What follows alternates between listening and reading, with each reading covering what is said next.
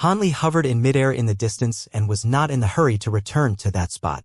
Instead, after a brief hesitation, he closed his eyes and released his powerful spiritual sense, which encompassed an area with a radius of around 50 kilometers. There were no other phenomena to be seen. The unfathomably massive creature had indeed disappeared. Hanli didn't hesitate any longer as he sent his spiritual sense plunging into the ocean, attempting to assess the situation down below. A short while later, Hanli abruptly opened his eyes as a hint of bewilderment appeared on his face. After a brief moment of contemplation, he suddenly patted the storage pouch on his waist. A silver light flashed and an azure figure appeared before him. It was none other than the humanoid puppet. "Go!" Hanli issued a command as he swept his sleeve downward. The humanoid puppet immediately transformed into a streak of silver light and hurtled toward the ocean, covering several kilometers in just a few flashes. A short while later, the silver streak of light reached the location where the ghost mist had appeared earlier before plunging downward without any hesitation. The humanoid puppet immediately disappeared deep into the ocean. Hanli sat in midair with his legs folded in front of him, using his spiritual sense to form a connection with the humanoid puppet, thereby allowing him to manipulate it as if it were an avatar of his. The seabed nearby was far deeper than the seabed in the surrounding ocean. Only after plunging down to a depth of around 40,000 to 50,000 did the humanoid puppet reach the bottom. However, there was absolutely nothing there. Not only were there no demon beasts around, there wasn't even any coral or seaweed around. Furthermore, the terrain was far too flat to be normal without any undulation in the topography at all. The humanoid puppet searched through the surrounding area before suddenly rushing toward a certain direction. After a short while, it discovered a ball of azure light hovering in the water several kilometers away. The ball of light was rising and sinking erratically, as if it possessed a spiritual nature. Golden light suddenly shot forth from the humanoid puppet's eyes as the speed at which it was traveling increased several-fold. After just a few flashes, it was only just over 100 feet away from the ball of light. At this point, it was finally able to identify that there was a feather roughly 10 feet in length within the ball of light. The feather was shimmering with faint spiritual light, as if it were a living creature. Silver light flashed from the humanoid puppet's body once again, taking it directly above the feather. It immediately reached down for the feather without any hesitation in an attempt to grab it. However, a surprising turn of events unfolded. The puppet's fingertip was flashing with silver light, and soon as it came into contact with the azure light, the light around feather suddenly intensified as it blurred into non-existence, seemingly as if it had disappeared into thin air. As a result, the puppet only managed to grab a hold of empty space. The humanoid puppet faltered slightly, seemingly also a little shocked by this development. However, in the next instant, azure light flashed over 300 feet away, and the feather reappeared as if it had always been there. This time, the puppet chose to observe the azure feather as opposed to acting recklessly.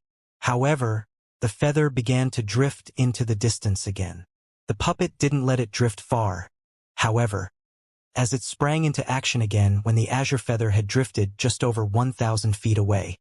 Silver light flashed as the puppet transformed into a silver streak of light before appearing above the feather.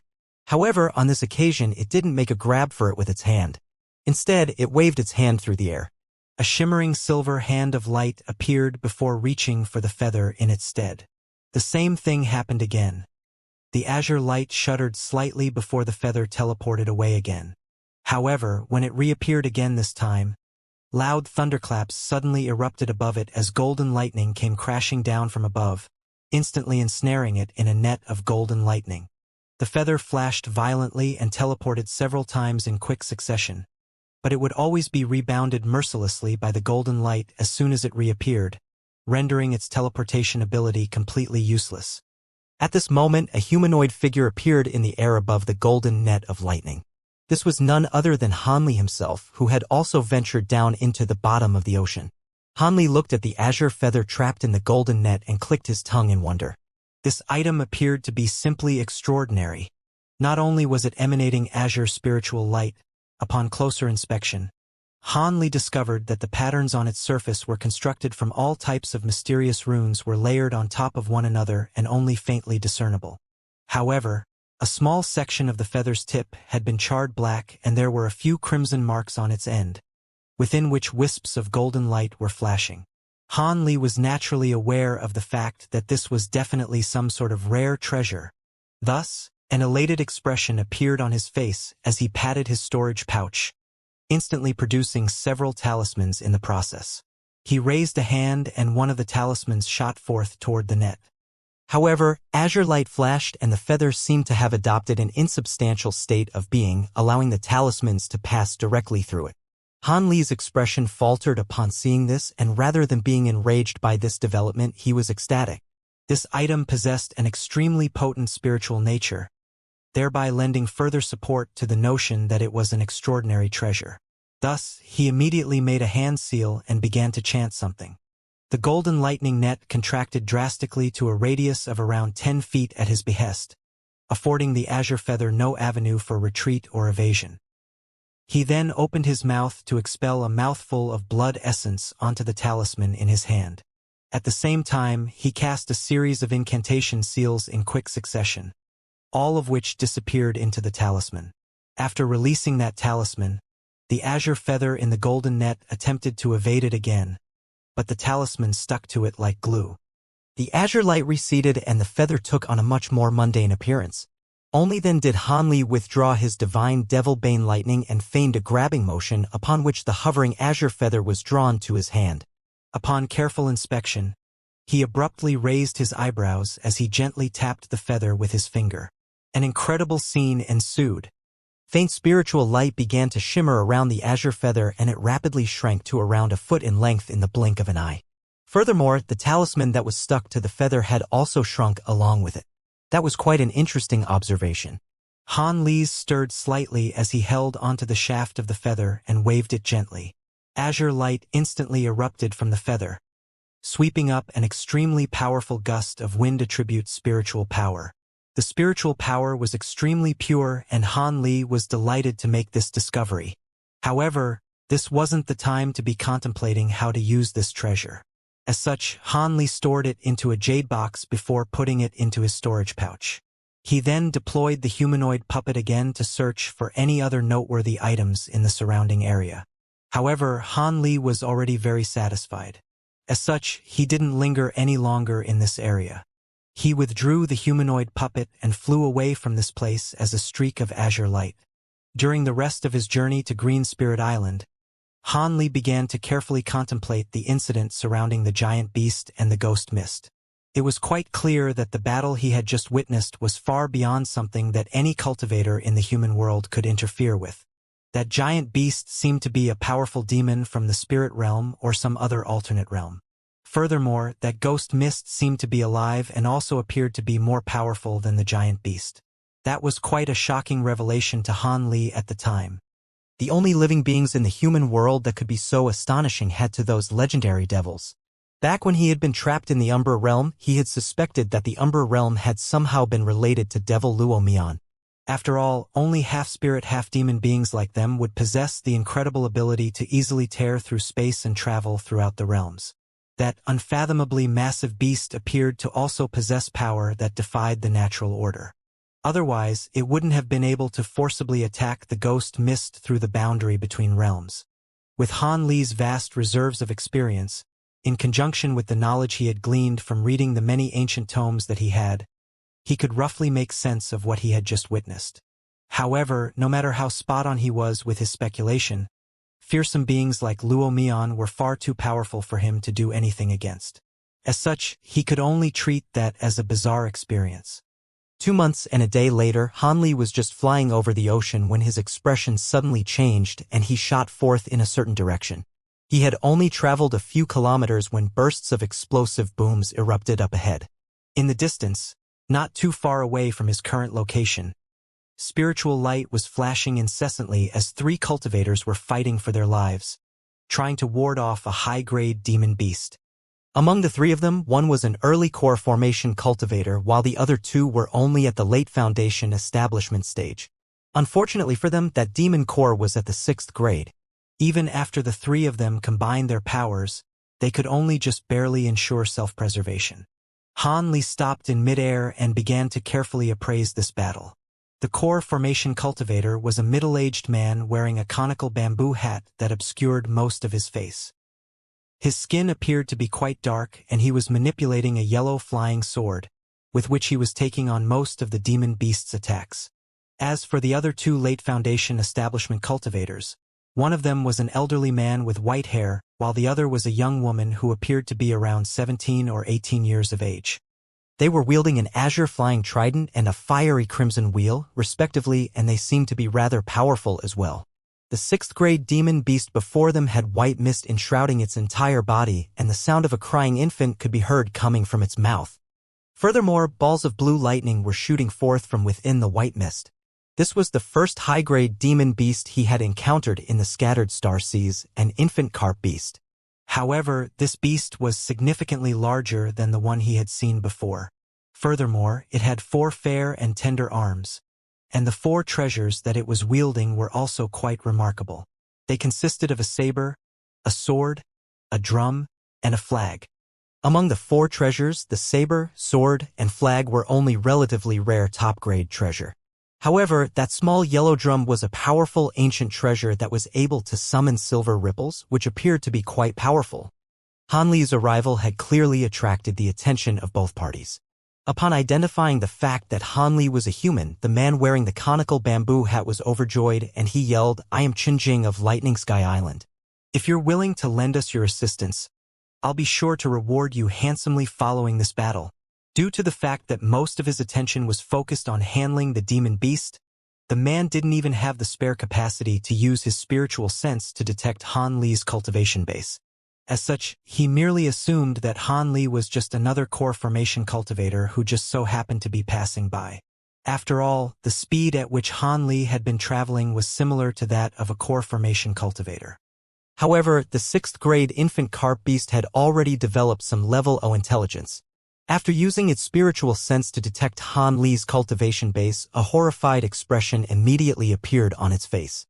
A faint smile appeared on Han Li's face, and before he had even given a response to those cultivators, the beast suddenly let loose a ghastly cry. All of a sudden, over 100 balls of blue lightning shot forth from its white mist in unison, flying toward the 3 cultivators.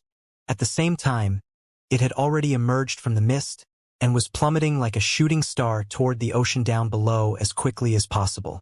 The 3 cultivators were thrown into a slight panic in the face of so many balls of lightning, and they were completely unable to pay any heed to the escaping infant carp beast.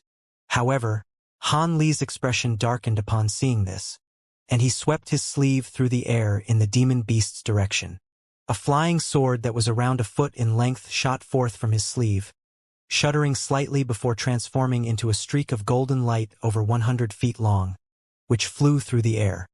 The sword was so fast that the infant carp beast only saw a flash of golden light followed by a split second of excruciating pain before it was unable to feel nor see anything ever again.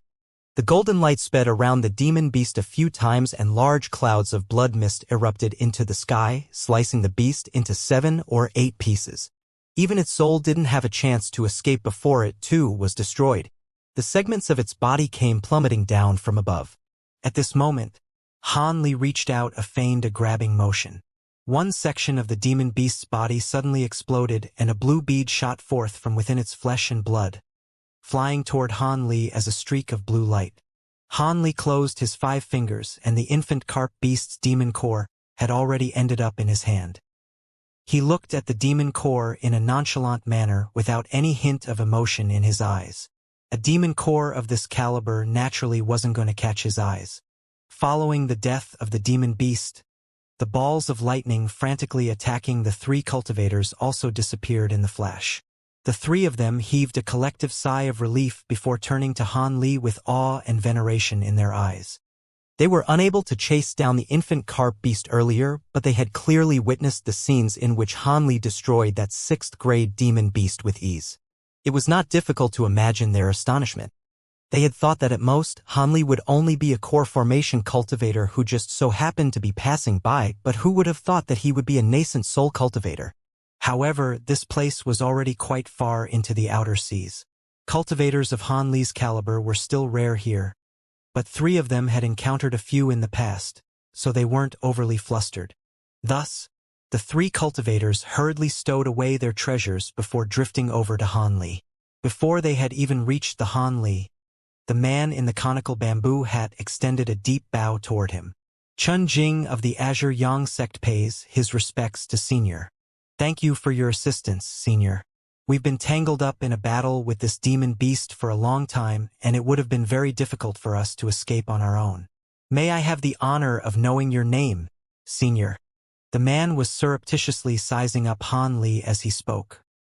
His expression was quite respectful, but he spoke in a manner that was neither haughty nor humble. Azure Yang sect? Your Lord Three Yang's disciple. Han Li faltered slightly upon hearing this before a hint of surprise appeared on his face. Lord Three Yang is indeed my master. Do you recognize him, Senior?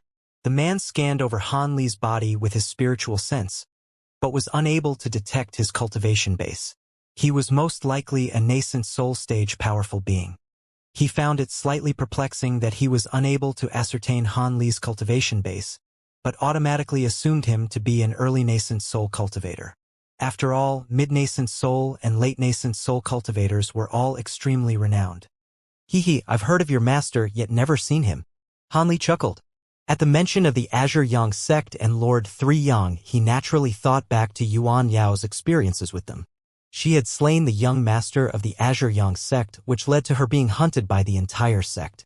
Even though Lord Three Yang was quite a renowned figure in the scattered star seas, in Han Li's eyes, he was merely a mid-nascent soul cultivator who wasn't worthy of his attention.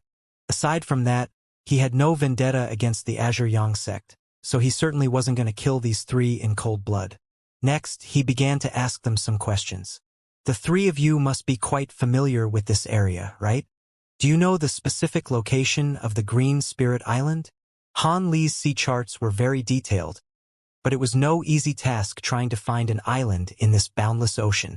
As such, he certainly wasn't going to give up on the opportunity to make an inquiry to these three cultivators. At the mention of Green Spirit Island, smiles appeared on the faces of the Azure Yang sect cultivators. Senior, you're trying to get to Green Spirit Island to obtain high-grade spirit stones, right? If that's the case, then there's no need for you to travel all the way to Green Spirit Island. You can purchase spirit stones from the markets nearby. Of course, if you're familiar with the mine guards from the Starfall Coalition or the Star Palace, you'll naturally be able to get a better price. Markets? How many high-grade spirit stones can be found there? I require more than just one or two, Han Li replied in a skeptical manner. I'm sure the markets will be able to satisfy your needs, Senior. High-grade spirit stones are technically equivalent to over 10,000 spirit stones, but in reality, the price at which they're sold is over twice that amount. As long as you're not looking for more than 30 or 40 high-grade spirit stones at once, those markets will be able to provide them, Chun Jing replied with a smile. In that case, then take me to the markets first. If there aren't enough spirit stones there, then I'll make a trip to Green Spirit Island. You can take this demon core as remuneration for leading the way. Han Li tossed the infant carp beast's demon core toward them as he spoke. Chun Jing caught the demon core and was immediately ecstatic. Don't worry, Senior, we've been residing around this area for over 10 years, so we know everything there is to know about these markets. We'll be sure not to disappoint you. The Azure Yang sect cultivators were still rather confused about Han Li's identity, but a 6th-grade demon core would rake in a large sum of spirit stones for a core formation cultivator, particularly when all they had to do in exchange for it was to lead the way to the market. They were naturally overjoyed. As for the elderly man and the young woman, their cultivation bases were inferior to Chun Jing's, so he naturally made all of the executive decisions for their group. However, they were even more fearful when they looked at Han Li now. After all, the disparity between Foundation establishment and nascent soul cultivators was simply massive. Thus, Han Li was led by Chun Jing's trio away from this place. According to their description, this location was only about half a month's travel away from Green Spirit Island, and on the way there, they would pass by the island on which the three of them inhabited. They flew toward the eastern direction almost without any pause for rest, and after flying for over 10 days, an unknown island finally appeared up ahead. This island appeared to be quite large, several thousand kilometers in radius. The island had an undulating terrain filled with lush hills and mountains. This is Lightning Sky Island. I have a simple abode here, so I'm very familiar with the markets in this area. The market here is also one of the largest near Green Spirit Island, so I'm sure it won't disappoint you, Senior. Chunjing explained with a smile on his face as he flew through the air. The spirit vein on this island is not bad. It's no wonder that so many cultivators are staying on this island. Hanli nodded as he looked into the distance.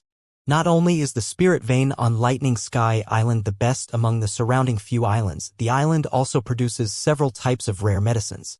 Both the Starfall Coalition and the Star Palace have set their eyes on the island before, but they were both wary of one another and allowed other powers to take joint ownership of the island instead. Qin Jing said in a slightly boastful manner. Those so-called other powers include your Azure Yang sect, right? Han Li chuckled. Ahem. Our Azure Yang sect does have a few people living on this island, but we wouldn't dare to claim ownership over any part of it. Chun Jing chuckled drily. There seemed to be some hardships involved that he was reluctant to talk about. Han Li naturally wasn't actually interested in the Azure Yang sect. As such, he merely smiled and set the topic aside. After that, Chun Jing began to introduce the powers on the island, as well as the several nascent soul cultivators here. Han Li heard the name of a familiar person from Chun Jing's description, and he faltered lightly before exclaiming, Taoist Master Swift Crane, the one from the Jade Cloud sect. He's also on this island? I heard that he was severely wounded many years ago. Chun Jing's heart stirred slightly, but he still gave an honest response. You know about Senior Swift Crane as well, Senior? His body was once destroyed many years ago, but he was saved by the Jade Cloud sect and managed to recover his cultivation base through possession. I heard that he had intentions of taking over the island for the Jade Cloud sect, but he wasn't the only one with such intentions, so in the end, the island was split among several powers. Hee, I see. Han Li replied in a neutral manner, making it impossible for Chun Jing to glean his thoughts. Before they knew it, the four of them had reached the island and were flying directly toward the center of the island.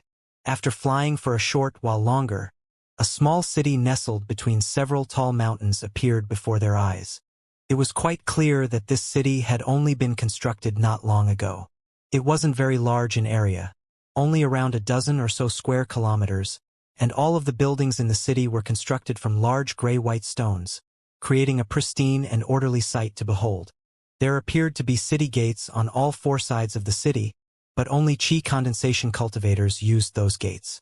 All of the more powerful cultivators capable of flight chose to take aerial routes.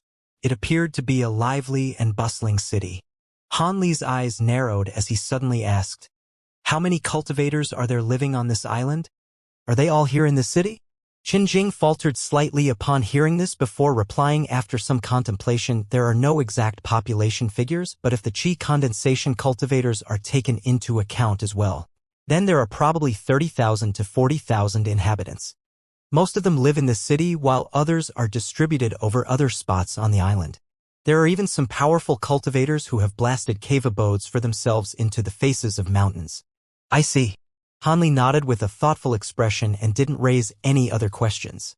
The three of them reached the city a short while later. At their altitude, they were able to clearly see everything within the small city. Han Li swept his gaze down below and developed a slight interest in the stone towers situated at the center of the city, which were extending into the sky like 8 heavenly pillars. The stone towers were circular in shape, and each and every one of them appeared to be around 500 to 600 feet tall. Their surfaces were bumpy and uneven, with many mysterious runes and formation spells carved into the stone. These runes and formations were shimmering with feeble spiritual light and were extremely attention-grabbing. Even Han Li couldn't help but take a few more glances at the towers. Those 8 stone towers can activate the city's protective formation. They were designed by a renowned formation master in our scattered star seas. Once activated, the formation's power is definitely not inferior to the protective formation of the major sections. The towers have foundation establishment cultivators stationed in them 24 hours a day in order to ensure that they can be activated at any moment. This formation has saved the city from destruction on several occasions and has proved to be extremely useful. Han Li's heart stirred upon hearing this as he asked, Oh? Are there demon beasts attacking this island? Hee. Please be at ease, Senior. I'm referring to events that took place many years in the past.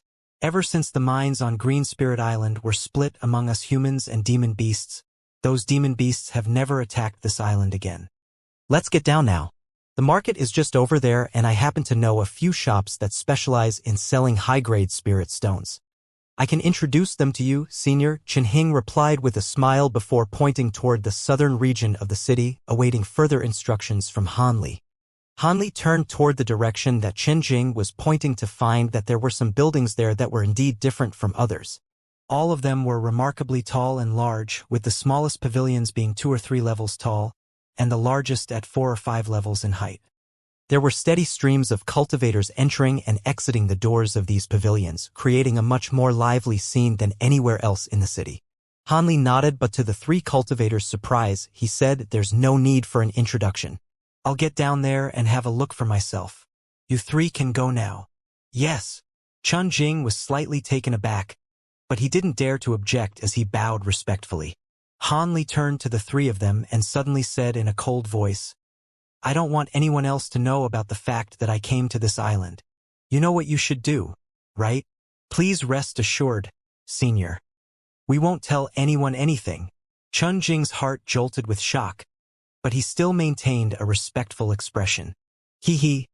I hope you're telling the truth." Hanli chuckled in response, but he suddenly flicked a finger that was hidden in his sleeve. Immediately thereafter, his body swayed and he disappeared amid a flash of azure light. The 3 cultivators' expressions changed drastically and they hurriedly looked around, only to find that Hanli was nowhere to be seen. "Marshal Uncle Chun, don't say anything. Let's go back first." The young woman wanted to say something, but Chenjing cut her off with a dark expression. He then gestured for the 2 of them to follow him as he transformed into a streak of light traveling out of the city.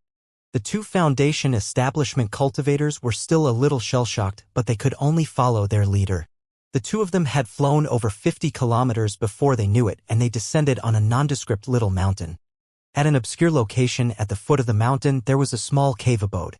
Chenjing led the 2 into the abode and activated all of the restrictions within before sitting down in the hall to meditate with his eyes closed. The 2 Foundation establishment cultivators glanced at one another, but neither of them dared to say anything. A long while later, Chenjing finally opened his eyes and exhaled as his expression eased slightly. "I can confirm now that that man's spiritual sense isn't spying on us here. Even if his spiritual sense can reach this place, it won't be able to bypass the cave's restrictions." "What did you want to say, Marshal Nisien?" Chang Jing turned to the young woman and asked. "I just wanted to say that this Senior Han's origins are a little suspicious. He's a nascent soul cultivator, yet we've never heard of someone like him. That's really strange. Should we report this matter to our sect so they can investigate this man?" "Perhaps our patriarch will know who he is," the young woman replied hesitantly. The elderly man nodded in agreement with this proposal. So what if we find out who that man is?" "Our patriarch is currently in seclusion to make a breakthrough to the late nascent soul stage. No matter who this man is, he's not important enough to disrupt our patriarch's seclusion. If our patriarch can't do anything to him, why would we risk irking him just to find out who he is?" From what he said earlier, it appears that he has some knowledge about the scattered star seas, so he's most likely just come out of an extended period of seclusion. This is certainly not unheard of in our scattered star seas. He warned us not to reveal his location. Do you think he wouldn't dare to do anything to us just because we're from the Azure Yang sect? Even if he kills us without our patriarch to stand up for us, the sect can't do anything to him. Why would we do something that incurs so much risk for no worthwhile reward?" Chen Jing harumphed coldly. A chill ran down the young woman's spine upon hearing this, and she hurriedly agreed. "Also, no matter who we reveal this information to, it doesn't benefit us in any way. Instead," Chun Jing was getting slightly carried away and continued in his tirade. However, what he failed to notice was that a faint golden light was shimmering beneath one of his shoes. The golden light flashed before silently departing from the sole of the shoe, then disappearing soundlessly into the stone floor of the hall. Moments later, the golden light reached deep into the ground, where an azure barrier of light abruptly stopped it in its tracks. This was the cave abode's protective restriction. The golden light faltered slightly before receding to reveal a thumb-sized golden beetle. It was one of Han Li's gold-devouring beetles. As soon as the beetle reverted back to its original form, it rushed toward the light barrier and began to take large bites out of it. The restriction wasn't some sort of high-grade restriction. Instead, it was extremely crude and the beetle was able to pass through it almost instantly, appearing on the other side of the barrier. The restriction wasn't triggered throughout the entire process. Chun Jing's trio was not alerted at all to this sequence of events. The bug flashed before disappearing underground. A short while later, a flash of light suddenly appeared in the eyes of a tall and thin old man who was walking along a certain street in the southern region of the city. A spot of golden light shot forth from the ground before silently disappearing into his sleeve. The old man's expression remained completely unchanged, but the corners of his lips had turned upward ever so slightly.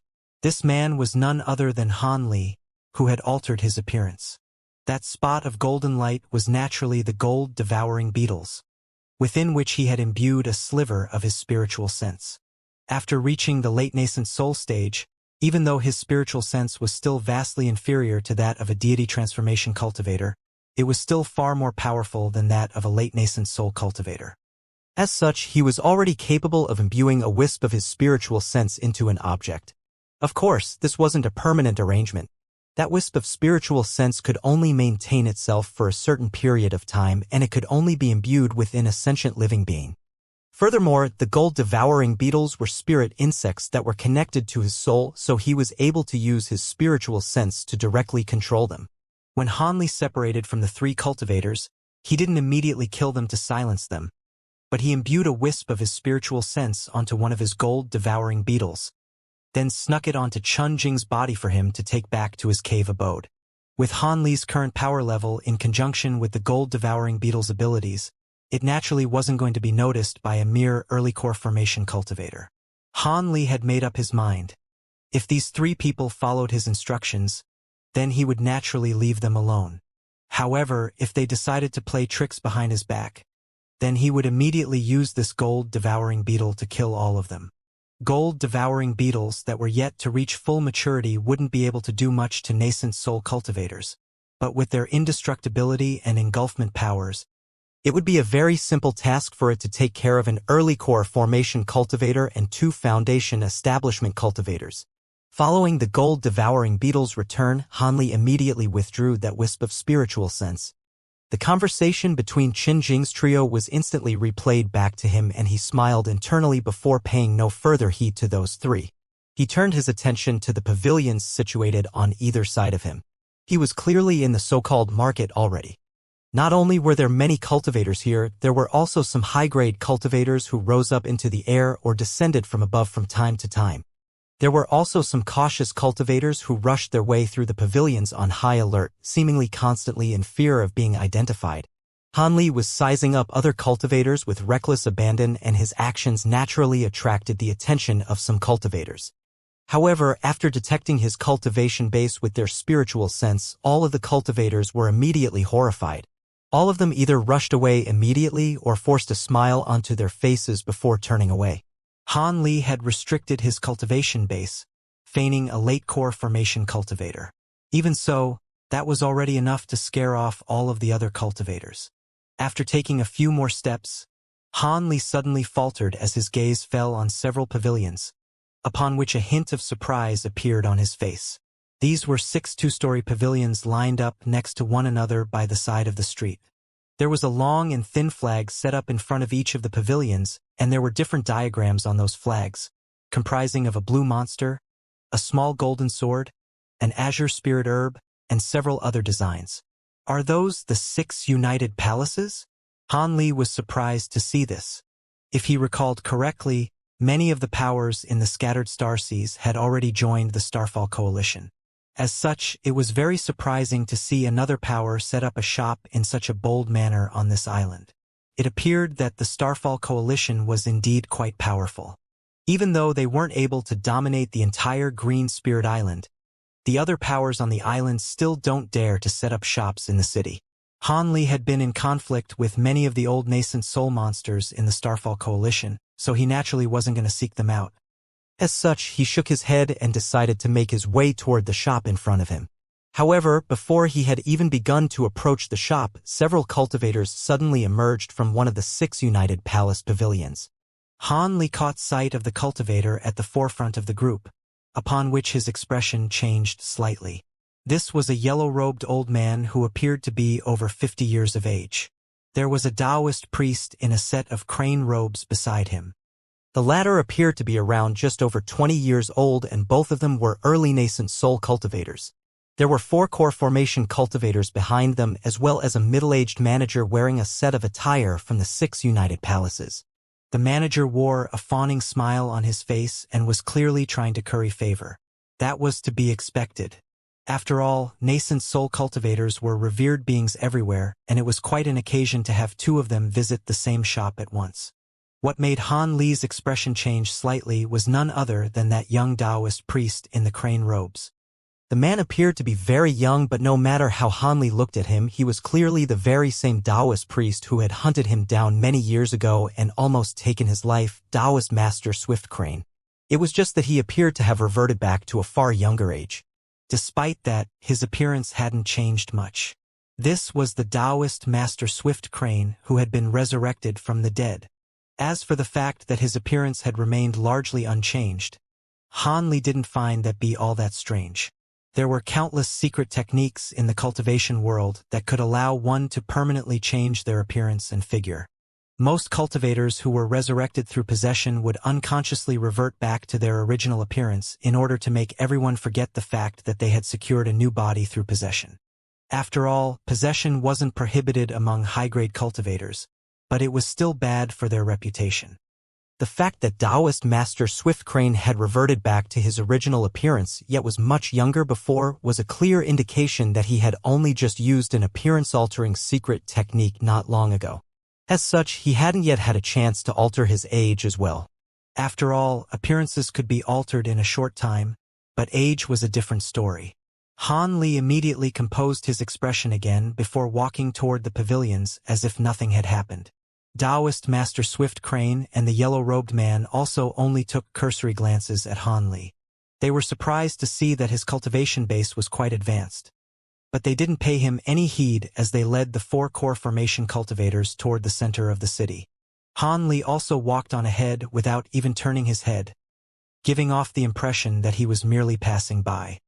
However, right at this moment, Taoist Master Swift Crane and the yellow-robed man's lips began to move, but they uttered no sounds, thereby indicating that they were conversing using voice transmissions.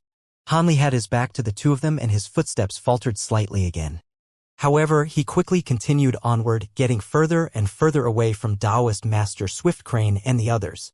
After rounding a final corner, Han Li walked into a rather stylish pavilion. 2 hours later, he finally exited the shop, accompanied by a cultivator who appeared to be the manager. However, he didn't immediately depart. Instead, he walked into a nearby shop. When Han Li finally made his way out of the 5th shop, he had exchanged all of the superfluous treasures and materials that he was carrying for over 100 high-grade spirit stones, a result that he was very satisfied with. However, just as he began to walk away, he suddenly discovered that several unfamiliar core formation cultivators had appeared nearby. All of them appeared to be simply casually shopping around, but the peculiar expressions flashing through their eyes suggested a more sinister purpose. Han Li chuckled coldly and immediately decided to stray from his original plan. As such, he began to walk along the street out of the market, then exited the stone city on foot altogether. The cultivators were all using concealment techniques as they pursued Han Li. However, after making it out of the city gates, all of them turned to look at one another. Han Li had been enshrouded under their spiritual sense this entire time, but he had somehow disappeared. Their surroundings were entirely devoid of Han Li's presence. This turn of events naturally had the cultivators scrambling around in a panic. Some of them had been deployed by the shops that Han Li had visited, while others had noticed that Han Li had visited many shops, and had been seen off by the managers in a respectful manner on each occasion, thereby alerting them to the fact that major transactions had taken place. Han Li was posing as a late core formation cultivator, but in the face of a sufficiently tempting reward, these people were not going to back down. Many of them had already decided in advance to join forces. However, Following Han Li's mysterious disappearance, these cultivators could search through the surrounding area in a dumbstruck manner.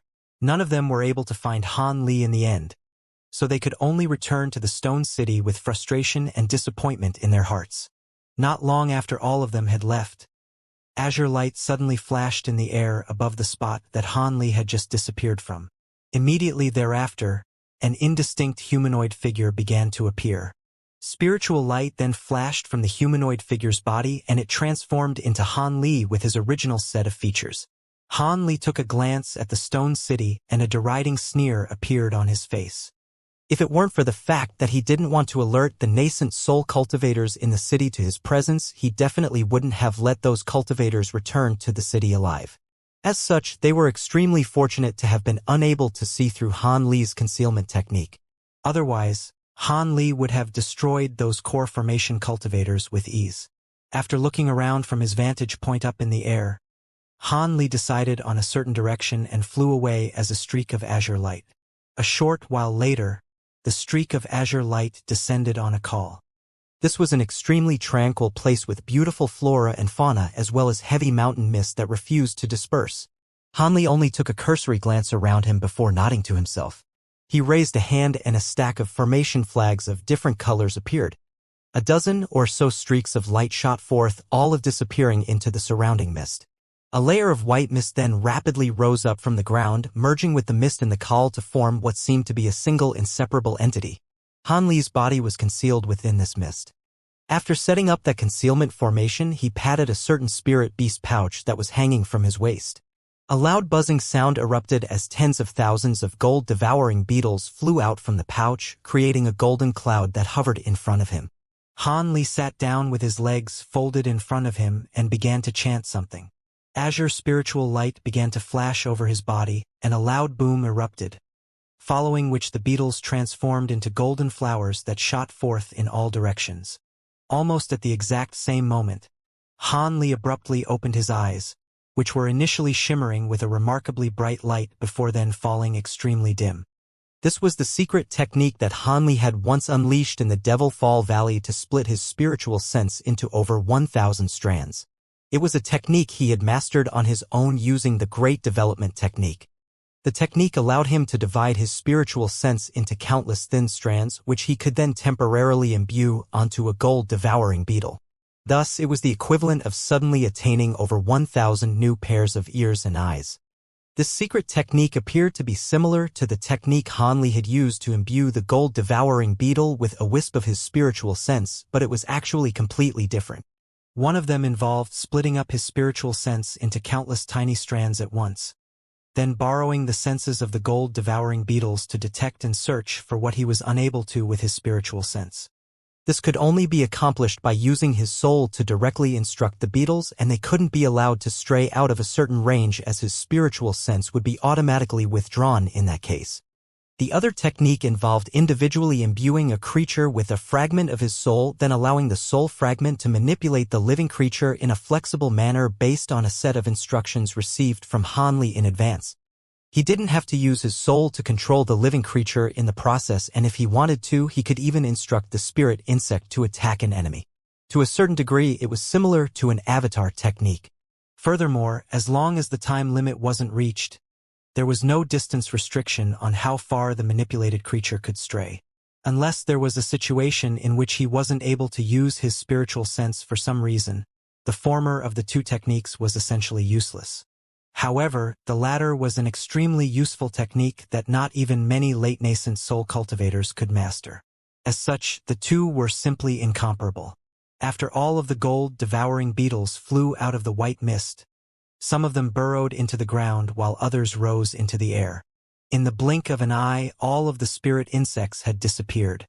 Han Li sat at the center of the formation with his eyes closed and a cold expression on his face. Time passed by slowly. The sun in the sky gradually descended toward the horizon, and when night finally fell, the entire green spirit island was plunged into darkness. However, the stone city remained brightly lit as a series of moonlight stones that were charged full of spiritual power glowed in the night, making the stone city as bright as if it were still daytime. In contrast, everywhere outside of the stone city appeared to be extremely dark, and sea winds howled constantly as if there were countless demons and devils lurking within the darkness.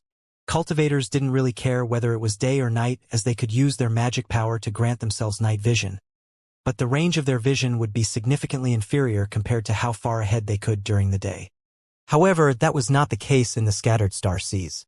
There were many sea demon beasts in the outer seas, so if one were traveling over the sea or even staying on an island at night, they could still be approached and attacked by demon beasts who were proficient in concealment techniques.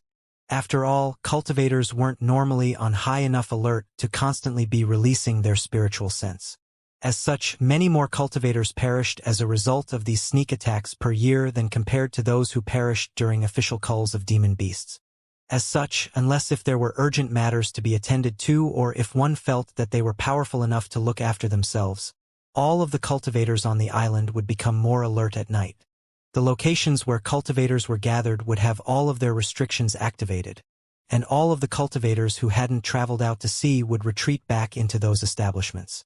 Within the stone city that was surrounded by mountains, the 8 stone towers lit up in unison. A blue barrier of light shielded the entire city within in case there were demon beasts who attempted to sneak into the city. However, in the darkness of the night, there were a few people wearing conical bamboo hats who crept silently over to a certain city gate. The guards at the gate consisted of a core formation cultivator along with several foundation establishment cultivators. The person at the forefront of the group lifted their conical hat slightly to reveal their true features, upon which the guards hurriedly opened up a slit in the city's restrictions to allow them to leave the stone city. As soon as these people left the city, they flew into the darkness as streaks of light, disappearing in the blink of an eye. All of them were traveling quite quickly and none of them were saying anything. However, when they had reached over 50 kilometers away from the city, one of them suddenly uttered a confused sound as they faltered in the air. A thin white thread shot forth, immediately disappearing into the air behind them. The other cultivators also flattered upon seeing this, and they all turned to look behind them. A sizzling sound erupted, following which a burst of piercing golden light suddenly appeared in the night sky extremely far away. The white thread seemed to have struck something, and following a peculiar screeching noise, the fist-sized ball of golden light began to plummet toward the ground. "What's that?" one of the other cultivators exclaimed. Meanwhile, the cultivator who had unleashed the attack gestured with his hand, upon which the white thread shot back toward him at his behest. The threat spun through the air before transforming into a thin, snowy white needle that fell into his hand. Only then did he reply, "I'm not sure. It seems to be some sort of spirit insect, but I don't know if it's wild or has been tamed. In any case, the spirit insect must have a very hard exoskeleton as it wasn't punctured by my white sorrow needle. Go and recover the body of that insect. I want to see what kind of spirit insect it is." The 2 cultivators with him immediately responded respectfully before flying toward the pitch-black ground as 2 streaks of light in search of the golden spirit insect that had just been slain. However, the 2 of them returned with gloomy expressions after 10 minutes. "Sect Master, the spirit insect doesn't appear to have died. We were unable to find its body over there," one of them reported in an uneasy voice. "It didn't die? Do you think my white sorrow needles are sewing needles? You're telling me that it was unable to kill a mere spirit insect?" The cultivator who had unleashed the attack seemed to have been irked by that response. "Brother Bai, that thing really did seem to have survived." "I was unable to find it, either," the other cultivator suddenly chimed in a grave voice. "Really? Let me have a look." The cultivator who had unleashed the needle was shocked to hear this. He hurriedly released his spiritual sense to carefully search through the surrounding area. A short while later, a strained expression appeared on his face. There really wasn't any sign of that golden spirit insect in the surrounding area. In his astonishment, his lips tremored as he transmitted his voice. The other 2 cultivators immediately each raised a hand in unison. One of them summoned a small green hammer while the other unleashed countless thin white threads that shielded all 3 of them within. "Who's following us? Don't sneak around like a coward, come out to meet us," the cultivator who had released the white threads yelled.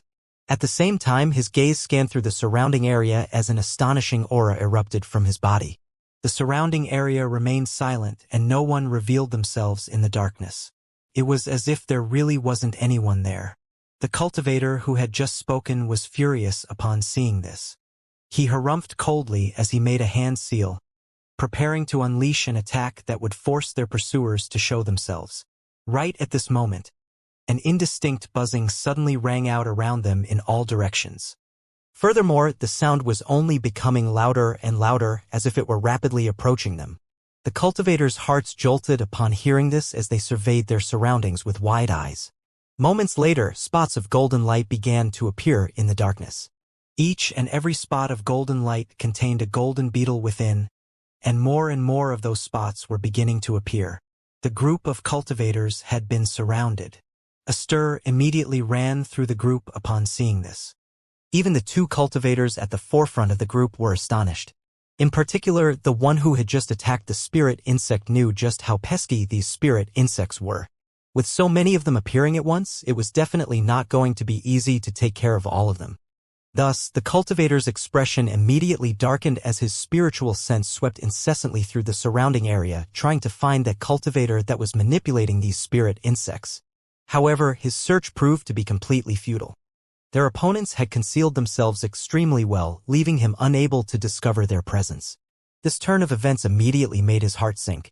This indicated that their opponents either had special treasures or secret techniques to conceal themselves, or their cultivation base was significantly superior to theirs.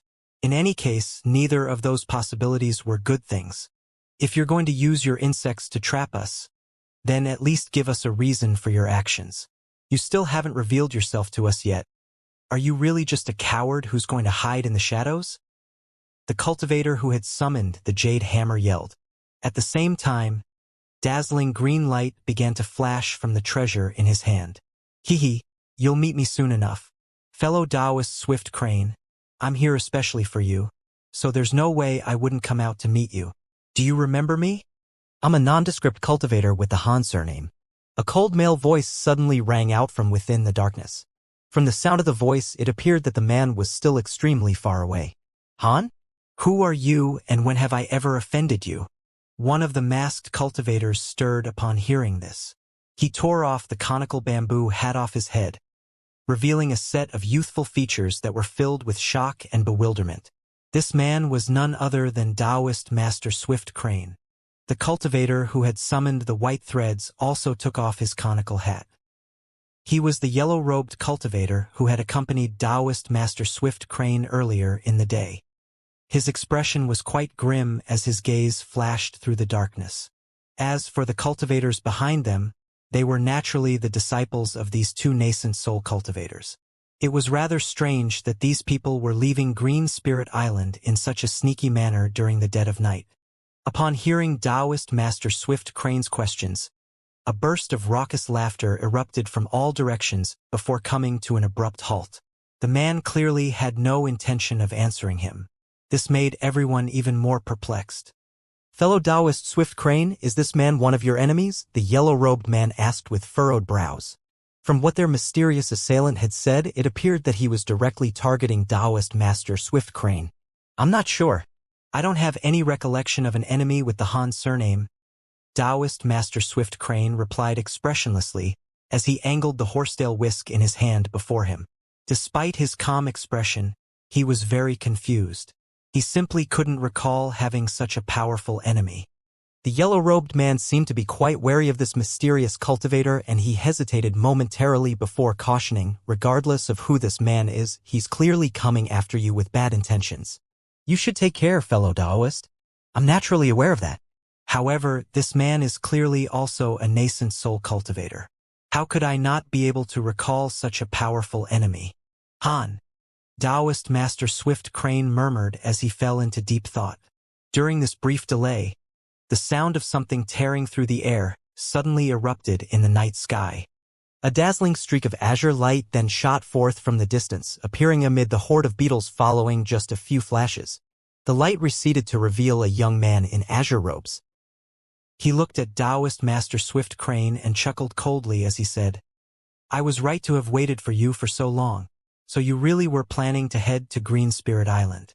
Are you going to hand over your spirit stones? Or will I have to take them from you? The young man wore a nonchalant expression, completely fearless in the face of Taoist Master Swift Crane and the yellow-robed man, both of whom were early nascent soul cultivators. The two of them swept their spiritual sense toward Han Li, upon which hints of fear appeared on both of their faces. The two of them were unable to detect Han Li's cultivation base. However, from the spiritual pressure that was indistinctly emanating from his body, they could tell that his cultivation base definitely outstripped theirs. This was most likely a mid-nascent soul cultivator. Furthermore, the fact that he had immediately exposed the secret behind their journey came as a huge shock to them. Fellow Taoist, I am Huang Kuan of Fire Dragon Island. I'm afraid I'm not sure what you mean by high-grade spirit stones. Perhaps you were misled by some rumors and harbor some sort of misunderstanding toward us. The yellow-robed man was extremely wily and crafty. He could tell that this enemy was more powerful than them, so he immediately put on a polite smile. Misunderstanding? Hee. I heard your voice transmission conversation from earlier. Is that a false rumor? You can only blame your luck for seeking out Swift Crane and running into me. Swift Crane, do you still remember me? A deriding sneer appeared on the young man's face. He then turned his attention to Taoist Master Swift Crane as a frosty look appeared on his face. He was naturally none other than Han Li, who had split his spiritual sense into over 1,000 strands, then employed the assistance of his gold-devouring beetles to track down Taoist Master Swift Crane.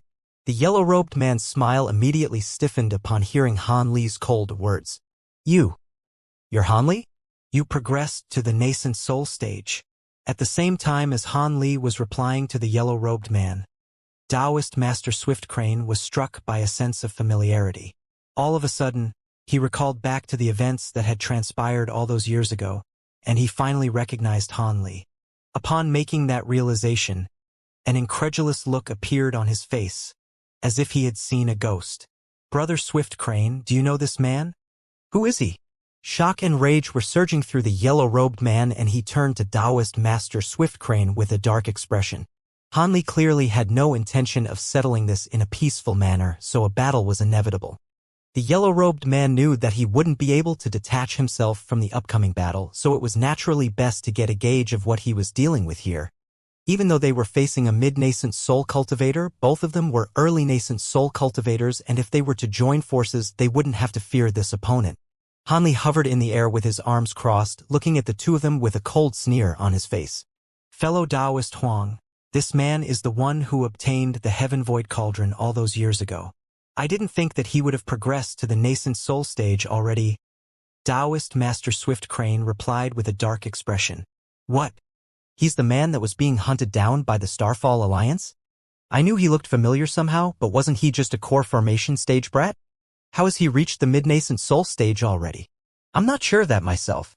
The Heaven Void Cauldron is known as the #1 secret treasure of the scattered star seas, so perhaps it contains some kind of unimaginable pill that can drastically improve one's cultivation base. No one has ever opened the cauldron before, so it's not impossible for that to be the case. Taoist Master Swift Crane speculated with a greedy look in his eyes. If that really is the case, then we're in deep trouble. His cultivation base is already this fearsome, and he has the Heaven Void Cauldron. Even if we combine our powers, we may not be able to defeat him. The yellow-robed man transmitted his voice to Taoist Master Swift Crane as he looked at Han Li with a wary expression. I'm naturally aware of that, but even if that turns out to be the case, how will he be able to stop us if we run away? Taoist Master Swift Crane's lips twitched slightly, but a confident look appeared on his face. As for those core formation stage disciples in such a perilous situation, they would simply have to be left behind. You're right. The yellow-robed cultivator faltered upon hearing this before bursting into laughter. Humph, are you done talking? If you're done, then it's time I sent you two on your way. Don't even think about trying to escape. Han Li stirred as he chuckled coldly. Crap. We forgot that he can eavesdrop on our voice transmissions. The yellow-robed man's expression changed upon realizing this. Taoist Master Swift Crane's expression also faltered upon hearing this. Right at this moment, a thunderclap erupted from behind Han Li as his thunderstorm wings appeared on his back. His body then swayed and he disappeared amid another loud thunderclap. Look out! He possesses a strange treasure that allows him to unleash lightning movement techniques. Taoist Master Swiftcrane had seen Han Li use his thunderstorm wings in the past, and he immediately offered words of caution to the yellow-robed man. Spiritual light flashed on the green jade hammer, and it transformed into a barrier of azure light that shielded him within. At the same time, he feigned a grabbing motion with his other hand to summon a fiery red shield. The shield also transformed into a red barrier of light that surrounded his body. Meanwhile, the yellow-robed man made a hand seal. The white threads nearby instantly flashed through the air, interweaving with one another to form a dense net that encompassed his own body. After the two of them had unleashed their defensive techniques, silver light flashed over 100 feet in front of them as Han Li reappeared. Upon seeing the defensive measures they had taken, Han Li merely sneered and didn't even bother to summon any treasures. He raised both arms and a layer of purple flames surfaced over his body. His body then swayed as he transformed into a massive fireball, hurtling directly toward the yellow-robed man. The elderly man's heart shuddered at the sight of Han Li's ferocious attack, but he didn't have any time to think as he let loose a low roar. The white threads in front of him immediately changed directions, flying toward the fireball in unison as if he were trying to puncture countless holes into Han Li's body. A vicious light also appeared in Taoist Master Swiftcrane's eyes as he pointed to the jade hammer in front of him, upon which light shot forth from the treasure in all directions. The green light that erupted from the hammer emitted loud rumbling booms before crashing toward Han Li. In the face of their attacks, Han Li took no evasive measures whatsoever. He plunged straight into the dense expanse of threads, and the deriding sneer on his face was obscured by his purple flames. A peculiar turn of events unfolded. As soon as the white threads came into contact with the purple flame, they came to an abrupt halt as if they had been dealt a heavy blow, revealing them to be a series of needles that were as thin as hair. Han Li swept an arm through the air, and the purple flames over his body expanded by over a foot, instantly engulfing the thin needles within. Purple light flashed over the needles, instantly sealing them in layers of purple ice, upon which the needles all began to plummet as they had lost their spiritual nature. As for the oncoming green jade hammer, Han Li nonchalantly waved a sleeve through the air, and a purple light flashed past, sending the hammer flying as if it had been struck by an immense force. Taoist Master Swiftcrane hurriedly made a hand seal to try and arrest its momentum, but all to no avail. Light began to shimmer along the surface of the hammer, as well before it was also sealed in a block of purple ice in the blink of an eye. The Taoist priest's expression had become extremely strained. The yellow-robed man was also struggling to believe his own eyes. Never would he have thought that the treasures he relied so heavily upon would be nullified so easily. This was simply incredible to him. At the sight of the oncoming Han Li, he hurriedly sent a silver wheel flying out from within his sleeve. However, Han Li was moving as fast as the wind, and he reached the yellow-robed man in a flash as his purple flames tumbled through the air. The silver wheel had only flashed twice before a golden light appeared, upon which the wheel was soundlessly sliced in half and plummeted toward the ground. The yellow-robed man's pupils contracted drastically upon seeing this. There was yellow light flashing in his mouth, and he was just about to summon his magic treasure. However, during this split-second delay, an eerie smile appeared on Han Li's face as one of his arms suddenly turned blurry before disappearing in a flash. Almost at the exact same moment, the yellow-robed man felt something tighten around his neck as a frosty hand rested itself around his throat. A purple light then flashed in front of his eyes, and his spiritual sense lost connection with the magic treasure that he was about to release. Arg! The yellow-robed man was absolutely petrified. He only had time to let loose a howl of anguish before purple ice began to spread from his neck, encompassing his entire body and rendering him completely immobilized. His face was immortalized in an expression of the utmost horror in the block of ice. Han Li chuckled coldly as he carried the humanoid ice sculpture in one hand. He turned and swept his expressionless gaze across all of the other cultivators. The four-core formation cultivators knew that they wouldn't be able to intervene in a battle between nascent soul cultivators, and even though they had all summoned their treasures, they could only look on from afar with fear surging through their hearts. At the sight of the yellow-robed man being subdued by Han Li, they all glanced at one another before yelling in unison as they dispersed, transforming into streaks of light as they fled for their lives. As for Han Li's main target, Taoist Master Swift Crane, he had fled the scene even before the four-core formation cultivators. In the instant that the yellow-robed man was captured by Han Li, Taoist Master Swift Crane was extremely shocked to discover that Han Li was far more powerful than he had imagined. He knew that he had zero chance of securing victory, so he immediately made a snap decision and hurtled toward the stone city as a green streak of light. He was initially quite concerned that the golden beetles in the air would converge to try and stop him. However, to his surprise, the spirit insects were all rooted to the spot, as if they were puppets, allowing him to escape without any impediment. Taoist Master Swift Crane was overjoyed to see this, and after flashing through the air a few times, he had already covered a distance of over 1,000 feet. Han Li didn't waste any time upon seeing this.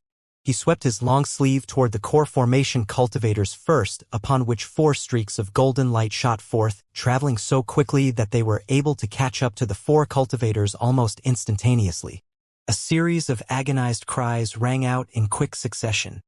The cultivators' protective treasures were all punctured by the golden light, sending blood raining down from above along with their mutilated bodies and ruined treasures. Only then did Han Li turn his attention to Taoist Master Swift Crane, who had almost disappeared from view. He chuckled coldly upon seeing this and didn't give chase. Instead, a loud thunderclap erupted from the hand that was carrying the ice sculpture, summoning several bolts of thick golden lightning, instantly transforming into a golden net that ensnared the ice sculpture within. Lightning flashed violently, and the ice sculpture was pulverized by the golden light. At the same time, a yellow nascent soul that was about an inch in height appeared. The features on the nascent soul were completely identical to that of the yellow-robed man. The nascent soul wore an expression of sheer panic as it quickly made a hand seal. Spiritual light flashed over its body and it disappeared on the spot. However, in the next instant, a loud boom erupted from a certain spot on the golden net and the nascent soul was forced to reveal itself. Teleportation techniques were completely useless in the face of restrictions created by the divine Devilbane lightning. Han Li didn't say anything as he feigned a grabbing motion. The golden knight abruptly contracted, forming a golden ball of light that ensnared the nascent soul within. He then raised a hand and several talismans flew through the air, plastering themselves to the nascent soul's body. The nascent soul's spiritual power congealed as a result, and it was immediately completely immobilized. Han Li clasped his hands behind his back and turned his attention away from the nascent soul. Instead, he narrowed his eyes and directed his gaze toward the direction that Taoist Master Swift Crane had disappeared in. At this point, Taoist Master Swift Crane was already several thousand feet away. Magic power was flowing within his body without any reservation, and he was traveling almost as fast as lightning. Even so, he still turned to look behind him from time to time, seemingly in constant fear that Han Li would be able to chase him down. After seeing only a vast expanse of inky darkness behind him, Taoist Master Swift Crane finally heaved an internal sigh of relief. However, he didn't slow down in the slightest. Instead, he flipped a hand over to summon an azure talisman before making a hand seal, appearing as if he were preparing to activate the talisman. Unbeknownst to Taoist Master Swift Crane, in the instant that he had turned to face forward once again, a faint silver light appeared behind him, following which an azure humanoid figure emerged in a wraith-like manner. The humanoid figure appeared to be flying at a leisurely pace, but it wasn't being outsped in the slightest. This was naturally the humanoid puppet that Han Li had already released in advance. However, the Taoist priest was completely oblivious to this as his attention was focused on the talisman in his hand. The puppet raised a hand and a silver fist flew soundlessly through the air. The protective barrier around the Taoist priest's body formed by that red shield was instantly punctured by the silver fist as if it were a mere papier-mâché construction. The fist then struck him on the back, and the protective layer of spiritual light over his body was also instantly pulverized.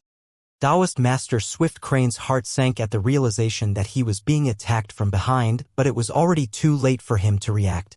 The fist suddenly protruded out from the front of the Taoist priest's chest, leaving a gruesome crimson trail in its wake. The fist was then violently withdrawn, creating a puncture wound with a diameter comparable to that of a bowl on Taoist Master Swift Crane's chest. A blood-curdling howl erupted as Taoist Master Swift Crane's body plummeted powerlessly toward the ground. The humanoid puppet rubbed its hands together before waving them downward, upon which a silver net of light descended from above. 10 minutes later, Han Li had already settled onto the nearby mountain peak when he saw a silver streak of light appear in the distance. The streak of light was flying directly toward him, and a faint smile appeared on his face. A loud thump erupted as Taoist Master Swift Crane was hurled down from above, landing heavily at Han Li's feet. He had already been encapsulated in a layer of silver light, and there were talismans of all different colors plastered onto his body. A humanoid figure flashed and the puppet appeared behind Han Li. Only then did Han Li turn his attention to Taoist Master Swift Crane. The latter's body was splattered with blood, and he was already half dead. A hint of a smile appeared on Han Li's face. For hours later, a streak of azure light silently flew out from Lightning Sky Island, disappearing into the distance in the blink of an eye. The azure streak of light was none other than Han Li, and he was holding 2 green storage pouches in his hands with a contemplative look on his face. The pouches were storage pouch that he had obtained from Taoist Master Swift Crane and the yellow-robed man. There were over 100 high-grade spirit stones in each pouch, and they were going to sneak them back to Green Spirit Island. It turned out that Taoist Master Swift Crane appeared to have allied himself with the other powers on the island, but he had actually pledged his allegiance to the Starfall Coalition in secret. He was planning to control the islands near Green Spirit Island with the Starfall Coalition support, and this Lightning Sky Island was one of his targets. The high-grade spirit stones being sold on Lightning Sky Island by the sect that Taoist Master Swift Crane belonged to were given to him in secret by Starfall Coalition cultivators. The cultivators from the Starfall Coalition had excavated those spirit stones from Green Spirit Island and was doing this to support Taoist Master Swift Crane, so he could increase his influence on Lightning Sky Island. The yellow-robed man was a nascent soul itinerant cultivator who had been bribed by the Starfall Coalition. He was responsible for taking over another island, and his position was similar to that of Taoist Master Swift Crane. This man had appeared at Lightning Sky Island as he had received an incredible order, just as Taoist Master Swift Crane had. They were ordered to gather all of the high-grade spirit stones they had, then transport them over to Green Spirit Island as quickly as possible. It appeared that there was an extremely important matter that required these high-grade spirit stones as well as the power of these nascent soul cultivators. They had also been told to do their best to keep all of the cultivators from the other powers in the dark about this. Due to the facts that this order was very strange and the island that the yellow-robed man was staying on was very close to Lightning Sky Island, the two of them decided to meet up before traveling to Green Spirit Island together, thinking that they would have more strength in numbers. However, unbeknownst to them, their conversation at the market about buying back spirit stones was overheard by Han Li. He didn't manage to hear the entire conversation, but from what he did hear, he deduced that the two of them had pledged their allegiance to the Starfall Coalition. They were both carrying a large number of spirit stones, and they were going to depart from the Stone City soon. Han Li had a score to settle with Taoist Master Swift Crane anyway, so he naturally wasn't going to hold back, especially after learning the fact that these two were both carrying large amounts of high-grade spirit stones, and taking into the account the fact that he had once been hunted down for a long time by the nascent soul cultivators of the Starfall Coalition. Thus, he immediately left the Stone City and split his spiritual sense into countless threads, then releasing over 10,000 gold-devouring beetles all over the Stone City to maintain surveillance over Taoist Master Swift Crane. As a result, he was able to stop their group just as they were about to leave the island. With his current power as a late nascent soul cultivator, he was naturally able to take down 2 early nascent soul cultivators with ease. Up to this point, he had achieved his objective for this journey and could immediately return to the inner star seas. However, when he was using his soul search technique on the 2 cultivators, he gleaned an important piece of information. It turned out that Zenith Een, the man who had once almost taken his life, had also arrived in the nearby area. Furthermore, he was one of the mine-guarding elders deployed to Green Spirit Island by the Starfall Coalition. Zenith Een was definitely one of the enemies that Han Li detested the most in the scattered star seas. Back when he was in the Heaven Void Hall, if it weren't for his own resourcefulness and a copious amount of luck, he would have most likely been tortured to death by this old devil already. As such, Zenith Een was one of the main targets on Han Li's hit list. After learning the fact that this devil was currently on the nearby Green Spirit Island, Han Li naturally wasn't going to pass up this opportunity to exact his revenge. Through his soul search technique, he had discovered that there were 4 Starfall Coalition nascent soul cultivators on Green Spirit Island, one of which was at the mid-nascent soul stage while the other 3 were all early nascent soul cultivators. This was a formidable force that was perhaps enough to intimidate the other 2 powers on the island, but it was nothing in the eyes of the current Han Li. He had absolute confidence in his ability to sneak onto the island, then kill Zenith Een and depart without alerting anyone else. With that in mind, Han Li naturally wasn't going to delay any longer. He immediately set forth for Green Spirit Island. 3 days later, Han Li finally arrived in the region of the sea. Close to Green Spirit Island. Lightning Sky Island was already quite a large island, but it was simply incomparable to the massive scale of Green Spirit Island. Han Li hovered in the air several tens of kilometers away from Green Spirit Island, surveying the island from afar. He felt as if this island wasn't much smaller than Heavenly Star City. Of course, the island didn't have as many buildings nor huge mountains like the Sacred Mountain.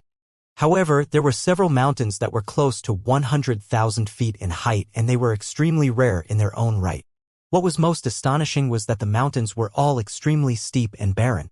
From afar, not even a single blade of grass could be seen growing on the mountains, making them appear as if they were stone pillars extending all the way up into the heavens. The peaks of the mountains down to around their halfway points were all obscured from view by the clouds. However, none of those details caught Han Li's attention. What he was more concerned about was the fact that there wasn't even a single tinge of green to be seen on the entire island. The whole island had a drab grayish-white undertone, and he couldn't sense any spiritual chi fluctuations coming from the island either. This island was like a desolate land without any spirit veins. Han Li was rather perplexed upon making this observation. Wasn't it said that this island had massive spirit stone mines? How could it not even have a single spirit vein? Generally speaking, spirit mines were products of spirit veins. Where spirit veins existed, spirit stone mines of different grades would inevitably slowly emerge. Conversely speaking, places where spirit stone mines were found generally had spirit veins as well. In Han Li's imagination, an island on which high-grade spirit stone mines could be formed had to be sitting on top-quality spirit veins that were extremely rare in the human world. However, the scenes currently laid out before his eyes had him at a loss for words.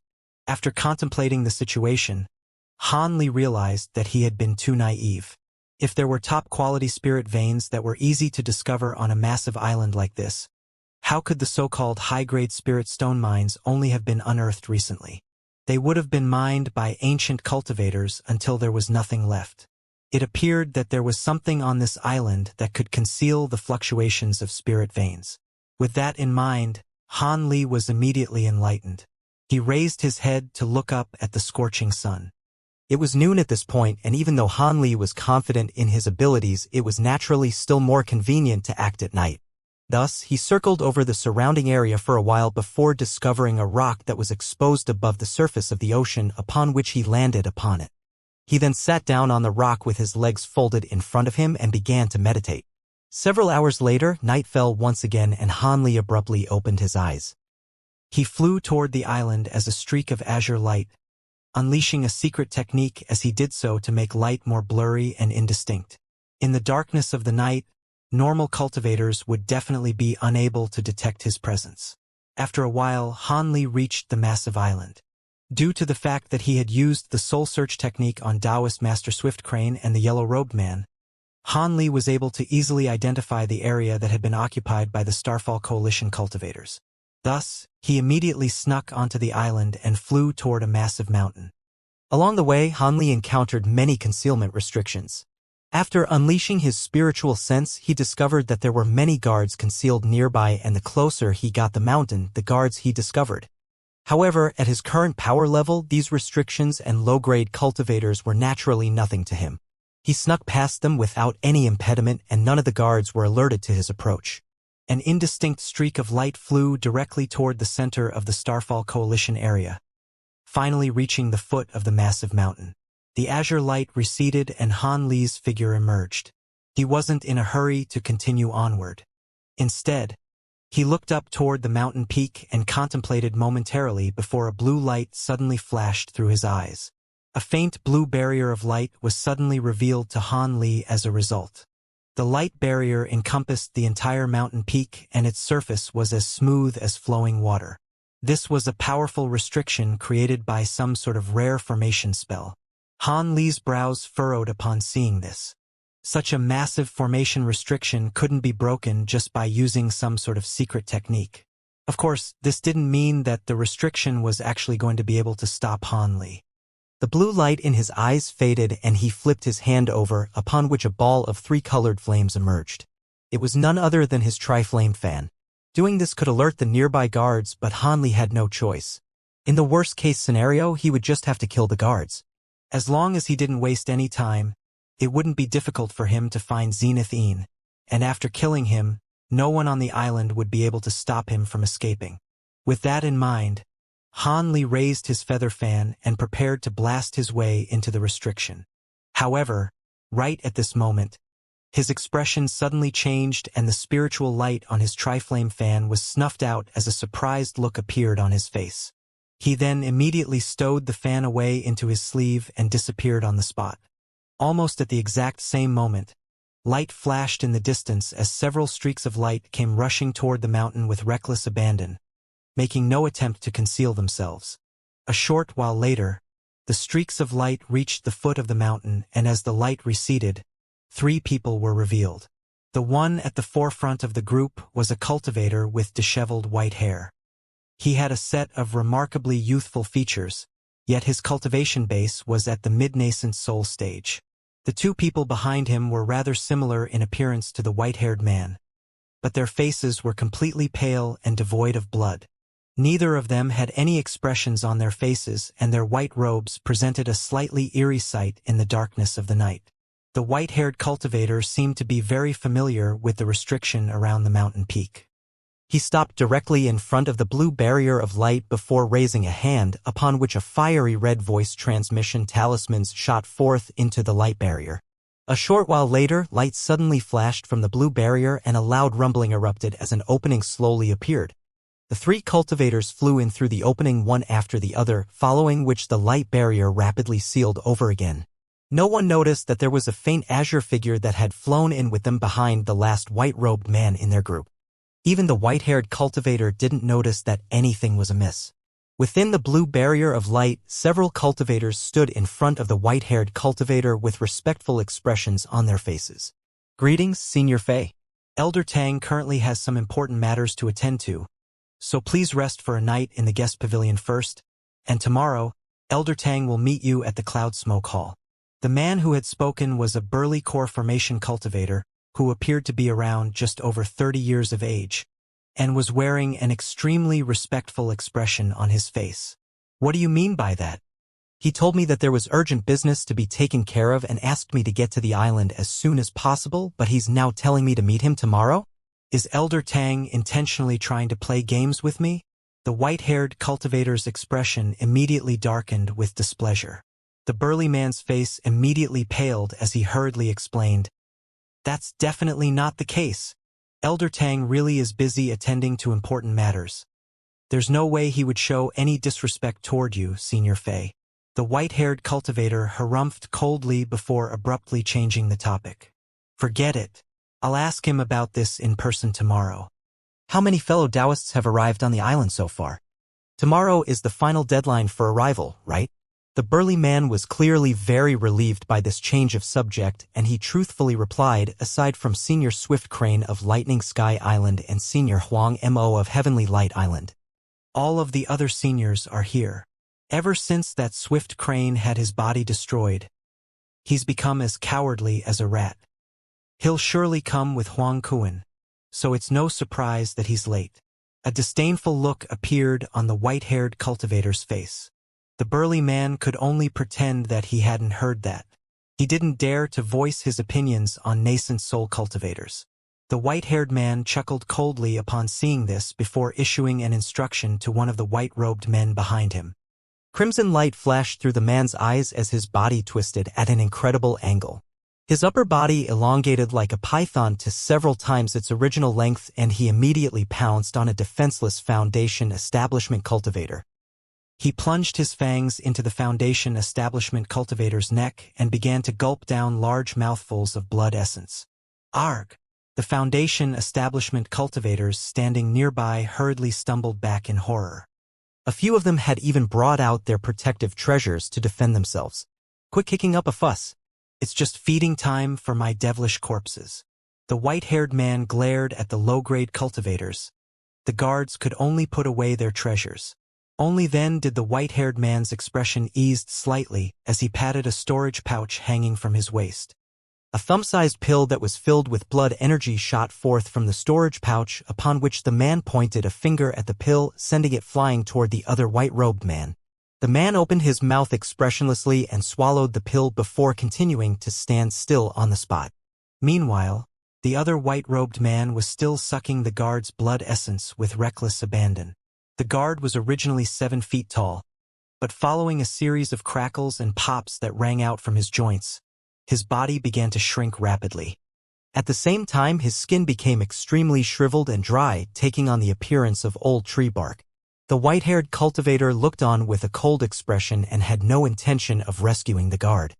After the victim had been reduced to a height of around half a foot, he finally made a hand seal and cast a crimson incantation seal onto the white-robed man's back. The white-robed man's body immediately shuddered and he reluctantly released his victim before its body reverted back to his original state.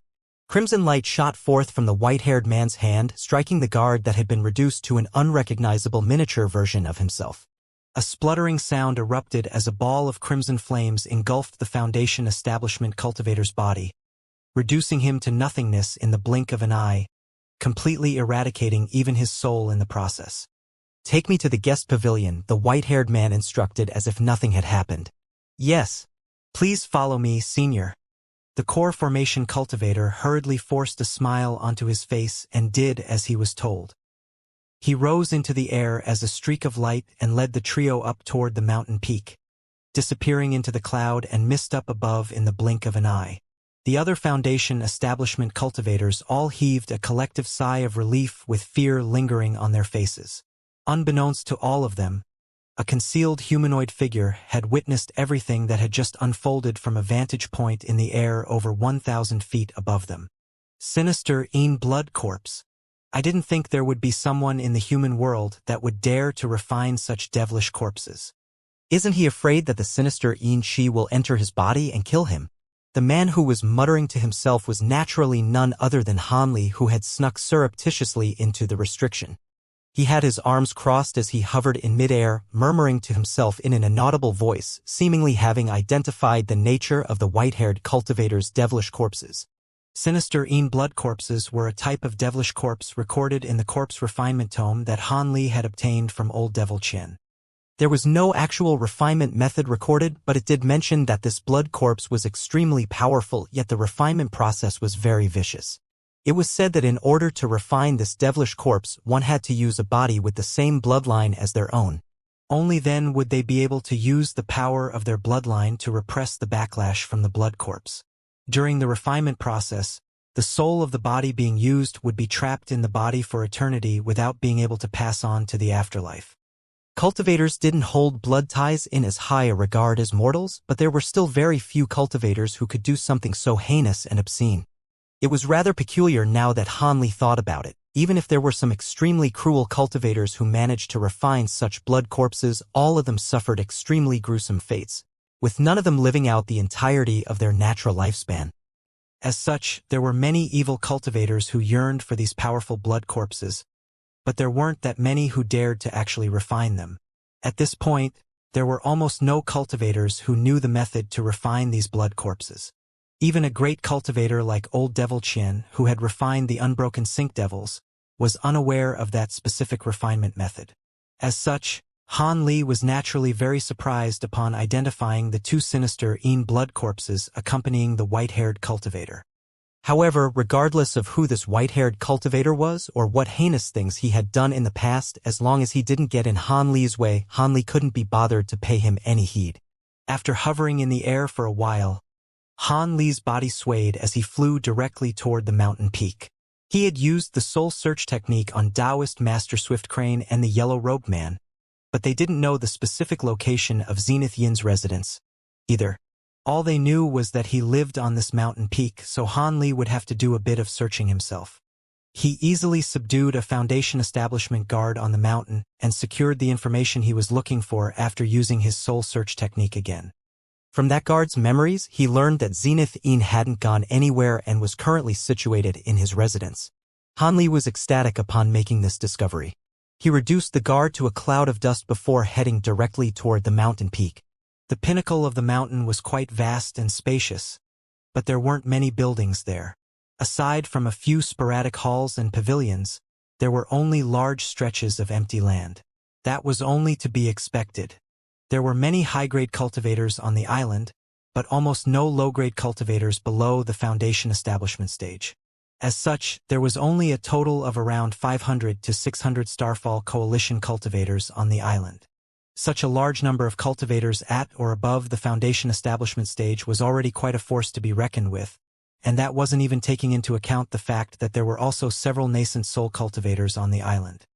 Han Li concealed himself and continued soundlessly toward a certain massive pavilion.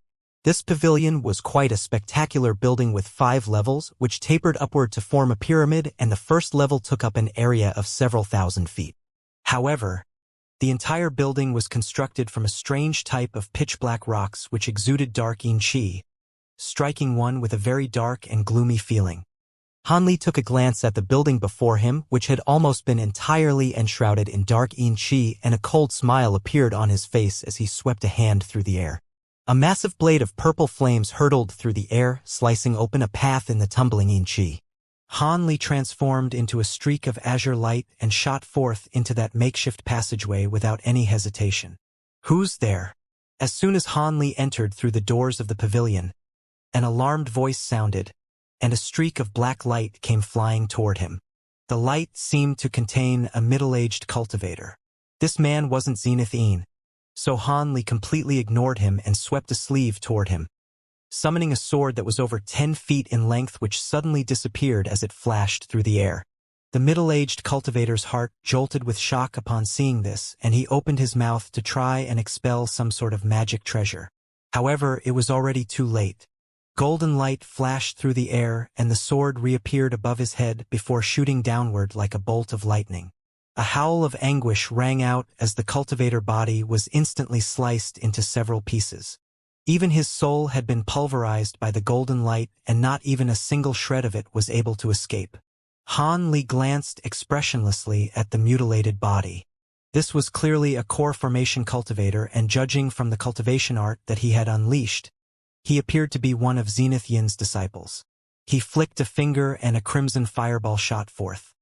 Scorching heat waves radiated through the air as the sections of the body were burned into nothingness. Han Li turned toward the staircase, and a hint of surprise flashed through his eyes. It was rather strange that Zenith Een still hadn't been alerted to the fact that something was amiss at this point. He immediately unleashed his spiritual sense and sent it sweeping up into the higher levels of the pavilions. A short while later, a peculiar look appeared on his face. He discovered that the higher levels of the pavilion were completely empty, with not a single person to be found. It was as if that core formation cultivator had been the only one guarding this entire pavilion. Could it be that Zenith Een had already left the pavilion and wasn't staying in his residence? Han Li was feeling slightly disappointed. He stroked his chin, and a contemplative look appeared on his face. All of a sudden, a thought seemed to have occurred to him as he sent his spiritual sense sweeping into the ground below. Immediately thereafter, a smile appeared on his face. He immediately patted the storage pouch hanging from his waist to summon 2 red and yellow jade scepters. He gently waved the scepters through the air, upon which a yellow barrier of light appeared, encompassing his body within. He then twisted his body and somehow burrowed into the ground. The first level of the pavilion was immediately empty again. After traveling over 100 feet underground, a gray barrier of light and a pitch-black stone wall appeared before Han Li. Han Li immediately summoned a layer of purple flames over his hand before swiping it toward the light barrier. A small gash was immediately torn into the gray barrier of light. Han Li twisted his body and transformed into an azure thread, thus allowing him to insert himself through the gash that was only around half a foot wide. When he set foot on a pristine stone step, he discovered that he was situated on a stone staircase that was leading downward with smooth black rocks in all directions around him. Han Li looked downward with a cold expression before narrowing his eyes as he released his spiritual sense. He was going to assess the situation down below first before deciding on a course of action. However, he then immediately raised an eyebrow as he uttered a sound of surprise. After traveling downward for several hundred feet, his spiritual sense was rebounded by an invisible force. Someone had set up a spiritual sense-repelling restriction at the bottom of the passageway. Han Li was a little surprised and also quite curious upon making this discovery. Not only were spiritual sense formations extremely complex, they were also very expensive to set up. Even a nascent soul cultivator wouldn't erect one for no good reason. This place should only have been a temporary abode for Zenith Een, so why would he set up a restriction of this caliber? That was very strange. With a hint of surprise in his heart, Han Li immediately went drifting downward. The length of the stone staircase far exceeded Han Li's expectations. After making his way all the way downward for several thousand feet, he still hadn't reached the bottom, and it was as if he were descended into a bottomless pit. Han Li's brows furrowed as a sense of confusion welled up in his heart. After drifting down for a while longer, a powerful burst of spiritual qi suddenly came rushing toward him. His heart jolted with shock in response, and his footsteps reflexively came to an abrupt halt. This was indeed spiritual qi of the utmost purity, far superior to the caliber of spiritual qi found in normal top-grade spirit veins. Han Li took a deep breath and his expression changed slightly as he backtracked for over 100 feet. Once he scaled back up a few steps, the spiritual qi suddenly ceased to exist. There really is something interesting going on here, Han Li mused to himself as he reverted back to his normal expression. He then surveyed his surroundings and suddenly raised a hand without any premonition, grabbing viciously toward the stone wall beside him. Glacial light shimmered on his fingertips and the black stone gave away like tofu, allowing his fingers to sink into the stone before gouging out a large chunk. Behind the black stone wall was a type of faint azure stone. Han Li withdrew his hand and looked down at the large chunk of azure stone in his hand. The stone didn't appear to be any different compared to normal azure stone. Han Li raised an eyebrow as his 5 fingers converged. The chunk of stone was immediately crushed into a fine powder before spilling down onto the stone steps. Almost at the exact same moment, blue light flashed in Han Li's eyes as he unleashed his bright sight spirit eyes. What's this? He had finally noticed something peculiar. Within the powdered azure stone, there was a faint silver granule that was flashing incessantly. Of course, this type of flashing was only perceivable to Han Li after he had injected his spiritual power into his eyes. He was unable to identify what kind of strange material this silver granule was, but Han Li knew that this substance was most likely what had sealed the spiritual qi deep within this mountain. That also explained why the spirit stone mines on this island had never been discovered by ancient cultivators or the demon beasts in the sea. After ascertaining the reason for this, Han Li didn't delay any longer as he drifted down the stone steps again. Seeing as spiritual qi of such a high level of purity had already appeared, Han Li estimated that he couldn't be far away from Zenith Een. As expected, after traveling downward for about 500 to 600 more feet, a ray of white light appeared around a corner up ahead. Furthermore, the sound of a conversation could be indistinctly heard. Could it be that Zenith Een wasn't alone?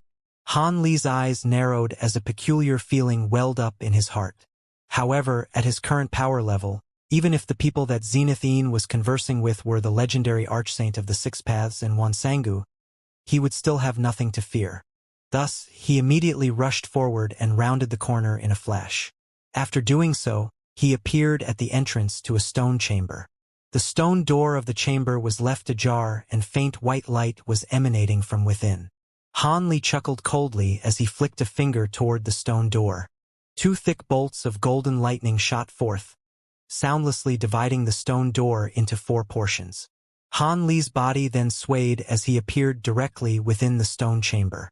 At the same time, he turned his gaze toward a certain corner of the stone chamber. There was a black-robed cultivator with long and narrow eyes standing in that corner. He had his hands clasped behind his back and he was staring at Han Li with his mouth gaped wide open and an astonished look on his face. This man was none other than Zenith. A ball of black flames was hovering over the stone table in front of Zenith, within which was a faint golden nascent soul. Zenith was using his flames to torture the nascent soul, and there was no one else in the stone chamber. Hanli. After a brief moment of stunned inactivity, Zenith immediately identified Hanli, upon which an ecstatic expression appeared on his face. He had been yearning for the heaven void cauldron for a long time. Thus, Zenith immediately swept a sleeve through the air, sending a burst of black devilish chi surging forth violently. The devilish chi transformed into a pitch-black giant python before pouncing toward Hanli. Hanli chuckled coldly upon seeing this as he raised a single hand. A thunderclap erupted from his arm as a thick arc of dazzling golden lightning appeared. He spread open his fingers and a golden lightning WRM shot forth from his arm, clashing directly with the oncoming black python. Divine Devilbane Lightning. Zenith Yin's heart jolted with shock upon seeing this. He immediately tried to make another hand seal, but it was already too late. The golden WRM threw itself at the black python, creating a resounding boom. Golden light flashed and the black python's body was enshrouded by countless arcs of golden lightning before being reduced to nothingness in the blink of an eye. The divine Devilbane Lightning's efficacy against devilish chi was no joke. A hint of rage appeared on Zenith Yin's face as he patted the storage pouch hanging from his waist. A loud cry erupted as a streak of crimson light around a foot in length shot forth from the storage pouch. It flashed through the air before arriving directly above Hanli's head, where it transformed into a long crimson saber and came crashing downward. Before the saber had even begun its descent, the pungent odor of blood and gore came rushing toward Hanli first. Hanli's expression darkened as he tilted his head back and abruptly opened his mouth, sending a small golden sword flying upward. A loud clang rang out as golden and crimson light became interwoven with one another. The crimson saber then let loose a cry of anguish before being sliced in half by the golden flying sword, following which its two halves came plummeting straight down toward the ground. Impossible! Zenith Yin's expression changed drastically upon seeing this, and the ecstasy that was clouding his judgment was immediately dispelled.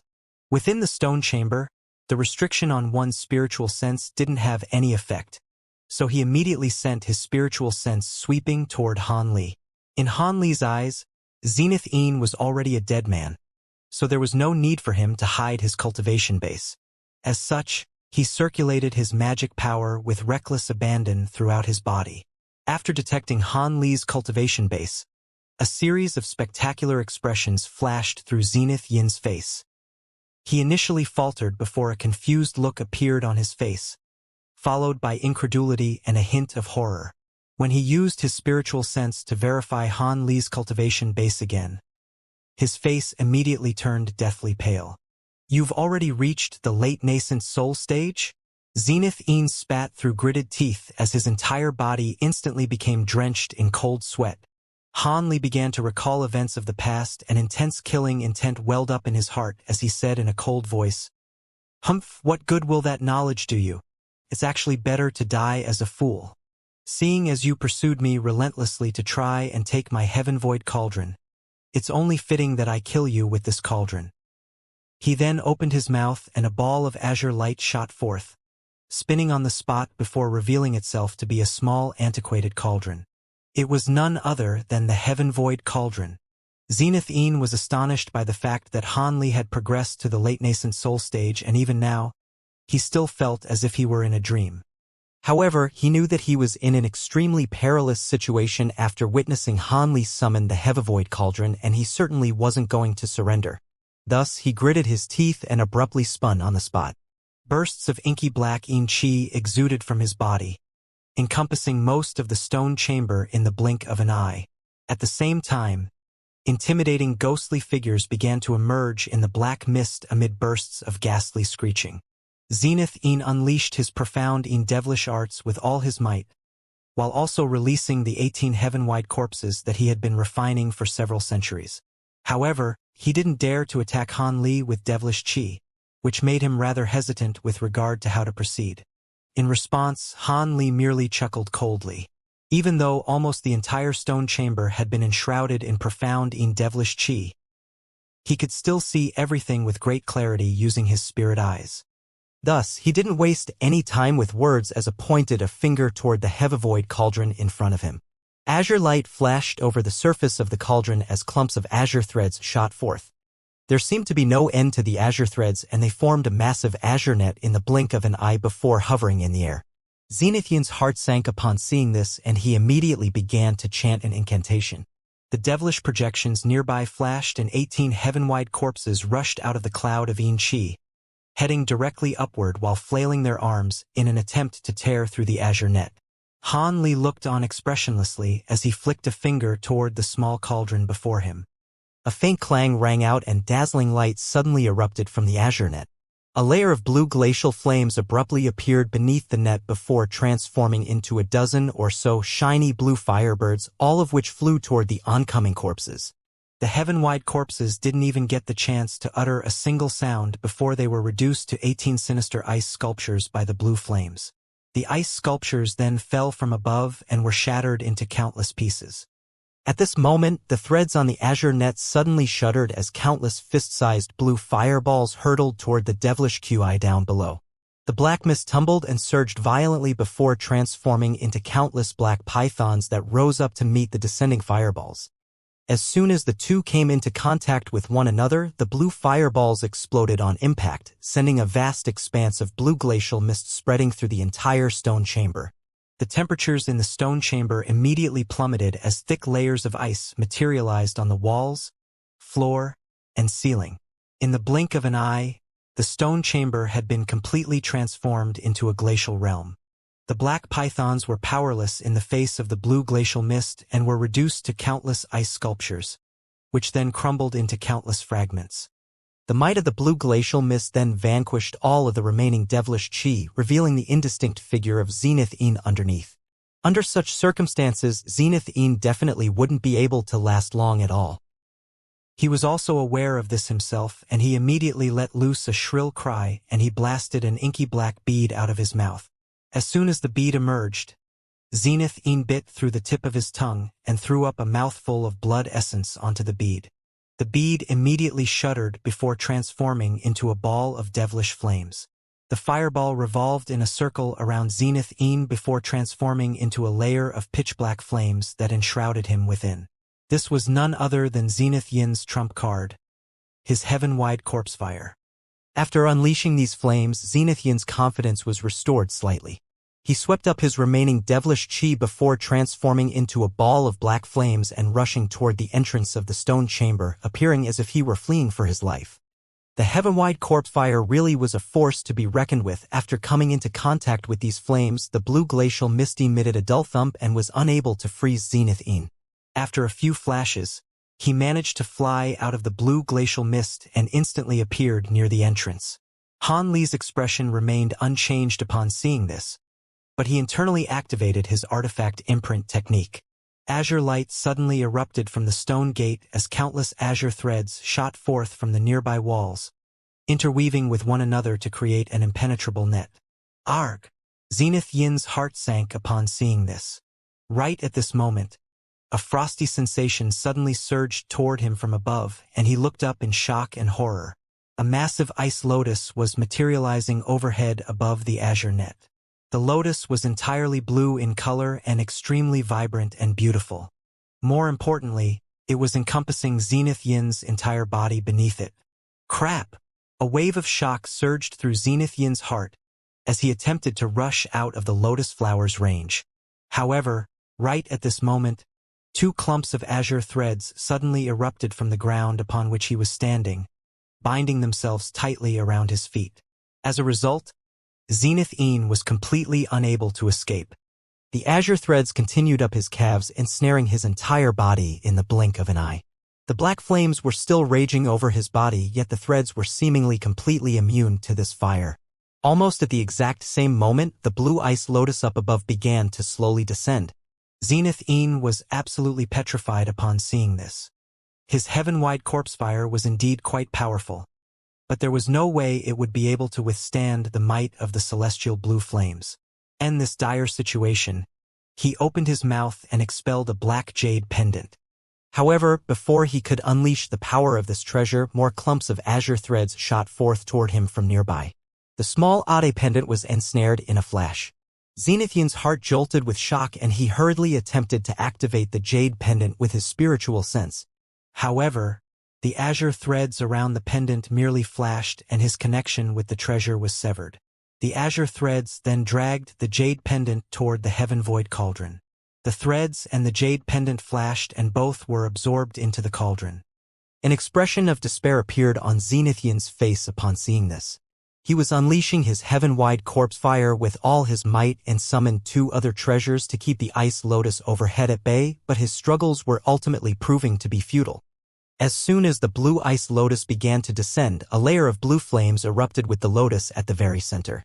As soon as Zenithian's heaven-wide corpse fire came into contact with the celestial ice flames, the former was immediately warped and crushed. Following a string of loud bangs, the heaven-wide corpse fire was reduced to a pitiful state and appeared to be on the verge of being snuffed out. During this period of time, Zenithian unleashed several secret techniques in quick succession to try and struggle free from the azure threads binding his body, all to no avail. When the final wisp of heaven-wide corpse fire was snuffed out, the blue lotus flower finally descended. Despite Zenithian's desperate struggles, he was completely enshrouded in glacial power and completely frozen solid. His entire body was encapsulated in a block of blue ice that was several tens of feet tall, and an expression of shock and horror still lingered on his face. From the commencement of the battle all the way until Zenithian was captured, Han Li didn't use any treasure other than the Heaven Void Cauldron, and he didn't even move a single step from where he was standing. After Zenithian was sealed in ice, Han Li chuckled coldly as he flicked a finger toward the cauldron again. All of the azure threads in the stone chamber tremored in unison before returning to the cauldron as streaks of light, while spiritual light flashed incessantly over the surface of the cauldron.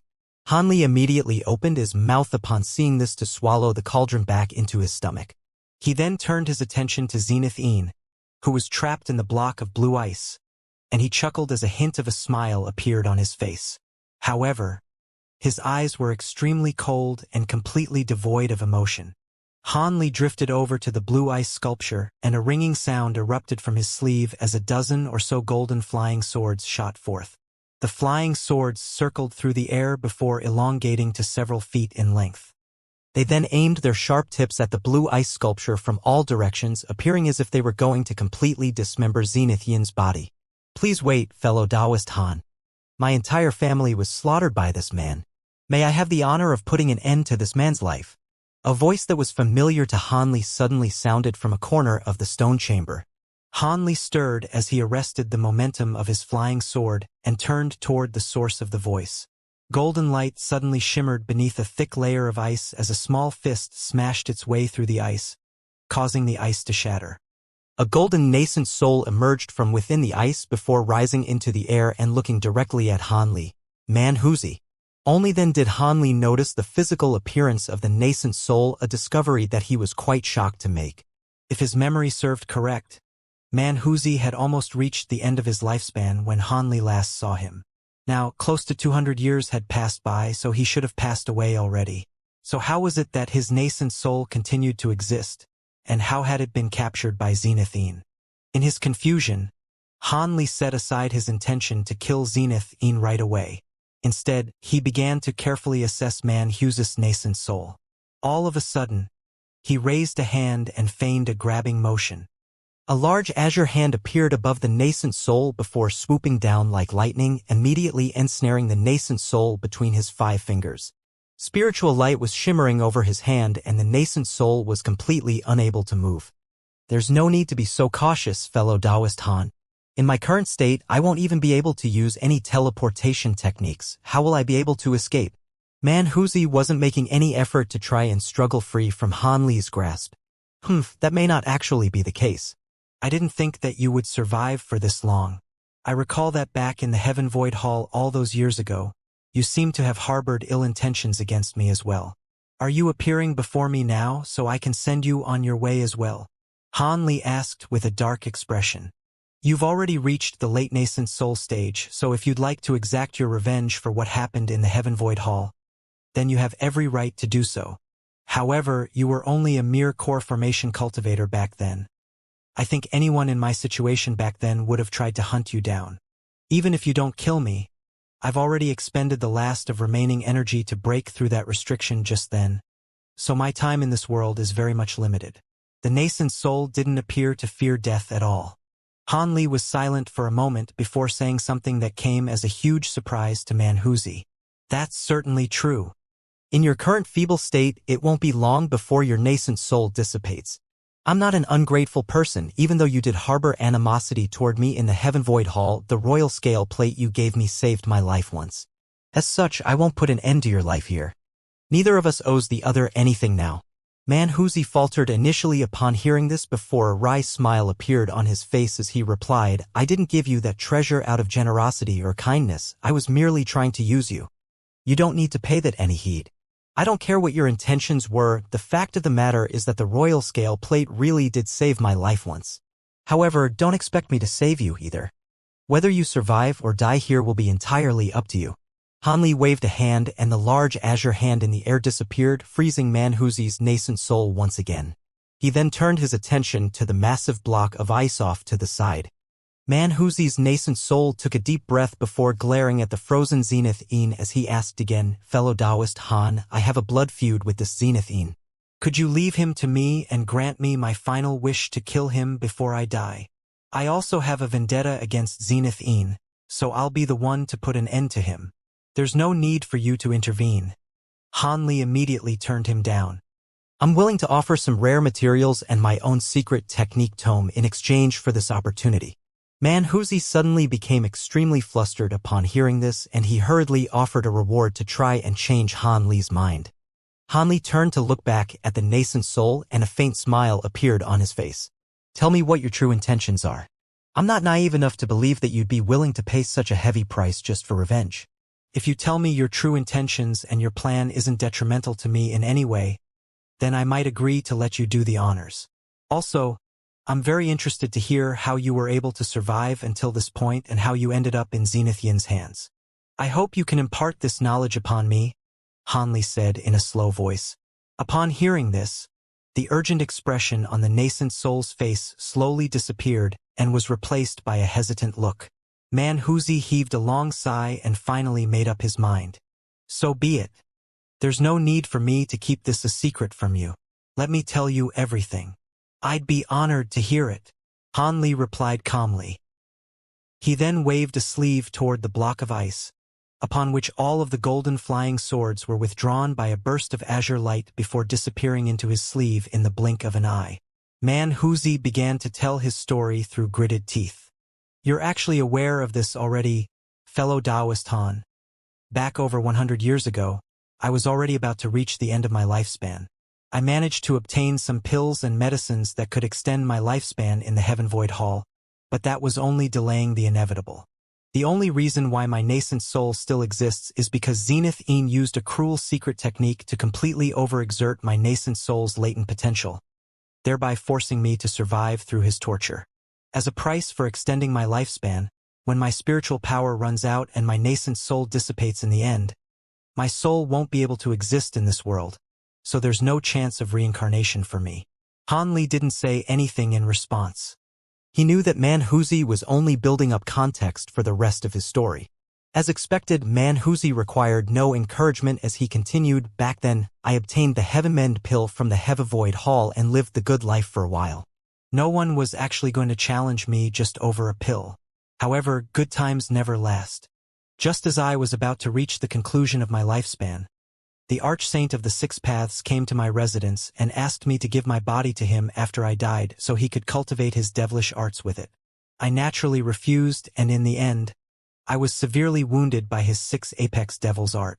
Thankfully, I was able to unleash a secret technique and escape, but along the way, I bumped into that accursed Zenith-Een. This bastard saw through the fact that I was severely wounded and immediately attacked me. We battled for 3 days and 3 nights, but I succumbed to my injuries in the end and my body was destroyed. That was how my nascent soul ended up in his hands. He had always yearned for my collection and that Heaven Mend pill, so he imprisoned me for interrogation, all the way until now. Interrogation? Why didn't he use a soul search technique on you? Han Li was slightly surprised to hear this. Man Wuxia chuckled coldly before replying in a proud manner. Hee, if this were any other cultivator, even a late nascent soul great cultivator wouldn't be able to avoid the fate of having their soul forcibly searched. However, the heaven-bearing devil arts that I cultivated makes me immune to soul search techniques. With it, I can guard my spiritual sense resolutely within my soul, making it very difficult to forcibly extract. If he increases the power of his soul search technique, then my soul will be destroyed. He was never going to be able to find out my secrets. Such a secret technique exists? Han Li raised an eyebrow upon hearing this. He was rather interested in such a technique. Of course. Do you think the heaven-bearing devil arts has a false reputation? It's just that I never made this known to the world. Zenith Een couldn't do anything to me, so he could only use his corpse fire to torture my nascent soul from time to time. I won't fold that easily. In any case, even if I did tell him everything, I would only be destroyed anyway. However, it's been over 100 years since my nascent soul was forcibly enhanced by his secret technique, and I really am at the end of the road. Unless I unleash a secret technique to devour another nascent soul, reincarnation will definitely be beyond me. Even if I do manage to engulf a nascent soul, it's still yet to be seen whether I'll have a chance for reincarnation. At the conclusion of his story, Man Wuxia turned to glare at the frozen Zenith Een, looking as if he wanted nothing better than to sink his teeth into Zenith Yin's flesh. I see. So you're planning to engulf Zenith Yin's nascent soul for a chance at a second life. I've heard of a secret technique like this, but it really is impossible to verify whether it's actually effective, Han Li murmured as he stroked his chin.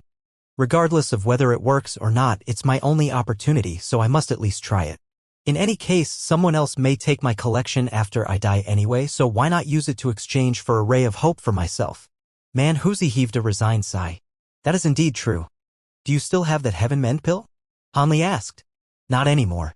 I took it as soon as I got out of the Heaven Void Hall, but unfortunately it didn't have much of an effect on me at all. Zenith Een could see that my cultivation base hadn't improved, so he thought that I never took the pill in the first place, and had constantly been interrogating me about its whereabouts. Otherwise, he may not have had the patience to interrogate me for so long. Man Wuxia replied in an honest manner. Oh? Is that really the case? A hint of surprise flashed through Han Li's eyes. Back when he had taken his Heaven End pill, it had had an extremely pronounced effect. However, Man Wuxia had already been reduced to such a pitiful state, so he most likely wasn't lying. As such, it appeared that the Heaven Mend pill's effect on nascent soul cultivators was negligible. Of course, that could also be because the aptitude of Man Wuxia's spiritual roots was quite good to begin with, so there wasn't much room for improvement. Han Li contemplated the situation for a while before giving his response. I can allow you to do as you please, but you have to give me a copy of the heaven-bearing devil arts first. After that, I'll leave Zenith Een to you. I'm rather interested in the soul-locking secret technique you were referring to earlier. After you devour Zenith Yin's nascent soul, you can tell me about where the rest of your collection is. No problem. The nascent soul was overjoyed to hear this.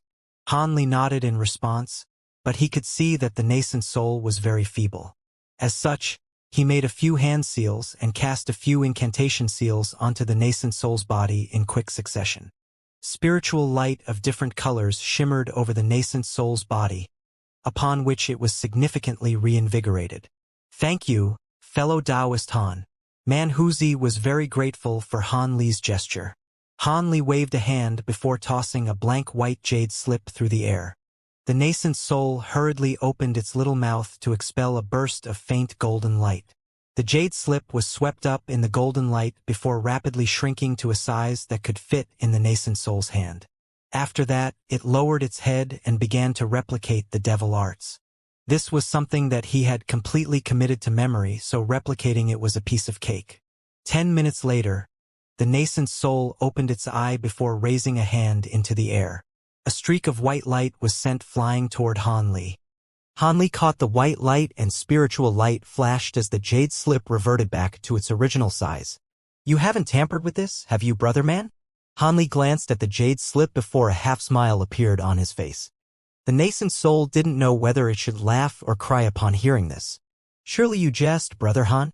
With your current late nascent soul cultivation base, you'd be able to easily ascertain the authenticity of a cultivation art. Besides, I'm already in such a pitiful state, why would I do something that harms you and doesn't benefit me in any way? Han Li chuckled and didn't say anything else. The jade slip in his hand shuddered as he inserted his spiritual sense within. After reading through just a few sentences, Han Li's expression suddenly changed drastically. There was an initial flash of surprise, followed by incredulity, then elation. Man Huzi's nascent soul was rather perplexed by his reaction. However, it was indeed true that he hadn't tampered with the cultivation art, so he had no need to worry about anything. After 15 minutes, Han Li had already finished reading through the jade slip, taking much less time than Man Huzi had anticipated he would. Han Li withdrew his spiritual sense from the jade slip and his expression became rather confused. Brother man, where did you learn this heaven-bearing devil art? Do you know its origins? Han Li asked. Origins?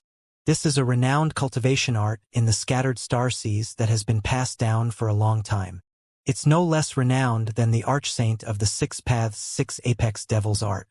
It's just that this cultivation art has always been passed down to only one person per generation, and I only managed to learn it after I encountered my master. Why do you ask? Is there something amiss about this cultivation art? The nascent soul asked. No. Han Li shook his head in response before flipping his hand over, upon which the jade slip disappeared. After witnessing the wide array of emotions Han Li had just displayed, Man Huzi certainly wasn't going to believe that. However, he didn't pry any further into the matter. Brother Han, if you don't have the time to cultivate this art, then just pass it on to any disciple of yours. The inheritance of the heaven-bearing devil arts must go on.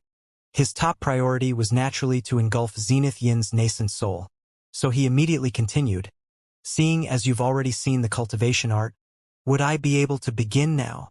Red light flashed in the nascent soul's eyes and a solemn look appeared on its face as it spoke.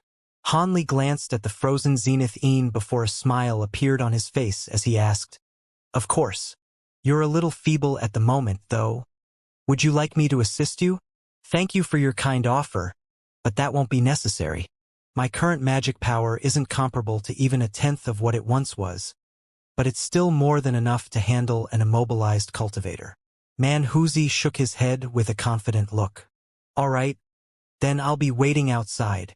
Han Li smiled and didn't say anything further. His body swayed and he appeared at the entrance before slowly making his way out of the stone chamber. Thus, only Man Huzi and the frozen Zenith Yin were left in the chamber. Man Huzi turned to Zenith Yin and a sinister look appeared on his face. Zenith Yin was completely immobilized, but there was a horrified look in his eyes. Meanwhile, Han Li was standing in the passageway outside the stone chamber, silently surveying the jade slip in his hand. The stone chamber was completely silent. After around 15 minutes, a weary voice sounded from within. Fellow Taoist Han, you can come in now. The voice belonged to none other than Man Huzi, but it was slightly hoarse. Han Li raised an eyebrow as he put his hands together, upon which the jade slip in his hand disappeared without a trace again. He then made his way into the stone chamber. The massive block of blue ice was still completely untouched, but Zenith Yin's eyes had already completely rolled over, and he was clearly very much dead. Meanwhile, the nascent soul was hovering over the block of ice. It had grown a little in size and was filled with vitality, creating a strong contrast with its previous feeble state. However, it wore an exhausted expression on its little face as it said, You have my thanks, Brother Han. I've only temporarily recovered most of my energy, and I must take this opportunity to pass on to the afterlife. Otherwise, my efforts would all be wasted. My secret cave abode is located at... As the nascent soul began to disclose the location of its collection, it fell silent and began to transmit its voice to Han Li instead. Han Li listened carefully before nodding expressionlessly. The nascent soul exhaled and calmly said, All right, I've exacted my revenge, so it's time for me to pass on now. Farewell, fellow Taoist Han. Its body then swayed as it flew toward a corner of the stone chamber, where it sat down with its legs folded in front of itself. Dazzling golden light erupted from the nascent soul's body, and its aura became extremely unsteady, oscillating between strong peaks and feeble troughs. A smile appeared on Han Li's face as he turned his attention away from Man Huzi's nascent soul. Instead, he rubbed his hands together before raising them.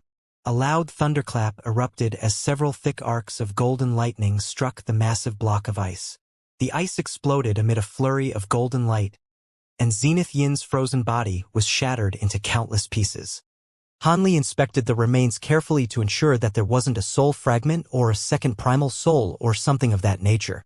After verifying that, he nodded with a content expression before turning away.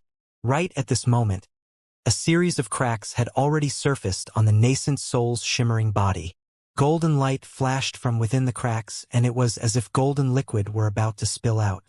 Han Li's eyes narrowed as he stared intently at Man Huzi's nascent soul, but he didn't say anything.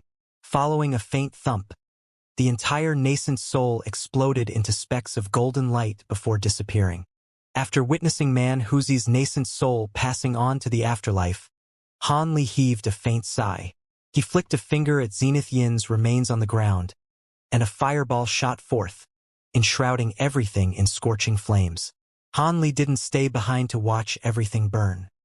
He transformed into a streak of golden light before disappearing from the stone chamber in the blink of an eye. Han Li didn't need to fear anything when escaping from this place, so he traveled at full speed and quickly reached the end of the passageway. A stone wall that was shimmering with spiritual light stood in his way. Han Li immediately raised a hand without any hesitation. Golden light began to flash from his fingertip as he prepared to summon sword qi to slice through the wall. However, right at this moment, an earth-shattering boom suddenly erupted. The entire passageway began to tremor and quake while emitting a rumbling echo. Han Li was slightly surprised by this turn of event, but his hands didn't slow down in the slightest. Several streaks of golden light layered on top of one another before flying through the air and slicing through the stone wall. Han Li's body swayed and he emerged on the other side. He had emerged on the first level of the pavilion, and the stone wall that he had just broken through was a secret door located in a corner of the pavilion. As soon as he emerged from the passageway, the rumbling and quaking were exacerbated by severalfold. There was raucous laughter, cries of rage, and loud explosions erupting outside. It was as if the entire stone peak had become a battlefield and there were people engaged in battle outside. Han Li's brows furrowed, yet a streak of red light suddenly came flying into the pavilion from outside. Before the incoming cultivator had even identified the man inside the pavilion, he immediately began to yell, "Bad news! The demon beasts of the Ironstone Peak have suddenly—" "Eh? Who are you? Where's Elderwu?" The cultivator was stunned upon making the discovery that the man standing in the hall wasn't actually Zenith Yin. Han Li chuckled coldly before opening his mouth, upon which golden light flashed from within and a cry of anguish rang out. The cultivator within the red light had been sliced in half before he even figured out what was going on. This Starfall Coalition core formation cultivator was very unlucky. He didn't even manage to get a good look at Han Li before his life was forfeit. However, Han Li roughly understood the situation from what the core formation cultivator had said prior to being killed. It appeared that the demon beasts in the sea had suddenly attacked the Starfall Coalition. He was rather confused about the situation, but he didn't want to get involved in these affairs. As such, he made a hand seal and withdrew his aura, completely concealing his presence. He then strutted straight out of the pavilion. However, before he had even reached the main gate, he heard a thunderous roar erupting from up above. "Fellow Taoist Tang, our sea race has deployed a large number of metamorphosis stage brethren this time. There's no way your Starfall Coalition will be able to contend with us. If you're smart, you'd hand over that top-grade spirit stone right now. Perhaps we can consider letting you live, then." The owner of the voice sounded rather wheezy and out of breath, yet he possessed an astonishing cultivation base. All of the low-grade Starfall Coalition cultivators outside the pavilion were struck by a sense of physical debilitation just by hearing this voice, and the spiritual power within their powers also congealed as a result. Han Li's heart jolted upon hearing the words, "top-grade spirit stone." He immediately shot through the gates of the pavilion and looked up into the sky. A mass brawl was taking place there, and spiritual light was shimmering incessantly amid strings of resounding booms. There were several tens of cultivators engaged in intense battles with some strange-looking demon beasts.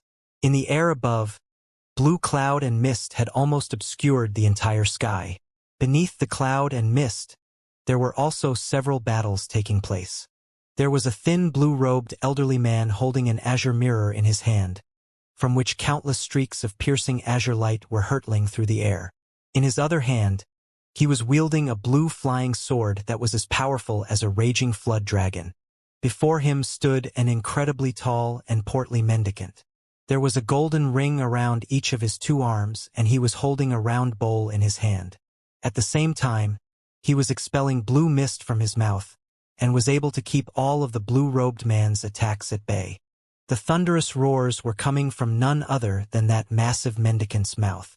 Blue light flashed through his eyes as he appraised the mendicant, and he noticed several shimmering silver scales on his neck. Elsewhere, a man and a woman were battling a scholar with a pair of short horns on his head. There was also a gray-robed elderly man releasing gusts of winds from a gourd, and he was locked in an intense battle with a humanoid figure who was completely enshrouded in crimson flames.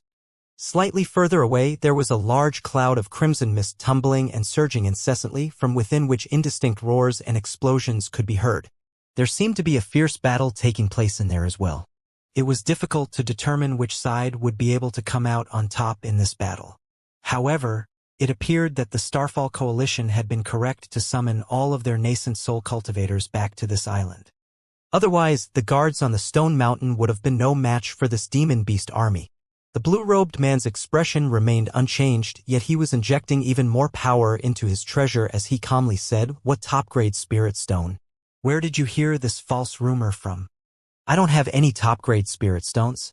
You're still trying to hide it from me now, Brother Tang? Don't you find that to be farcical?" Clouds of blue mist continued to pour out from the huge mendicant's mouth as a disdainful look appeared on his face. The blue-robed man's expression cooled even further as he replied, "So you really did come here based on a rumor alone? How can top-grade spirit stones exist in the human world? You arrived unannounced and unprovoked, killing so many of our Starfall Coalition cultivators. I won't allow you to get away with this. Even if you're willing to let us get away with this, we still won't rest until we get our hands on the Spirit Stone, Brother Tang. I discovered the news about the Spirit Stone by using a soul search technique on the person who discovered the Spirit Stone. So don't try to fool me." The fatso chuckled coldly as his flabby folds tremored incessantly. "So you were the ones who killed Protectorly?" The blue-robed fan faltered initially upon hearing this before flying into a thunderous rage. He waved his azure mirror through the air and several thick pillars of light were launched toward his opponent. "So you're not going to deny your possession of the Spirit Stone anymore?" A deriding sneer appeared on the fatso's face as the round bowl in front of him blasted out a burst of yellow light, which absorbed all of the oncoming pillars of light. "So what if I do? Everyone knows that top-grade Spirit Stones are extraordinarily useful for breaking through bottlenecks. There's no way I'd hand it over to you demon beasts. Are you not afraid that the Star Palace will be the one to benefit from our battle in the end?" The blue-robed man's enraged expression faded as he quickly calmed down. "Star Palace? You think it's just our sea race that's attacking your Starfall Coalition? Let me tell you the truth, our sea race has developed all of our most powerful beings this time, and not only are we going to take the top-grade Spirit Stone, we're going to take back all of the spirit mines on this island as well. The outer seas rightfully belong to our sea race. For you human cultivators to even think about taking a share of the Spirit Stones on this island is nothing more than a joke. We only allowed you to thrive for as long as you did because we hadn't yet gathered all of the forces we required." The fatso raised his flabby neck and a peculiar expression appeared on his face. Elder Tang's expression changed drastically upon hearing this. All of a sudden, a burst of howling erupted in the distance as if to support the fatso's claims. Another burst of blue demonic mist then came sweeping forth from that direction, seemingly containing countless demon beasts within. "Haha, looks like the Star Palace cultivators have already been taken care of. As expected, mobilizing our troops before taking down one side first was the right course of action. None of you will be able to escape now." The fatso burst into raucous laughter upon seeing this. Large swathes of yellow light surged from his round bowl in a frenzy, hurtling directly toward the blue-robed man down below. At the same time, The golden rings around his arms also shot forth before transforming into layers of projections and descending at a frenetic pace. Seeing as reinforcements had arrived, the demon beast immediately increased the intensity of his attacks, not allowing his opponent to get away. The blue-robed man's expression was twisted with shock and rage, yet he found himself unable to escape from his opponent. Similar scenes were unfolding in the other battles nearby as well. All of the metamorphosis stage demon beasts began to unleash torrential barrages of attacks without any consideration for their demonic power reserves. Spiritual light of all different colors intertwined as loud rumbling booms erupted. None of the Starfall Coalition nascent soul cultivators were able to shake off their opponents to get away from this place. On the other side, the cloud of blue demonic mist is approaching as fast as lightning, and in the blink of an eye it had already drawn so close that the sinister features of the demon beasts within were clearly visible. Even the Starfall Coalition cultivators with the slowest reactions had realized that they were in deep trouble at this point. In the end, someone suddenly yelled, "Retreat." All of the low-grade cultivators down below immediately fled in all directions, while the nascent soul cultivators in the air above all began to search for opportunities to extricate themselves from their respective battles. Some adopted a more defensive approach as they slowly retreated toward the stone peak, while others unleashed powerful attacks with all their might, hoping to temporarily force back their demon beast opponents before taking the opportunity to flee. There were also some who had secret techniques that could help them escape, so they were combating their opponents in a calm manner while scanning their eyes across their surroundings, seemingly in search of something. Meanwhile, Han Li was initially planning to get away, but those plans were immediately aborted upon hearing the words, "top-grade spirit stone." Even though he had never seen any legendary top-grade spirit stones, he had seen records of their miraculous effects in countless tomes. Setting aside the fact that this spirit stone was a compulsory item for setting up several types of legendary primordial formation spells in the human world, just its effect in assisting cultivators in breaking through bottlenecks alone was an extremely tempting prospect. Furthermore, this assistance effect was applicable to all cultivators from the core formation to the deity transformation stages. Of course, the more advanced one's cultivation base, the less pronounced the spirit stone's effect would become. Even so, top-grade spirit stones were still extremely sought after among cultivators of the human world. Now that a top-grade spirit stone had been extracted from one of the mines here, it was no wonder that the Starfall Coalition was immediately gathering their nascent soul cultivators, while the demon beast didn't hesitate in the slightest to launch an attack against this island. Seeing as one top-grade spirit stone had been excavated from the mine, there would perhaps be a second or even a third one in the mine. Han Li took a deep breath and quickly made sense of the situation. Seeing as such a rare treasure had appeared before him, he certainly wasn't going to give up on it without a fight. However, it was a rather difficult predicament to identify just who was carrying the top-grade spirit stone. Theoretically, a treasure of this caliber naturally had to be assigned to the person with the highest cultivation base for safekeeping. In that case, the blue-robed man would fit the bill. However, it could also be the case that the blue-robed man had intentionally given the spirit stone to a certain nondescript low-grade cultivator, who would then sneak the spirit stone out of the island. If the latter strategy were employed, then no matter how powerful he was, he wouldn't be able to capture all of the Starfall Coalition cultivators, especially not with so many powerful demon beasts around as well. Han Li's brows furrowed as he carefully contemplated the situation, but his expression then immediately relaxed. The intelligence of those metamorphosis stage demon beasts definitely wasn't inferior to that of human cultivators, so they had most definitely already considered this problem as well. As such, even if he didn't do anything, the invading demon beasts definitely wouldn't allow any Starfall Coalition cultivators to escape either. All he had to do was to swoop in and take the spirit stone as soon as it appeared. At his current power level, none of the demon beasts and cultivators here would be able to stop him. With that in mind, Han Li stood in front of the pavilion and continued to conceal his presence as he surveyed the battle with a cold expression. As expected, around 200 to 300 demon beasts suddenly rushed out from the demonic mist approaching from the distance, all of whom began to pursue the low-grade cultivators on the island. Most of these demon beasts were only at the 3rd or 4th grades, but there were also about a dozen or so 5th-grade demon beasts. All of the human cultivators were being pursued by a demon beast of a concurrent power level.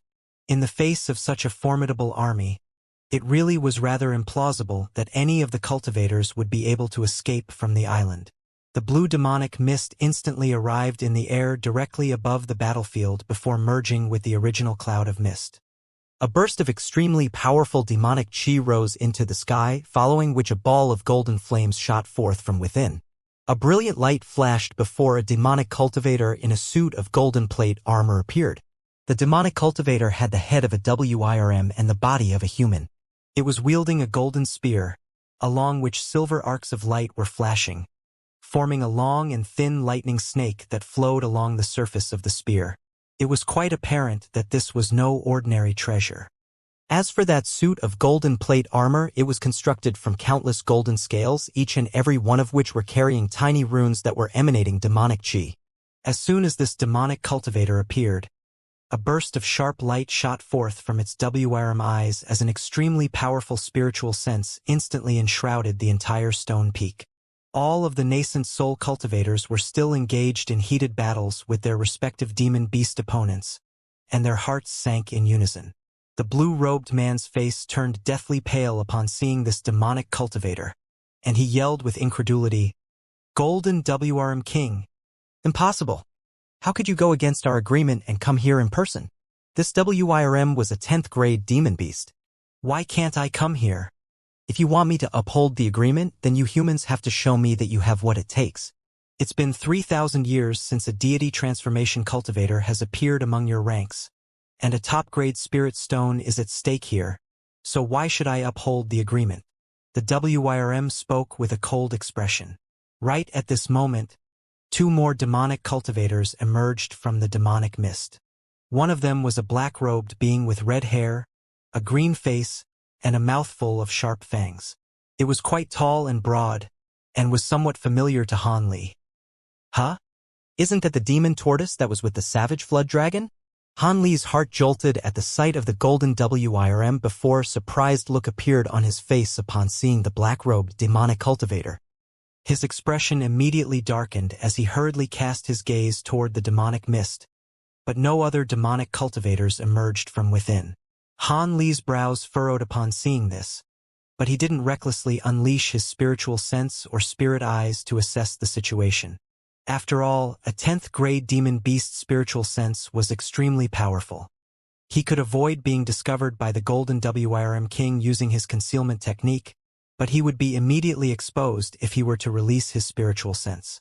Seeing as this golden WIRM King had appeared, the Starfall Coalition cultivators were most likely all going to be killed.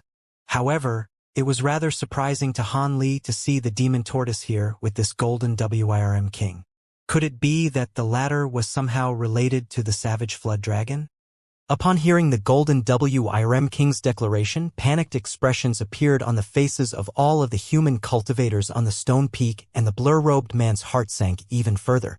However, he was a mid-nascent soul cultivator, and he certainly wasn't going to give up so easily. All of a sudden, he let loose a shrill cry, and the blue flying sword that was wreaking havoc within the demonic mist suddenly exploded amid a loud boom. This flying sword was quite a powerful ancient treasure, and after being forcibly detonated by Elder Tang, the power it could unleash was simply unimaginable to normal cultivators.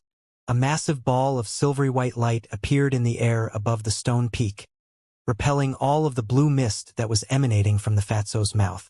The projections formed by his two golden rings were also destroyed with ease. The Fatso's heart jolted with shock upon seeing this, and he hurriedly injected all of his power into the round bowl before him. The vast expanse of yellow light instantly transformed into a protective barrier of light in front of him. At the same time, he hurtled back in a rapid retreat. The blue-robed man took advantage of this opportunity to summon a purple handkerchief, which he immediately activated without any hesitation. The handkerchief transformed into a ball of purple light that enshrouded the blue-robed man before flying through the air as a purple streak of light, traveling so rapidly that it had covered a distance of over 200 feet in the blink of an eye. The blue-robed man's actions seemed to have acted as a signal, prompting all of the other nascent soul cultivators to unleash incredible secret techniques. Some of them disappeared on the spot amid bursts of white light. Some of them threw up mouthfuls of blood essence and fled into the distance as streaks of crimson light. In any case, all of them fleeing with all their might, even if doing so necessitated the infliction of severe self-harm. Humph! A cold harumph rang out in the air as a frosty look appeared on the golden Wyrm king's face.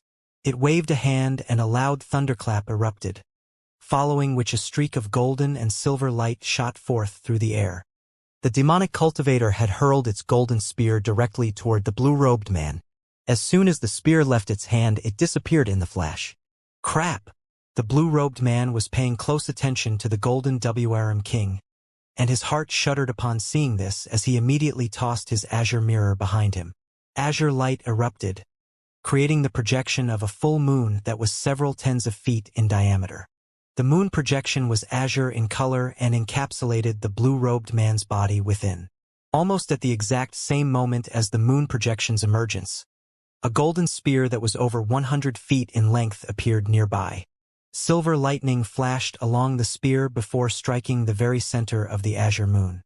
The surface of the azure moon cracked like a mirror, and as the huge spear continued onward, the moon projection was completely destroyed.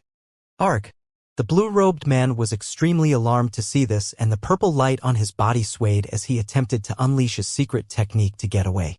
However, right at this instant, the huge spear shrank to about half its size and shot forth from within the remnants of the moon projection before striking the purple light in the flash. A resounding boom erupted. The handkerchief was quite a powerful treasure in its own right, as evidenced by the fact that the purple light it was manifesting was able to keep the spear at bay. Even so, the blue-robed man felt as if he had been dealt a heavy blow and was completely unable to control his own body as he was sent flying for several tens of feet. The golden Wyrm king raised a leg and somehow managed to cover a distance of over 100 feet with a single step.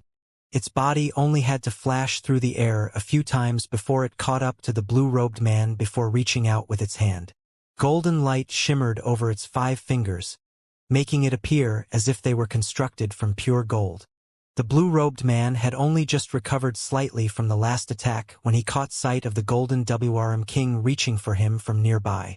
In his panic, he hurriedly opened his mouth to blast out a ball of green light.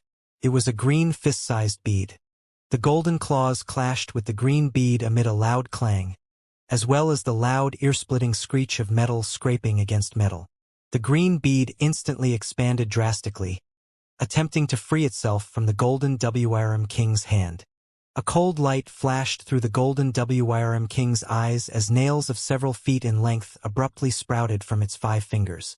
At the same time, a golden scale of roughly the same size as a copper coin appeared on the back of his hand. Following a dull thump, it was able to crush the bead with its bare hand. A burst of piercing green light flashed past, yet the golden claws remained completely unscathed. The dragonification arts! The blue-robed man exclaimed in the same instant that the bead was destroyed.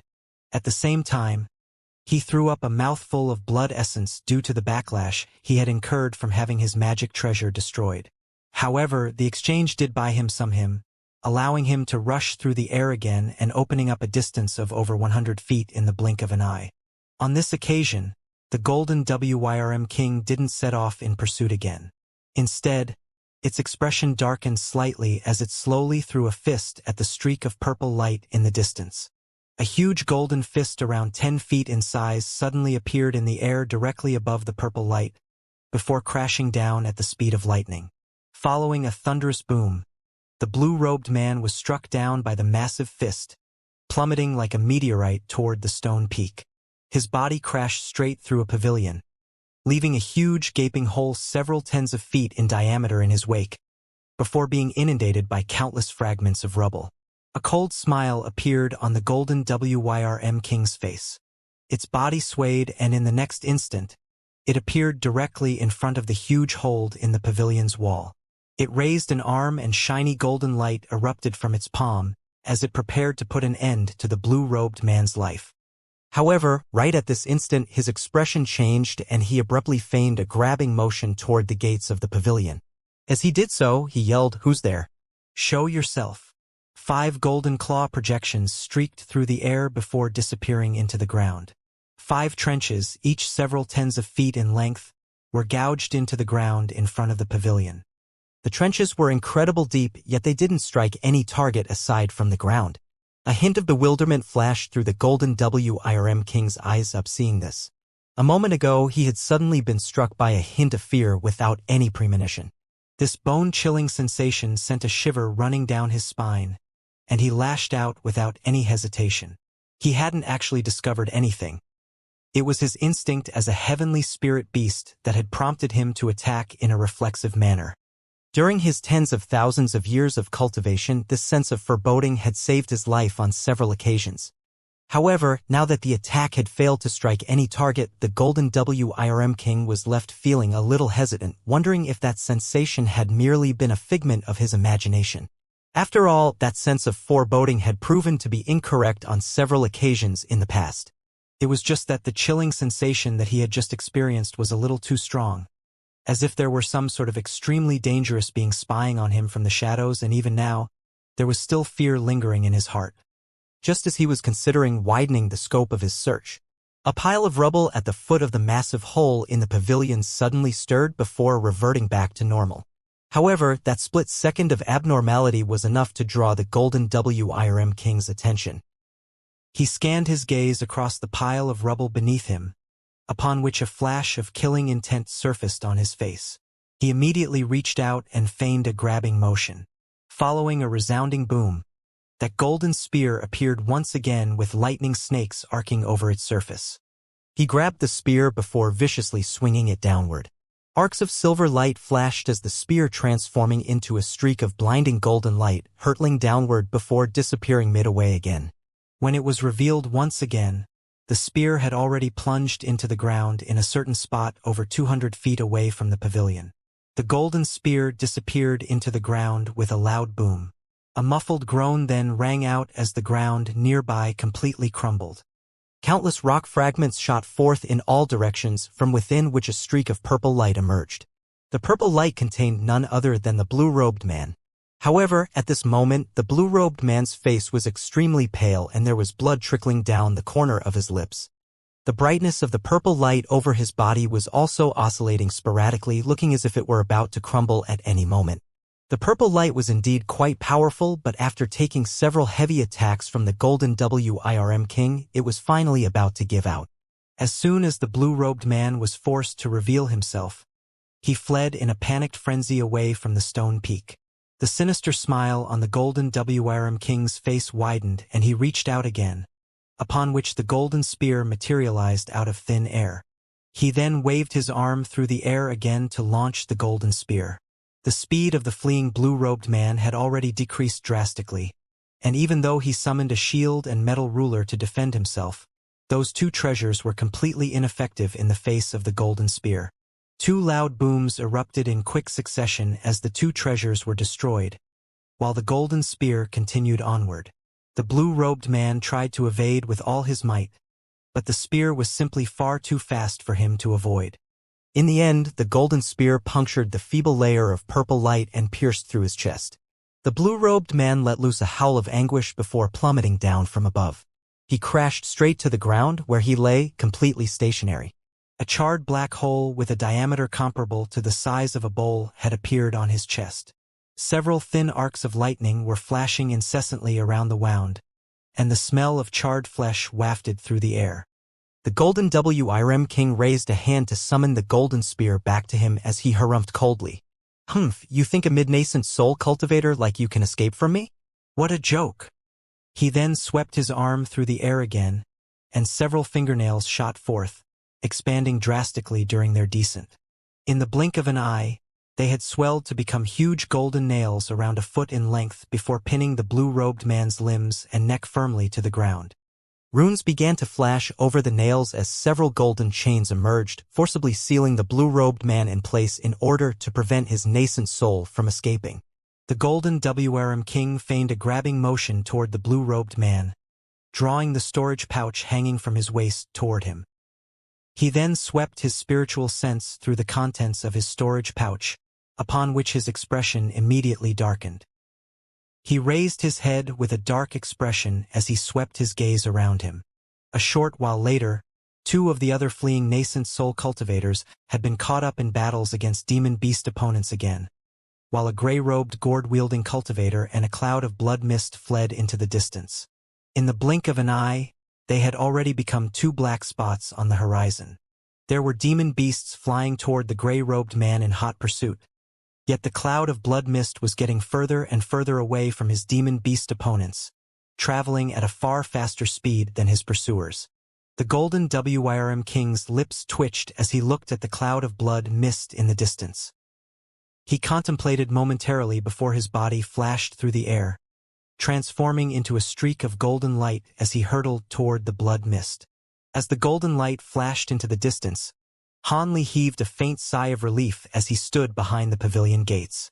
When the blue-robed man had been sent flying into the pavilion, he had been tempted to quickly subdue him before searching to see if he were carrying the top-grade spirit stone. However, he deemed that to be too risky in the end, and refrained from doing so. To his surprise, the golden Wyrm king's spiritual sense was able to detect something during Han Li's split second of indecision. The attack he had unleashed almost managed to strike Han Li. Thankfully, he had mastered his teleportation technique to an extremely high degree, thereby allowing him to soundless travel to the other side of the pavilion gates, causing the golden Wyrm king to miss his attack. From the golden Wyrm king's expression, it appeared that the top-grade spirit stone wasn't in the blue-robed man's storage pouch, and nor could he possibly be carrying the spirit stones on his body somewhere. After all, if an item with such pure spiritual chi weren't placed in a storage pouch, anyone would be able to identify its whereabouts.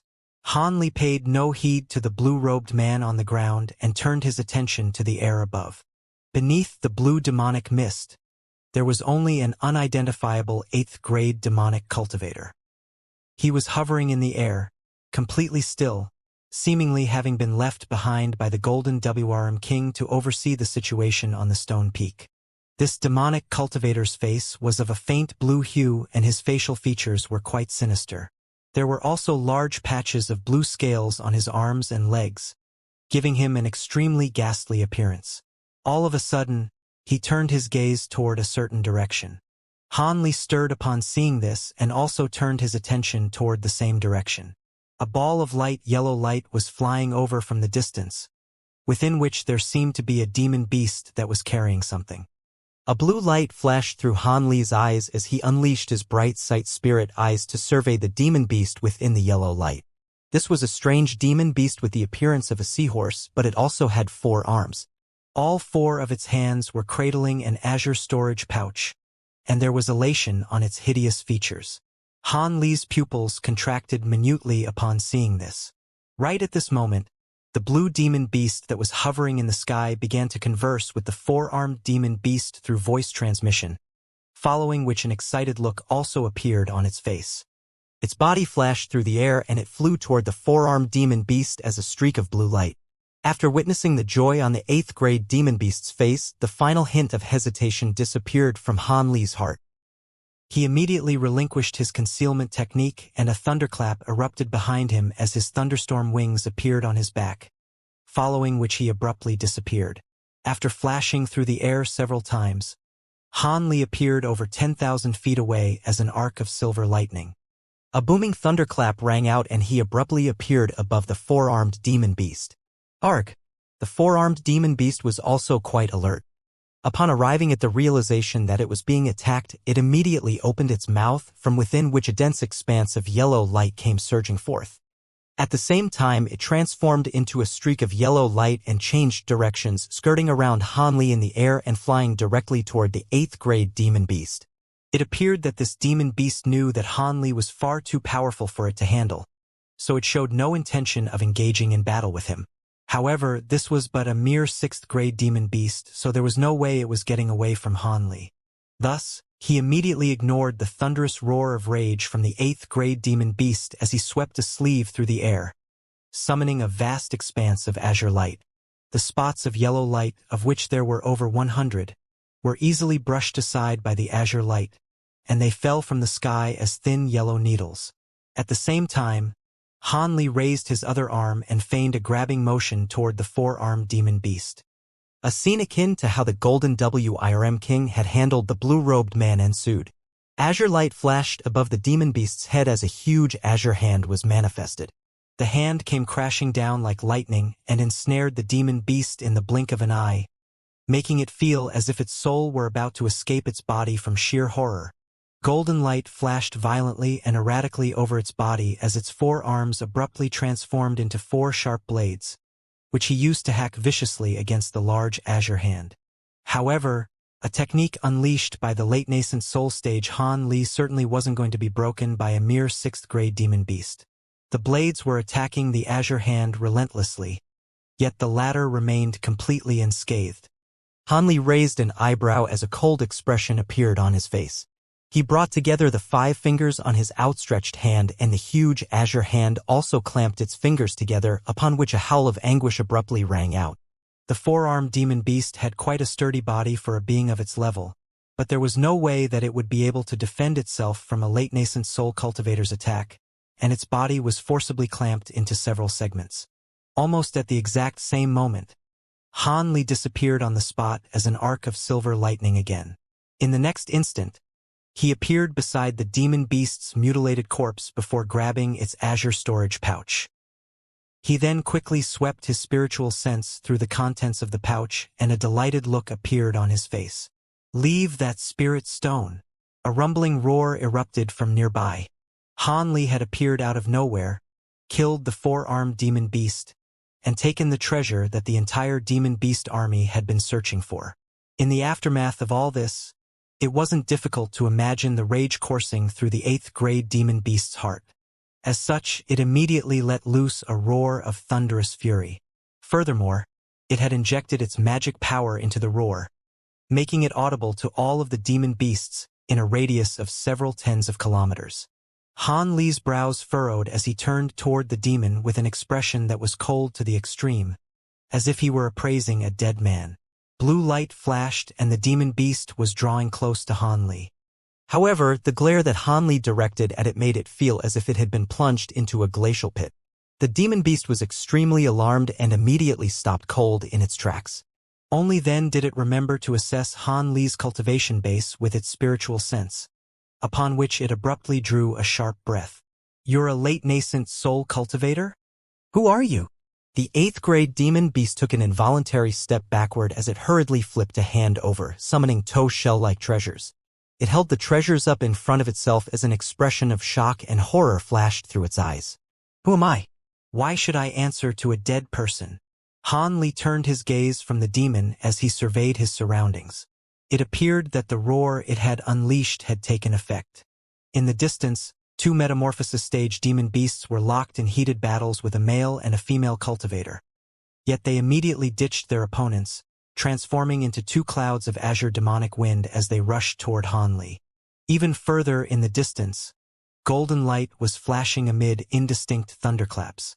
That golden WYRM king was also on its way back. With that demon beast's fearsome speed, it would only take it an instant to return to this place. Han Li contemplated the situation as a cold smile appeared on his face. He put away the storage pouch before flipping his hand over to summon a green wooden ruler. Upon seeing this, the 8th-grade demon beast immediately activated its shell-like treasures without any hesitation. White light flashed over the surfaces of the 2 shells, forming a resolute barrier of light that shielded the demon beast within. The demon was feeling quite relieved after adopting those defensive measures. However, a deriding sneer appeared on Han Li's face upon seeing this. He gently waved the wooden ruler through the air and green spiritual light flashed as the sound of Buddhist chants erupted from above the demon beast. A silver lotus that was several tens of feet in diameter appeared, from which 7-colored Buddhist light came raining down in a frenzy. The 8th-grade demon beast's body swayed as it reflexively attempted to evade the Buddhist light. However, a horrifying scene then ensued. The air around it suddenly tightened as an immense invisible force descended upon its body, making it unable to move so much as a single finger. After being enshrouded under the Buddhist light, its spiritual power also congealed, rendering it completely unable to use its power. Arg! The demon beast only had the chance to cry out in shock and horror before a streak of golden light around 10 feet in length came hurtling toward it. The golden light only flew in a few circles around the barrier of light, upon which the light barrier emitted a cracking sound as it completely fell apart. The golden light flashed past right before the demon beast's horrified eyes. In the next instant, its body had been sliced in half and the two halves plummeted directly toward the ground. However, a ball of green flames suddenly shot forth from the mutilated body.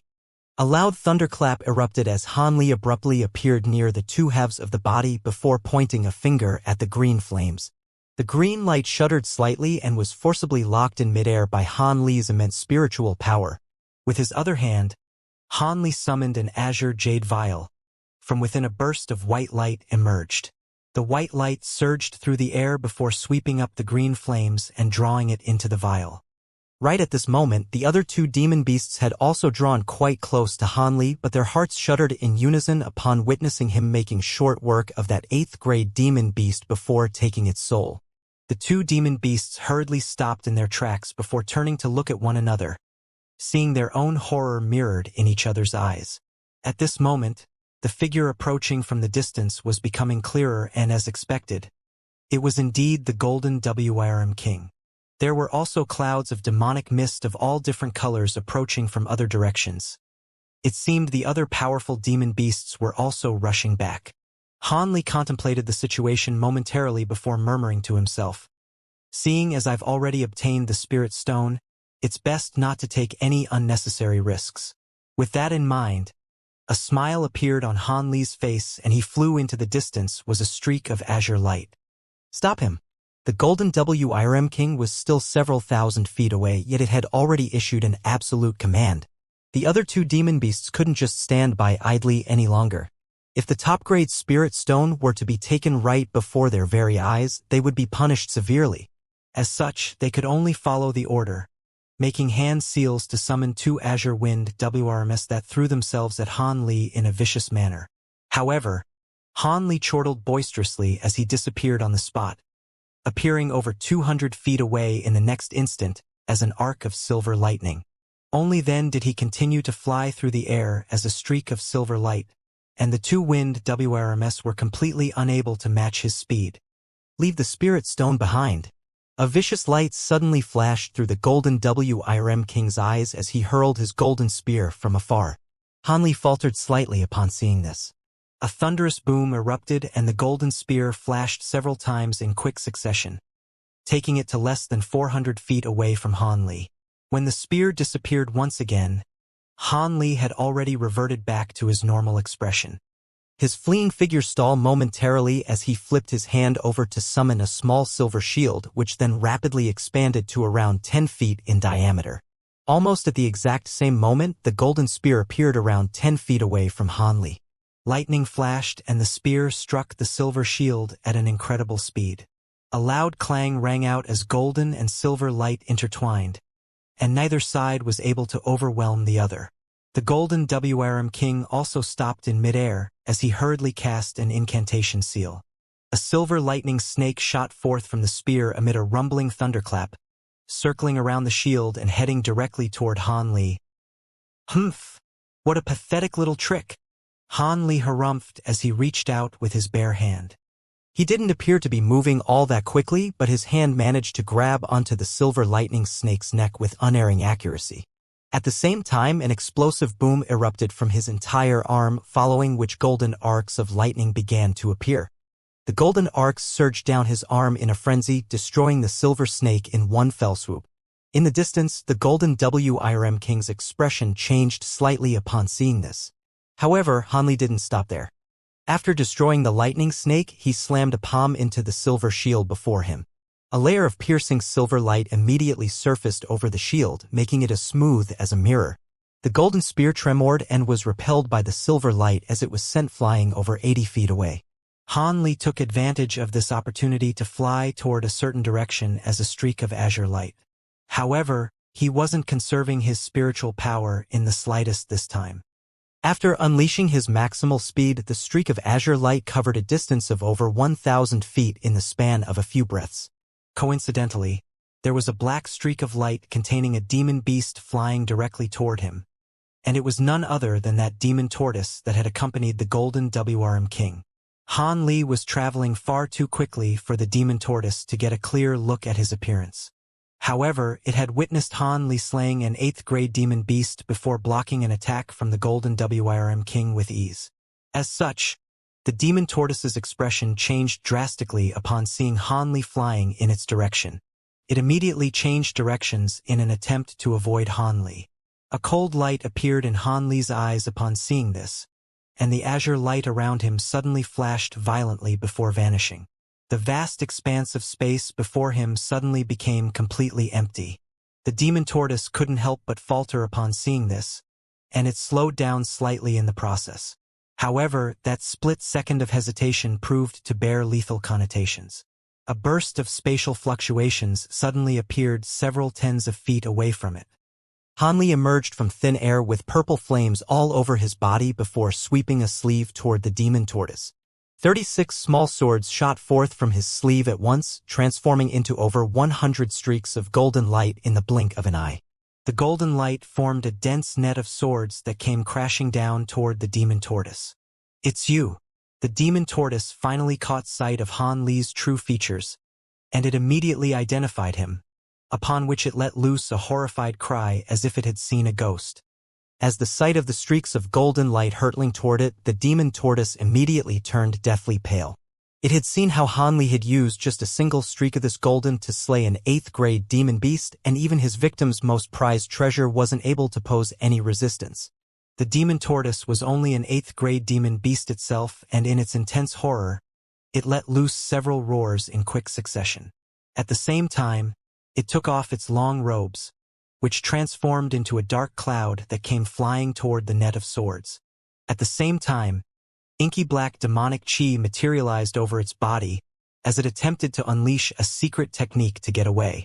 However, right at this moment, a bone-chilling harumph sounded from between Han Li's lips. The demon tortoise was immediately struck by excruciating pain, as if its spiritual sense were being torn apart. It clasped its hands over its head and let loose a blood-curdling cry as jets of black blood shot out from his ears and nose. The demon tortoise then plummeted from the sky. Meanwhile, the dark cloud was instantly sliced into countless segments by the net of swords, and those segments transformed into fingernail-sized tortoise shell fragments that came raining down from above. Brilliant golden light flashed, and the net of swords descended toward the demon tortoise without any pause. The demon tortoise had only just recovered slightly from the agony of having its spiritual sense torn apart, and it was completely unable to avoid this net of swords. In its despair, the demon beast gritted its teeth and roared, "Brother Gold, this man is the Li surnamed man from—" However, before it had a chance to finish its sentence, Han Li's expression darkened as he abruptly activated his sword arts. The net of swords immediately contracted as countless streaks of golden light flashed past the demon tortoise's body, slicing it into countless pieces. Even the green flames manifested by its soul only flashed once before it was inundated by golden light.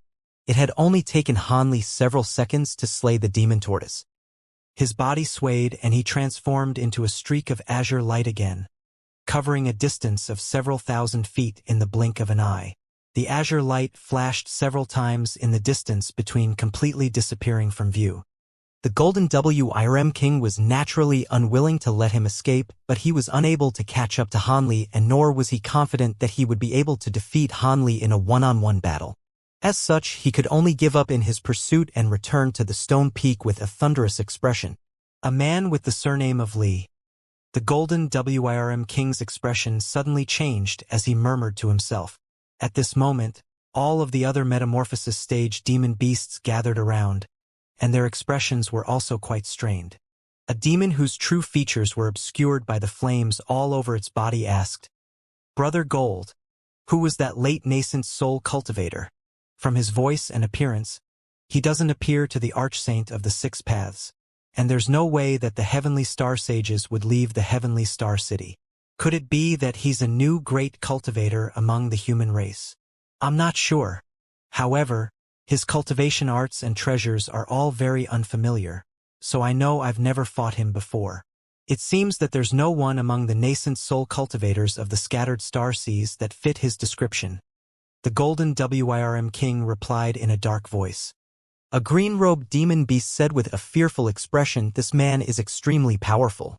Even fellow Taoist Lan and fellow Taoist Wu couldn't last more than a few seconds each against him. He's most likely even more powerful than the Archsaint of the Six Paths and the Heavenly Star Sages. The other demon beasts also wore the same fearful expressions. After all, most of them were 8th-grade demon beasts and were no more powerful than the 2 8th-grade demon beasts that Han Li had just slain with ease. If Han Li had set their sights on them, they would have also undoubtedly been killed on the spot. Many of the demon beasts had already made up their minds. If they were to ever encounter Han Li again, they would drop everything and run for their lives.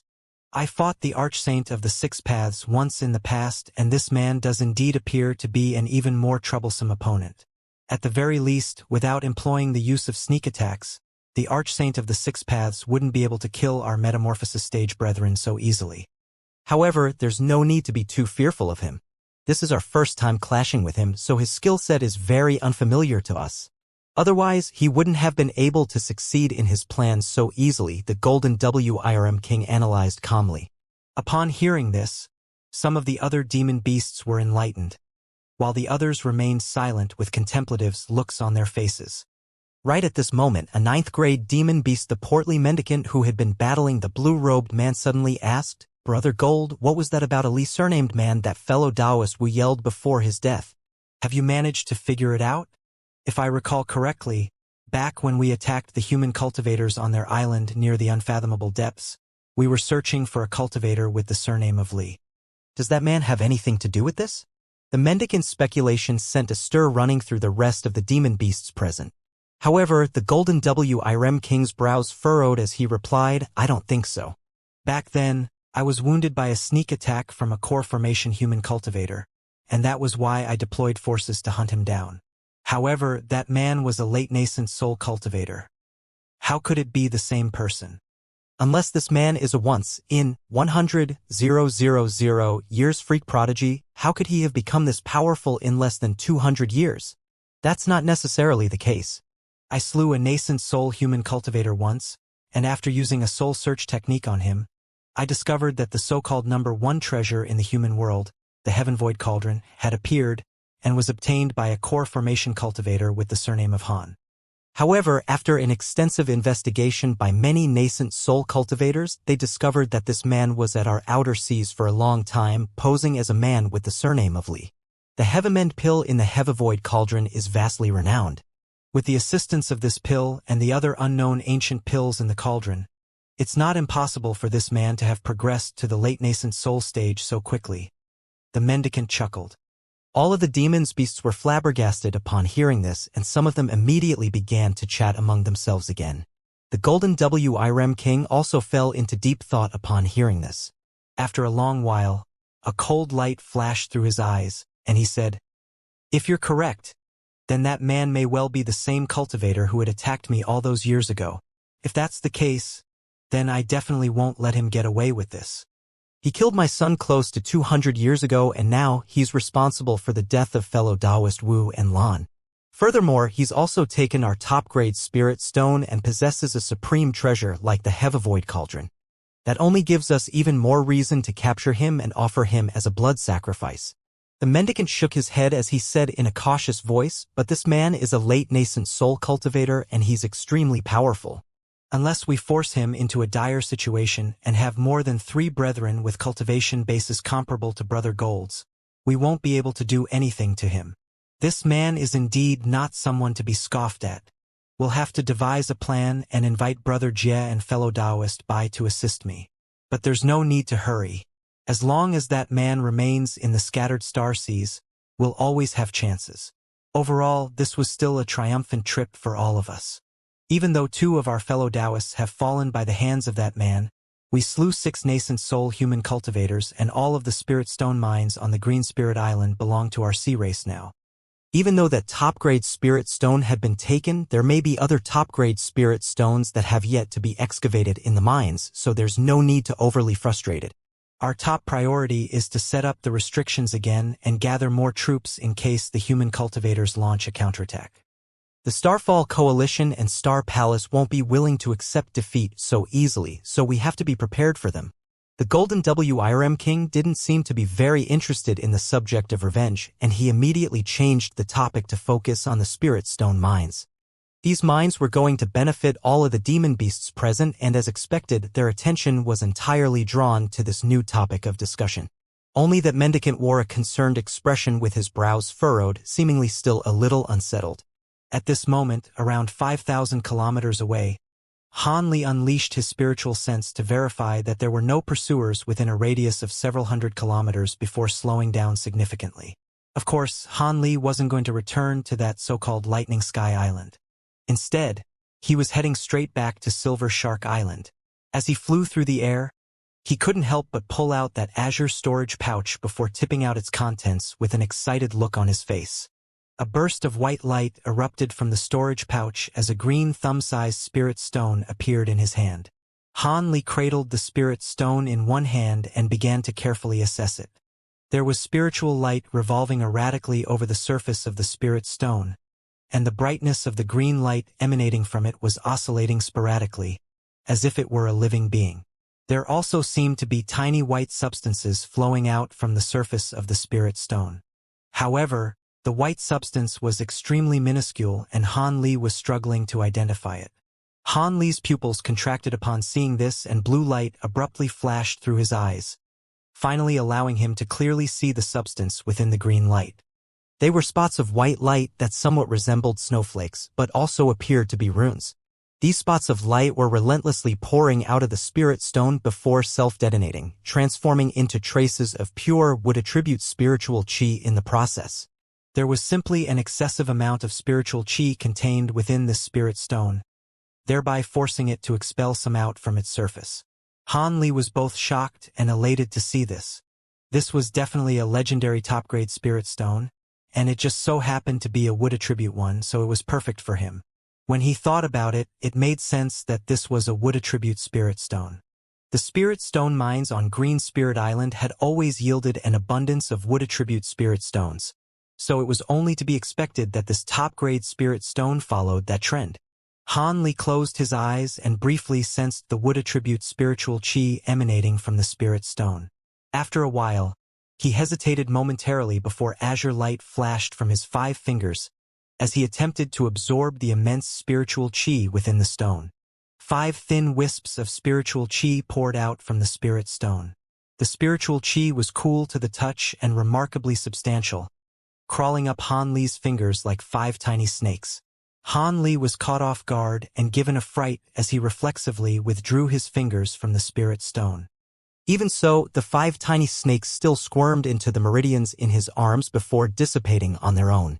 All of a sudden, a burst of spiritual power that was filled with exuberant vitality spread through his entire body. Han Li was immediately enshrouded by a warm yet cool sensation, making him feel extremely comfortable, as if he were floating on a cloud. So this was a top-grade spirit stone?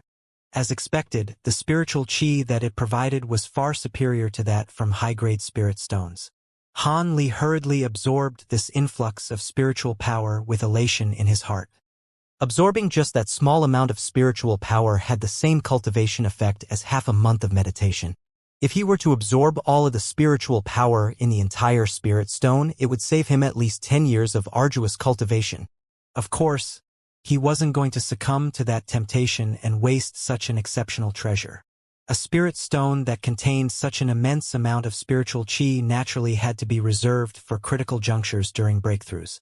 Han Li flipped his palm over and a small azure box appeared. He carefully placed the top-grade spirit stone into the wooden, then plastered several talismans of different colors onto the box before stowing it away into his storage pouch. Han Li let loose an internal cry of elation as he shot forth into the distance as an azure streak of light. Several months later, Han Li was close to returning to Silver Shark Island.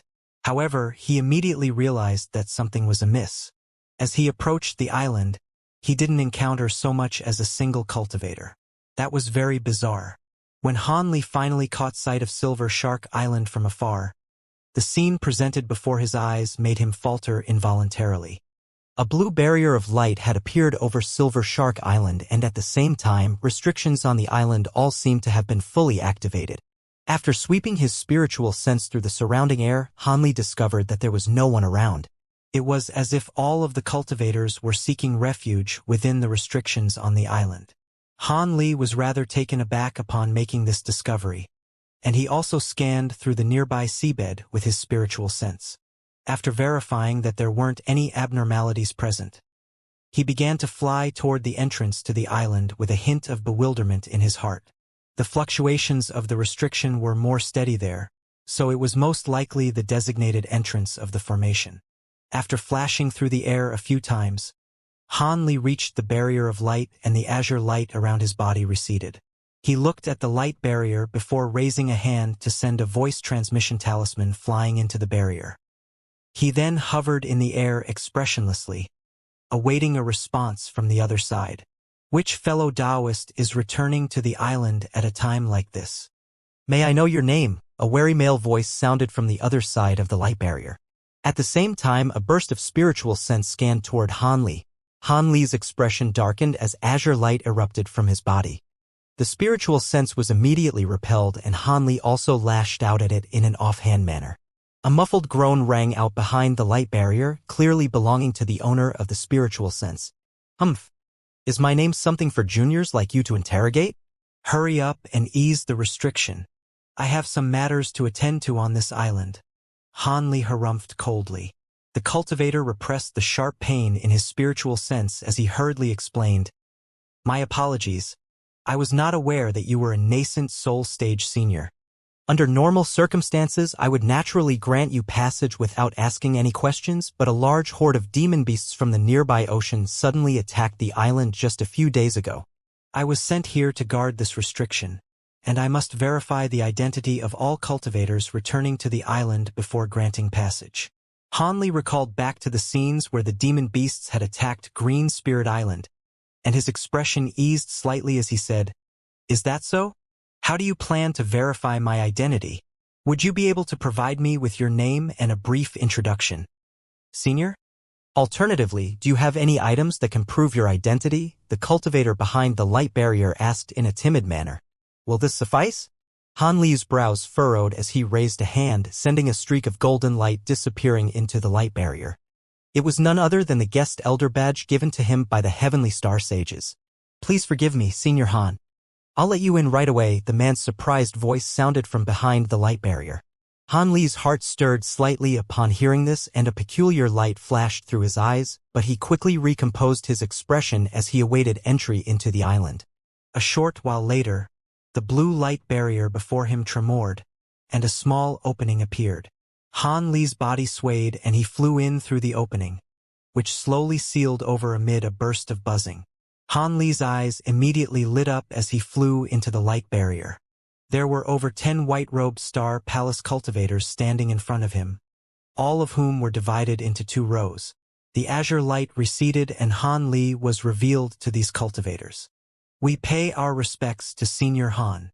A middle-aged cultivator hurriedly stepped forward before extending a respectful bow to Han Li. Judging from his voice, he was the one who had been conversing with Han Li earlier. This man was a core formation cultivator and his face was slightly pale, clearly still recovering from the spiritual sense backlash that had just been inflicted upon him.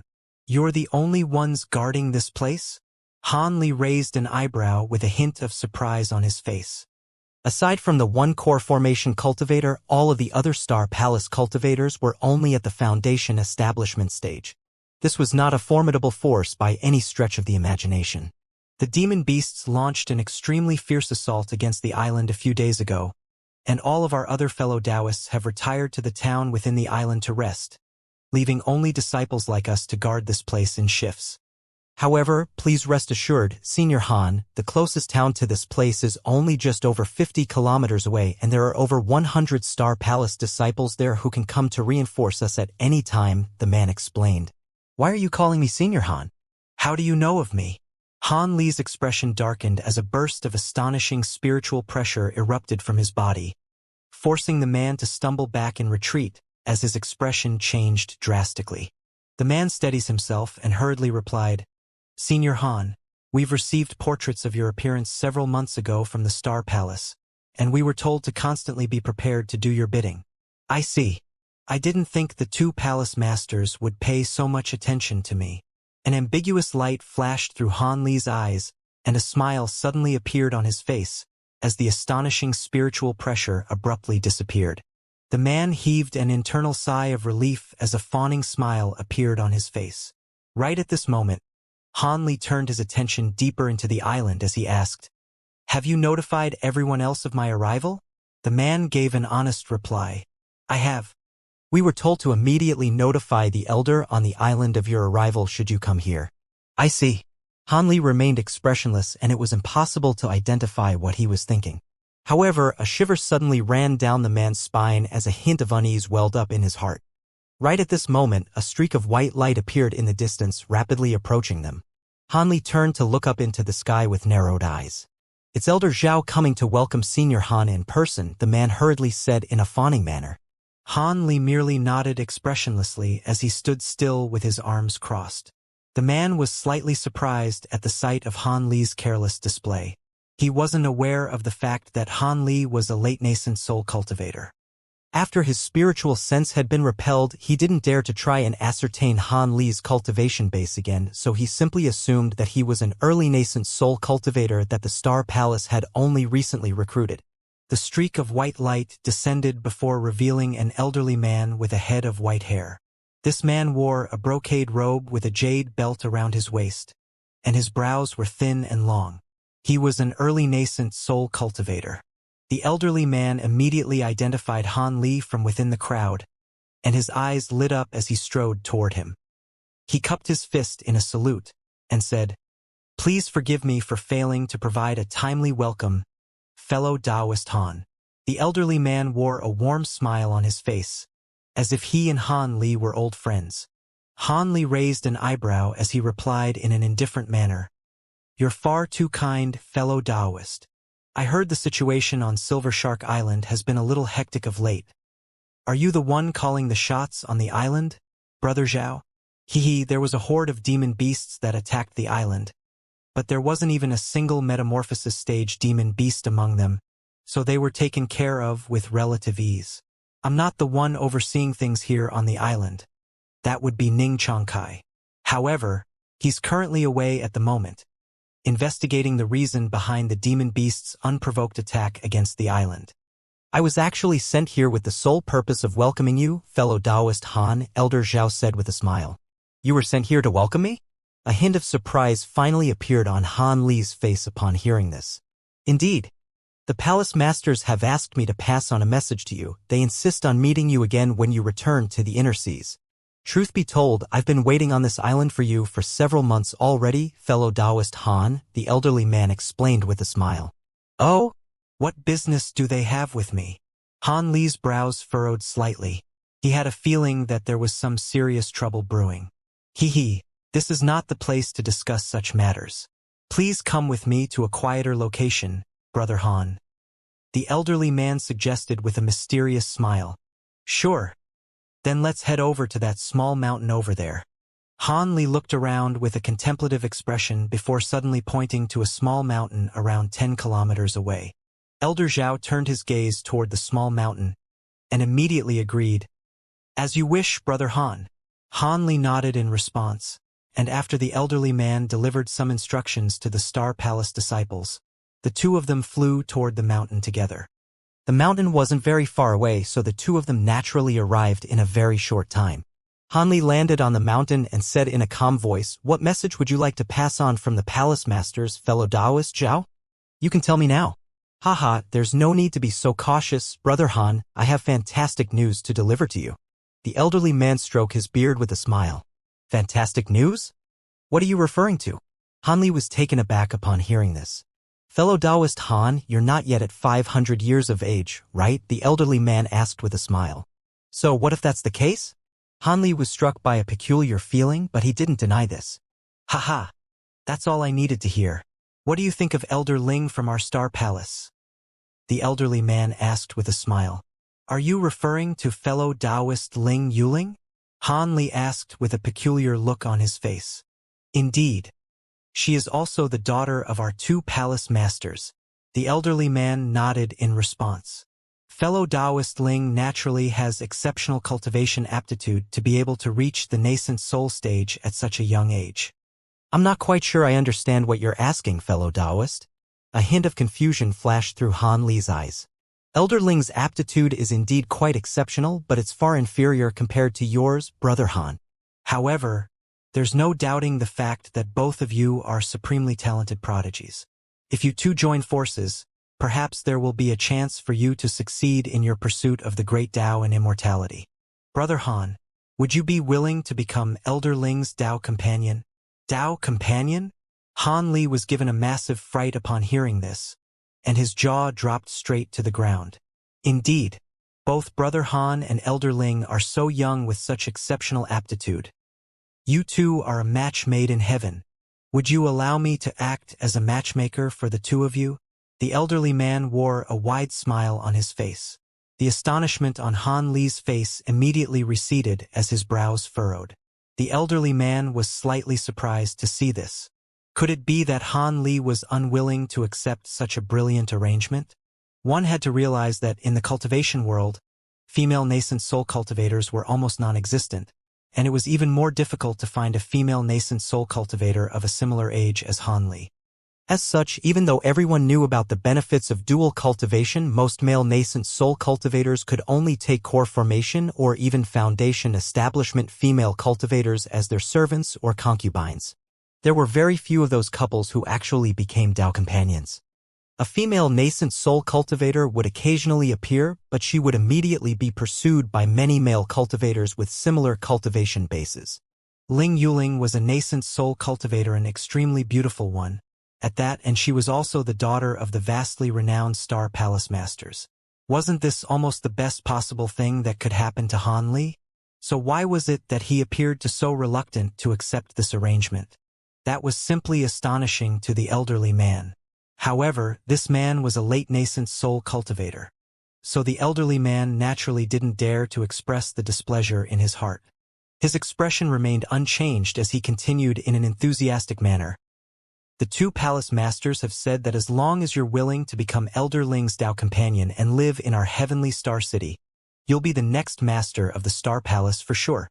In that case, you'll become the ruler of the scattered star seas, Brother Han, and on top of that, the elderly man began to rattle off a long list of benefits that the dual cultivation arrangement could bring to Han Li, and his voice was tinged with more than a hint of envy. Han Li continued to remain silent, but the elderly man didn't have any intention of stopping anytime soon, so he could only heave an internal sigh in the end and cut him off. I'm very grateful to the palace masters for thinking so highly of me, but I must refuse this proposal. What? Please consider this carefully, Brother Han. This is an important matter, and it would be unwise to make a rash decision. The elderly man could sense from Han Li's aloof reaction that he was quite averse to the proposal. However, his heart still sank after hearing Han Li's refusal, yet he was still unwilling to give up. It would place him in a very awkward situation if he failed to complete this mission that the heavenly star sages had assigned to him. It's not that I think fellow Taoist Yuling isn't good enough for me or that I harbor any unfavorable bias toward the Star Palace. It's just that I already have a Tao companion, and she's also a nascent soul cultivator, Han Li explained. I see. There's no helping it then. Looks like you and Elder Ling simply weren't meant to be. I still think it's quite a pity, though. The elderly man heaved a resigned sigh upon hearing this. However, he was also quite relieved that he would have an excuse to pass on to the heavenly star sages. At the same time, he was feeling rather perplexed. It seemed that in the past 100 years, there were no new female nascent soul cultivators that had appeared in the scattered star seas aside from Ling Yuling.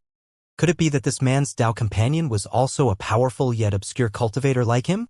The heavenly star sages hadn't mentioned to him that Han Li may have been a foreign cultivator. As such, he automatically assumed that Han Li was one of those cultivators who spent the majority of time cultivating in seclusion, thereby making him an obscure figure in the cultivation world. The elderly man heaved a forlorn sigh before suddenly changing the subject as he said, I won't press the issue with Elder Ling any further, but the palace masters have instructed me to pass on another message to you if you turn down the dual cultivation proposal. Would you be interested in hearing it, Brother Han? Of course. Please go ahead, Han Li replied. Seeing as the Star Palace had failed to recruit him, They were naturally going to try some other tricks. This did not come as a surprise to Han Li. The elderly man suddenly adopted a more solemn expression as he said, "The palace masters would simply like to meet with you again. Of course, you're free to choose the location as long as it's within or somewhere close to Heavenly Star City. The palace masters have said that they would like to discuss an important matter with you regarding a breakthrough to the deity transformation stage. I hope you can accept this proposal, Brother Han." Something related to a breakthrough to the deity transformation stage? Han Li stroked his chin with a contemplative look. If it weren't for that final part of the message, he would turn down the proposal without any hesitation. However, this proposal was quite tempting and he had to think carefully about it. After all, he didn't have a single clue with regard to how he was going to progress to the deity transformation stage. Even if the process was likely going to be quite risky, he still didn't want to miss out on an opportunity like this. After contemplating for a long while, Han Li finally said, "If the Heavenly Star Sages wouldn't mind, I can meet them on that small island 1,500 kilometers north of Heavenly Star City. I'll be there on the island in the 3 days." At his current power level, as long as he wasn't trapped in an inescapable place and ganged up on by too many nascent soul cultivators at once, he didn't need to fear any ambushes or sneak attacks. As such, meeting them shouldn't incur too much risk. "All right, I'll be sure to pass on your response to the palace masters." An elated expression appeared on the elderly man's face. Han Li chatted with this man for a while longer before taking his leave. The elderly man could see that Han Li wasn't interested in conversing with him any further, so he didn't try to keep Han Li. After that, Han Li headed straight toward the teleportation formation on the island. At his speed, it didn't take him long at all to reach the mountain upon which the teleportation formation was situated. Once there, he just so happened to catch sight of the burly cultivator who was guarding the teleportation formation on the previous occasion that he was here as well. The man wore a stern expression and was speaking to several cultivators. As he did so, he shook his head incessantly as if he were refusing something. Dazzling azure light flashed and Han Li appeared in front of the group of people, seemingly out of thin air. "I pay my respects to Senior Han." The berry cultivator immediately recognized Han Li, and he hurried over before extending a respectful salute. "I want to go back to the inner seas. The teleportation formation is ready to go, right?" Han Li asked coldly. "Of course. Right this way, Senior Han," the Star Palace cultivator quickly replied. Before Han Li even had to ask, he immediately handed over a teleportation talisman. Even though he had the greater teleportation medallion, Han Li still took the talisman before entering the teleportation formation. Moments later, white light erupted within the stone chamber, and Han Li disappeared. The other cultivators had all put on reverent expressions in response to Han Li's arrival, and following his departure, their expressions eased in unison. One of the core formation cultivators who was familiar with the burly cultivator asked, "Brother Yu, was that senior an elder of your Star Palace? He looks quite unfamiliar to me." "He actually isn't. I've only met this senior on one previous occasion and he's carrying a guest elder badge from our Star Palace. Even though no official announcement has been made, I assume he must be a new elder who's about to join our Star Palace," the burly man replied with a smug smile. "I see. Doesn't that mean your Star Palace is going to grow even more powerful now? It appears this elder is quite powerful. I wonder if he's an early nascent soul or mid-nascent soul cultivator." The core formation cultivator clicked his tongue with wonder. "I'm not too sure of that either. This senior seems to be carrying some sort of treasure that prevents people from ascertaining his cultivation base. However, I assume that he's still an early nascent soul cultivator. After all, if he were at the mid-nascent soul stage already, surely he would be more renowned." The burly cultivator speculated hesitantly. "I agree with you on that one. In any case, he's not someone that the likes of us can compare with. TSK, 1,000-year lifespan. I wonder if we still have a chance to progress to the nascent soul stage." A cultivator with a sword strapped to his back heaved a forlorn sigh. 3 days later, on a nondescript coral island 1,500 kilometers north of Heavenly Star City that was only several kilometers in size, there was a young man meditating with his legs crossed and his eyes tightly closed. That young man was, of course, none other than Han Li. Several days ago, after returning to the inner seas using the teleportation formation, he had immediately left the massive island without delaying so much as a single moment. He had been wary that the heavenly star sages would take advantage of that opportunity to attack him, but it appeared that he had been overly paranoid. He managed to leave the Star Palace's territory without any impediment. Han Li was quite relieved as a result, and stayed for a few days in the nearby region before arriving on the island that he had agreed to meet the heavenly star sages on. At this moment, he had already released his powerful spiritual sense to its maximal extent as a safety precaution. Everything within a radius of several hundred feet had been enshrouded within his spiritual sense, regardless of whether it was the seabed that lay at depths of tens of thousands of feet or the sky hundreds of thousands of feet above. All of it was within the scope of his surveillance. Han Li naturally wasn't going to get complacent when faced with vastly renowned cultivators like the Heavenly Star Sages. They were a couple and both were using the same cultivation arts, so when they combined their powers, they would most likely be far more troublesome to deal with than two normal late-nascent soul cultivators. Furthermore, the divine essence-fused light was certainly no joke. It was said that it could crush all powers of the 5 elements in this world. That was clearly an exaggeration, but it wasn't too far off the mark. Han Li didn't want to lose his life over a moment of carelessness. Thus, he had made sure to establish surveillance over everything in the surrounding region prior to the arrival of the sages, in order to protect himself from any sinister intentions they could harbor. When it was close to noon and the sun had almost reached its highest point in the sky, Han Li suddenly stirred as he opened his eyes. In the far distance, there were 2 spots of white light flying through the air side by side, heading directly toward the small island that he was situated on. Han Li didn't immediately rise to his feet. Instead, he turned toward that direction expressionlessly. The 2 approaching cultivators had clearly seen Han Li from afar, and they immediately accelerated toward the small island that he was situated on. The streaks of white light soon appeared above the island before receding to reveal a man and a woman. The woman appeared to be around 25 or 26 years of age with skin as fair as snow and luscious black hair. She wore a vibrant green palatial dress and her entire body was emanating a regal and esteemed aura. In contrast, the man was a white-robed scholar who appeared to be around 40 years old. His looks were very ordinary, yet his brows were as dense and dark as swords. There was a sinister aura radiating from his body, and his expression was as cold as ice. The 2 of them hovered in the air at altitudes of around 300 feet, appraising Han Li from above.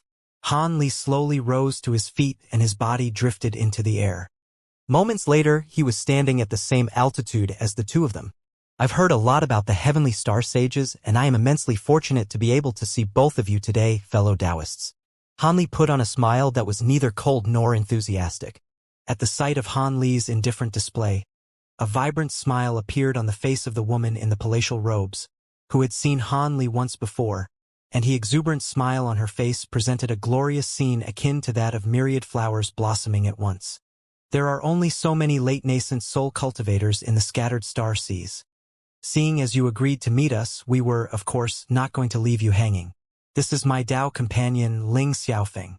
The 2 of us do indeed have a bit of renown, but not many people actually know our real names, the woman said.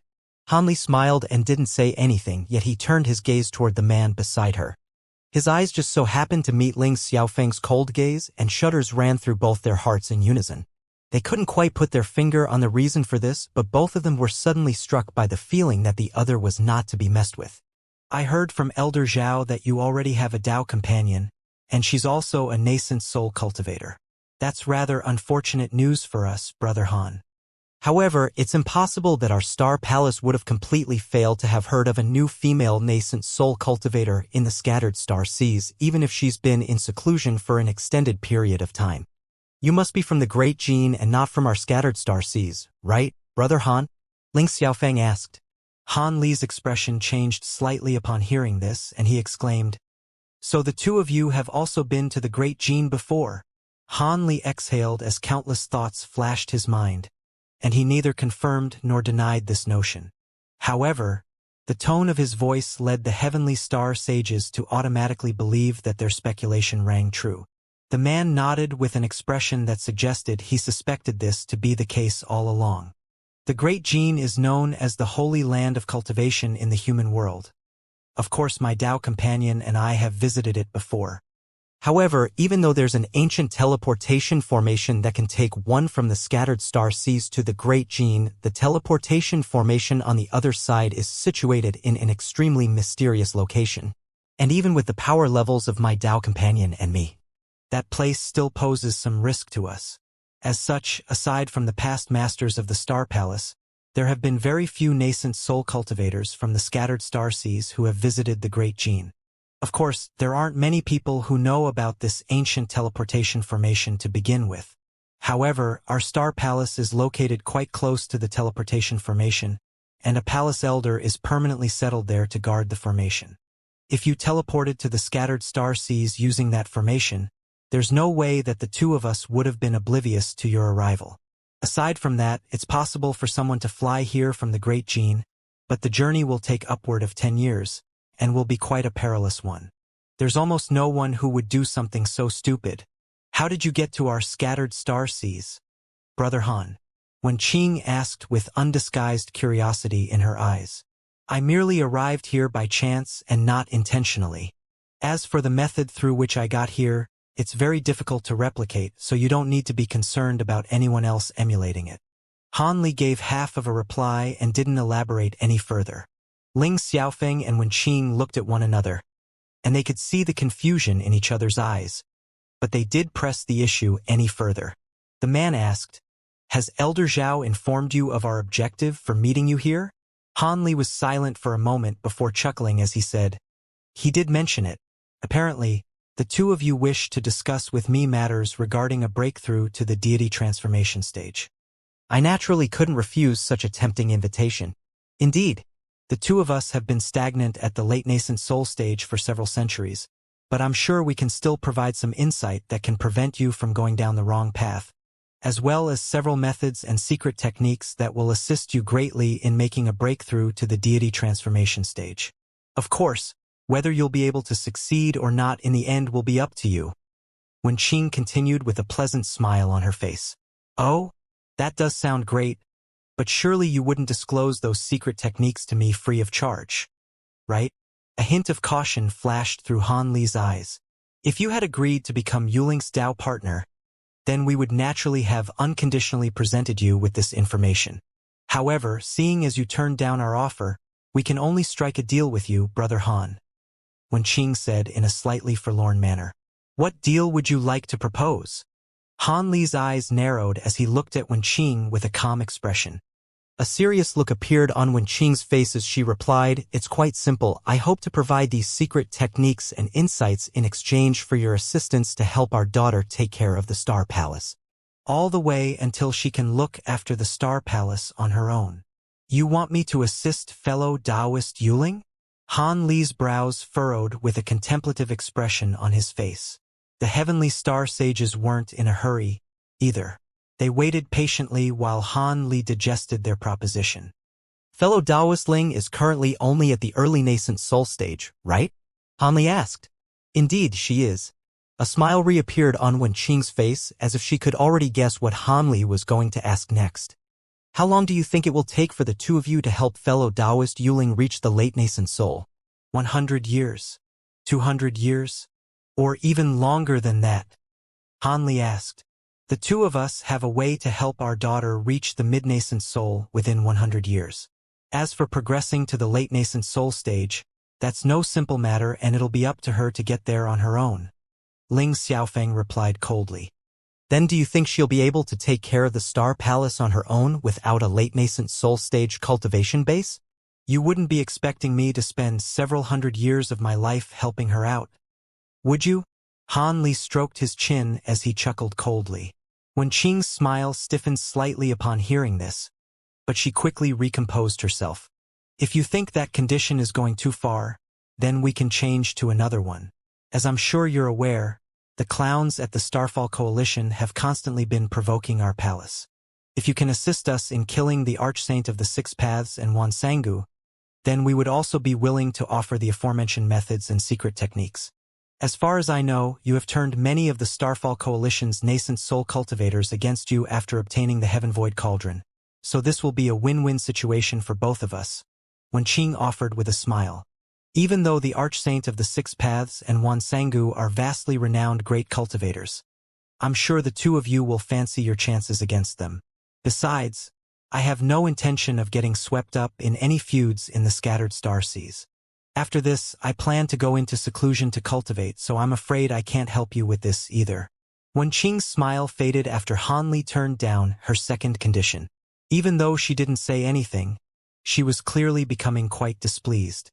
At this moment, Ling Xiaofeng said, "Brother Han, you may not aware of this, but the secret techniques that we are offering to provide to you have only been invented after countless years of effort and research from several past masters of the Star Palace. They are priceless treasures to late nascent soul cultivators like us. You're not hoping to obtain them from us free of charge, are you?" Ling Xiaofeng's expression had cooled even further. Han Li completely disregarded the two sages' discontent and clasped his hands behind his back as he said, "I wouldn't dare to dream of it. According to my knowledge, all of the past masters of the Star Palace were late nascent soul great cultivators, yet very few of them actually managed to reach the deity transformation stage. I'm sure the methods and secret techniques you're offering are very valuable, but I really am rather skeptical of their efficacy. Of course, referencing these things will surely be of great benefit to me, even if they can't directly assist me in making a breakthrough. However, it's too much to ask of me to expend several hundred years to help your daughter or to take such a massive risk in assisting you two in battle. Please state some simpler conditions. I definitely won't consider anything that's too complex or too ambitious." The expressions of the couple's faces immediately darkened upon hearing this. However, they didn't say anything in response. Instead, they exchanged a glance and began to communicate using voice transmission right before Han Li's eyes. Han Li's lips twitched slightly upon seeing this before looking up into the sky expressionlessly. A short while later, the couple seemed to have finished their discussion. Ling Xiaofeng turned to Han Li expressionlessly and said, "For everything we're offering, we're only asking you to assist our daughter on 3 separate occasions. As long as you can do that, we have a deal." Han Li contemplated this condition momentarily before replying, "I can agree to that. However, I will only step in when fellow Taoist Yuling's life is under threat, and I'll only do what I can." "All right.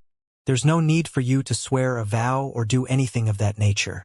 As a fellow great cultivator, I'm sure you'll keep your promises. Fellow Taoist Han, I have 3 myriad distance talismans here that were refined by ancient cultivators using special methods.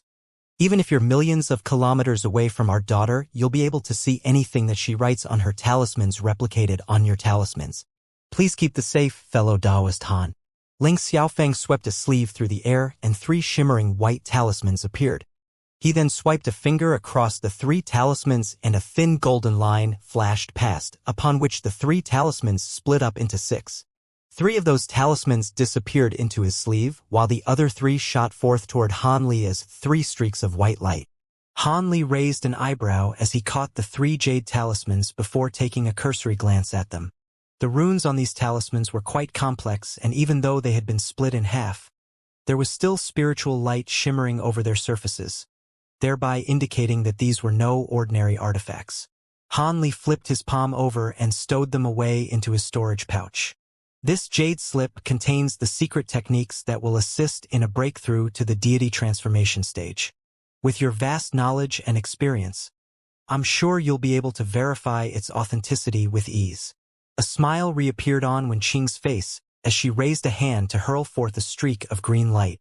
Han Li caught the object to find that it was a palm-sized green jade slip. He nodded and immediately injected his spiritual sense into the jade slip. Sure enough, there appeared to be around 7 or 8 secret techniques and methods in there. Han Li picked one at random and began to carefully scan through it. Unbeknownst to Han Li, just as he was verifying the authenticity of the contents in the jade slip, Wen Qing took a glance at Ling Xiaofeng and a hint of smug look appeared on her eyes. 10 minutes later, Han Li withdrew his spiritual sense from within the jade slip and said, "Indeed, the content authentic and will be very useful to me. All right, if that's the case, then we have a deal.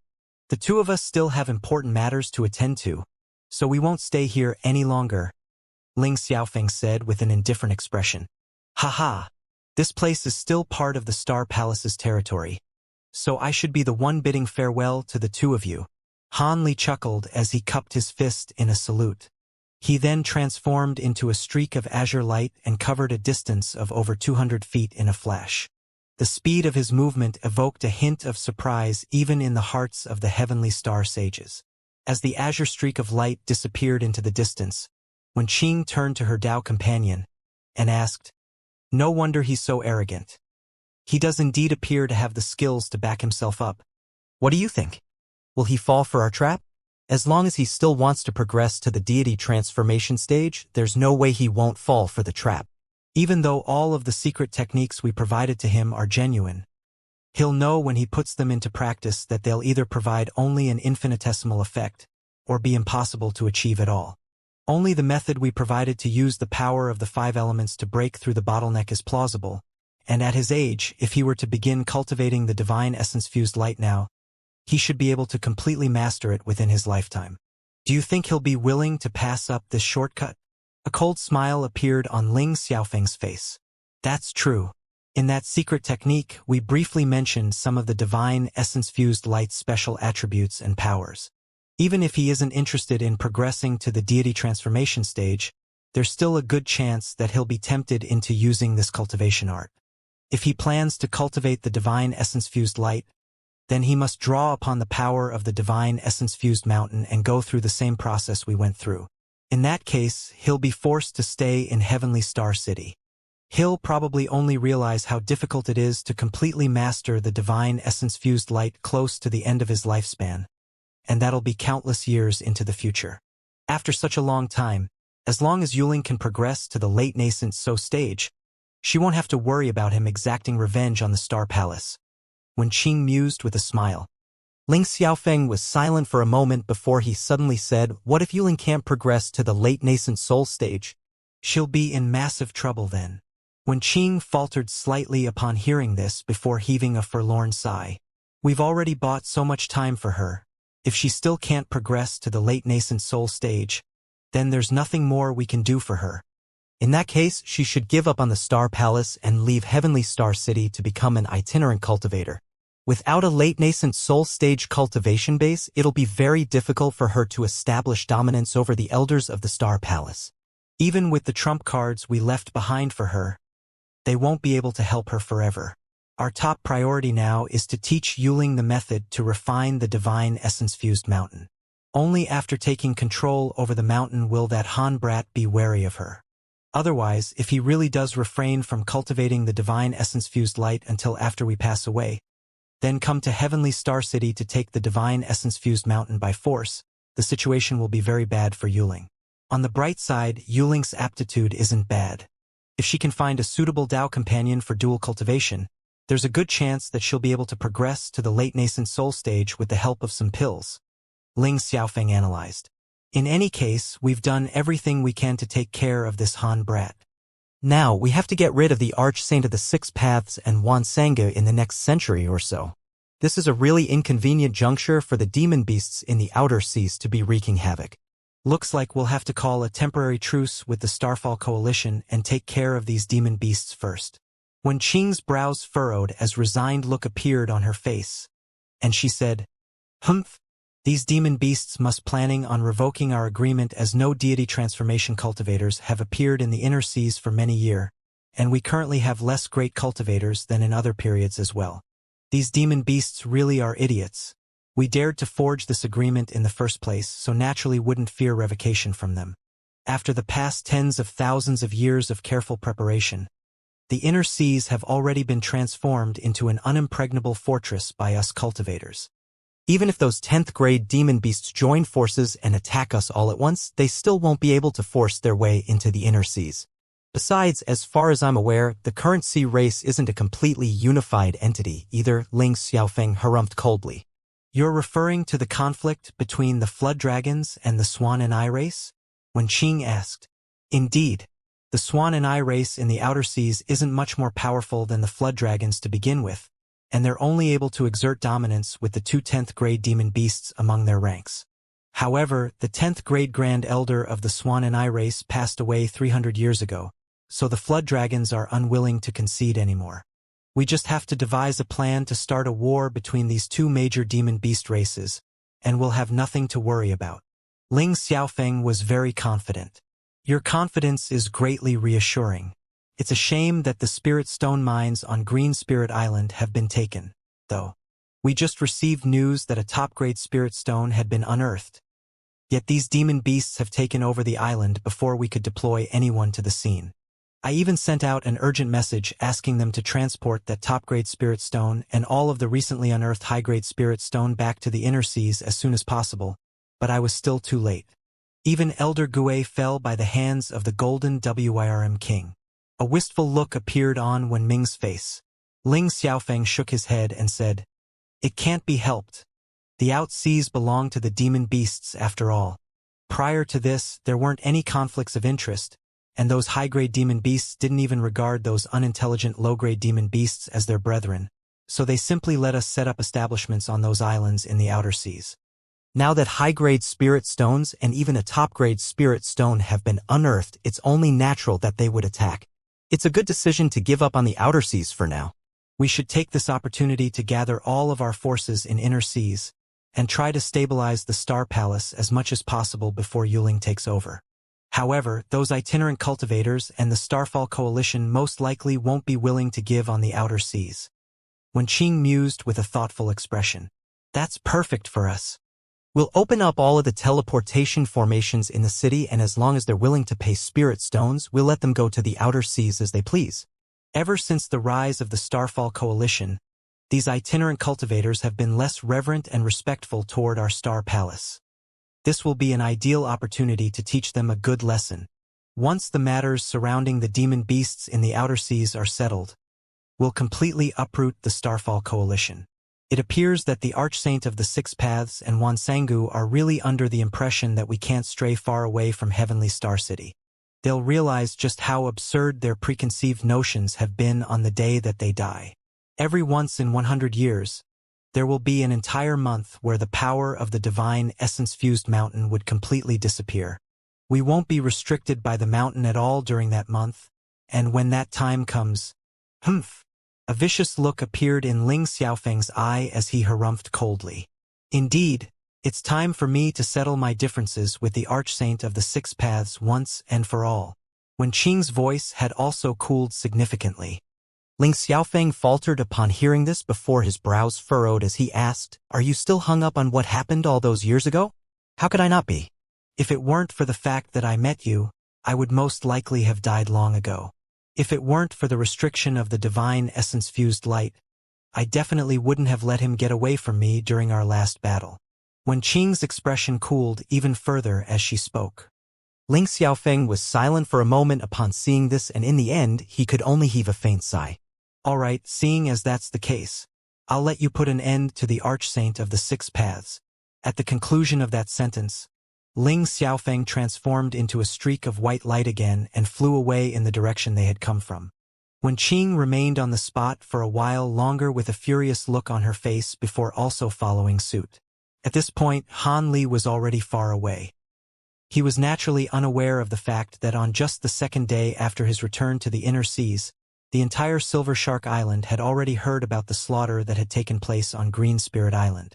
At the same time, news of a top-grade spirit stone being unearthed from a mine on the island created a massive stir throughout the entire Scatterstar Seas.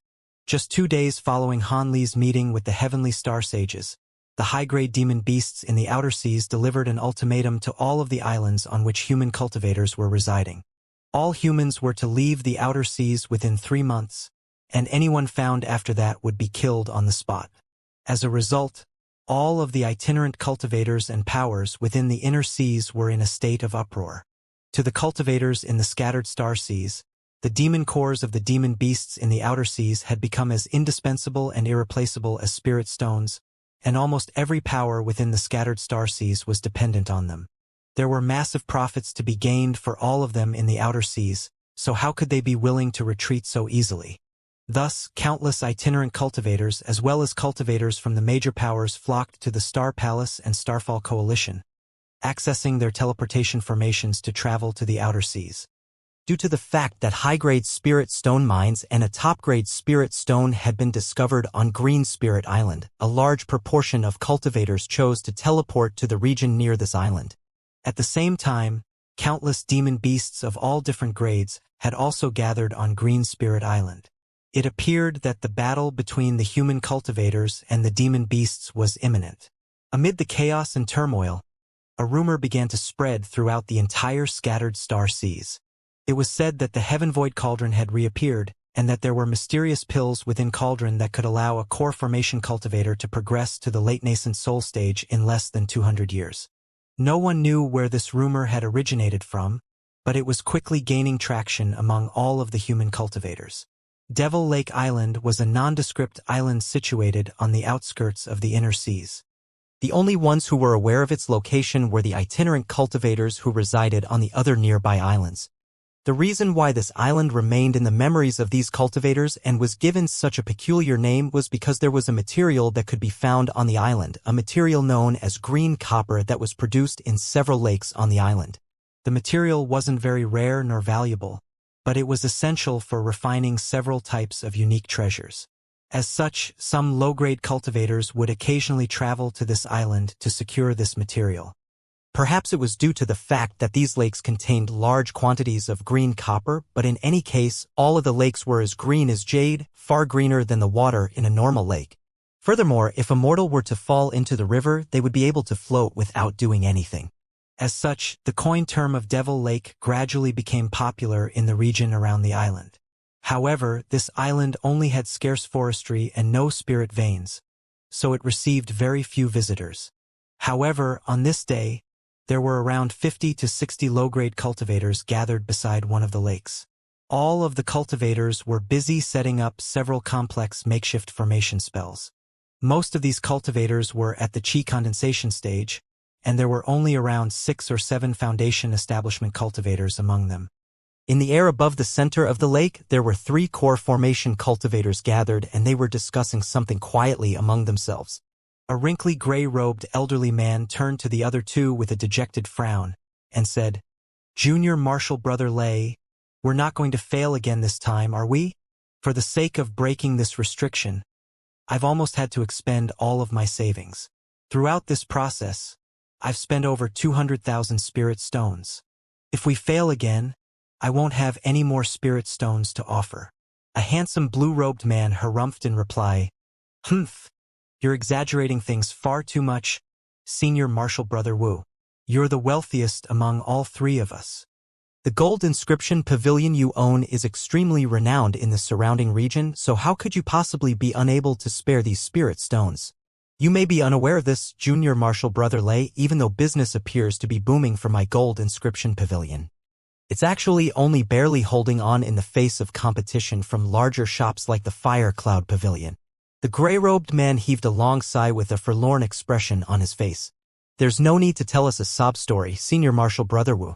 Your gold inscription building has been running for a long time, and if there were no profits to be gained from it, why haven't you closed it down already?" The final cultivator of the 3 was a gorgeous red-robed woman. She had a supple backside coupled with a voluptuous chest, and her large watery eyes seemed to be capable of captivating one's soul. The gold inscription pavilion was quite profitable in its earlier years, but that was only when Master was still around. Ever since Master Man disappeared over 100 years ago, the other larger shops have been exerting a lot of pressure on me, seeing as I no longer have a nascent soul cultivator as my backer. The first few years were alright as they were still wary of a potential return from Master Man. However, 20 years ago, ever since news had spread of Master Man succumbing to his injuries following his battle with the Archsaint of the 6 Paths, business has been deteriorating day after day. If it weren't for the fact that I'm a late core formation cultivator myself, my shop would have most likely been forcibly taken from me already. I'm much more envious of your carefree and leisurely lifestyles. A wry smile appeared on the elderly man's face. I have no interest in hearing about these things. All I know is that I haven't contributed any fewer spirit stones to this cause than you have, Senior Marshal Brother. Furthermore, you're the only one who has been struggling in the aftermath of Master Man's disappearance. With Master's fiery personality, he offended countless cultivators during his lifetime. Now that he's disappeared, I've been targeted by his enemies as someone to exact their revenge against.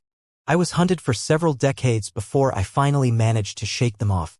In contrast, you've gathered your own forces and can rely on your ties with the Bloodlight sect to keep you safe. You're the only who's truly living a carefree and leisurely life. Senior Marshal Brother Wu. A bitter look appeared on the blue-robed man's face as the pungent odor of blood wafted from his body. What are you saying, Junior Marshal Brother? If it weren't for the fact that I have many disciples under me, I would have emulated you too and gone into hiding long ago. Why would I continue to toil like this? Setting aside the massive costs I'm incurring every single year, I have to offer a large number of spirit stones each year to the Bloodlight sect just so I can continue to benefit from their protection. My life is nowhere near as easy as you make it out to be. In comparison, I've heard some things about what you've been up to in the past few years, Junior Marshal Brother. Your title as the Bloodhand Devil is vastly renowned among us core formation cultivators. The cultivation art you're using allows you to progress rapidly through slaughter, and now you've already progressed from the early core formation stage to the mid-core formation stage. The elderly man seemed to be intent on showing everyone else how miserable he was. The blue-robed man raised his eyebrows with displeasure, and he wanted to continue the argument. But the beautiful woman chuckled and interjected. Senior Marshal Brother Wu, Junior Marshal Brother Lei, there's no need for you two to continue quarreling. Ever since Master Man disappeared, all of us have been struggling. However, if we can obtain the treasures hidden within this secret cave abode, I trust that Master's collection as a mid-nascent soul cultivator will be enough for us to split among ourselves. When that time comes, we can either go into hiding or seek protection from other powers, and at the very least, self-preservation shouldn't be an issue. Upon hearing her words, the elderly man and blue-robed young man looked at one another, and they really did stop arguing, thereby hinting at the fact that they were both somewhat wary of this woman. The three of them looked on in silence as the low-grade cultivators down below continued to set up formation spells. After a short while, the blue-robed man suddenly said, Senior Marshal Sister Kai, you're sure that Master's secret cave abode is actually under this restriction, right? I can tell that Master definitely cast this restriction, but at the same time, Master also has many temporary cave abodes set up on many small islands. This couldn't be one of those, could it? If so, then all of our efforts would be completely in vain. Are you doubting me, Junior Marshal Brother Lei? The beautiful woman was rather displeased to hear this. The blue-robed man licked his lips and replied expressionlessly, You were the one who told us that you knew the location of Master's hidden treasures and led us to this island several months ago, but you never told us how you attained this information. Master does have a certain inclination of bias toward you, but I know Master's personality and there's no way that he'd reveal this information to you. Now that this restriction is about to open, why don't you clarify the situation to put me and Senior Marshal Brother Wu at ease? Junior Marshal Brother Lei is right. We received no news from you for years on end, yet you suddenly came to us out of the blue and led us to this island. You can't blame us for being suspicious, the gray-robed man chimed in calmly. So what's it going to be? If I don't disclose this information to you too, are you going to join forces to gang up on me? A frail early core formation stage woman. The woman's expression darkened as she raised a hand to tuck a few stray strands of hair behind her ear. As she did so, a purple bracelet that was flashing with mysterious runes was revealed on her wrist. Both of her martial brothers' expressions changed drastically upon seeing this bracelet. I didn't think Master had even bestowed his purple ice bracelet upon you, Senior Marshal Sister. Just with that ancient treasure alone, you'll be more than powerful enough to take on Senior Marshal Brother and me. A hint of rage and jealousy appeared in the eyes of the blue-robed man, and it was unclear whether this rage was directed toward this woman or Master Man. The gray-robed man quickly composed himself as a smile reappeared on his face. Surely you jest, Junior Marshal Sister. There's no way we would harbor such ill intentions.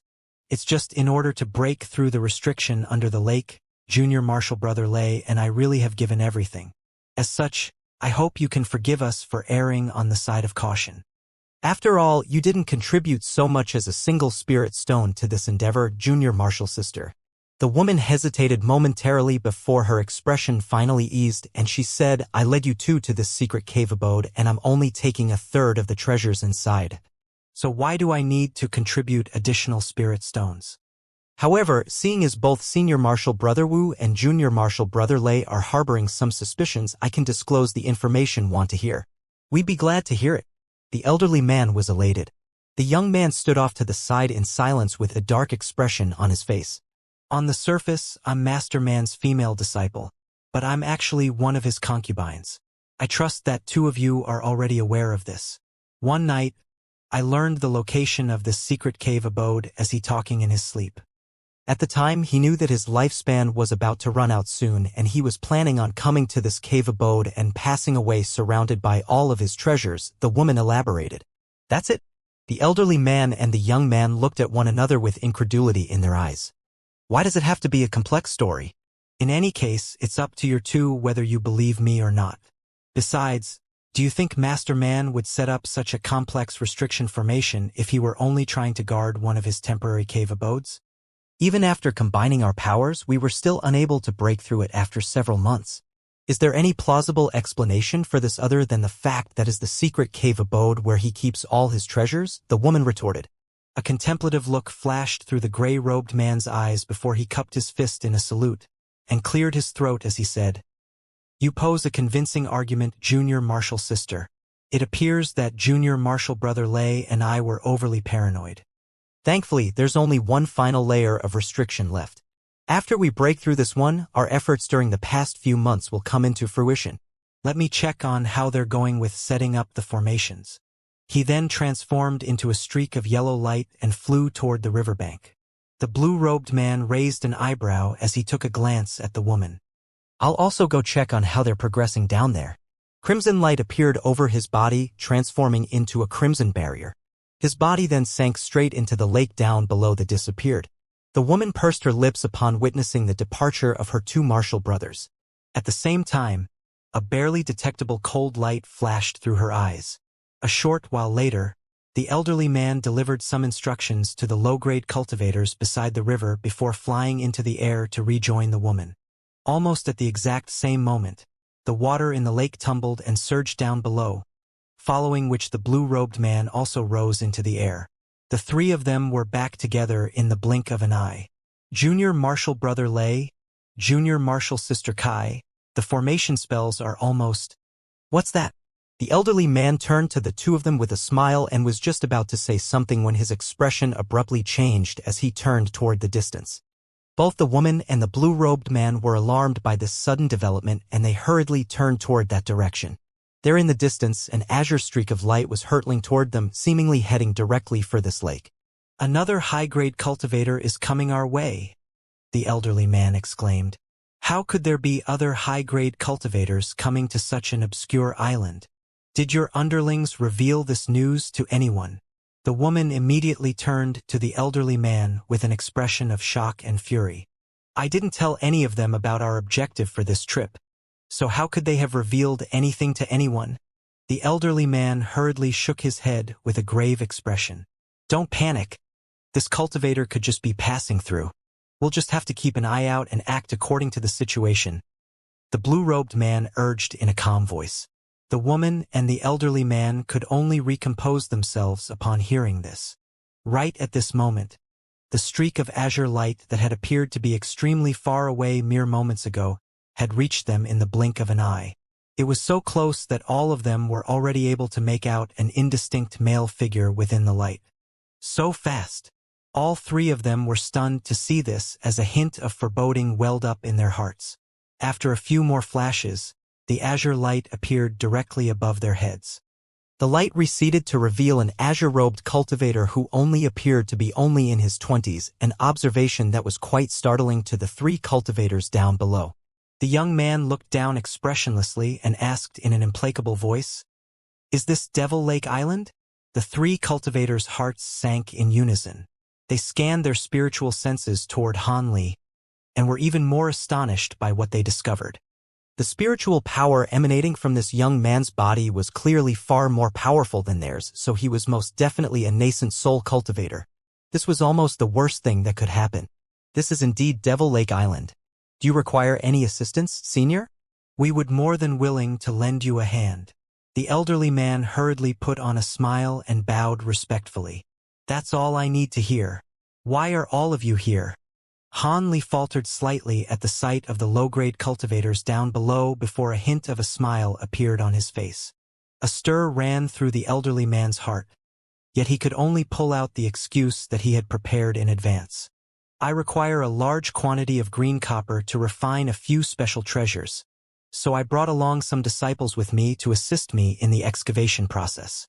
This young man clearly wasn't an ordinary nascent soul, as evidenced by the fact that his spiritual sense was completely unable to ascertain his cultivation base.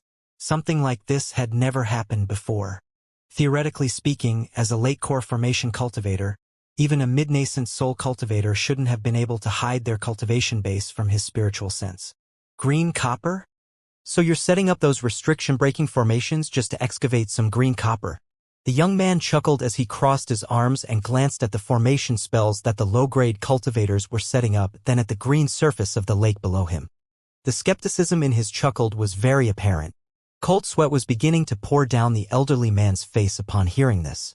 Never would he have thought that this young man would be proficient in the art of formation spells as well. One had to realize that most formation spell masters didn't have high cultivation bases, and those with advanced cultivation bases normally wouldn't waste their time researching formation spells.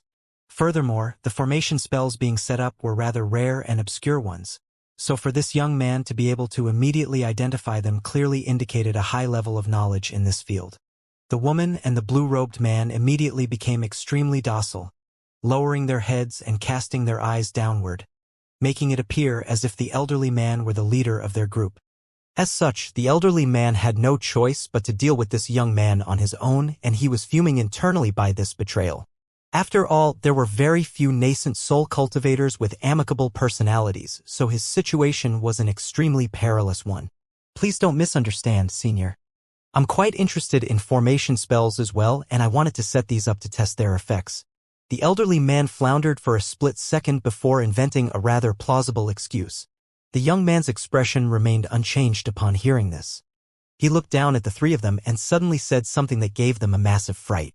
In what way are the three of you related to Wuxia? I don't know what you mean, Senior. The woman raised her head in response. The cultivation arts you're using are different, but all of them clearly contain traces of Wuxia's heaven-bearing devil arts.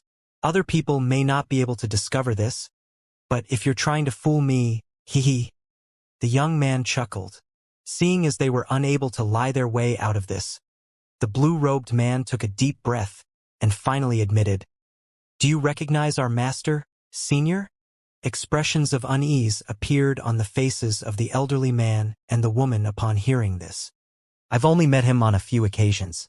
You three are trying to obtain the treasures under this lake, right? Wuxia proclaimed that he was the only one who knew the location of his treasure cave. But the three of you have suddenly popped up here.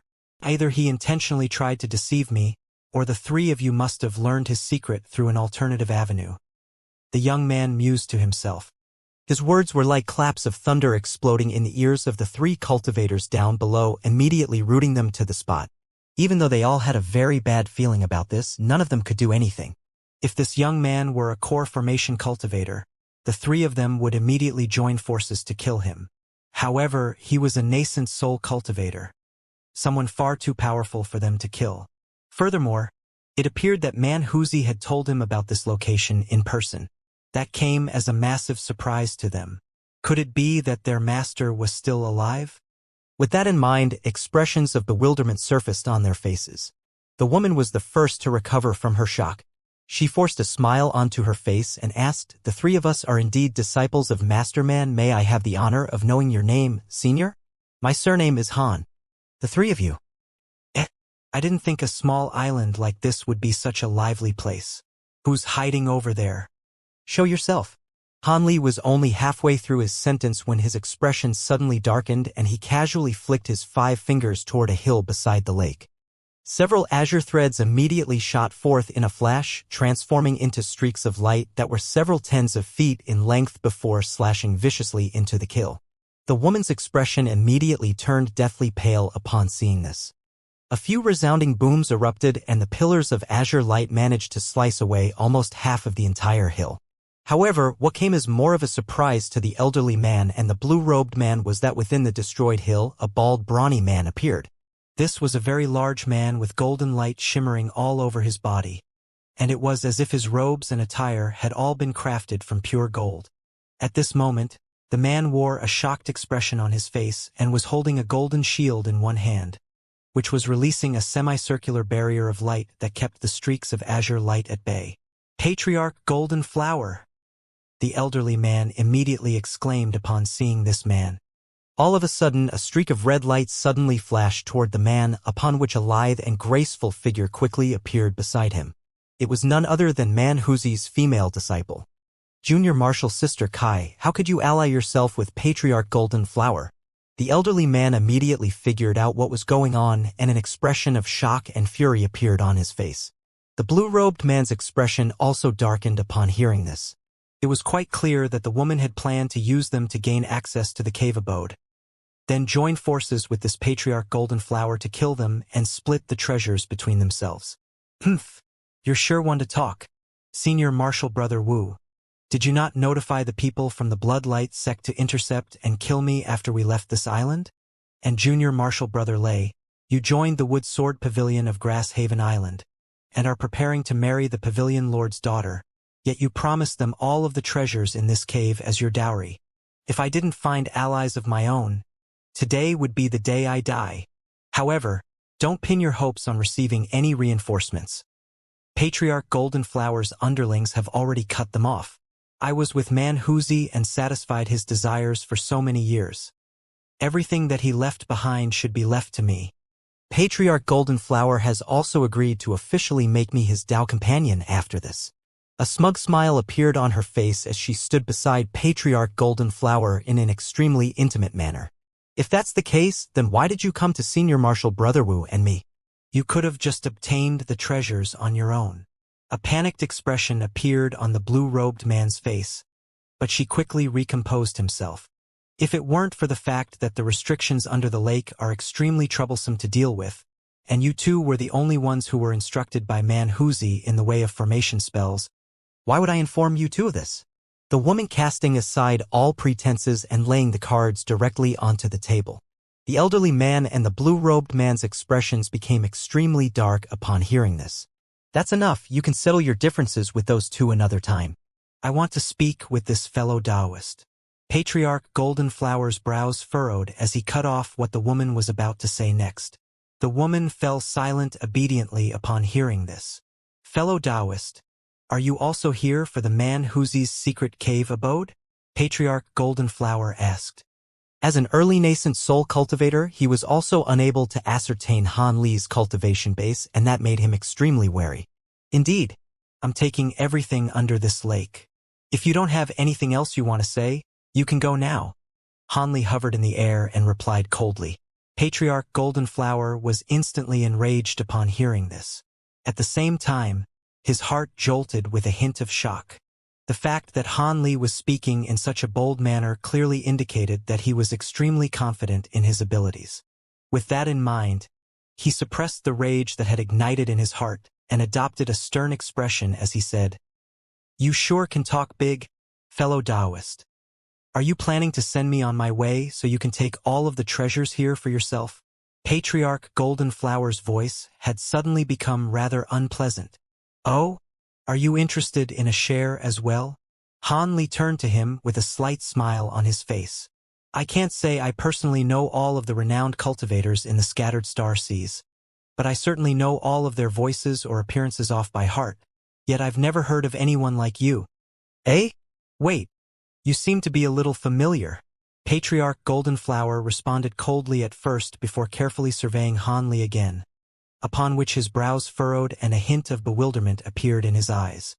Han Li's pupils contracted abruptly upon hearing this, and a cold light as sharp as daggers appeared in his eyes.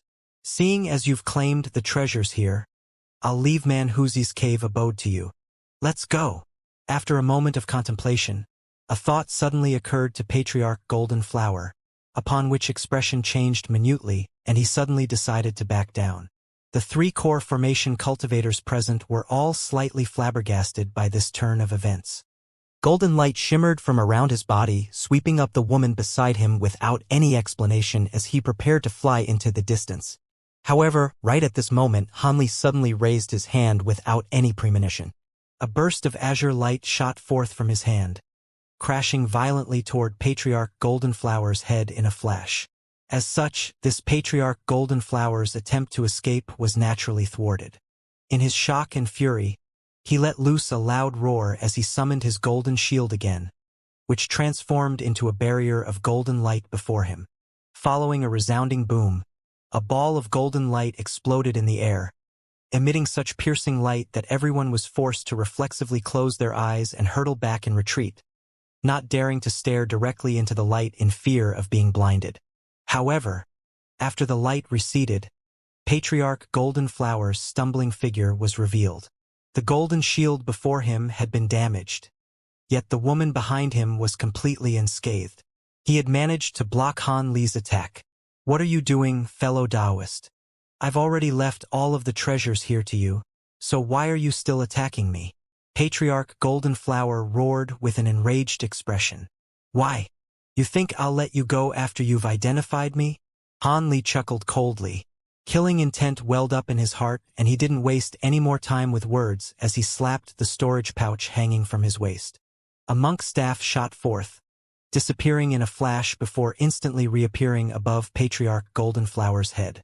Han Li made a hand seal and began to chant something.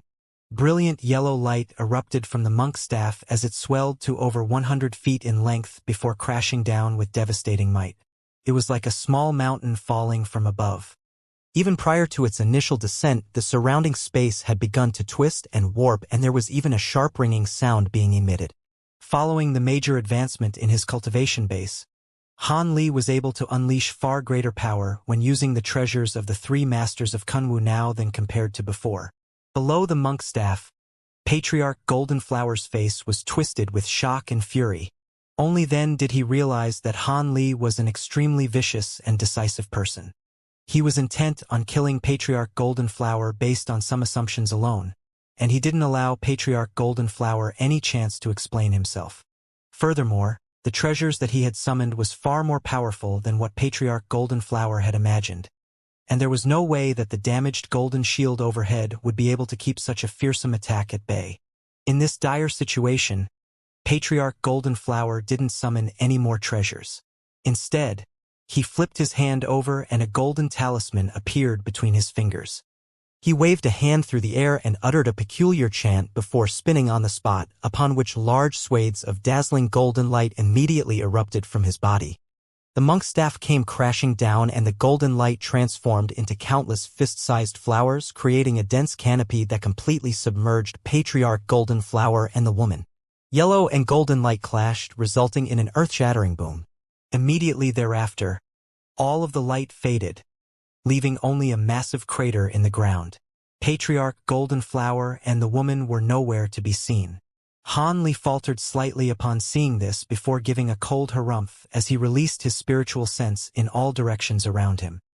He then abruptly slashed a hand behind him, and a massive streak of azure light was sent hurtling into a certain spot in the air.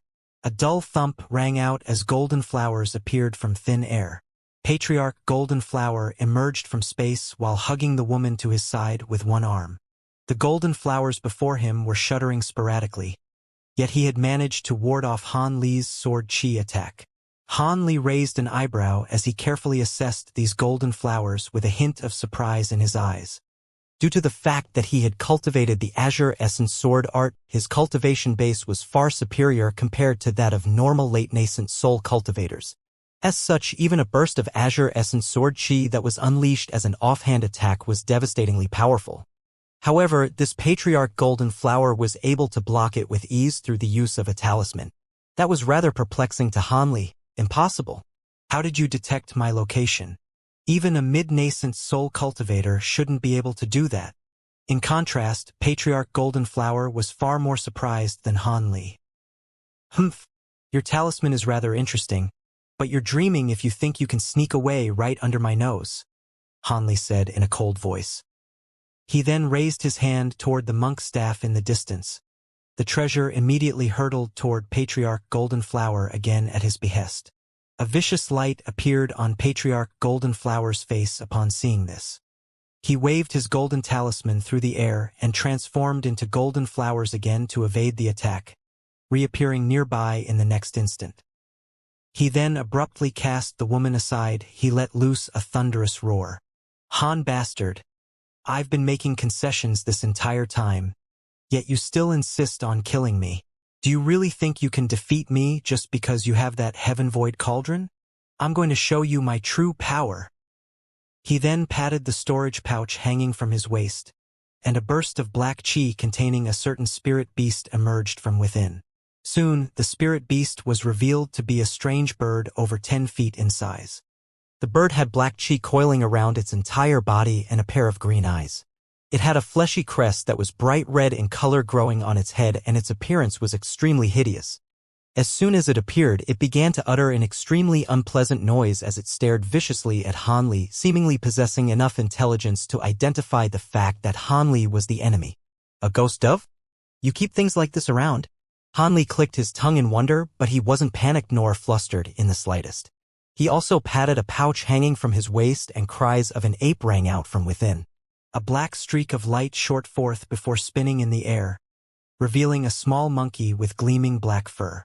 It was none other than the weeping soul beast. The beast rose to its feet in an unsteady manner, seemingly still a little dizzy and disoriented. However, its eyes immediately lit up with elation at the sight of the ghost dove nearby. Black light flashed and the beast's body swelled drastically, transforming into a massive black ape over 100 feet tall in the blink of an eye. Its mouth was filled with sinister fangs, and its eyes emitted a cold light as it thumped its massive fists into its chest. A thunderous roar then erupted from its mouth, and it was as if it were a fiend celestial descending upon this world. Patriarch Golden Flower immediately drew a sharp breath upon seeing this. In the face of the giant ape, the aggressive ghost dove's wings tremored erratically as an extremely fearful expression appeared on its face. It was circling in the air above Patriarch Golden Flower's head, and it didn't dare to attack. At this moment, Han Li nonchalantly swept his sleeve through the air, from within which 2 small golden swords shot forth. The swords transformed into 2 streaks of light around 10 feet in length each, before flying through the air toward Patriarch Golden Flower. At the same time, the monk's staff began to crash toward Patriarch Golden Flower again at Han Li's behest. Patriarch Golden Flower's heart sank upon seeing this. He gritted his teeth and blasted a small golden clock out from his mouth. He then patted his storage pouch again, and 2 bursts of green light emerged, transforming into a pair of green jade hooks after revolving in the air. Green light flashed, and one of the jade hooks flashed past Patriarch Golden's hand, soundlessly slicing off 2 fingers, yet no blood was drawn. Patriarch Golden Flower cast an incantation seal in his heart, and the 2 fingers flew toward the ghost dove as 2 bursts of crimson light. The ghost dove let loose a ghastly cry before accepting the crimson light into its mouth. Upon doing so, the black chi all over its body surged, and its body swelled to twice its original size, taking it to 20 feet. At the same time, its green eyes lost their former clarity and instantly turned into a crimson color. Following its transformation, the bird no longer feared the weeping soul beast, and it spread its wings as black chi poured forth from its mouth, taking the initiative to instigate a battle with the giant ape. As for those 2 green jade hooks, they had transformed into 2 streaks of green light that were keeping the 2 golden flying swords at bay. At the same time, the small golden clock told to send a golden sound wave surging through the air, thereby warding off the massive monk's staff as well. Patriarch Golden Flower heaved an internal sigh of relief upon seeing this. However, right at this moment, a hint of a deriding sneer appeared on Han Li's face. As the ghost dove reached the air above the massive ape, it blasted forth 2 bursts of black chi from above. The massive ape harumphed, and a burst of yellow light suddenly swept through the air from its nostrils. The light flashed once before wrapping the ghost dove within it. The light then tumbled violently, and the ghost dove was only able to utter a howl of anguish before it was reduced to a ball of black chi, which the massive ape gladly swallowed. Patriarch Golden Flower was petrified upon seeing this. He had anticipated that the ghost dove wouldn't be able to match the giant ape in battle, but never would he have thought that it would be eaten after just a single exchange. He had bred the ghost dove according to a ghostly cultivation secret technique that he had obtained by chance, and only managed to refine it after expending a vast amount of time and effort. It was said that this bird was born with a pair of ghostly eyes that could repel in spirits and evil ghosts, and that it was proficient in a captivation secret technique that could launch invisible attacks against the enemy. In the case of normal cultivators, as long as the ghost dove was able to fly above their heads and blast out a burst of qi, the victim's soul would suffer severe backlash. The loss of the ghost dove dealt Patriarch Golden Flower an extremely heavy blow. Before he had even managed to recover from his astonishment, bursts of brilliant golden lights suddenly erupted from the two golden flying sword, following which the two jade hooks were shattered and reduced to nothingness in an instant. Without any obstacles standing in their way, the two streaks of golden light immediately came hurtling toward Patriarch Golden Flower. Patriarch Golden Flower's heart jolted with shock, and he was just about to summon another treasure to defend himself when he suddenly heard Buddhist chants ring out from above. A chill ran down his spine as he hurriedly looked upward. Immediately thereafter, all of the color was drained from his face. Buddhist chants had suddenly erupted from the monk's staff, and at the same time, 7-colored Buddhist light was released, making the monk's staff impossibly heavy. The golden sound waves that were initially able to keep the monk's staff at bay were immediately vanquished, thus allowing the staff to descend, and at this point, it was only around 30 to 40 feet away from Patriarch Golden Flower. No! Patriarch Golden Flower let loose a cry of shock and horror as he waved high golden talisman again. He immediately transformed into a vast expanse of golden flowers and disappeared on the spot. However, on this occasion, Han Li had summoned his thunderstorm wings in advance. A loud thunderclap erupted and he disappeared almost at the exact same moment as Patriarch Golden Flower did. Patriarch Golden Flower had only just disappeared into space using the power of his talisman when he felt a burst of devastating force approaching him soundlessly from behind. He desperately attempted to gather the golden flowers behind him as a makeshift barrier, but he was still struck by this immense force. Right at this moment, a rumbling thunderclap erupted from behind him. Patriarch Golden Flower turned around with an expression of shock and horror on his face. Over 100 feet away, Han Li emerged from a flash of golden light, while slowly withdrawing his fist with a cold smile on his face. Patriarch Golden Flower felt as if his heart had been plunged into a glacial pit. This man was definitely not an early nascent soul cultivator. At the very least, he was a mid-nascent soul cultivator, and all of his treasures and abilities were all far superior to his own. With that in mind, Patriarch Golden Flower naturally didn't dare to engage in battle with Han Li any longer. All of his battle intent was instantly snuffed out as he violently hurled his golden talisman into the air. At the same time, golden light erupted from his body and he fled into the distance, and in his panic, he was even leaving the woman behind. Han Li was just about to give chase when the golden talisman that Patriarch Golden Flower had just hurled into the air suddenly crumbled. A vast expanse of golden light appeared before exploding, then converging to form over 1,000 thumb-sized golden wasps, all of which came flying toward Han Li.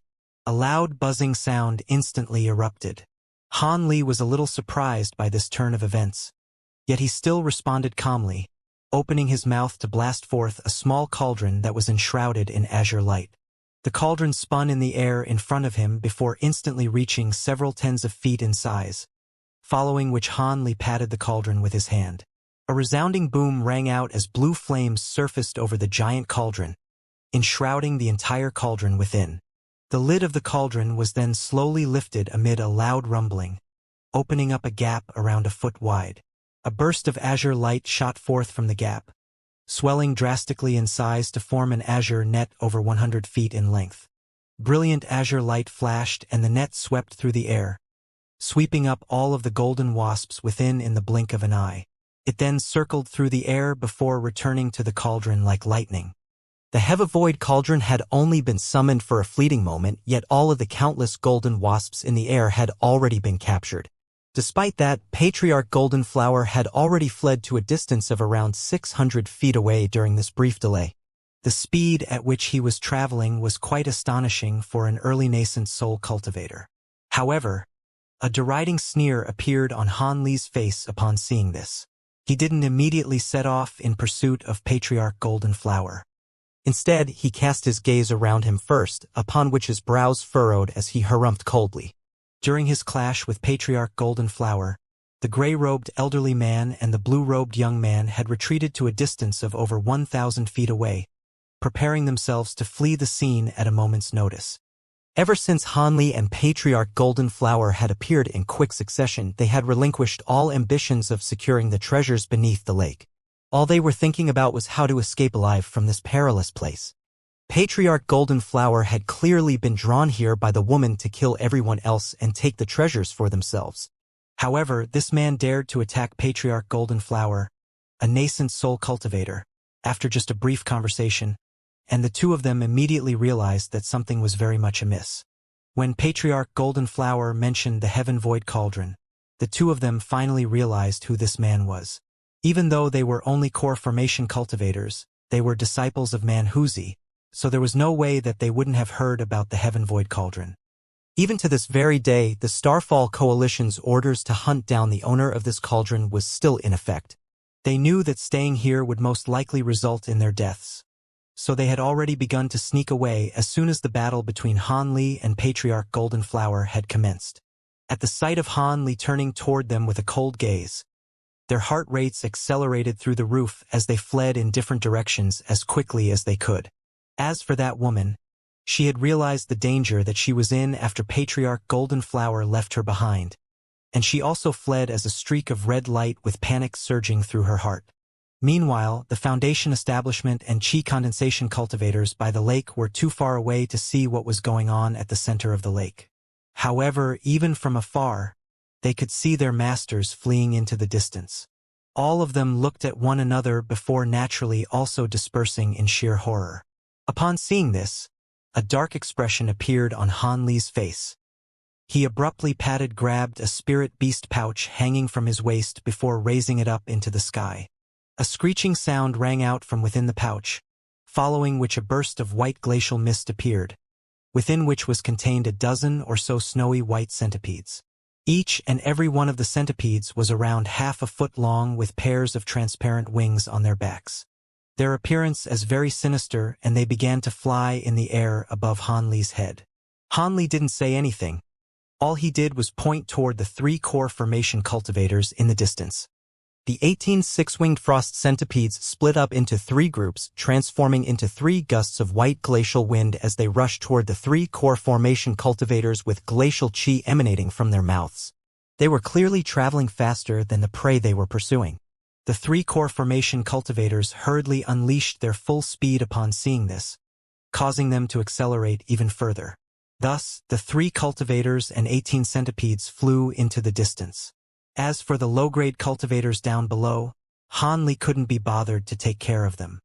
With their absurdly slow speed, even if they wanted to report this matter to someone, it would take them at least several days, by which time Han Li would be far away from this island. However, a hint of killing intent flashed through his eyes as he turned his gaze toward Patriarch Golden Flower.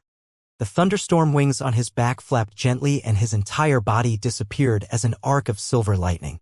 Even though Patriarch Golden Flower was already more than 1,000 feet away at this point, Han Li was able to cover a distance of over 200 feet with each and every flash.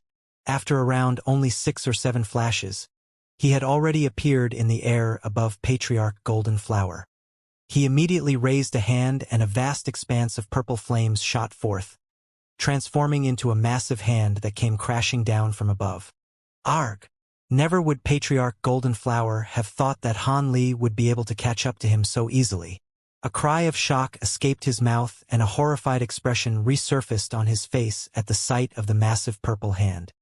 In his desperation, he could only open his mouth and blast forth a golden flying saber that swept toward the huge hand while hurriedly making a series of hand seals in an attempt to evade this attack. However, a massive hand manifested by purple apex flames was not something that an early nascent soul cultivator could deal with. Ever since Han Li had attained these glacial flames, all he had to be wary of were late nascent soul cultivators and 10th grade demon beasts. The golden flying saber struck the massive hand, but the former was immediately coated in a thick layer of purple glacial ice following a flash of purple light, upon which it plummeted straight down from above. The massive purple spread open right before Patriarch Golden Flower's petrified eyes, before ensnaring his body within its palm. A howl of anguish erupted as the purple flames on the hand rose up a further several feet. Patriarch Golden Flower was transformed into a purple ice sculpture in the blink of an eye. Upon seeing this, Han Li immediately cast an incantation seal, and the massive purple hand brought its 5 fingers together in a violent manner. Following a crisp cracking sound, the entire ice sculpture was shattered. A flash of golden light emerged from the shards of ice as Patriarch Golden Flower's nascent soul attempted to escape. However, Han Li was already prepared for this. The huge hand disintegrated into raging purple flames at his behest, immediately trapping the nascent soul within. The nascent soul was only able to last a few seconds within the flames before it was reduced to nothingness. Han Li swept a sleeve through the air and the purple flames transforming into a fiery python, disappearing into his sleeve in a flash. Only then did a faint smile appear on his face. He scanned his gaze downward before feigning a grabbing motion with his hand, following which Patriarch Golden Flower's storage pouch was obtained. He stuffed the storage pouch up his sleeve before turning his attention to other directions. The 3 core formation cultivators and the 18 snowy white centipedes were already nowhere to be seen. However, Han Li wasn't overly concerned about that. He stowed away the weeping soul beast, which had already reverted back to its miniature form, and closed his eyes as he sat down with his legs crossed. His spiritual sense slowly fanned out around him as he sat in mid-air, completely stationary. Everything around him became very peaceful and there was no other sound to be heard aside from the rustling sea breeze. After about 10 minutes, a faint smile appeared on Han Li's face as he reopened his eyes. Almost at the exact same moment, spiritual light flashed from afar in a certain direction as a cloud of white glacial winds flew toward him.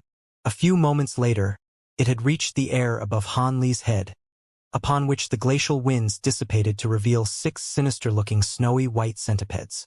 Each and every one of the centipedes had swelled to over 10 feet in size, and there were a few faint sword incisions on the snowy white exoskeletons of 2 of the centipedes, indicating that they had just endured an intense battle. Han Li let loose a low cry before casting a few incantation seals into the air. White light flashed from the bodies of the 6 centipedes, and they quickly shrank to their original size. Han Li then brought out his spirit beast pouch and the 6 centipedes flew into the pouch as streaks of white light. A short while later, the other 2 groups of centipedes already returned. One of the groups was completely unscathed, but there was one centipede in the other group that had had a few of its legs severed, seemingly having sustained some wounds. However, all of these spirit insects naturally had extremely powerful life forces and possessed the inherent ability to regrow severed limbs. As such, it wouldn't take long before such a minor injury was completely healed. After stowing away these centipedes as well, Han Li turned toward the center of the lake on Devil Lake Island before he flew toward the island as a streak of azure light. The streak of azure light soon disappeared into the lake. This so-called Devil Lake wasn't actually very deep. At depths of just over 2,000 feet, Han Li was already able to indistinctly make out the lake bed. However, the water in this lake really was remarkably green. Even after unleashing his spirit eyes, there was only visibility of over 100 feet. Anything that was further away than that was very blurry and unclear. As for his spiritual sense, it was seemingly unable to leave his body as soon as descended into this lake. This Devil Lake seemed to be able to naturally cut off one's spiritual sense. However, Manhuzi had already provided Han Li with the specific location of his cave abode, so he was able to find it with ease. Han Li swept his gaze around him before flicking a finger, upon which a burst of azure sword chi flew toward a rock on the lakebed. A loud thump rang out, and before the sword chi had even struck the rock, a layer of faint blue light appeared down below, keeping the sword chi at bay. However, this layer of blue light was extremely feeble and only lasted a few seconds before it was sliced open by the sword chi. The entire barrier of light disintegrated into spots of light before disappearing. Down below, the rock disappeared in a flash as if it had merely been an illusion. However, a 5-colored barrier of light took its place, encompassing an area with a radius of over 1,000 feet on the lakebed. Spiritual light of all types of colors surged erratically over the surface of the light barrier, making it impossible for anyone to identify what lay beneath the barrier. Hanli could detect immense spiritual power emanating from the light barrier, and his eyes narrowed as he stroked his chin. That blue light barrier was just a simple illusionary restriction. That one had most likely been set up by the 3 core formation cultivators recently, while this 5-colored light barrier down below was a restriction that had actually been put in place by Manhuzi himself. At the time, Manhuzi only had a nascent soul left and was rushing to pass on to the afterlife, so he naturally didn't have time to tell Hanli the method to get past this restriction. It appeared that he would just have to break through it with brute force. However, it was quite apparent that this restriction had been materialized using the power of the 5 elements, so even with his powers it would still be a slightly troublesome prospect. With that in mind, Hanli didn't hesitate any longer. He made a hand seal and the silver light flashed within the storage pouch hanging from his waist, following which a humanoid figure emerged behind him. It was none other than that humanoid puppet. 36 golden flying swords then shot forth from Hanli's sleeve before converging amid a ringing sound, forming a massive golden sword that was over 100 feet in length. An incantation seal was cast onto the surface of the giant sword. A loud rumbling erupted as an arc of golden lightning as thick as an arm surfaced from the giant sword. The lightning circled around before transforming into an extremely lifelike lightning python. The python revolved around the giant sword several times before raising its neck and emitting a hissing sound, creating quite a formidable sight to behold. On the other side, the humanoid puppet raised a hand to summon a red bow, while its other drew the bow with a small green arrow already knocked on the bowstring. A loud thunderclap erupted as a golden arc of lightning also surfaced over the small arrow, flashing and writhing in an erratic manner. A serious look appeared on Hanli's face as he pointed his finger toward a certain direction. The giant sword then began its descent at his behest, crashing straight downward amid a burst of thunderous rumbling, as if it were a mountain-splitting divine weapon. Almost at the exact same moment, the humanoid puppet released the bowstring and a green arrow intermingled with wisps of golden light shot forth. An earth-shattering boom rang out as the surface of the light barrier tremored violently. It was then engulfed by countless arcs of lightning, and the nearby water in the lake tumbled and surged violently, creating a vortex that rose straight to its surface.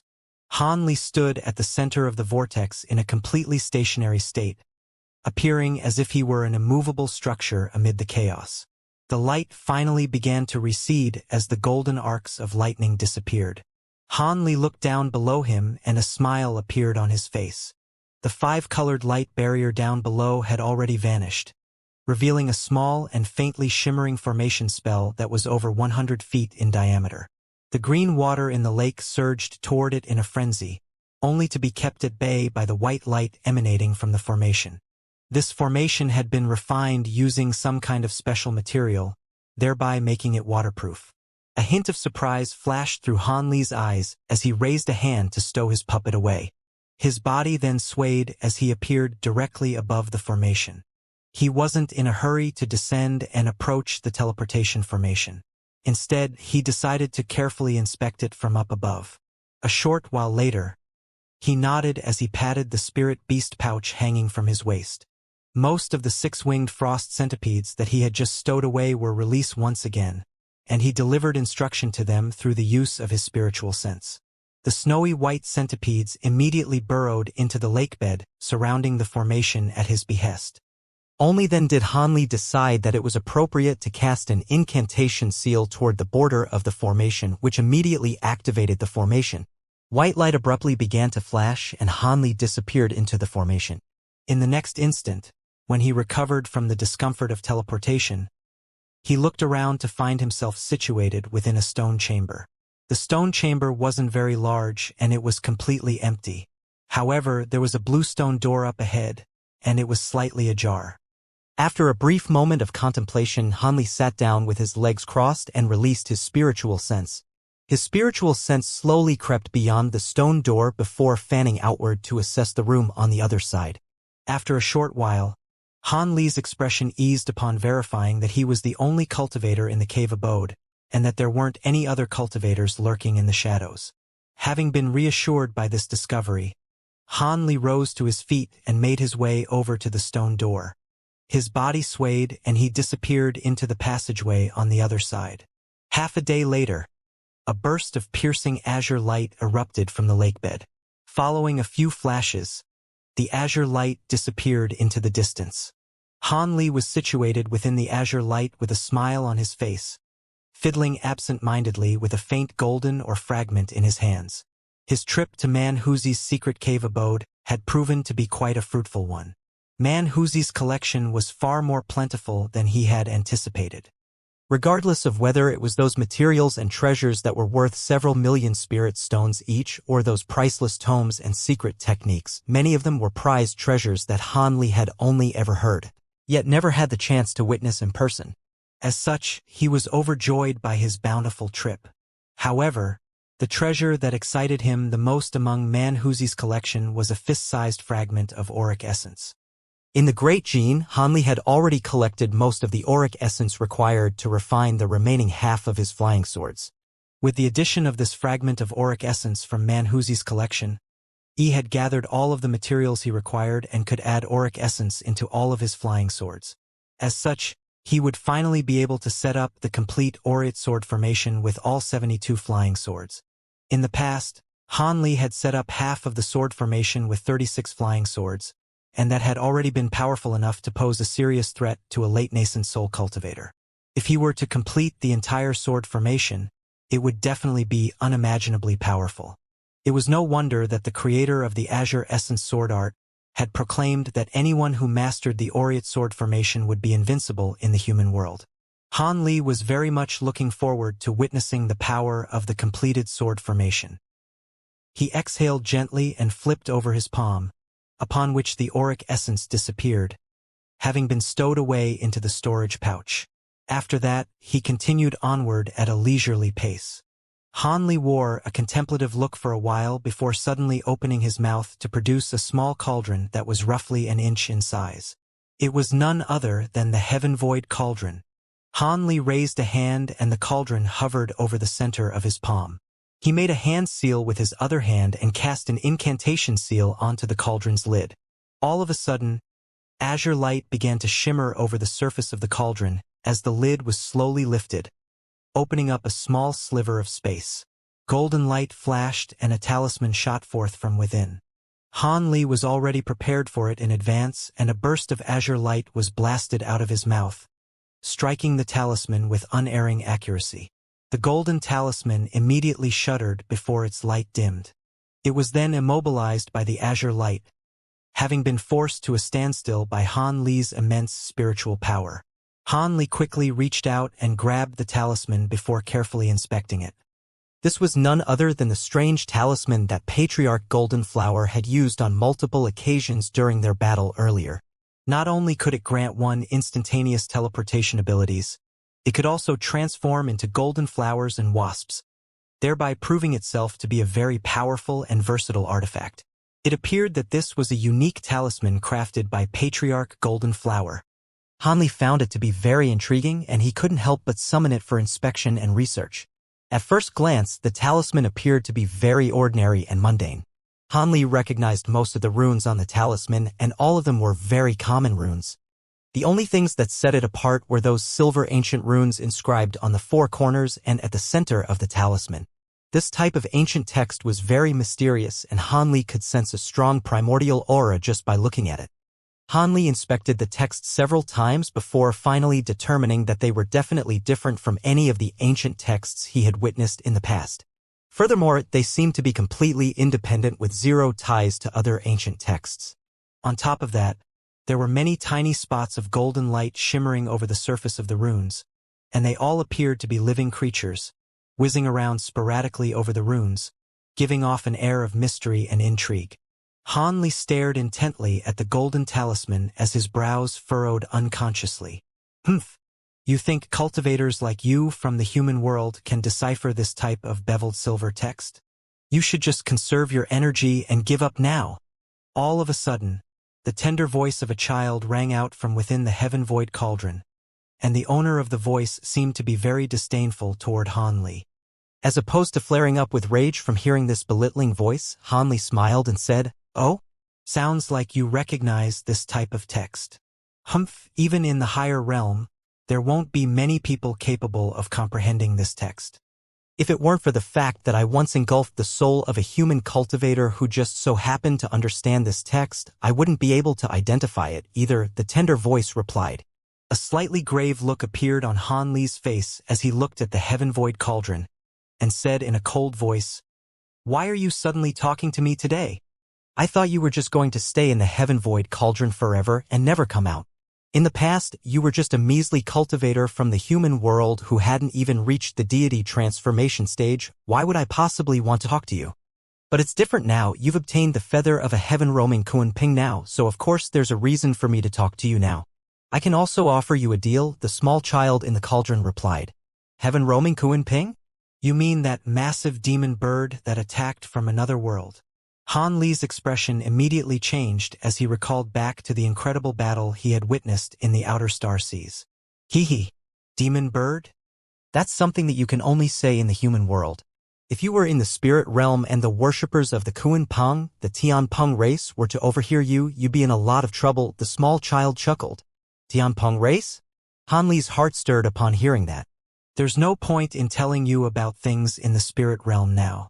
If you can ascend to that realm, then you'll naturally figure out all of these things for yourself. If you fail to do so, then providing an introduction would just be a waste of my energy, the small child said in a disdainful manner. You sure can talk big. Even if you were once an exceptional demon cultivator in the spirit realm, here in the human world, your power level is only comparable to that of an 8th grade demon beast. Who knows how long it'll take before you recover to the deity transformation stage again. Han Li jeered. The voice of the small child within the cauldron was coming from none other than that avatar of the endless sky beast, which Han Li had drawn into his cauldron during his battle with Saintess Tianlan. This beast was once just a primitive demon beast with only basic survival instincts, yet after spending over a century in the Heavenvoid cauldron, it had developed intelligence and even recovered most of its memories from its time in the spirit realm. However, it was trapped in the Heavenvoid cauldron, so it naturally couldn't escape. As such, it had no choice but to reside there. After Han Li reached the late nascent soul stage in the Heavenvoid Hall, he immediately refined his 2 divine spirit treasures again. After mastering the 2nd layer of the artifact imprint technique, he was finally able to open the Heavenvoid cauldron. The avatar of the endless sky beast immediately unleashed some sort of movement technique from the spirit realm, allowing it to escape right before Han Li's eyes and travel a distance of over 1,000 feet in the blink of an eye. At such an incredible speed, if it were to flash a few more times, even Han Li wouldn't have been able to chase it down. However, an incredible sequence of events ensued thereafter. For some reason, after the beast had traveled about 2,000 to 3,000 feet away from the Heavenvoid cauldron, azure light suddenly erupted from its body and the cauldron in unison, upon which the endless sky beast abruptly disappeared, only to reappear back inside the Heavenvoid cauldron in the next instant. It appeared that it was unable to leave the cauldron. Han Li was naturally ecstatic upon seeing this. Only then did he discover that due to the fact that the beast had resided in the Heavenvoid cauldron for too long, its aura had already been assimilated by the cauldron, thereby placing it in a situation akin to the one that Silvermoon was in. However, it wasn't an insubstantial entity, and nor was it the artifact spirit of the Heavenvoid cauldron. As such, aside from its inability to get far away from the cauldron, it maintained complete autonomy and didn't have to answer to Han Li's commands. Thus, Han Li sealed the beast and tossed it into the cauldron again. He was planning to think carefully about the matter before deciding what to do with this endless sky beast avatar. However, the endless sky beast had suddenly spoken as he was investigating the golden talisman, and was proclaiming this beveled silver text to be runes found only in the spirit realm. Han Li was naturally very surprised to hear this. Haha, deity transformation stage? Why would I want to get there?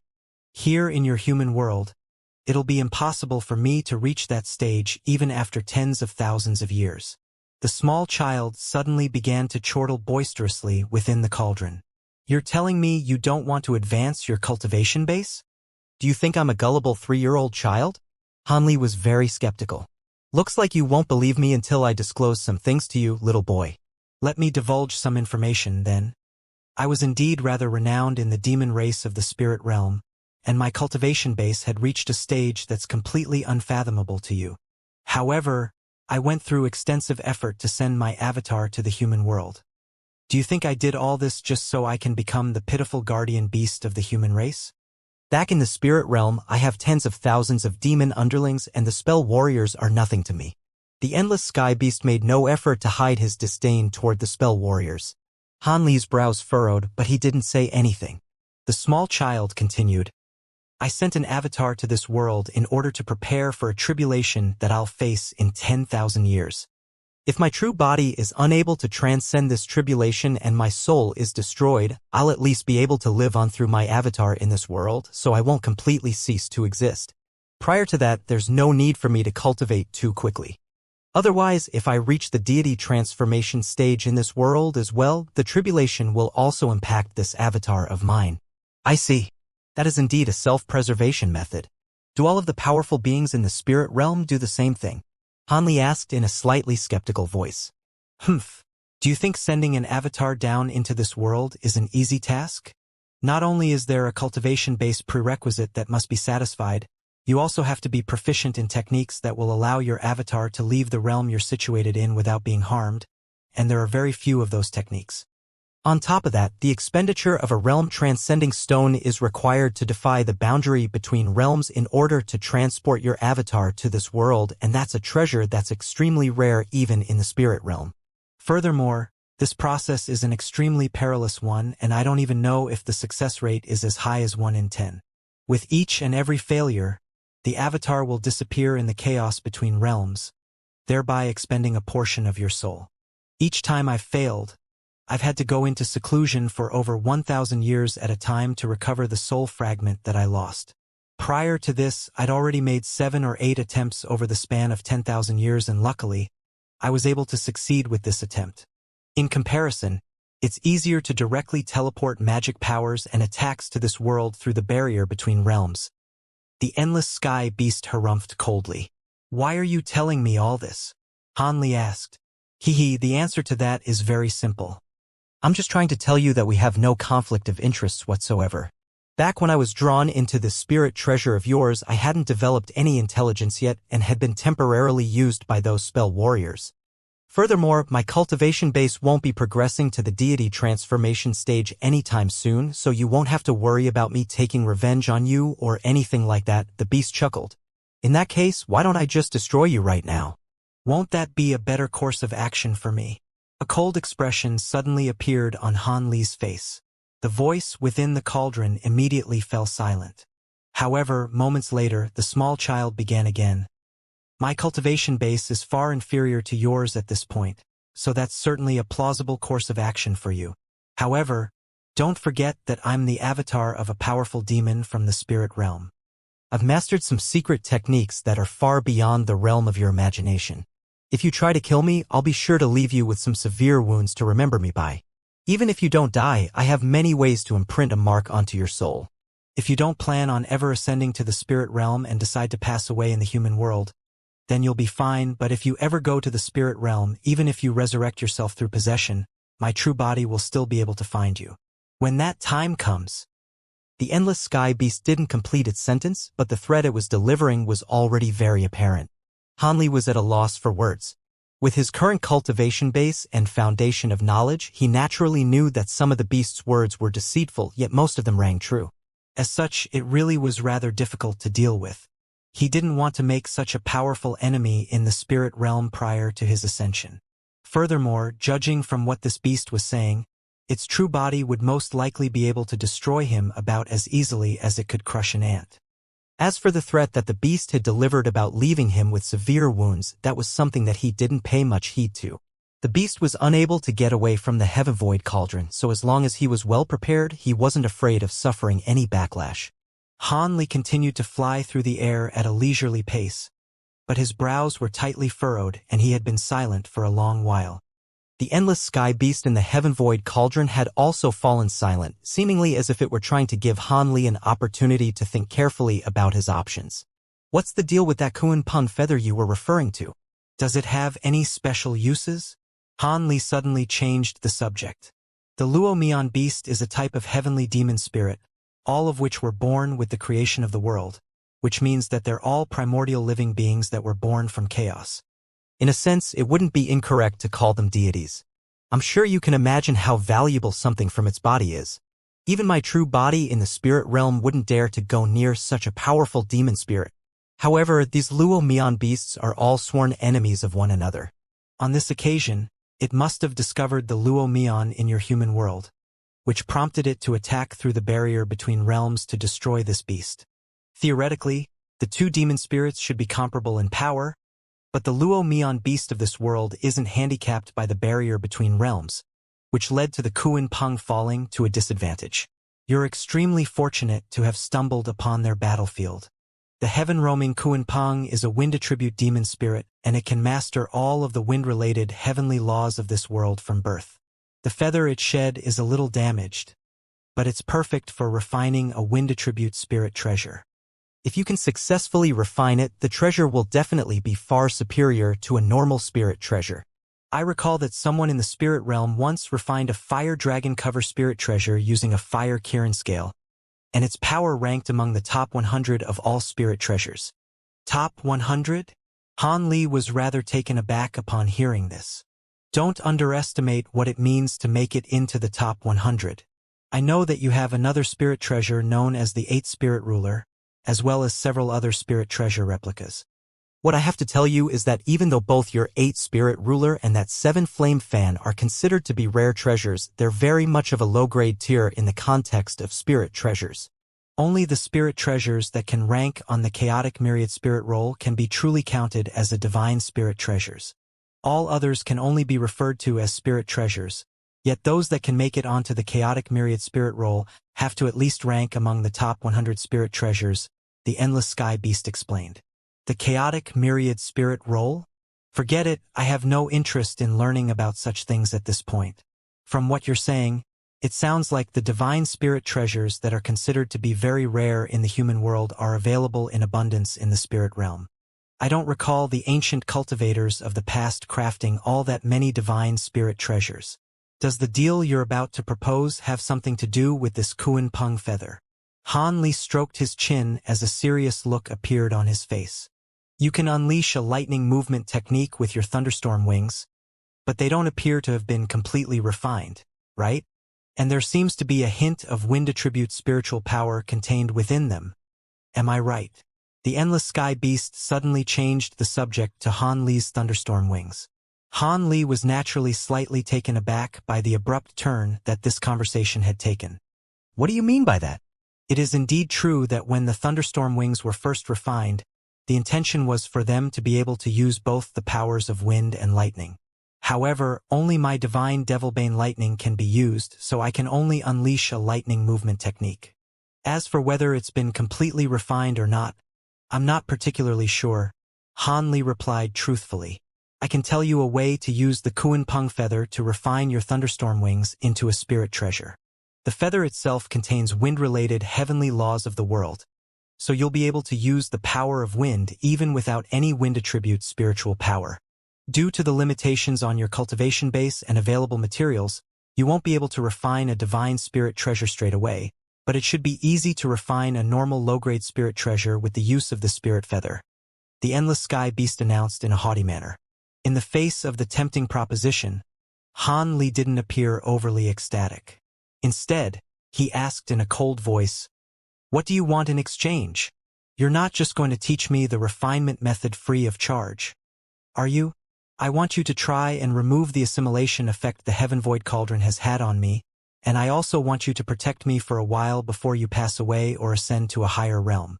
I already have an 8th grade cultivation base, but I've been in the Heaven Void Cauldron this entire time, so I haven't been able to experience my metamorphosis lightning tribulation. It's going to be a little dangerous to face the tribulation on my own, so I'm most likely going to need your help to transcend it." The Endless Sky Beast rattled off a string of conditions at once. That's all. Han Li's expression remained unchanged. If I ask for more than that, you're most likely going to consider killing me, right? The Endless Sky Beast chuckled. All right, if those are all of the conditions that you have, then I can certainly agree to them. However, with regard to helping you escape the Heaven Void Cauldron, that has to wait until right before I pass away or prepare to ascend. You have no problems with that, do you? Han Li considered the pros and cons for a short while before deciding to agree. None whatsoever. You've made a very wise decision, fellow Taoist. There's no need for us to turn on each other, so it's much better for us to be mutually beneficial to one another. As a gesture of my sincerity, I can bestow upon you this beveled silver text first. The endless sky beast was clearly greatly relieved, and it began to laugh heartily. That would be good. Han Li turned to the golden talisman in his hand and gladly accepted the endless sky beast's offer. However, he suddenly patted his waist following a brief moment of contemplation, and an azure bag appeared in his hand. It was none other than Patriarch Golden Flower's storage pouch. Han Li swept this spiritual sense through the pouch, and all of its contents were revealed to him. Moments later, he rustled the bag and a burst of azure light erupted from within as several jade slips shot forth, all of which were of different colors. Han Li immediately checked carefully through the cultivation arts and secret techniques recorded within the jade slips, appearing as if he had completely forgotten about the endless sky beast in the heaven void cauldron. The beast was very considerate and didn't say anything to disrupt Han Li during this time.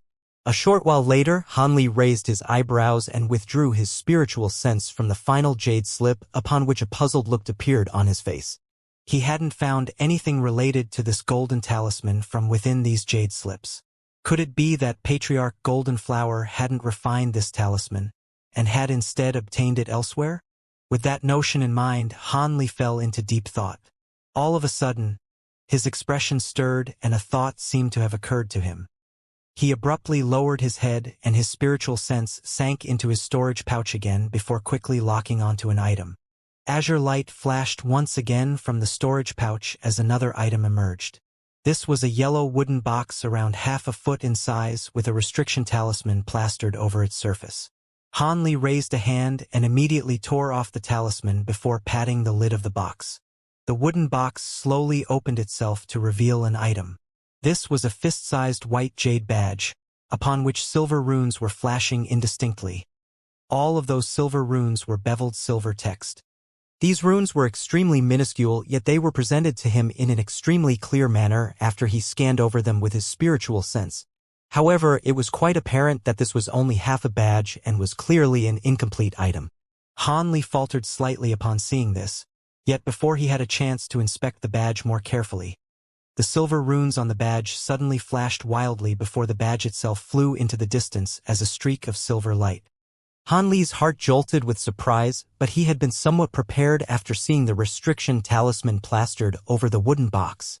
As such, the silver light had only traveled around 10 feet before his hand shot forth like lightning. Azure light erupted from his 5 fingers in unison. The space around him began to emit a buzzing sound, following which the silver light began to shudder unsteadily. The light faltered as a result, and the jade badge was revealed again. Han Li wore a dark expression as he brought his 5 fingers together. An immense suction force immediately acted upon the jade badge, causing it to shoot back into Han Li's hand where it lay, completely immobilized. The endless sky beast within the heaven void cauldron detected what had just taken place, and it suddenly exclaimed in a slightly trembling voice, "The golden jade tome! Impossible! How could something like this have been left behind in the human world? Do you recognize this item?" Han Li's heart stirred upon hearing this. This jade badge clearly had to be an extraordinary item to draw such a vehement response from this powerful spirit realm demon cultivator. The endless sky beast continued to murmur to itself, as if it hadn't heard Han Li's question. Impossible! There's no way that this item can exist in the human world. With its spiritual nature, how could it be willing to stay in this lowly realm with such scarce spiritual chi? Wait, I understand now. This page of the tome is incomplete and almost all of its spiritual nature has disappeared, so it no longer possesses the ability to return to the spirit realm. But who could have been powerful enough to tear this page apart? It appeared that the emergence of this jade badge was so much of a shock to the beast that it was unable to prevent its emotions from getting the better of itself. Han Li's brows furrowed tightly as he cleared his throat to draw attention to himself. The endless sky beast finally recovered slightly from its astonishment, and it explained, "Ah, please forgive me for my lack of composure. It's just that seeing this item in this world is genuinely a massive surprise to me. Hanli waved the jade badge slowly in front of the heaven-void cauldron and asked, judging from your reaction, it seems that this is quite the extraordinary item. From the sounds of it, this is something from the spirit realm. Quite the extraordinary item, you say? If I tell you its origins, you'll be given a massive fright as well. This item didn't originate from the spirit realm. Instead, it was passed down from an even higher realm, and is well and truly an immortal item.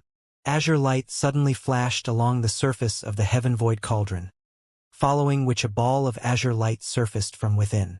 The azure light tumbled and materialized into a fair and chubby male child around a foot in height, appearing to be around only 3 or 4 years of age.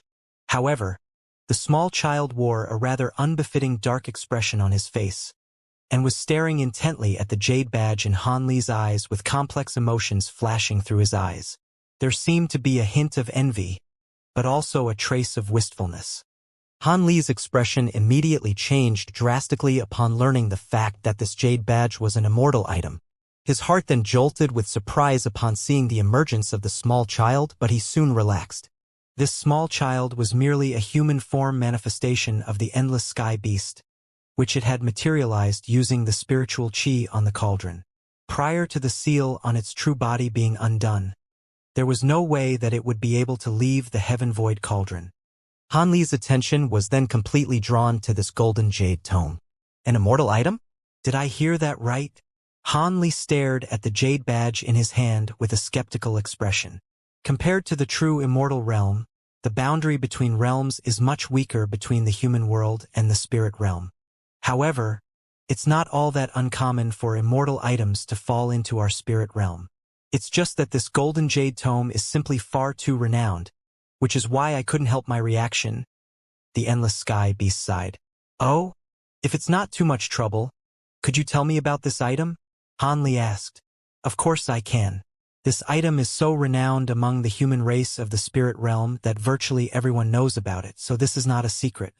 To begin with, I'll have to tell you a little bit about the immortals of the true immortal realm. It's common to find immortal items in the spirit realm as they often drop down into our world due to a variety of reasons. However, there are very few of those immortal items that are actually useful. For some reason, ever since the inception of historical records in our spirit realm, there have almost been no immortals who have descended into our spirit realm. I say almost because in the extremely distant past, the remains of an immortal had appeared in our spirit realm, and this golden jade tome was an item that was found with those remains. It's said that this tome contains a total of 108 pages, upon each of which is recorded a different immortal secret technique. 36 of those pages are known as the inner pages, and they contain things like cultivation arts, as well as some mysterious and remarkable abilities. The remaining 72 pages are known as the outer pages, and they contain a vast array of information regarding areas such as talismans, formation spells, and pill refinement. The small child paused here for a moment before continuing. The inner pages that I mentioned are the most important in this tome. The information recorded on the outer pages is very diverse, yet not a lot of the information is truly useful in direct application, as no one has even heard of most of the materials required for pill refinement, talisman crafting, and formation setting. At most, you can only really look at those sections for research purposes. Hence, aside from the inner pages, the rest of the information in the tome isn't very practical or useful. There was a war that erupted throughout the entire spirit realm once, and everyone was mainly fighting over those inner pages. However, those pages have switched hands countless times in the past tens of thousands of years, and only the whereabouts of 7 or 8 of those pages are actually publicly known. However, almost every cultivator who has managed to obtain and successfully cultivate one of more of those pages have become extremely prominent figures in the human race. Even if they can't compare with the 3 emperors, they're still powerful enough to rule over a large settlement. However, what's most tempting to everyone is that in the past 100,000 years, it's said that all cultivators in the spirit realm who have attained the Great Tao have used cultivation arts from this jade tome. Regardless of whether this is true or not, it's enough to make all of the human cultivators erupt into a frenzy. Human cultivators? Have all of the pages of the jade tome fallen into the hands of our human race? Hanli was initially flabbergasted by the endless sky beast story, but in the end, he detected something that was slightly amiss. Hee. In the beginning, our demon race also participated in the war to secure the inner pages of the Golden Jade Tome. However, not long after that, all of our seniors discovered that the tome only contains cultivation arts that are suitable for human cultivators. If a demon cultivator like us were to use any of those cultivation arts, not only would it not benefit us in any way, it would even severely damage our cultivation base, to the extent that some have even self-detonated on the spot. After some experimentation, our demon race completely gave up on this jade tome. The pages are indeed extremely precious, yet they're completely useless to our demon race. The remains of that immortal was also a set of human remains. So it's no surprise that the cultivation arts on the Golden Jade Tome were created for you humans. Han Li stroked his chin and mused in a thoughtful manner. I see. But if no immortal has ever descended into the spirit realm, how do you know that set of human remains were the remains of an immortal? Perhaps they were merely the remains of an extremely powerful cultivator from the spirit realm. The small child faltered slightly upon hearing this before replying with furrowed brows. I'm not sure about the specific details there. These events took place a very long time ago, and I hadn't developed any intelligence back then, so how would I know? However, what I'm sure of is that at the time, many of the most powerful beings among the human and demon races gathered together to verify that those were indeed the remains of an immortal. So I can only assume that to be the case. Han Li stroked the jade badge in his hand with a finger, and as he looked at the silver runes flashing on its surface, he couldn't help but ask, so is this page one of the inner pages? The inner pages are written in golden seal text, while the outer pages are written in beveled silver text. Golden seal text is an even more obscure text that even fewer people recognize. The small child replied with a hint of a smile on his face. This is beveled silver text, so it must be one of the outer pages. And it's only half a page as well. Han Li didn't express any dismay or dejection upon hearing this. Instead, it didn't really seem to matter to him. Even if this Golden Jade Tome really was such an extraordinary item, he was merely a human world cultivator who may not even be able to reach the deity transformation stage, so all of this was far too distant from him. To him, it didn't matter if this was one of the inner pages or one of the outer pages. He wasn't going to get ahead of himself and start thinking about cultivating in the spirit realm at this point in time. The small child turned his gaze toward Han Li, and he seemed to have gleaned Han Li's thoughts as he smiled and said, "At your current cultivation base, it's actually a good thing that you obtained one of the outer pages. Even if you had obtained one of the inner pages, you wouldn't have been able to cultivate it prior to reaching the spatial tempering stage anyway. After all immortal secret techniques are truly techniques of the great Tao that require one to draw upon the world's origin chi. Only after reaching the middle realm in cultivation base can you truly manipulate the world's origin chi. Even a deity transformation cultivator is only just beginning to learn the ropes in that respect, and cultivating one of the inner pages would only incur harm to them. However, this does not apply to the outer pages as their contents do not contain any cultivation arts. If you can master some of this page's elements and make them our own, you'll still benefit greatly from it." Han Li looked at the golden talisman in his other hand and speculated, "It's just a matter of seeing what content this half-page contains and whether it'll be useful to me now. It's most likely a talisman crafting method." The small child shook his head and said, "That might not necessarily be the case. There's no way that any human world cultivator would be able to recognize beveled silver text, and that Patriarch Goldenflower most likely obtained this half-page by chance. He probably then discovered the wonders of this beveled silver text and incorporated it into that golden talisman. This is an immortal item, after all, so even if merely imitated the text, it could still result in extraordinary effect. If that's the case, then I really do have to carefully read through this half-page when I get the time. How about you bestow upon me the beveled silver text right now?" Han Li blinked and suddenly asked, "I can do that, but I have a condition. After you glean the contents of the half-page, you have to lend it to me as well." "After all, this is one of the outer pages, so even demon cultivators like me can benefit from it," the small child countered. "No problem. However, you're a spirit realm cultivator with vastly superior knowledge and experience to mine. So you have to give me a copy or your observations in case I miss something from this half-page," Han Li replied. "That's not an issue. However, The beveled silver text and golden seal text are both known as true spirit texts, and it's said that they're immortal texts passed down from the true immortal realm. Each and every character contains extraordinary power, and if they were to be carved onto normal jade slips, those slips would immediately explode. There's no way for me to bestow them upon you through spiritual communication, either, so I can only use the most basic and crude method, and teach you character by character. That's going to be a very time-consuming task, the small child explained. We have plenty of time on our hands. It'll take me at least 2 months to get to the next island, so you can take your time and teach me during our trip there. Hanli flipped his hand over and placed the jade badge back into the wooden box. He then reapplied the talisman onto the box before stowing it away into his storage pouch. After doing all that, he turned to the small child in front of the cauldron with a smile, yet didn't say anything.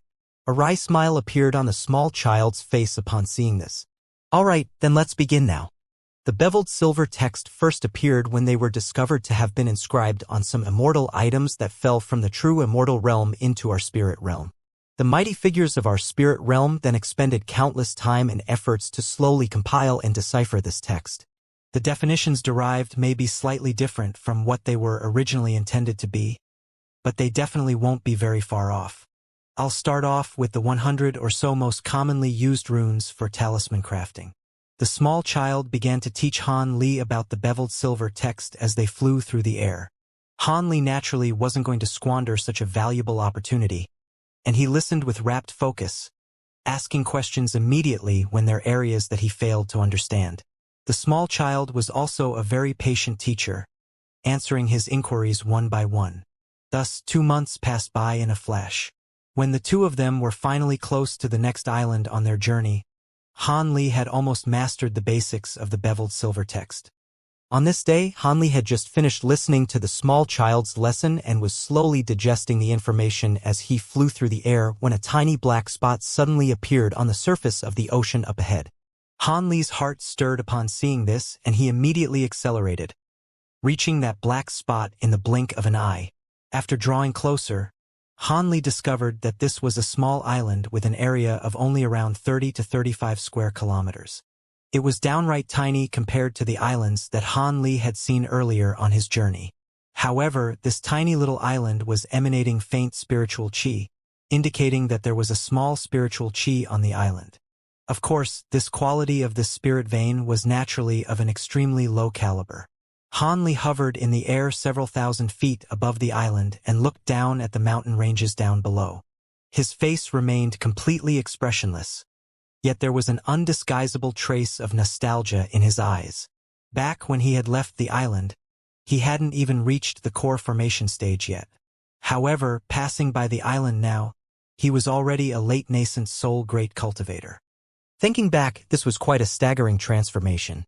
Even though his heart had been very firm in his pursuit of the Geet Dao when he had left the island, never could he have imagined that he would really become a nascent soul cultivator someday. Han Li hovered above the island in silence for a long while before the nostalgic look gradually disappeared from his eyes, upon which he shot forth into the distance again as a streak of azure light. Seeing as he had already reached the minor expanse island, he had to be quite close to his destination. Sure enough, less than half a day later, Han Li caught sight of the massive island he was traveling toward far in the distance. However, on this occasion, Han Li didn't enter through the dock. Instead, he found a completely secluded place, and a layer of spiritual light appeared over his body as he shot directly toward the white restriction enshrouding the island. A loud boom erupted as a result, and the surrounding light barrier tremored violently. Han Li was able to force his way through the light barrier through brute force, then fly away from the scene at a leisurely pace. A short while after Han Li had left, streaks of light began to converge toward the spot where Han Li had broken into the light barrier. Those streaks of light quickly revealed themselves to be several Foundation establishment cultivators, and all of them wore panicked and urgent expressions on their faces. However, the light barrier had already completely sealed over again, and they were unable to discover anything even after splitting up and searching through the surrounding area. In the end, they could only engage in a bewildered discussion before flying away again. At this point, Han Li had already descended upon a mountain several hundreds of kilometers away. All of a sudden, A formation plate that was emanating faint white light appeared in his hand. Han Li opened his mouth and a ball of azure spiritual chi was blasted onto the formation plate as he began to chant something. White and azure light immediately began to intermingle with one another along the formation plate, and the plate itself became extremely bright and dazzling. Han Li tapped a finger gently on the formation plate and the light immediately receded, revealing the formation plate again, which had become a mirror-like surface that was as clear as water. On the surface of the mirror, there were a series of red lights that were flashing rhythmically. Han Li gave a content nod upon seeing this, and he carried the formation plate in one hand as he rose into the air. After ascertaining a certain direction in the air, he began to fly into the distance again. A short while later, Han Li appeared in the air above a certain spot on the island. He looked down at the farmstead down below, and an incredulous look appeared in his eyes. Isn't this where the Gu clan manor was once situated? Why are Wuxia and the others staying here? Han Li murmured to himself with a surprised and perplexed look on his face. Han Li was hovering in the air above the manor without making any attempt to conceal himself, so his actions naturally created a stir among the mortals in the manor. Moments later, two streaks of light suddenly flew out from one of the rooms down below before reaching Han Li in the blink of an eye. The lights then receded to reveal an elderly man and a middle-aged man, both of which were at the Foundation establishment stage. You are. Han Li looked at the two of them with slightly furrowed brows. Upon catching sight of Han Li's facial features, the two of them immediately delivered respectful salutes with stunned expressions on their faces. We pay our respects to Senior. We didn't know that you would be visiting this place, so please forgive us for not preparing a more thorough welcome. These two were both Wuxia and her Dao companions' Foundation establishment disciples. They were aware of the fact that Han Li was a great cultivator, so they were naturally filled with awe and veneration. Why are you living here? Where are you masters? Han Li asked expressionlessly. This is the residence of one of my in-name disciples, so I decided to bring everyone here. Master and his Dao companion find this place too rowdy for their liking, so they're living in a makeshift cave abode nearby with their daughter. The elderly man replied in a respectful manner. An in-name disciple of yours? Is he a member of the Gu clan? A peculiar look appeared on Han Li's face. That's right. You know of the Gu clan as well, Senior? The elderly man was suddenly struck by a sense of unease. The master of the Gu clan had some ties with me in the past, but that was over 200 years ago, Han Li replied. What? Is that so? The elderly man was stunned to hear this. And now I'm back at this place. Looks like I really do have some sort of affinity with the Gu clan. I'm going to meet your masters first. Get you in-name disciple from the Gu clan to see me later. Han Li instructed in an implacable tone. Yes, I'll be sure to do so. The elderly man was both stunned and elated to hear this. He didn't know what kind of ties Han Li had had with the Gu clan in the past, but at the very least it didn't sound as if they were enemies. Han Li nodded and sent his spiritual sense sweeping through the air, allowing him to quickly track down the location of Wuxia and her Dao companion. Han Li transformed into a streak of azure light and soon descended on a plateau halfway up a small mountain. He looked at the seemingly mundane and nondescript rock face in front of him before sweeping his sleeve through the air, sending a burst of azure light sweeping toward it. A loud thump erupted as the azure light struck the rock face, following which a burst of light appeared over the mountain's rocky surface. The rock face began to blur as if it were an illusion, following which a massive stone door several tens of feet tall appeared before Han Li.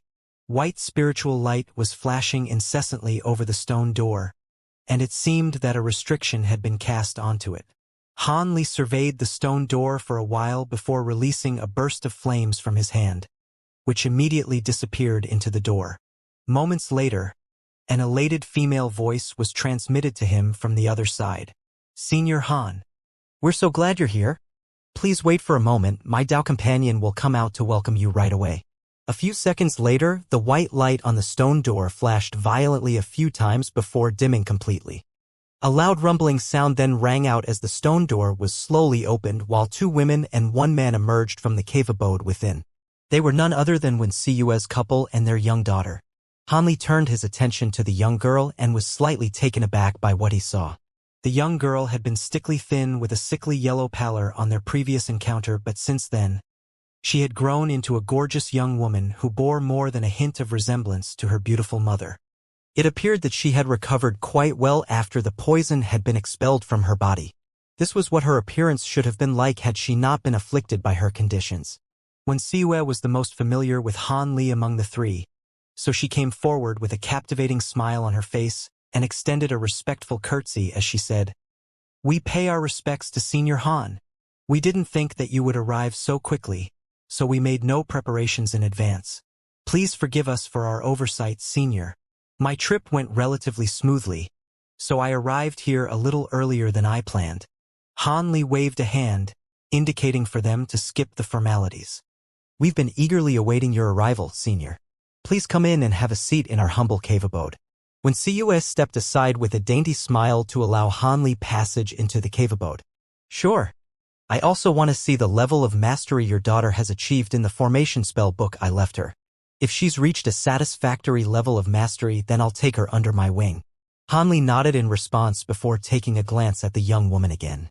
A blush appeared on Tian Chiner's face from Han Li's gaze, and she immediately ducked her head. In contrast, when Siwei and her Dao companion were ecstatic to hear this, and they hurriedly led Han Li into their cave abode. Han Li spent a day and a night inside the cave abode. During this time, when Siwei and her Dao companion, as well as their Foundation establishment disciples, had all come to pay their respects to Han Li at different points. The elderly man from earlier had brought along a young body who appeared to be around 7 or 8 years old to see Han Li, and they also entered the cave abode, but they didn't immediately come out. Another day later, a streak of silver light shot forth into the air from the small mountain, within which the figures of a man and a woman could be indistinctly identified. A few flashes later, the azure streak of light had disappeared from view. A month later, within the heavenly south region, which was countless kilometers away from the scattered star seas, within a massive barren valley, several black-robed cultivators were flying through their air on their respective treasures. They all appeared to be quite graceful in flight, but they were absurdly slow, and it was quite apparent that none of them were high-grade cultivators. After flying for a while, the black-robed cultivators suddenly flew toward the rock face beside them and disappeared into an extremely well-concealed cave. They traveled over 100 feet into the cave, upon which they arrived at a stone door that was shimmering with spiritual light, indicating the presence of a restriction. The group was led by an intimidating and brawny black-robed man, and he strode over to the stone door before making a hand seal and chanting something at the same time. After a long while, he raised a hand and cast an incantation seal, which disappeared into the stone door in a flash, sending ripples running through the flashing spiritual light as a result. The stone door wobbled slightly before slowly rising into the air. "Which junior martial brother is it?" Before the group had passed through the entrance, a lazy voice sounded from within. A ball of black chi then flew out from the cave and reached the brawny man in a flash, following which the yin chi dissipated to reveal an elderly man with pale features. "Oh, if it isn't junior martial brother Meng, are you here to take over from me?" The elderly man initially wore a dark expression on his face, but he faltered slightly upon seeing the brawny man before immediately putting on a smile. The brawny man was a mid-foundation establishment cultivator, while the elderly man was only an early foundation establishment cultivator, so he naturally didn't dare to treat this junior martial brother of his with disdain. "That's right, senior martial brother fan. I've been deployed here to guard this spirit mine in your place. Is this cave the entrance of the mine?" the brawny man asked expressionlessly. "Haha, you sure do have a straightforward personality, junior martial brother Meng. Indeed, the entrance to the spirit mine is in here. However, is this all the people that you have with you? It doesn't appear to be enough." The elderly man was rather perplexed by the lack of numbers in this small group. "Our ghost spirit sect isn't as powerful as it once was. Most of our disciples have to contribute to the effort to ward off the controlling spirit sect and devil flame sect. I had to work very hard just to gather this group of people. Thankfully, this is the core region of our sect, and we're only overseeing some mortals, so this should be enough." The brawny man harumphed in response, seemingly also very displeased with the current situation. "That makes sense. You'll just have to work slightly harder, junior martial brother Meng." The elderly man could only nod with a resigned expression upon hearing this. That's enough of this depressing conversation. Senior Marshal Brother, please take me to the mines and show me around first. The brawny man said as he cast his gaze into the cave. Of course. Please come with me, Junior Marshal Brother. The elderly man nodded and made a hand seal to close the stone door again before leading the group of black-robed cultivators deeper into the cave. After a few twists and turns, the group appeared in front of a massive fissure in the ground that's several tens of feet wide. There was faint light flashing within the rift, and it appeared to be leading to the underground. There were two black-robed chi condensation cultivators sitting with their legs crossed on either side of the entrance to the rift. The two of them hurriedly rose to their feet and extended respectful salutes at the sight of their approaching Foundation establishment Marshal Brothers. The elderly man waved a hand in a calm manner before leading the brawny man and his group directly into the rift. 15 minutes later, the elderly man had led the brawny man on a tour of almost the entire mine.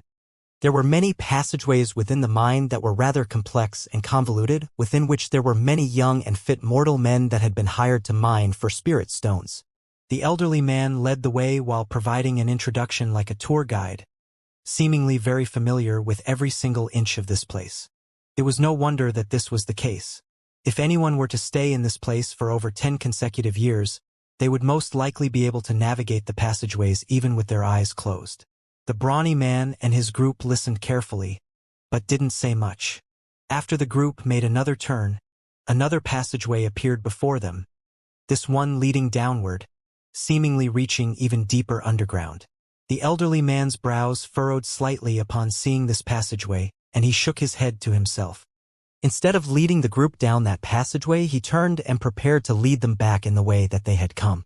Senior Marshal Brother Fan, where does this lead to? Why are you taking us down there to have a look? The brawny turned to his senior marshal brother with a perplexed look. Many years ago, this was once a restricted area and the sect had deployed a few disciples solely to guard this place. But it's been abandoned long ago and all of the guards have been withdrawn. The elderly man replied in a casual manner. A restricted area? What's in there? And why was it abandoned in the end? The brawny man was intrigued to hear this. The elderly man hesitated momentarily before deciding that this was an inconsequential matter and explained nothing much. There's only an ancient teleportation formation in there, but it's been in disuse for a long time and isn't functional anymore. As for why this place was once a restricted area and why it was abandoned later on, I'm afraid I do not know. However, it seemed to have something to do with Marshal Uncle Wang Chan. Marshal Uncle Wang? So it's... The brawny man was startled to hear this, and his voice abruptly cut off mid-sentence, as if he were extremely wary of something. Keep it to yourself, Junior Marshal Brother. Marshal Uncle Wang is not someone that the likes of us can express our opinion on, the elderly man said with a meaningful look. The brawny man was silent for a moment before suddenly asking, In that case, would you be able to take me down there, Senior Marshal Brother? Truth be told, I've been studying the way of formation spells in the past few years, and I'm very curious about this ancient teleportation formation. You're learning about formation spells? That place is rather far away, and it'll be quite time-consuming to get there. The elderly man faltered slightly upon hearing this before a peculiar look appeared on his face. There's no need to be concerned, Senior Marshal Brother Fan. I know the dangers of becoming a jack of all trades, yet a master none. However, I've encountered a bottleneck in my cultivation and can only try some different methods to stimulate myself for improvement. Perhaps I'll be able to glean something useful by studying formation spells. The brawny man sighed.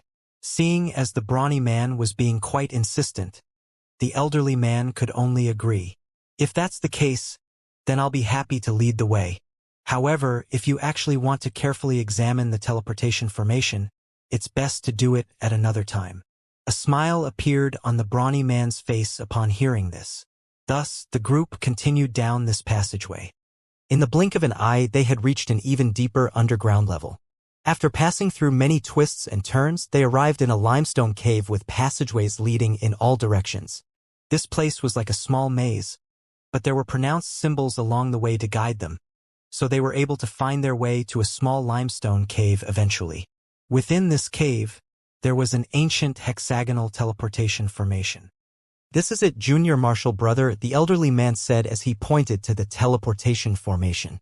TSK, so this is an ancient teleportation formation. I've seen some basic descriptions of these formations in some tomes in the past, but I've never actually seen one in person. The brawny man's eyes were shimmering as he looked at the teleportation formation. He made his way over to the formation before walking in a few circles around it, staring at it with rapt focus the entire time.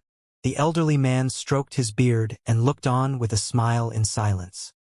As for the chi condensation disciples with them, they were also quite curious about the teleportation formation, but they didn't dare to stand next to their Foundation establishment seniors and could only stand guard by the entrance of the cave.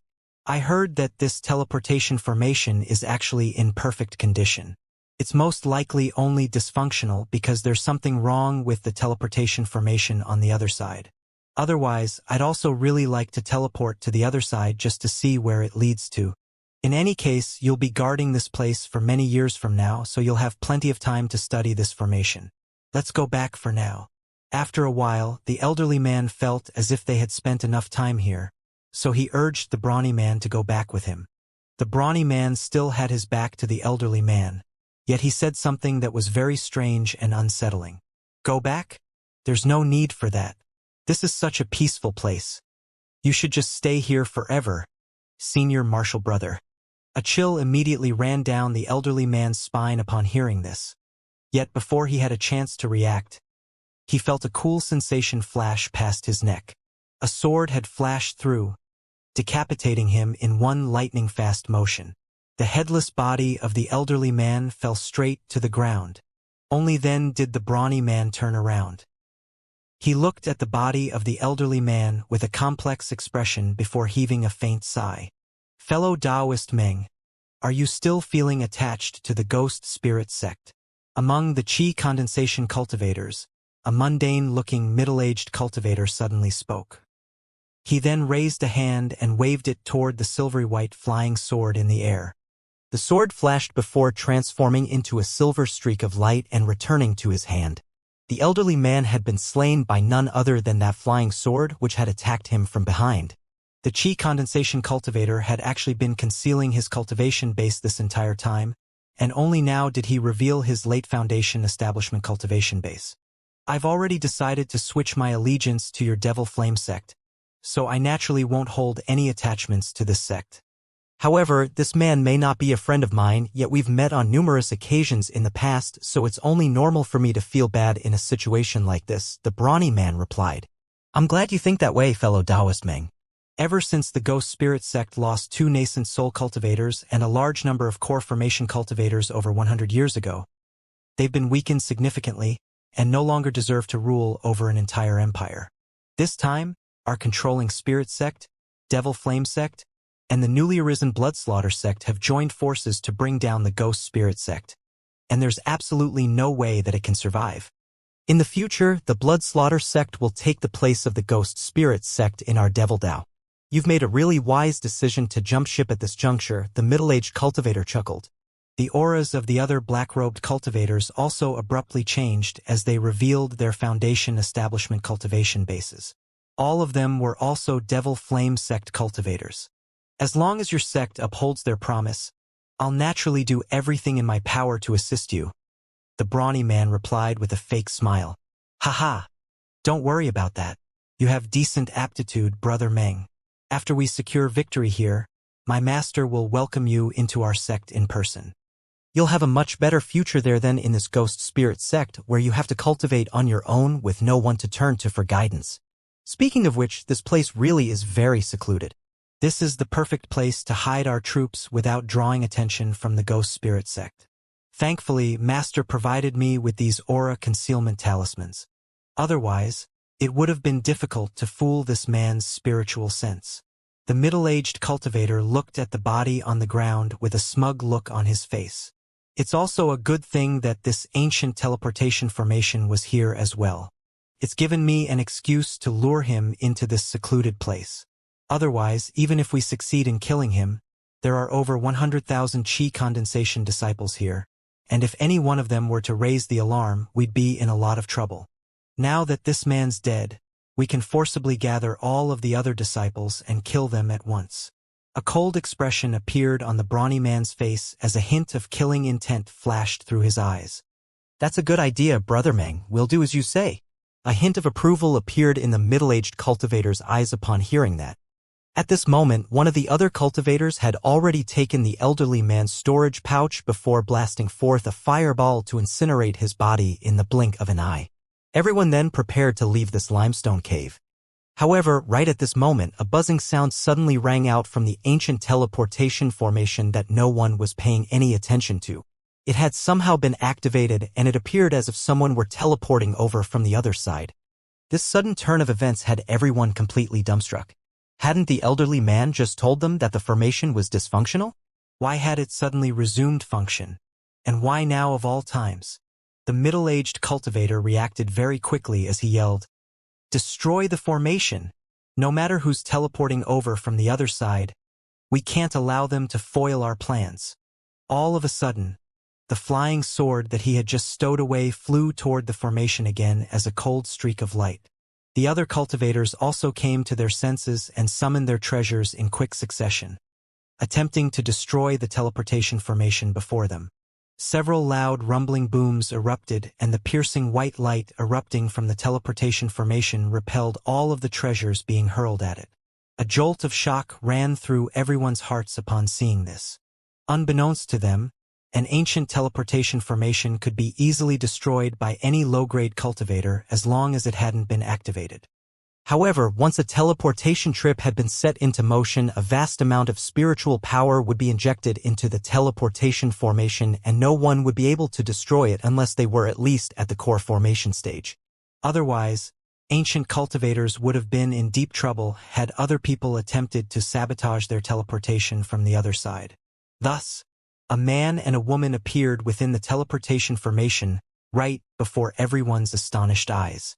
Their bodies were swaying slightly, indicating that they were still recovering from the dizziness of teleportation. The middle-aged man could see that the man appeared to be over 20 years of age, while the woman seemed to be only in her teens. He swept his spiritual sense toward the woman first and was immediately greatly relieved to find that she was only at the chi condensation stage. In the cultivation world, the life lesson of not judging a book by its cover was particularly important. It was not uncommon for a young girl who appeared to be in her teens to be a high-grade cultivator who had lived for centuries. As for the man, he only appeared to be in his 20s, so his cultivation base most likely wasn't very advanced. After all, very few male cultivators would go to the trouble of altering their appearance to make themselves seem younger. He was just about to sweep his spiritual sense toward the young man, but he suddenly shook his head from side to side and appeared to be close to recovering from his bout of dizziness. In his urgency, he could only relinquish his attempt to ascertain the man's cultivation base as he yelled, "Kill them!" In his mind, this woman's cultivation base was very pitiful and this man seemed to be very young, so he was a foundation establishment cultivator at most. As such, the best course of action was to take them by surprise and kill them during their bouts of dizziness. However, an expression of horror suddenly appeared on the brawny man's face at the sight of the young man, and he hurriedly urged, "Wait, don't do it." However, the other Devil Flame sect cultivators answered only to the middle-aged cultivator. Even though they could hear the abnormally high level of fear and panic in the brawny man's voice, they still attacked the duo in the teleportation formation without any hesitation. As for the middle-aged cultivator, he was simply under the impression that this duo may have been the brawny man's acquaintances, so he intentionally ignored him. Just as their treasures were about to strike the duo within the teleportation formation, a frosty voice suddenly sounded, "Looks like all of you want to die." Right as his voice fell, an earth-shattering boom erupted as a ball of piercing azure light exploded within the teleportation formation. It was so bright that it appeared as if an azure sun had emerged in the cave. All of the treasures were immediately shattered as soon as they came into contact with this azure light. Several streaks of golden sword chi then shot forth from within the azure light, and all of the Devil Flame sect cultivators, including the middle-aged cultivator, were instantly killed before they could even utter a single sound. The brawny man with the Meng surname remained completely unscathed, but he was too petrified to even move, and his face was deathly pale with horror. "You recognize me?" The young man slowly walked out of the formation and turned to the brawny man with a frosty expression. The young girl who was in her teens followed behind him respectfully, putting on a very obedient display. It was quite clear that she was this man's junior. The young man was naturally none other than Hanli, who had repaired the teleportation formation on the other side in the scattered star seas and finally returned to the heavenly south region after over a month. As for the young girl behind him, she was naturally Xianxia, whose formation spell aptitude was very much satisfactory to him. The brawny man immediately fell to his knees in front of Hanli and hurriedly replied, "When I was younger, I was with a senior from my family and witnessed you in action during the invasion of the Milan people. I've committed your appearance to memory ever since then, senior." "The Milan invasion?" "Hehe, that was an event of the distant past. I'm surprised you still remember what I look like. You're a ghost spirit sect disciple, right? Were these people fellow martial brothers of yours?" Hanli asked nonchalantly. The brawny man hesitated momentarily, but the cold look in Hanli's eyes sent a shiver running down his spine, and he was intimidated into telling the truth. "I am indeed a disciple of the Ghost Spirit sect, yet these cultivators were from the Devil Flame sect." "The Devil Flame sect? It's a good thing that you're honest. If you'd told me that they were your fellow martial brothers, I would have killed you on the spot." The cultivation art fluctuations from their bodies clearly indicate that they're not from the Ghost Spirit sect. Hanli's cold words made the brawny man feel as if he had been plunged into a glacial pit, and any inclination he had of lying his way out of this situation immediately disappeared. Xianxia stood behind Hanli and surveyed her surroundings with a curious light in her eyes. "I have no interest in knowing why a Ghost Spirit sect disciple like you would appear here with cultivators from the Devil Flame sect. But I do have some questions for you, and you'd better answer them truthfully," Hanli continued. "I'll be sure to tell you everything I know, senior," the brawny man hurriedly replied. "It's been some years since I was last in the Heavenly South region. Give me a recount of what happened in the cultivation world of the Heavenly South region in the past century," Hanli commanded. "Yes. In terms of significant events, there's none more significant than an incident from 80 years ago where the mystical sect of the Tianlu nation destroyed the entire fire spirit sect in one night. What happened there was..." The brawny man immediately launched into a tale at Hanli's behest. The vast disparity in their cultivation bases had the brawny man in constant horror, and he didn't dare to fabricate any false tales. Hanli's expression remained completely unchanged as he listened to the brawny man's story, and he would only interject with a question from time to time when something caught his interest. The brawny man naturally provided the best answers he could, trying his best to satisfy Hanli. After around 2 hours, the brawny man had delivered a recount of all of the significant events that had taken place in the Heavenly South region for the past century, and his mouth fell closed as he wore a nervous look on his face. "How's Drifting Cloud sect going at the moment? Has anything significant happened to it? Is Elder Chang still the one in charge at the moment?" Hanli suddenly asked after a brief silence. The brawny man hesitated momentarily before giving a shaky response. "The Drifting Cloud sect? That sect is quite far away, so I don't know much about it. However, I do recall that the one in charge of the sect is now a senior with the Lu surname.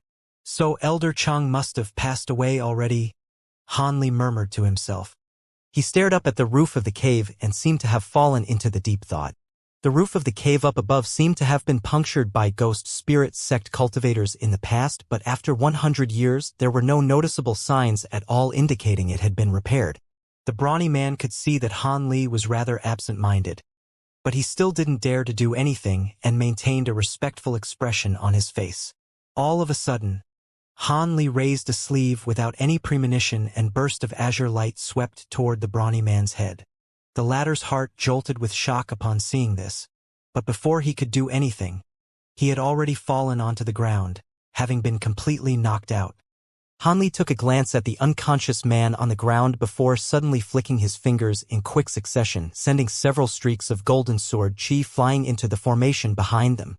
A loud boom erupted and the formation was completely destroyed. Aside from the large crater that had been left in the ground, nothing remained to suggest that the teleportation formation had ever existed. Seeing as the formation over in the scattered star seas had been repaired by him, There was no need for the teleportation formation on this side to continue to exist. Otherwise, if someone else possessed a greater teleportation medallion like the did, they would also be able to teleport to the scattered star seas. Han Li wanted this to be a shortcut that was exclusively available to him and had no intention of sharing it with anyone else. He was already extremely familiar with the structure and construction process of teleportation formations, so if required, he could erect the same teleportation formation again in this place at any time. In any case, with his current staggering wealth, the costs of materials for setting up teleportation formations, which had once seemed astronomical to him, were no longer a problem. After doing all of that, Han Li reached out and feigned a grabbing motion toward the brawny man on the ground.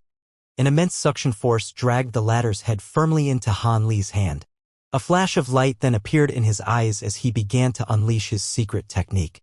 After a while, Han Li released his 5 fingers and the brawny man tumbled to the ground once again. Han Li murmured to himself expressionlessly, "You're lucky that you told the truth. I'm not a man who likes to eat his words, so I won't kill you. But I naturally have to wipe away your memories of seeing me appear from this teleportation formation." Han Li had unleashed a secret technique to alter this man's memories. As such, he could only recall that an unidentifiable high-grade cultivator had seemingly descended from the heavens before killing all of the Devil Flame sect cultivators, and the ancient teleportation formation had been unintentionally destroyed by the shockwaves radiating from their battle. At Han Li's current cultivation base, unless if a deity transformation cultivator were to step in, no one would be able to break the restriction that he had set, so he could naturally rest assured. After that, Han Li released a few fireballs to incinerate the bodies of the Devil Flame sect cultivators into ashes. Brilliant azure light then erupted from his body, sweeping up the young girl behind him as they shot forth, directly upward. An earth-shattering boom rang out and the roof of the cave that had been repaired by the Ghost Spirit sect was punctured again. The streak of azure light flashed once, and Han Li had already reached the surface of the ground up above. The streak of azure light then hurtled into the distance, completely disappearing after just a few flashes. After a while, all of the Ghost Spirit sect cultivators were drawn to the scene by the massive commotion that had just ensued, only to find the unconscious brawny man and the limestone cave where he was located, which was in a state of complete turmoil. Unbeknownst to them, a sneak attack that the Devil Flame sect had planned against the Ghost Spirit sect had been foiled, just like that. Meanwhile, Han Li was already on his way to the state of Xi. At Han Li's current cultivation, he was capable of traveling at extraordinary speeds. Even though he hadn't unleashed his full speed, the rate at which he flew was still quite astonishing.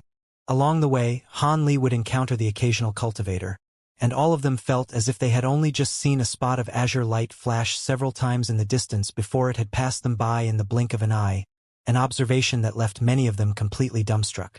These cultivators were all naturally given a fright upon seeing this.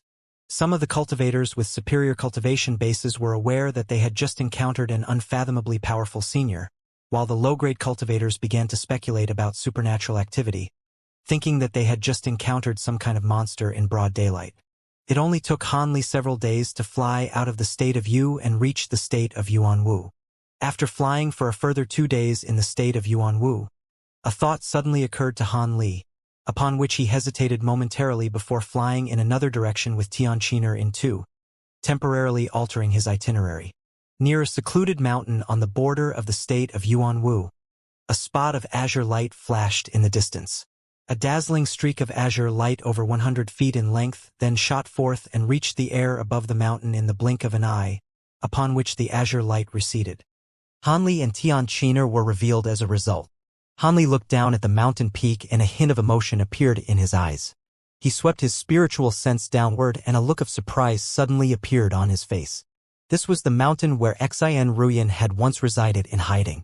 The mountain itself looked no different compared to how it did back then, but Han Li could sense the auras of many cultivators down below, most of which were at the Qi condensation and foundation establishment stages, but there also appeared to be 2 core formation cultivators among them.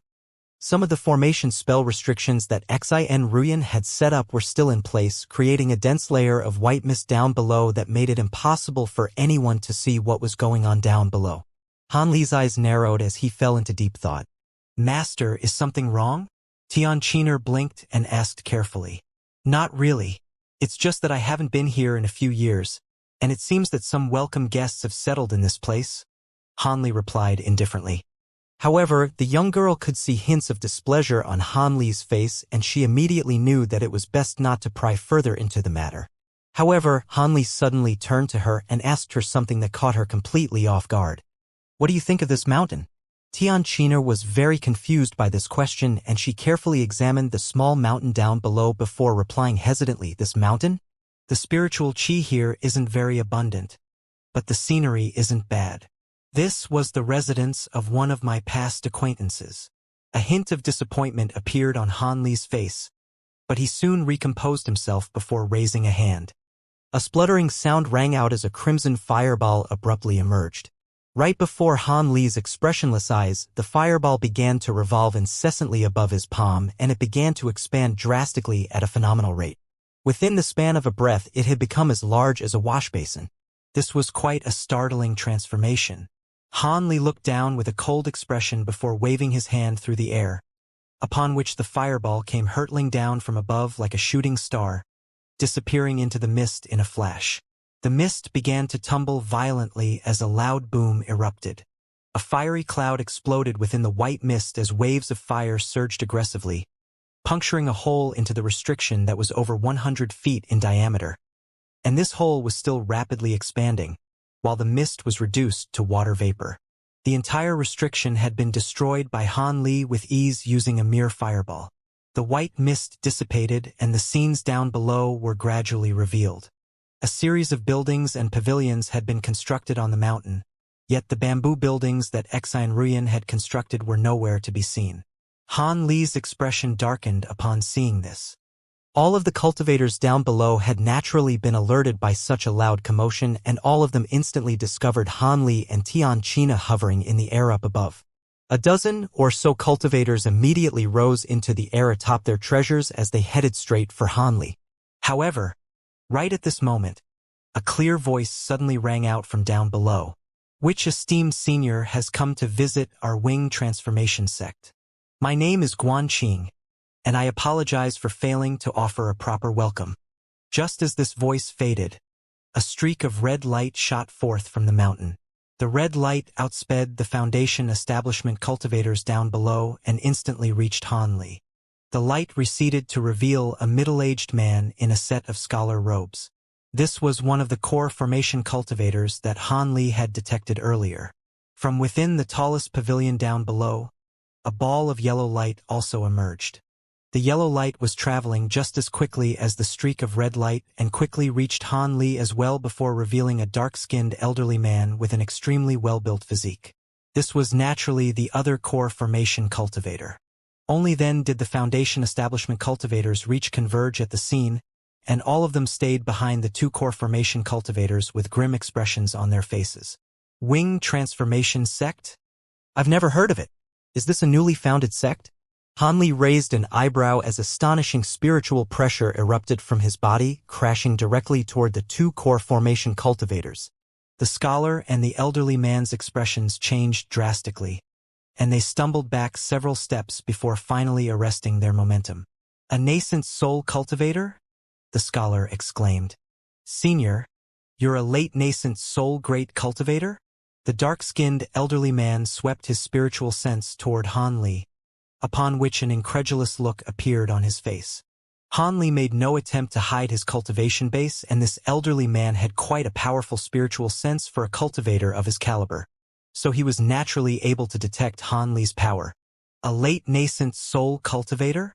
The scholar was given another fright as he also swept his spiritual sense toward Han Li. Meanwhile, Han Li stood with his hands clasped behind his back, surveying the two of them expressionlessly. After the scholar had ascertained Han Li's cultivation base with his spiritual sense, his expression had also become very strained. The two core formation cultivators glanced at one another before extending respectful bows in unison, and the elderly man said, We pay our respects to the esteemed senior. Our sect is indeed a newly founded one. May I ask for the purpose of your visit, senior? If there's anything I can help you with, I'll be sure to do my best. The scholar also wore a respectful look on his face. This was a great cultivator that could destroy their entire sect with ease, and the two of them were feeling extremely uneasy. After all, Hanli had just destroyed the restriction down below in an extremely violent manner, and that certainly didn't bode well for them. Upon seeing their masters concede in such a tame manner and hearing the words late nascent soul cultivator, the Foundation establishment cultivators behind them were also completely petrified. After all, to low-grade cultivators like them, late nascent soul cultivators were at the upper limit of power in the human world. It was everyone's dream to be able to reach such a lofty cultivation base. Seeing as this is a newly founded sect, then you should have a nascent soul cultivator among your ranks. Where is your master? Hanli asked coldly. The elderly man mustered up his courage and replied, Our master is Huangyao the Enlightened, and he left to visit a friend a month ago. The two of us are currently looking after the sect in his stead. He's not here? So be it, it doesn't matter anyway. When did all of you move into this place, and where's the person that used to live here? Hanli asked. The elderly man was slightly taken aback by this question, and he turned to the scholar beside him as he replied, Our sect moved here 70 years ago. As for the person who once lived here. The scholar was also surprised by this question, but without even turning his head, he immediately yelled, Fengji, come here. This senior has something to ask you. Right as his voice fell, all of the Foundation establishment cultivators turned to one of their members in unison. This was an elderly man with refined features who appeared to be over 60 years of age. This cultivator by the name of Fengji also wore a stunned look on his face. You're calling for me, master? The elderly man by the name of Fengji hesitated before confirming the situation, in fear that he had misheard. Yes, I'm calling for you. Hurry up and get over here. This senior has some things to ask you. Didn't you live in this place before we came here? The scholar urged in a stern voice, in fear that Hanli would be irked by this slow disciple. Yes, I'm coming right away. After confirming that he hadn't misheard, the Foundation establishment stage elderly man could only muster up his courage and fly over to the scholar's side. Hanli turned his attention to Fengji and asked, You lived in this place before? Yes, senior. Prior to joining this sect, I did indeed live in this place, as had many generations of my forefathers. Fengji replied in an uneasy manner.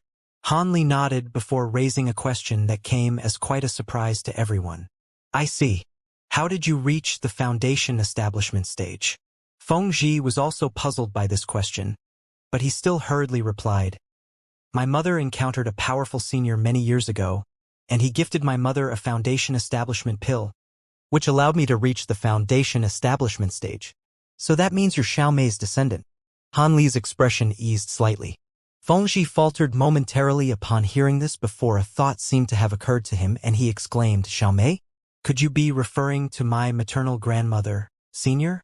Are you the one who gifted my mother the Foundation establishment pill all those years ago, senior? You're pretty quick-witted after all. Hanli confirmed this notion indirectly with a chuckle. Thank you for your kindness, senior. I've always wanted to meet you and thank you in person. The elderly man hurriedly fell to his knees in midair with an expression of surprise and elation on his face. Meanwhile, the scholar and the dark-skinned elderly man were completely stunned. Hanli allowed the elderly man to extend a salute to him before continuing. Back then, I was nowhere near as powerful as I am today, and I met your forefathers on several occasions. After that, I encountered your mother and gifted her a Foundation establishment pill. However, your cultivation base seems to have stalled at the mid-Foundation establishment stage, so it appears your aptitude isn't all that great. You've also reached quite an old age now, so your cultivation path will most likely end here. My apologies for disappointing you with my mediocre aptitude, senior.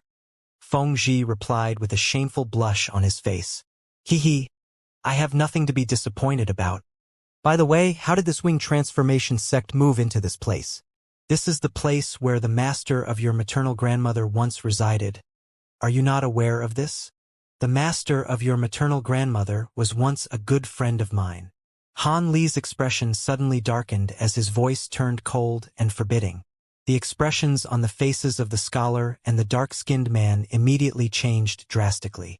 Fengji's heart jolted upon hearing this, and he hurriedly replied, I am indeed aware of this, which is why I made sure to move the bamboo buildings that Senior Exun once resided in to the other side of the mountain.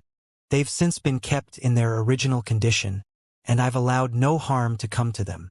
This is one of the conditions I stated before allowing the sect to settle here. Is that so? Han Li turned to the two core formation cultivators with a cold light in his eyes. The scholar seemed to have identified the reason for Han Li's displeasure, and he hurriedly explained, "That is indeed the case. This place is not where our wing transformation sect is actually situated. Instead, it's only a temporary dwelling for us. The reason why so many of our disciples are here is because we have to take care of a few matters in the state of Yuanwu, so we had no choice but to stay here for the time being. After transferring fellow Taoist Xian's bamboo buildings to the other side of the mountain, we haven't touched them at all." "I see. Regardless of all that, this is the past residence for an old friend of mine, and I don't want to see any other cultivators here." "I trust the two of you are aware of what you should do next," Han Li said in a cold voice. The dark-skinned man shuddered and immediately said, "Of course. We'll move out of this place with our disciples right away." The scholar nodded eagerly in agreement. "That would be great. I'll leave you to it, then. Take me to fellow Taoist Xian's bamboo buildings." Han Li turned his attention to Feng Zhi and asked him to lead the way. "Right away, senior." Feng Zhi naturally didn't dare to delay as he gave a respectful reply. He bowed toward the scholar before activating his treasure and flying toward the other side of the mountain. Azure light erupted from Han Li's body, sweeping up Tianqiner within as he flew along behind Feng Zhi. The scholar heaved a sigh of relief before transmitting his voice to the dark-skinned man as he asked, "Is that man really a late-nascent soul cultivator? We haven't made a mistake here, have we? Why is it that he doesn't look like any of the three legendary gray cultivators? Even from so far away, he still didn't dare to communicate directly with words. That should be the case." The spiritual pressure he released just then was several times more terrifying than even our masters. "That man is indeed not one of the three legendary great cultivators. Perhaps a fourth great cultivator had finally appeared," the dark-skinned man speculated. "If that's really the case, then news of this man should have spread through the entire Heavenly South region already," the scholar murmured. "Forget about it. No matter who he is, he's definitely someone whom our master wouldn't even dare to mess with. Let's hurry up and evacuate this place. If we're too slow in moving out and he decides to change his mind, we'll be in big trouble," the dark-skinned man said with a grave expression. "You're right, senior marshal brother. I'll start the evacuation process right away." "What a pity that we have to give up such a fantastic dwelling, though," the scholar sighed reluctantly. We're already extremely fortunate. Thank heavens you recruited Feng Zhi into our sect. Without him here, I feel like that man would have destroyed our sect in a fit of rage. How come I didn't know that this disciple of yours has ties with such a powerful senior? Were you aware of this junior marshal brother? And who was the person that lived here in the past? To think that they were once the acquaintance of a late nascent soul cultivator, the dark-skinned man sighed. You've stumped me there, senior marshal brother. You already know this. I accepted Feng Zhi as my disciple very early on, but that was only because he was a foundation establishment cultivator. In terms of aptitude, his is very mediocre, so I didn't pay much attention to him and don't know a lot about him as a result. I did ask him about the former owner of the bamboo buildings here once. After all, the restrictions here are rather crude, but they're very practical and useful. However, Feng Zhi told me that this person was only a qi condensation cultivator, so I paid this matter no heed. The scholar was also becoming quite confused. A qi condensation cultivator and a late nascent soul cultivator. Even if this were many years in the past, surely the disparity between them is a little too large. The dark-skinned man was feeling rather speechless. The scholar could only give a wry smile upon hearing this. After that, the two of them didn't dare to delay any longer, and immediately led the other cultivators back to the buildings down below.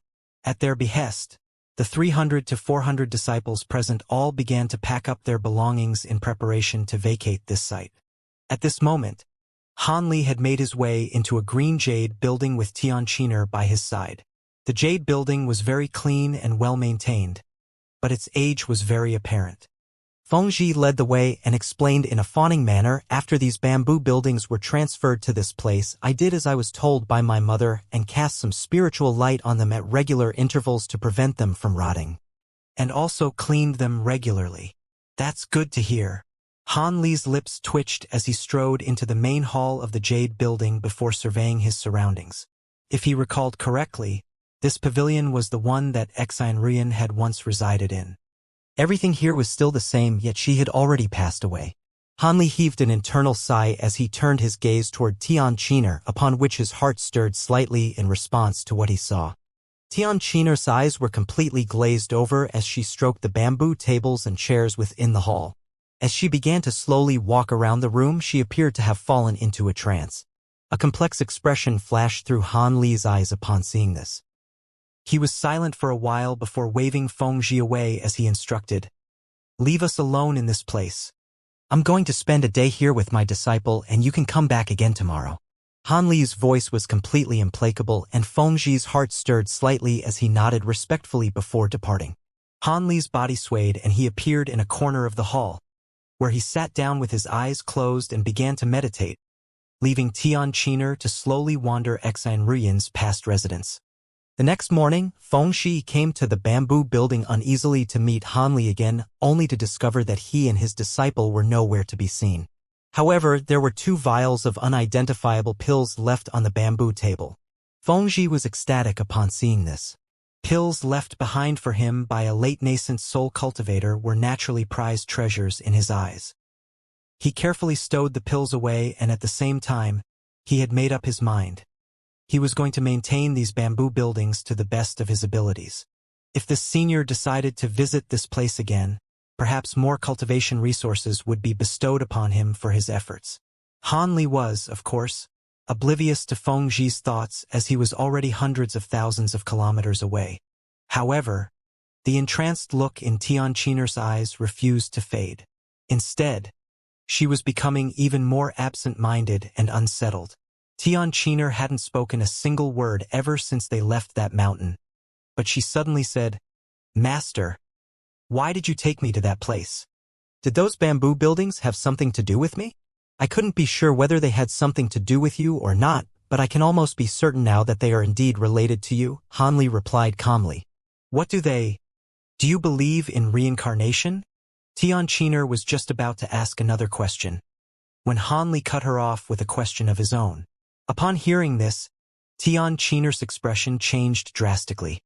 "Master, what do you mean by that?" Xianxia was starting to feel a little unsettled. "What did you feel during your time in the bamboo building?" Han Li answered her question with another question. "I don't know, but it was a very strange feeling that I can't put into words," Xianxia murmured in reply. "That was the past residence of one of my old friends. She also possessed the Dragon Cry physique and was a natural formation spell master. However, she passed away at a very young age," Han Li said in a slow voice. Xianxia faltered upon hearing this before asking, "Didn't you try to save her, master? I hadn't even reached the core formation stage yet back then. How was I supposed to save her? Besides, her heart had already died due to other factors. The formation spell book I left to you was something that she had given me. I first came into contact with fellow Taoist Xianxia through another fellow Taoist by the name of Xianxia. Back then, I had only just reached the foundation establishment stage and attended an underground auction." Han Li began to give Xianxia a recount of past events, from how he had encountered Xianxia by chance, then encountered Xianxia, then the reasons for their eventual deaths. His story only concluded after he told Xianxia about he had met Xianxia's servant following his departure. However, by this point, Xianxia was completely dumbstruck by the story. Only after a long while did she exhale as a complex look appeared on her face and she said, "I see. So you think I'm a reincarnation of that person, master? I was rather skeptical initially, but after seeing your reaction in that bamboo building, I'm at least 50% sure that this is indeed the case, and that's enough for me. It appears that reincarnation most likely does exist, after all." Han Li chuckled. "Then the reason why you accepted me as your disciple?" Xianxia was becoming rather uneasy upon hearing that. "Don't worry. I genuinely wish to take you under my wing. Fellow Taoist Xian was a good friend of mine, and I admired her greatly for her aptitude in formation spells. I accepted you as my disciple partly because you could very likely be the reincarnation of my old friend, but I also want to raise you to become a true formation spell master, as you could prove to be very useful to me in the future." Of course, if you change your mind and no longer wish to be my disciple, I can take you back to the scattered star seas right away, Han Li said calmly. I don't know if I'm a reincarnation of Master's old friend, but even if that were the case, I can't remember anything about my past life. I am extremely fortunate that a great cultivator like Master has decided to accept a Qi condensation stage disciple like me. How could I possibly give up on such a brilliant opportunity? Tian Qiner hurriedly shook her head with a panicked expression, as if she really were afraid that Han Li would change his mind about taking her under his wing. After all, no official disciple acceptance ceremony had been held yet, so she was only an in-name disciple of his. Good. I can't guarantee you much else at the moment, but at the very least, I'm confident in my abilities to get to you to progress safely to the core formation stage, Han Li said with a smile. Qiner is willing to serve her master wholeheartedly. Tian Qiner immediately pledged her loyalty to Han Li. All right, when we get back to the Drifting Cloud sect, I'll officially take you as my disciple. I've never officially accepted any disciples in the past, but I do have an in-name disciple. You'll be able to see her at the sect, Han Li continued with a smile. Tian Qiner's heart stirred upon hearing this, and an elated smile appeared on her face. After that, Han Li accelerated even further, and the two of them disappeared into the distance in the blink of an eye. A few months later, Han Li and Tian Qiner reached the state of Xi. Several days after that, a streak of piercing azure light appeared near the Dream Cloud Mountains. When they were roughly 50 kilometers away from the mountain ranges, an ear-splitting cry suddenly erupted from within the azure light. The cry was like the roar of a dragon, but also like the cry of a phoenix, and even the nearby clouds were disturbed by the powerful resulting sound waves. The streak of azure light was traveling at an incredibly fast speed, and covered a distance of several tens of kilometers in just a few flashes. The immense spiritual power imbued within the cry had alerted all three of the major sects within the Dream Cloud Mountains. Everyone within those sects, from ordinary Qi condensation and foundation establishment disciples to nascent soul elders, were all stunned upon hearing this cry from afar. All of the nascent soul cultivators sprang into action at once, emerging from their respective sects to see which powerful being was declaring his arrival at the Dream Cloud Mountains in such a reckless manner. Thus, when Han Li was still close to 10 kilometers away from the mountain ranges, 5 streaks of light had already come out to meet him, and they appeared to be nascent soul cultivators from the 3 sections. Han Li's heart stirred up seeing this. His emotions had been in a state of disarray at the thought of being able to see Nangong One again soon, but he was forced to calm himself down here. The azure light receded and the loud cry subsided as Han Li revealed himself with Tian Qiner by his side. He then turned his attention to the 5 streaks of light hurtling toward him. Moments later, a rare joyful smile appeared on his face. When the 5 streaks of light were around 300 to 400 feet away from him, the lights receded to reveal 5 cultivators, most of whom Han Li recognized. A blue-robed middle-aged man identified Han Li from afar, and following a split second of stunned inactivity, he yelled with surprise and elation, "Junior Marshal Brother Han." He was none other than Lu of the Drifting Cloud sect. The very same Elder Lu who had invited Han Li to join the sect many years ago. "You look well, Senior Marshal Brother Lu." Han Li's smile widened as he cupped his fist in a salute. "So it's fellow Taoist Han Li. I was wondering who would be capable of putting on such a mighty display of power." "Huh? Brother Han, have you already reached the late nascent soul stage?" The next person to speak was a cultivator in a set of red robes. He was none other than Child Fire Dragon of the Ancient Sword sect. At this moment, he wore an expression on his face that suggested that he had just seen a ghost. Han Li took a glance at Child Fire Dragon as he said with a smile, "Brother Lan, you've also reached the mid-nascent soul stage, haven't you?" Child Fire Dragon gulped before replying drily, "Surely you jest, Brother Han. How can my progression to the mid-nascent soul stage compare with your breakthrough to become a great cultivator?" His words sent waves of shock surging through everyone else's hearts, and they all swept their spiritual sense toward Han Li in unison, upon which the same dumbstruck expression appeared on their faces. Lu Luo's voice trembled as he asked, "Is that true? Have you reached the late nascent soul stage already, Junior Marshal Brother?" "My trip was quite bountiful, and I managed to progress to the late nascent soul stage by chance," Han Li replied calmly. Lu Luo was naturally ecstatic to hear this, and he was temporarily at a loss for words, but there was a beaming smile on his face. Congratulations, Brother Han. Who would have thought that after a mere century apart, fellow Taoist Han would make such massive strides on your cultivation path? Looks like our Dream Cloud Mountains will also be a force to be reckoned with in the Heavenly South region from now on. The man who had just spoken was none other than Elder Feng, the man whom Han Li had once encountered in the 100 Possibilities Pavilion. Following a brief stunned stupor, the man immediately put on a warm and enthusiastic expression. Han Li nodded with a smile, but didn't say anything in response. Even though early nascent soul cultivators and late nascent soul cultivators were both nascent souls, and referred to one another as equals, both of them were well aware of the massive disparity between the two. As such, everyone else was naturally struck by a sense of inferiority when standing before Han Li. As for the other two unfamiliar men present, they were new elders of the ancient sword sect and the 100 Possibilities Pavilion. In the presence of Han Li, these two were feeling even more uneasy, and after extending a greeting toward Han Li, both of them refrained from saying anything else. Brother Lan, fellow Taoist Feng, you two can go back for now. I've been away from the sect for a long time, so I plan to stay there for a few days before visiting the ancient sword sect, the 100 Possibilities Pavilion. How does that sound? Han Li proposed. Childfire Dragon and Elder Feng immediately replied by expressing that there was no need for Han Li to visit their sections. Instead, they were going to gather their fellow elders to visit the Drifting Cloud sect instead. They secured Han Li's agreement to pay the Drifting Cloud sect a visit in 3 days before taking their leave. Thus, the only one that remained from the initial 5 was Lu Luo.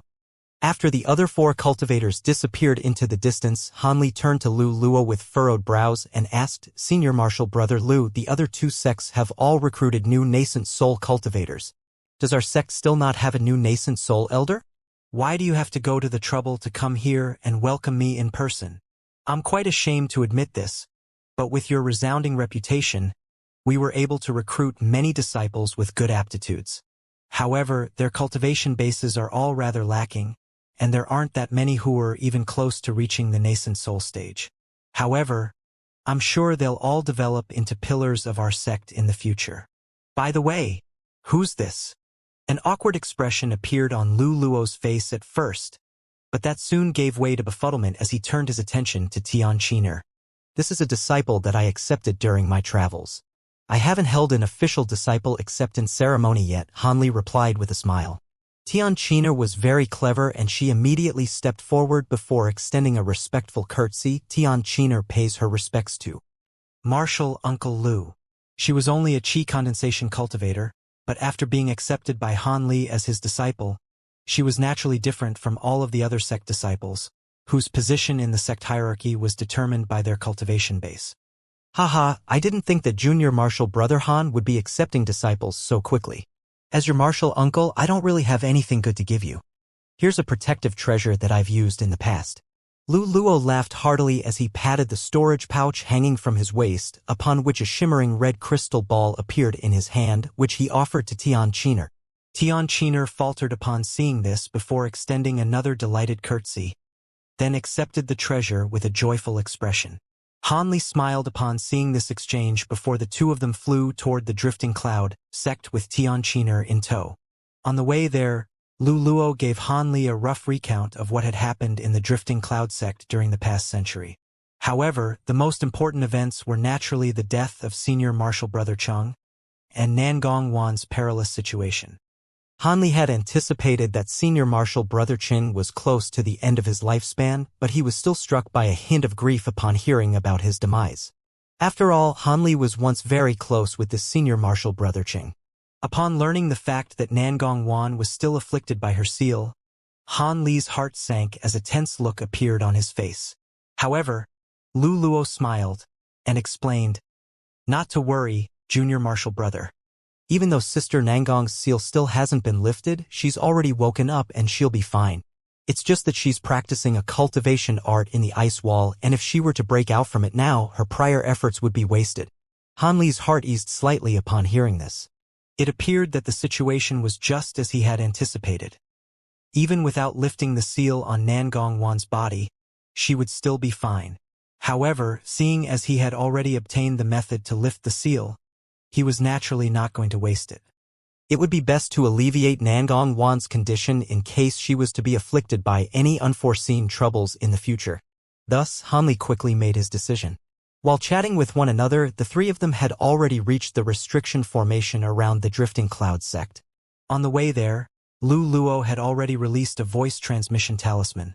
So as soon as the two of them reached the formation, the mist permeating throughout the entire restriction tumbled before slowly dissipating. The entire formation around the sect was being deactivated. Hanli stirred slightly upon seeing this, but before he had a chance to say anything, hundreds of Foundation establishment cultivators had been led out of the mountain by a dozen or so core formation cultivators, and they arranged themselves into orderly rows as they yelled in unison.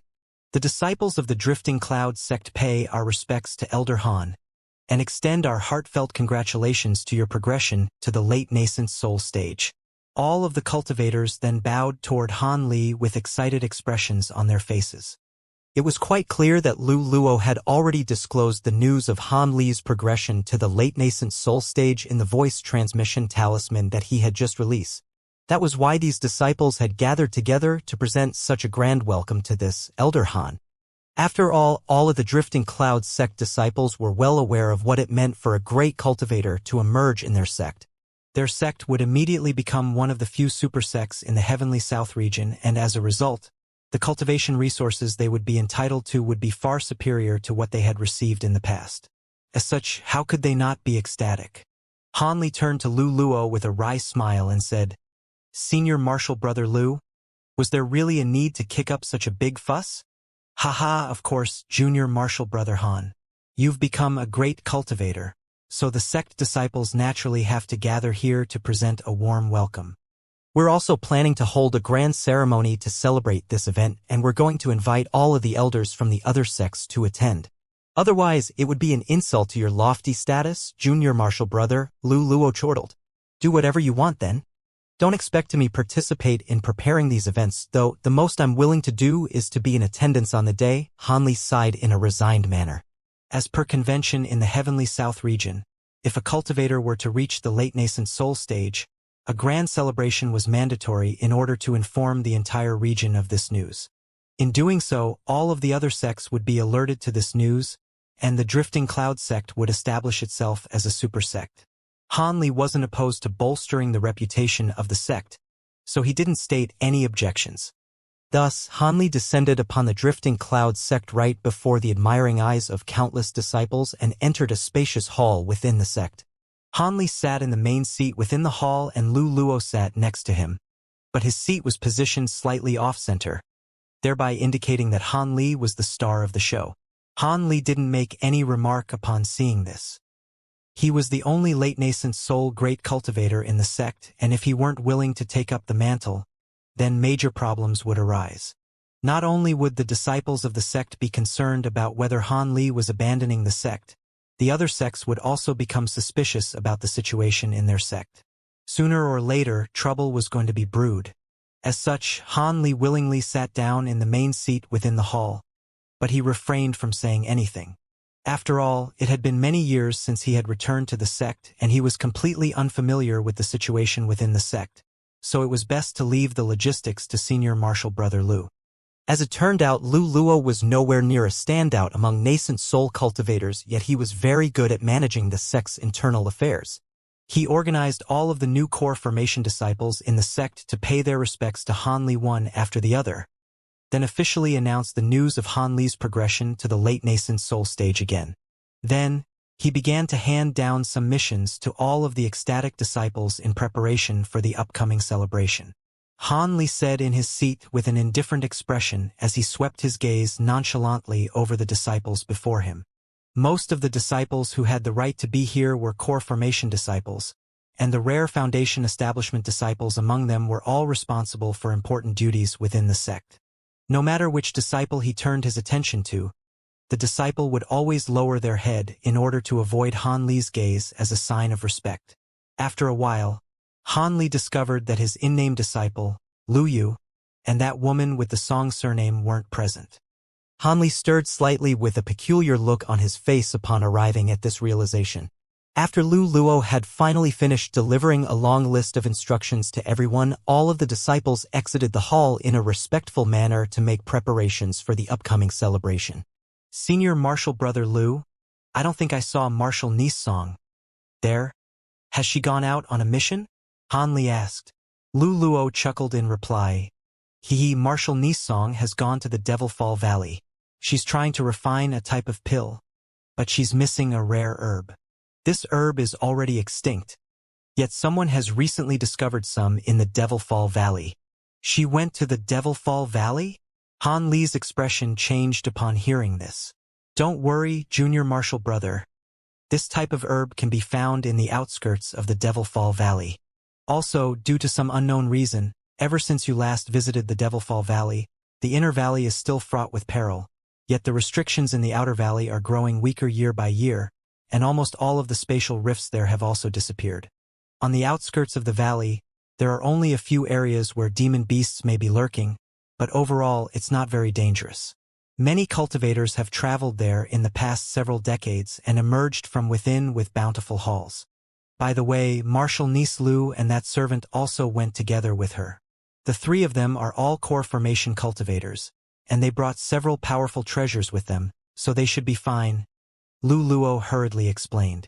Is that so? Lu Yu and Mu Peeling also went to the Devil Fall Valley? Han Li was rather surprised to hear this. Indeed. I don't know what kind of miracle pill you left behind, but your servant was able to reach the mid-core formation stage in just a century. The rate of her cultivation was quite shocking, even to me. Perhaps she'll also have a chance to reach the nascent soul stage. Lu Luo clicked his tongue in wonder. The pills I left behind was only a secondary factor. Peeling's attitude has always been exceptional, Han Li replied as he stroked his chin. Back when he first left, he had thought that he would be able to return from the Great Gene in around a decade or so, and as a result, he hadn't left behind all that many pills for her that would advance her cultivation base. Otherwise, if she had been given a larger supply of those pills, it was very much possible that she could have been able to reach the late core formation stage within a century. However, he had now reached the late nascent soul stage, and the copulation essence arts were only effective for nascent soul cultivators, so he would have to think about what to do with this woman. After all, everyone knew that this woman was his servant, so even if he were to release her right away, there would be very few male cultivators who would dare to risk irking a great cultivator just to take her for themselves. After chatting with Lu Luo for a while longer, Han Li suddenly got up and took his leave so he could visit Nangong Wan. Lu Luo naturally wasn't going to try and stop him. Thus, Han Li left Tianqiner in the hall for now while he headed to the forbidden area within the sect. A short while later, Han Li appeared in front of the stone chamber within the forbidden area. His emotions were feeling slightly unstable as he lifted the restriction and slowly pushed the stone door open. The stone chamber had been maintained in a pristine condition and looked completely identical to when he had last left it. The shimmering wall of ice was still situated directly across from the stone door.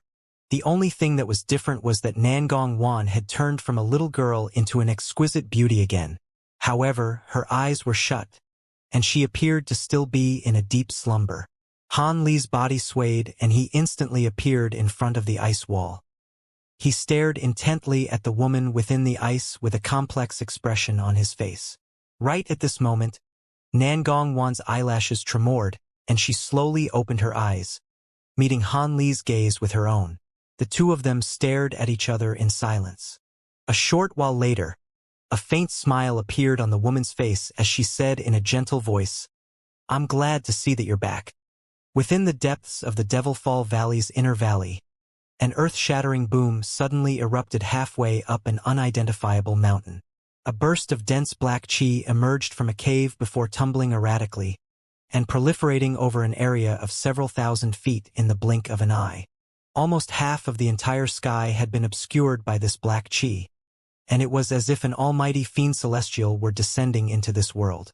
Through the use of the devil chi left behind by that ancient devil, I was able to reach the mid-nascent soul stage in just over a century.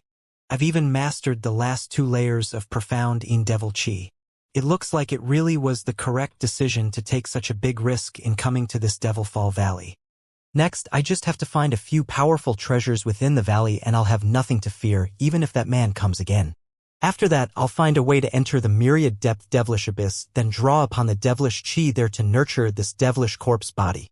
In that case, it won't be impossible for me to reach the late nascent soul stage. Haha, other devil cultivators are afraid of self-detonation from absorbing too much devilish chi, but I have the body of a devilish corpse, so I have nothing to fear. When the time comes, I'll reach the late nascent soul stage and kill that man, then engulf his soul. I'll be only Han Li in this world. Then, and that's how it should be. A coarse voice rang out from within the black chi, followed by a burst of deranged laughter. All of a sudden, the black chi surged violently toward a certain direction, disappearing in the blink of an eye. Within a bamboo forest on the outskirts of the Devil Fall Valley, a ball of red light suddenly shot forth before fleeing rapidly into the distance. However, a delicate cry erupted and 3 streaks of lights of different colors hurtled through the bamboo forest at an even more incredible speed, catching up to the red light after just a few flashes. The 3 streaks of light flashed toward the ball of red light and a peculiar cry erupted from within as a strange bird over 10 feet in size plummeted to the ground. A white streak of light then flew through the bamboo forest, reaching the fallen bird in a flash before revealing a beautiful woman in a white dress. The woman feigned a grabbing motion, and a purple herb rose up from the bird's carcass before landing in her hand. Another 2 streaks of light shot forth from within the bamboo forest, reaching the woman in white in the blink of an eye. 2 other beautiful women were then revealed, and one of them, a yellow-robed woman, asked, "Big Sister Lu, have you gotten the herb?" "I did, but it's not what we're looking for. It's just a purple flame flower," the white-robed woman replied with a wry smile. The final woman to complete the trio wore an azure palatial dress, and she smiled as she said, "There's no need to feel disheartened, Junior Marshal Sister Mu. We've only searched through a small area of the outer valley. Perhaps the illusionary spirit herb we're looking for could simply be elsewhere." These 3 gorgeous women were naturally none other than Lu Yu, Mu Peeling, and the woman with the Song surname. They had been scouring the outskirts of the Devilfall Valley for close to half a month, and during the process, they had found some spiritual herbs that grew in obscure locations, but the illusionary spirit herb that they were searching for continued to elude them. Lu Yu and Mu Peeling were starting to get quite impatient. In contrast, the woman with the Song surname appeared to have the patience of a saint. "That's true, but if we venture into any other places, it's going to get dangerous. Those areas could have residual spatial rifts, and if we fall into one, we'll be dead for sure." Lu Yu's brows furrowed with concern. "Most of the spatial rifts in the outer valley have disappeared long ago. As long as we keep our guard up, there's no way we'd bump into one. Besides, this pill is very important to core formation cultivators like us, and cultivation is always a path that's fraught with peril. If we don't even dare to take risks like this, then we might as well just stay in constant seclusion at the sect and not go anywhere." The woman with the Song surname chuckled. Mu Peeling was silent for a while before heaving a forlorn sigh. "Senior Marshal Sister Song is right. I've reached the mid-core formation stage bottleneck, and without this pill, it's going to be very difficult for me to make a breakthrough." A smile appeared on Lu Yu's face as she said, seeing as Senior Marshal Sister Song and Junior Marshal Sister Mu are both in support of this decision, "I can only accompany you too." Thus, a decision was reached, and the 3 women shot forth toward another area in the outer valley, disappearing in a flash. At the same time, in the forbidden area of the Drifting Clouds sect, the door to the stone chamber was opened again, and Han Li emerged from within with a hint of elation in his heart. However, he immediately discovered that Lu Luo was waiting outside for him along with Tian Qiner, and that discovery made him falter momentarily. "Junior Marshal Brother Han, how is Sister Nangong?" "She's doing well. I used the curse-dissolving method that I obtained in the Great Gene and lifted the Soul Seal curse on her again. There should be no further mishaps arising now. However, Wanner is at a critical juncture in her cultivation of the youthful celestial moon, so she won't be able to leave the ice wall for the time being. It's probably going to take several years for her to master the cultivation art. It's a pity that my cultivation art is of a different attribute to hers. Otherwise, I'd be able to lend her some assistance," Han Li sighed in a forlorn manner.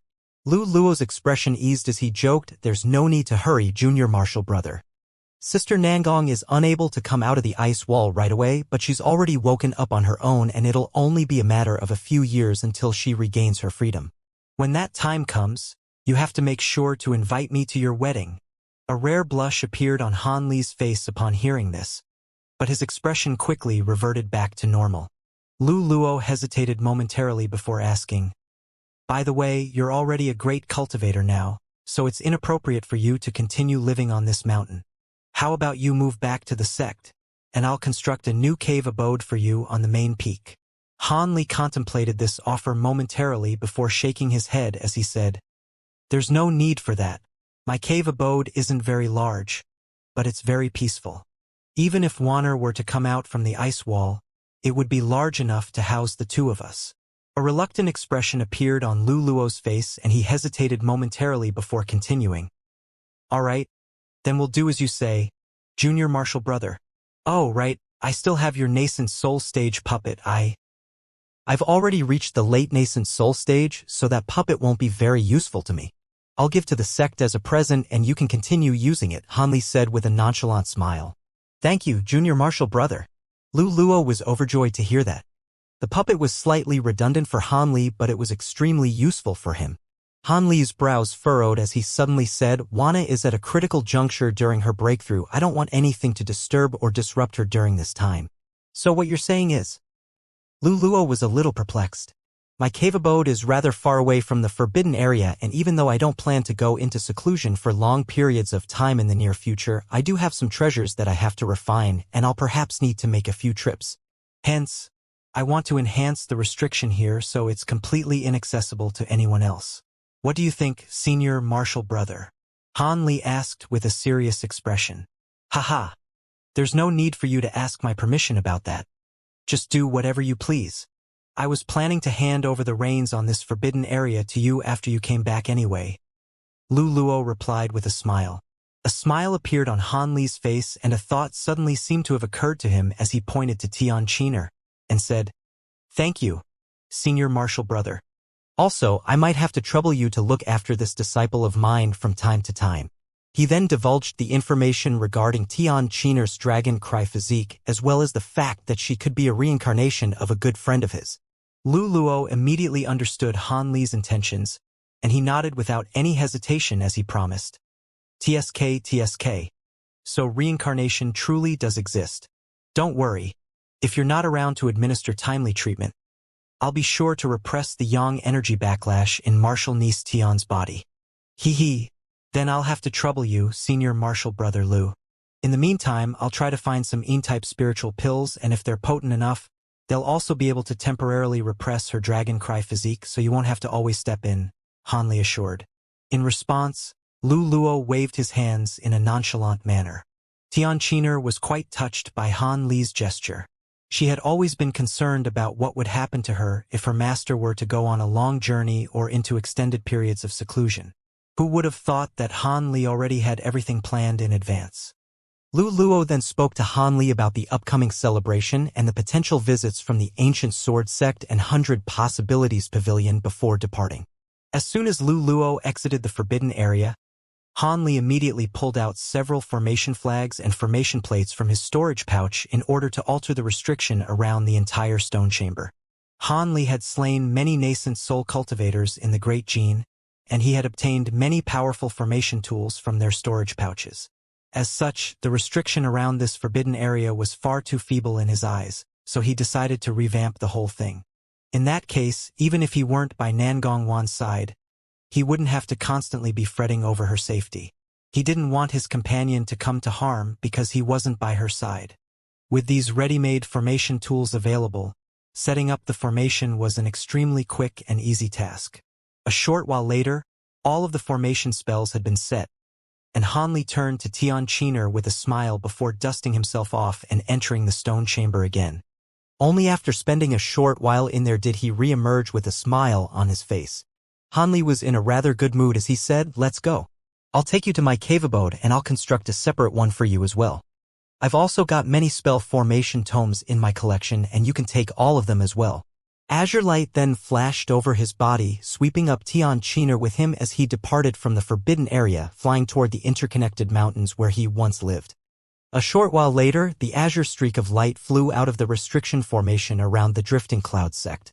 Hanli traveled to the interconnected mountains to the east of the sect and circled around in the air before landing on one of the mountain peaks down below.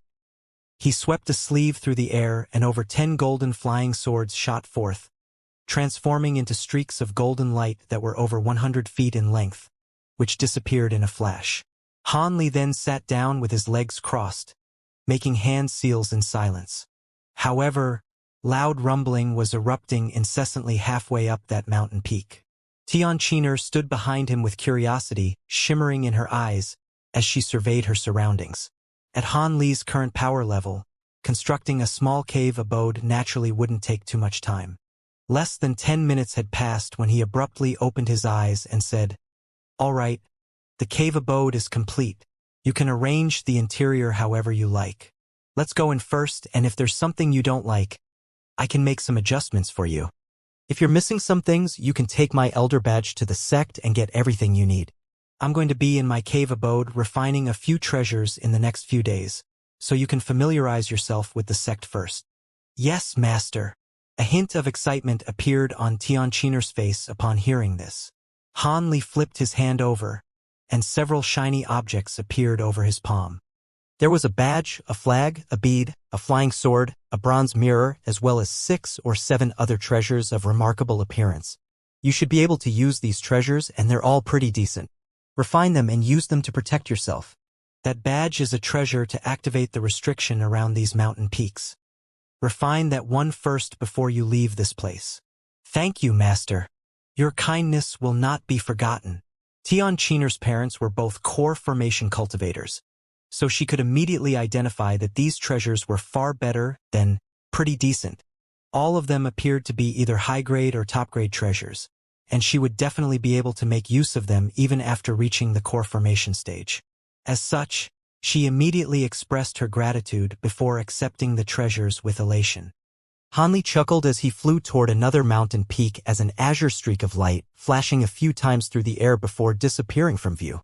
Meanwhile, Xianxia was extremely excited as she fiddled around with her treasures for a long while before joyfully heading to her own cave abode.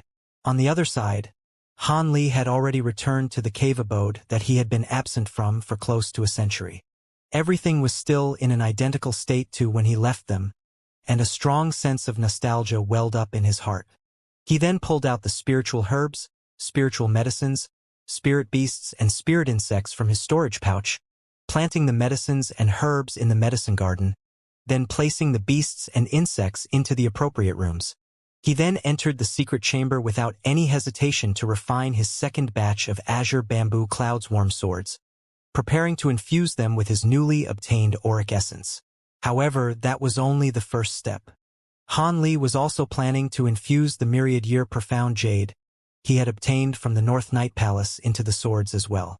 In that case, all of his flying swords would possess glacial powers, thereby making them even more formidable. Han Li was very much looking forward to seeing how his magic treasures would turn out following this refinement process.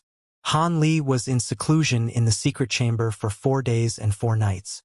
When he finally emerged from the secret chamber with a pleased look on his face, he discovered that Lu Luo was sitting with his legs crossed outside the restriction of his cave abode, and it was unclear how long he had been waiting out there.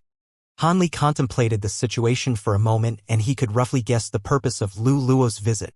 As such, a faint smile appeared on his face as he opened the restriction outside his cave abode and strode out to meet him.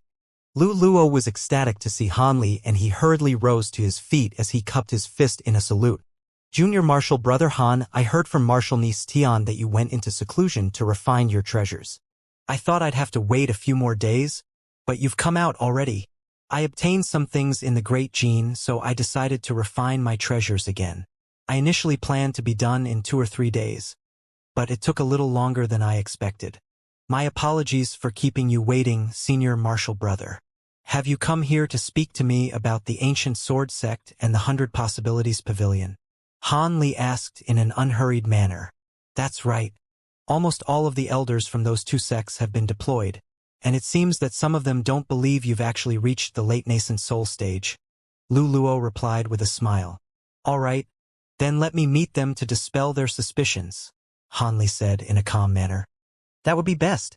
Lu Luo was naturally very pleased with this proposal. As such, the two of them immediately flew toward the drifting cloud sect. A short while later, the two of them appeared outside the main hall on the main peak of the sect. There were a dozen or so Foundation Establishment stage disciples guarding the hall, and all of them immediately rushed forward to greet Han Li and Lu Luo in a respectful manner. However, there were a few of them who couldn't but steal a few glances at Han Li. Han Li's brows furrowed in response, and he harumphed lightly. The harumph could easily be construed as Han Li merely clearing his throat, but to the disciples who were stealing furtive glances at him, it felt as if a thunderclap had erupted right beside their ears, and shivers ran down their spines as they hurriedly buried their heads into their chests. Lu Luo paid no heed to Han Li's gesture as he asked, "Are he fellow Taoists still in the hall?"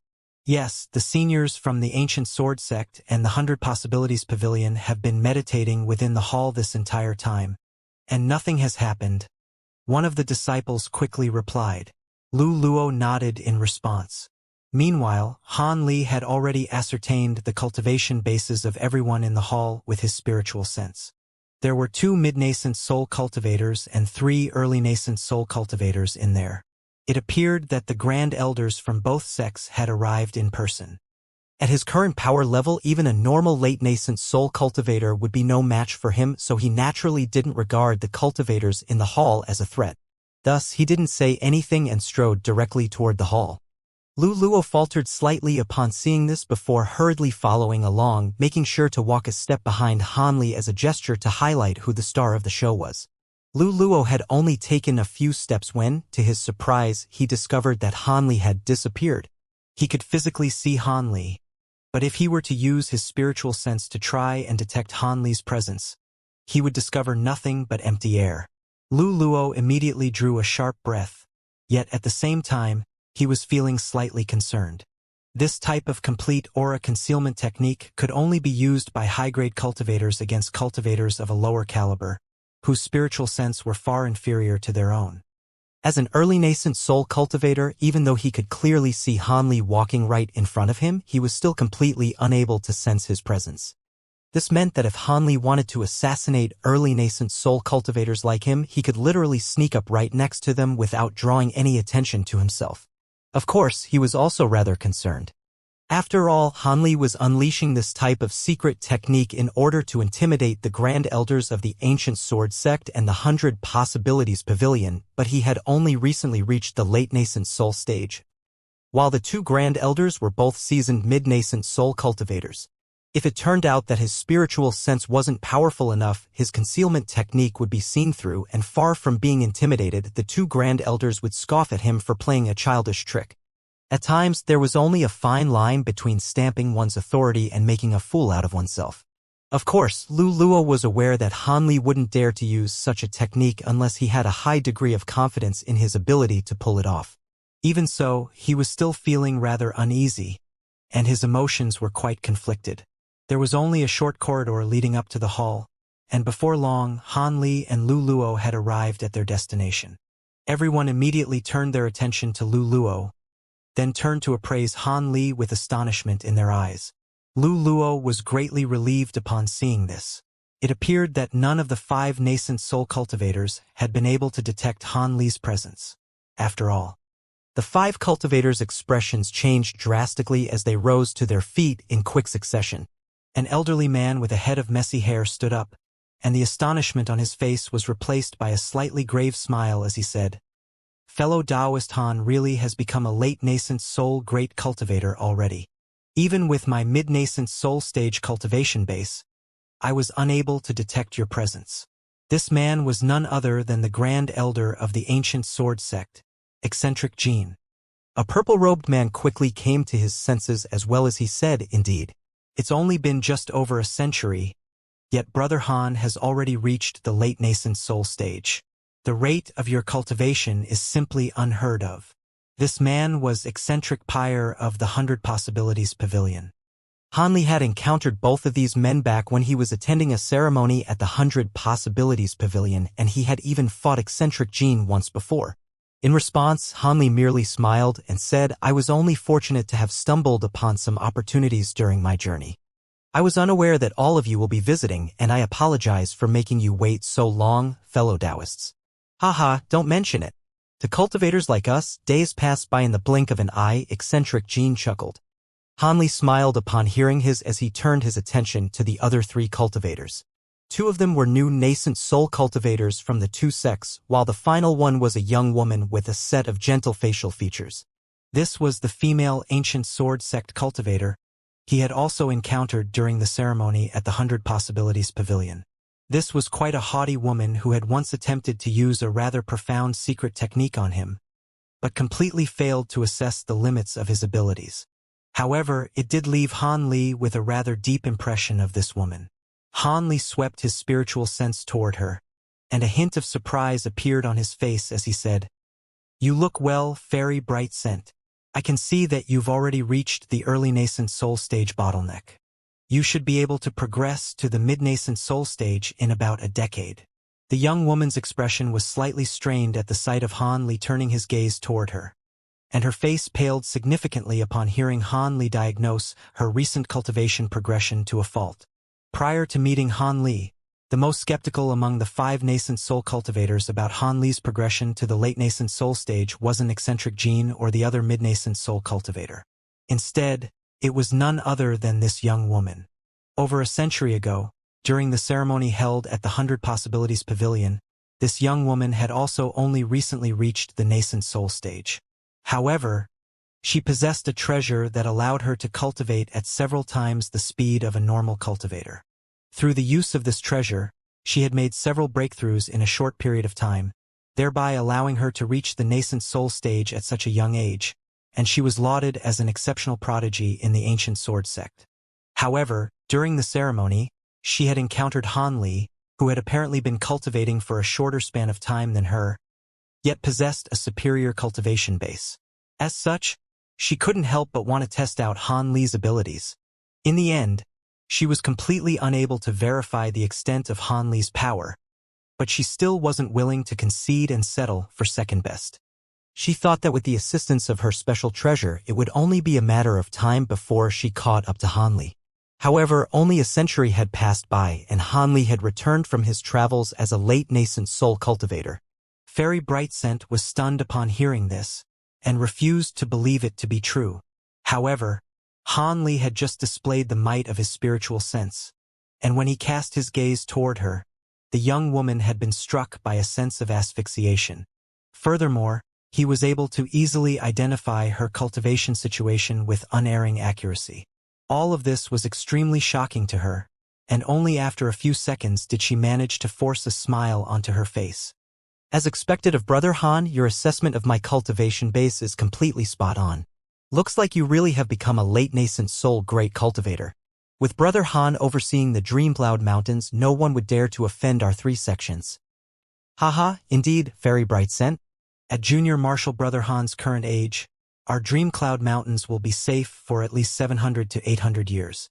As for other forces offending our 3 sects, on the contrary, I think it's time for our 3 sects to expand out of the Dreamcloud Mountains, Lu Luo suddenly said.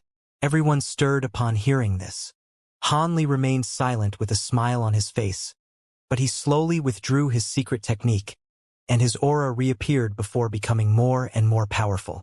He was most definitely displaying the spiritual pressure of a late nascent soul cultivator. The 5 cultivators in the hall were feeling rather unsteady on their feet in the face of such devastating spiritual pressure, and there was no doubt in their hearts that Han had indeed reached the late nascent soul sage. After that, Lu Luo began to discuss his plans for expansion with the cultivators from the other 2 sections. At the very least, they were planning to take over the entire cultivation world in the state of Xi.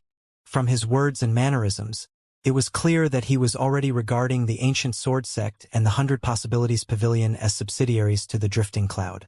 Eccentric Jean and the purple-robed man looked at one another, and they could both see their own resignation mirrored in each other's eyes. Lu Luo pretended to be completely oblivious to their dismay. Somewhere within the outer valley of the Devilfall Valley, Mupiling's trio emerged from a rather obscure cave, and all three women wore urgent expressions of concern on their faces. Lu Yu's footsteps faltered as her brows furrowed, and she said, "This is already the last possible place where illusionary spirit herbs could be growing, but we still haven't found any. Could it be that all of the illusionary spirit herbs on the outskirts of the valley have been picked already?" The woman with the Song surname was also finding it difficult to maintain her former composure, and she replied, "That's not entirely impossible. If we were to enter the inner valley, we should definitely be able to find some of this herb. No, we definitely venture into the inner valley. It would be far too dangerous for us with our cultivation bases." Mupiling's expression changed drastically upon hearing this. Song Yu blinked with a contemplative look on her face and said, "Not necessarily. I know an old friend of Martial Uncle Han's, and she gave me a map of a safe route into the inner valley. As long as we don't stray from that route, we should be able to minimize the risk of encountering spatial rifts in the inner valley." "Martial Uncle Han? You're referring to?" Mupiling faltered upon hearing this and was beginning to stutter a little. "That's right, I mentioned him to you once before, Junior Martial Sister Mu. Fellow Taoist Violet Spirit once ventured into this valley with Martial Uncle Han, which is how they were able to map out this safe route." Song Yu replied with a gentle smile, "I met fellow Taoist Violet Spirit once several decades ago. She really was an exquisite beauty. Even a woman like me was entranced by her beauty. I heard that many prominent male cultivators have pursued her, and many intense battles have taken place as they've attempted to compete over her. She's even being referred to by some as the most beautiful female cultivator in the Heavenly South region. However, this woman is rather mysterious, and Master seemed to have made her acquaintance very early on, so she's kind of like a close confidant of his. You're going to have to be careful, Sister Mu." Lu Yu giggled in a teasing manner. A faint blush appeared on Mupiling's face as she scoffed. "What do I have to be careful about?" Song Yu adopted a serious expression as she asked, "Stop teasing Junior Martial Sister Mu. Junior Martial Sister Lu, let's get back to business. Are we going to venture into the inner valley or not?" Mupiling and Lu Yu's smiles faded, and they looked at one another to find their own hesitant expression mirrored in each other's eyes. "Senior Martial Sister Song, is the map that this Violet Spirit gave you really a map of the route that Master once took? If that's the case, then we could certainly try it. After all, the illusionary spirit herb is very important for both of our upcoming breakthroughs, and I really don't want to go back empty-handed," Lu Yu said with furrowed brows. Mupiling was rather hesitant, but she succumbed to the temptation in the end and sighed. "If we're only searching for the herb close to the entrance of the inner valley, then I can come along as well." Song Yu nodded before extending words of caution. "All right, now that that's settled, it looks like we'll be taking a risk. Let me make this clear in advance, though. We'll only be searching the area within several hundred kilometers of the entrance, and if we still can't find the illusionary spirit herb there, then we'll immediately exit the inner valley. No one is allowed to venture in any further. The pill is important, but not as important as our lives. Of course, if we were to venture deeper into the inner valley, even with a map at our disposal, it would still be akin to suicide for mere core formation cultivators like us. I heard that there are some ancient beasts within the inner valley that even nascent soul cultivators wouldn't dare to face in battle," Lu Yu said with a smile. "Those ancient beasts normally lurk within the depths of the inner valley, so we should be fine if we stay near the entrance. Let's not waste any more time with words. We've already spent a lot of time here, so we should make haste," Mupiling said in a decisive manner. The other two women didn't want to delay any longer, either, and the three of them shot forth as streaks of light toward a certain direction. 5 days later, at the border of the inner valley, amid a world of ice and snow, 3 women appeared in the bone-chilling wind. Not far behind them was a massive ice crystal, and they were situated on the very same path that Hanli and Violet Spirit had taken with the other Ghost Spirit sect disciples all those years ago. The 3 women had already conjured up dense light barriers around their bodies, so they didn't have to fear these biting winds. After discussing quietly among themselves for a while, the 3 women rose only several tens of feet above the ground before flying slowly toward the distance, not daring to speed up in the slightest. This realm of ice and snow wasn't very large in area, so it only took the three of them less than half a day to fly out of this region, upon an extremely lush mountain appeared before their eyes. The three of them were ecstatic upon seeing this, and they split up to search for the herb again. A day and a night later, the three women gathered once again on the mountain's summit. After looking at one another, wry smiles appeared on all of their faces. There are many spiritual medicines here on the mountain that can't be found in the outer valley, but there are no illusionary spirit herbs here, Luyu said in a gloomy voice. Same story on my end. I didn't find the illusionary spirit herb, but I gathered all of the ingredients required for another pill that I'm trying to make. At the very least, I won't be leaving this place completely empty-handed. Mupiling didn't know whether she should laugh or cry. It looks like we won't be finding the illusionary spirit herb on this trip. Let's return to the sect. Songyu heaved a dejected sigh. Let's do another thorough search. Perhaps we might have missed some places. Luyu was unwilling to give up. Songyu shook her head as she said in an implacable voice, "Let it go. Don't try to force the issue. The inner valley is too dangerous, and even if we only stick to an area near the entrance, accidents could still happen if we stay here for too long. We're leaving right away." A hint of reluctance appeared on Luyu's face, and just as she was about to say something, a loud rumbling thunderclap suddenly erupted in the distance. The three women faltered upon hearing this, and they all turned toward that direction in unison. There, they discovered a shadowy mass of dark clouds that were rapidly flying toward them, moving at such an incredible speed that it was expanding in their field of vision at a rate that was discernible to the naked eye. The dark clouds were tumbling erratically, and loud thunderclaps were erupting from within, creating a very intimidating sight to behold. The three women were naturally able to identify that something was amiss with that mass of dark clouds, and Songyu immediately exclaimed, "This is bad. There's something wrong with those clouds. It could be an ancient beast." Thus, the three of them leaped into the air and immediately flew toward the direction they had come in. The rumbling creature within the dark clouds seemed to have caught sight of the three women, and it sped up even further as it hurtled toward them. At the same time, a burst of cold cackled rang out from within. "It's not an ancient beast, it appears to be a devil Dao cultivator." Luyu's roots lay in the devil Dao herself, so she immediately managed to identify what these dark clouds were upon hearing the cold cackling. Regardless of what it is, it definitely doesn't harbor any benevolence toward us. We can't engage it in a direct battle. At the sight of the approaching dark clouds, Songyu was starting to get quite flustered. She hurriedly patted the storage pouch hanging from her waist, and a white bead appeared in her hand. She then began to chant something, and the bead swayed before transforming into a ball of white clouds and mist that enshrouded the three of them within. The white cloud then shuddered before flying through the air like a shooting star, traveling at a speed that wasn't inferior to that of the dark clouds behind them. "You dare to use these pitiful tricks against me?" An eerie voice sounded from within the dark clouds before they tumbled and materialized into a massive black hand. The hand disappeared in a flash, transforming into a streak of black light over 100 feet in length. Its speed also increased drastically, and just a few flashes later, it had already gained significantly on the three women. "That's a nascent soul devil cultivator behind us. We have to think of a way to impede him." Songyu's urgent voice sounded from within the white cloud. "I'll release my spirit insects.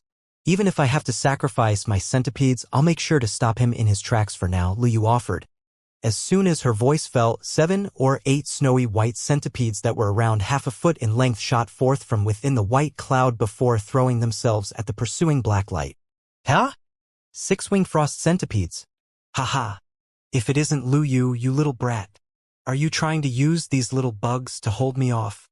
The man within the black light began to chortle with amusement. Several thin pitch-black tendrils suddenly shot forth from within the black light, puncturing the bodies of the white centipedes in a flash.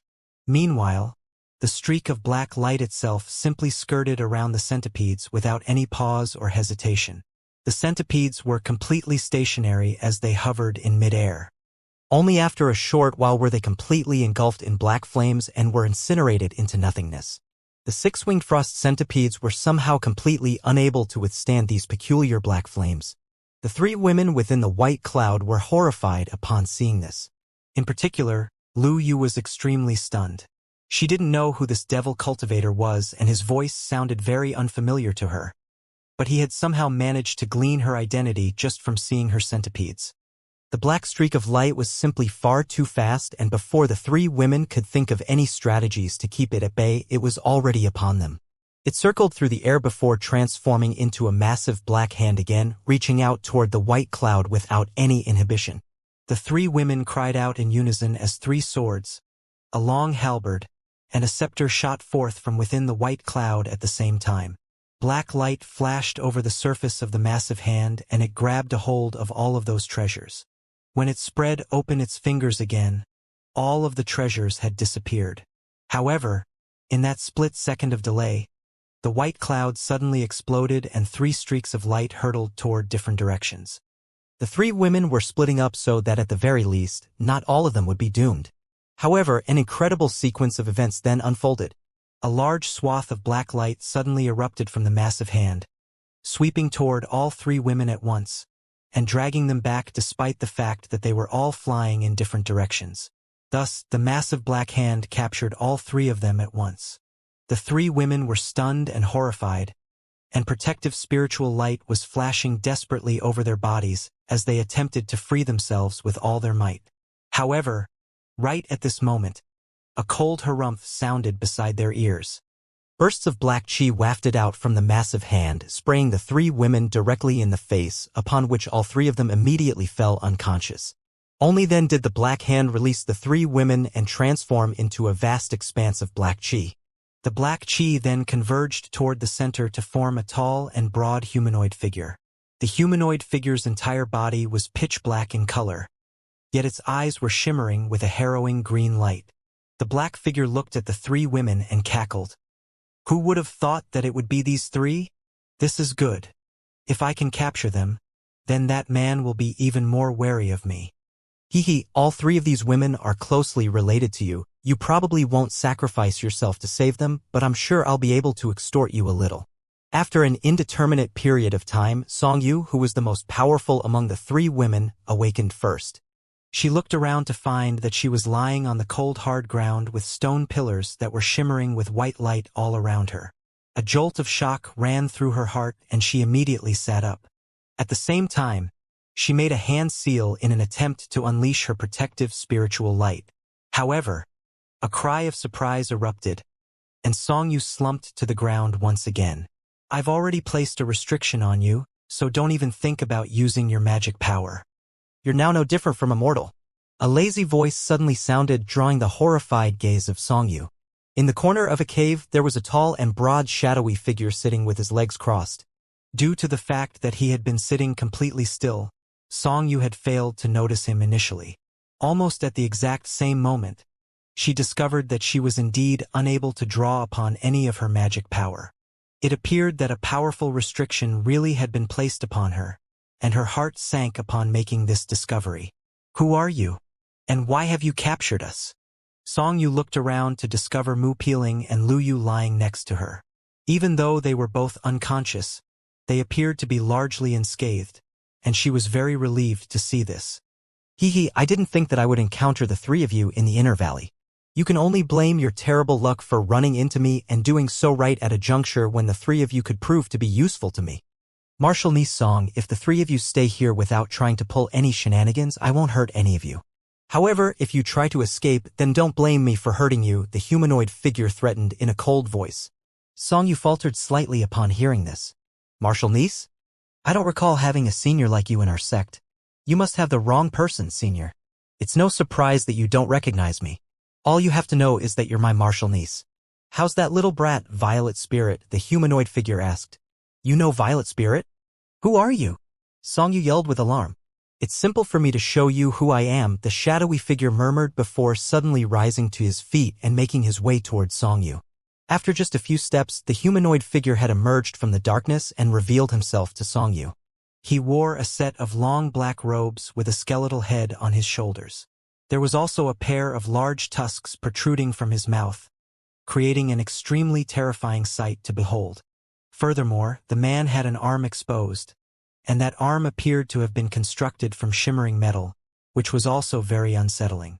Songyu repressed the horror and disgust in her heart as she asked, Who are you? I definitely haven't met you before. Really? In my current state, it's no surprise that you don't recognize me, the black-robed figure mused calmly. However, a peculiar look suddenly appeared in his eyes as he turned toward Songyu. As their eyes met, Songyu was abruptly struck by a sense of familiarity, and a thought suddenly occurred to her. You're... That's impossible, Songyu exclaimed. You've finally recognized me. Don't be so alarmed. The current me isn't that man yet. However, it won't be long before I'll become him. The black-robed figure chuckled eerily before his body swayed, and he sat down in his original spot with his legs folded, no longer paying any heed to Songyu. Songyu's eyes were filled with incredulity and waves of shock were surging through her heart. The figure of a youth appeared in her mind, combining with this black-robed figure, then separating into two again. Could it be that this man really was Martial Uncle Han? But he clearly didn't look like this in the past. Could it be that something happened to him during his journey, so he had been forced to resurrect himself through possession? But that couldn't be the case either. Even though this martial uncle of hers was only at the mid-nascent soul stage, his combat prowess was not inferior to that of late-nascent soul cultivators. So how could he have been reduced to such a pitiful state? Furthermore, even if his body really had been destroyed and his nascent soul was forced to possess a new vessel, why didn't he return to the sect to rest and recover? Why would he hide in this Devilfall Valley instead? And why would he attack the three of them? What do you mean by that? Songyu was an extremely intelligent woman, but even her brain was unable to keep up with what was happening. The black-robed man suddenly opened his eyes and harumphed. Humph. You two are clearly already awake. So why do you continue to pretend to be unconscious? Songyu faltered slightly upon hearing this, and before she had a chance to look beside her with elation, Mu Peeling's voice sounded from behind her. You're not my lord, you're his second nascent soul. How were you able to escape from my lord's control and attain a sentient will of your own? Where is my lord right now? Her words were extremely peculiar, and from the tone of her voice was filled with concern and horror. You're right, Junior Martial Sister Mu. This man is indeed the second avatar that Master refined. Lu Yu suddenly chimed in a startled voice. She also wore an incredulous look on her face. Songyu turned to discover that both of the women beside her had sat up, and Lu Yu had her hand pressed over her face, leaving only her astonished eyes visible. Mu Peeling stared intently at the shadowy figure as she said, I don't know the specifics, but I've heard that my lord cultivated an extremely rare secret technique in our human world that can allow him to materialize a second nascent soul. However, this is an extremely perilous endeavor, and the one using this technique could easily suffer backslash from this second nascent soul after it attains sentient will of its own. Songyu and Lu Yu both looked at one another upon hearing this. I'm surprised you were able to recognize me. Oh, I remember now, you're the girl that Silvermoon once mentioned to me. In any case, I don't plan on hiding anything. I was indeed once that man's second nascent soul, but after I engulf his soul, he will be me and I will be him. The three of you had better stay here and not try to escape. If everything goes smoothly, then I'll release all of you. This is an extremely obscure location in the Inner Valley, and even if that man were to search for you in person, there's no way that he would be able to find this place, the black-robed man willingly admitted. He was none other than Han Li's second nascent soul, which had gone missing during his battle with the illustrious Grand Immortal of the Soaring Tribe. At the time, the nascent soul had been severely wounded by an illustrious Grand Immortal, and it should have been completely destroyed. However, the second nascent soul had cultivated in the profound devilish chi that Han Li had bestowed upon it, which activated the protective ability of the ghost-sifting banner, which had been injected with myriad depth devilish chi. As such, the nascent soul was sucked into the banner, where pure devilish chi had been injected into it as part of emergency treatment. If Han Li weren't too far away from the nascent soul, once the second nascent soul awakened, it would automatically return to Han Li's side. However, Han Li had also been severely wounded at the time and was forced to seal himself in ice before drifting all the way to the Great Gene. As such, after the second nascent soul as completely healed, it was unable to find Han Li, and began to roam the grasslands. About 2 or 3 decades later, it finally developed a hint of sentient will and immediately returned to the Great Gene. It then traveled to the Devilfall Valley. Nad easily found the sovereign devil corpse, which was stumbling around in the Inner Valley like a zombie. Even though the devil corpse had been severely damaged by an ancient devil before, it was able to slowly recover to its former state. However, it was moving around completely instinctively as it had lost Han Li's guidance. If several centuries were to pass, it wouldn't be impossible for the devil corpse to attain sentient will of its own. However, after being discovered by the second nascent soul, it was able to use the restriction that Han Li had used in the past to easily take over the devil corpse and engulf the tiny hint of essence within. This was why the second nascent soul hadn't possessed any other cultivator and instead headed straight for the Devil Fall Valley. After all, it would be very difficult to possess a nascent soul cultivator's body, and there was a good chance that the roles would be reversed and the prey would kill the hunter. This devil corpse had the power of a nascent soul cultivator, but it just so happened to not have any sentient will, so it was the ideal possession target. Thus, the second nascent soul sought it out without any hesitation. The nascent soul drew upon the residual devilish chi left behind by the ancient devil's body in the spatial rift, then used the sovereign devil corpse's corpse chi as a foundation and recruited the assistance of the ghost sifting banner, allowing it to cultivate most of the profound devilish chi in just a short few decades. As such, it was able to reach the mid-nascent soul stage. After that, it discovered a few treasures within secret locations in the valley and refined them before preparing to exit the valley. And it just so happened to bump into Mupiling's trio. Initially, he didn't know that it was these three women that he was hunting down.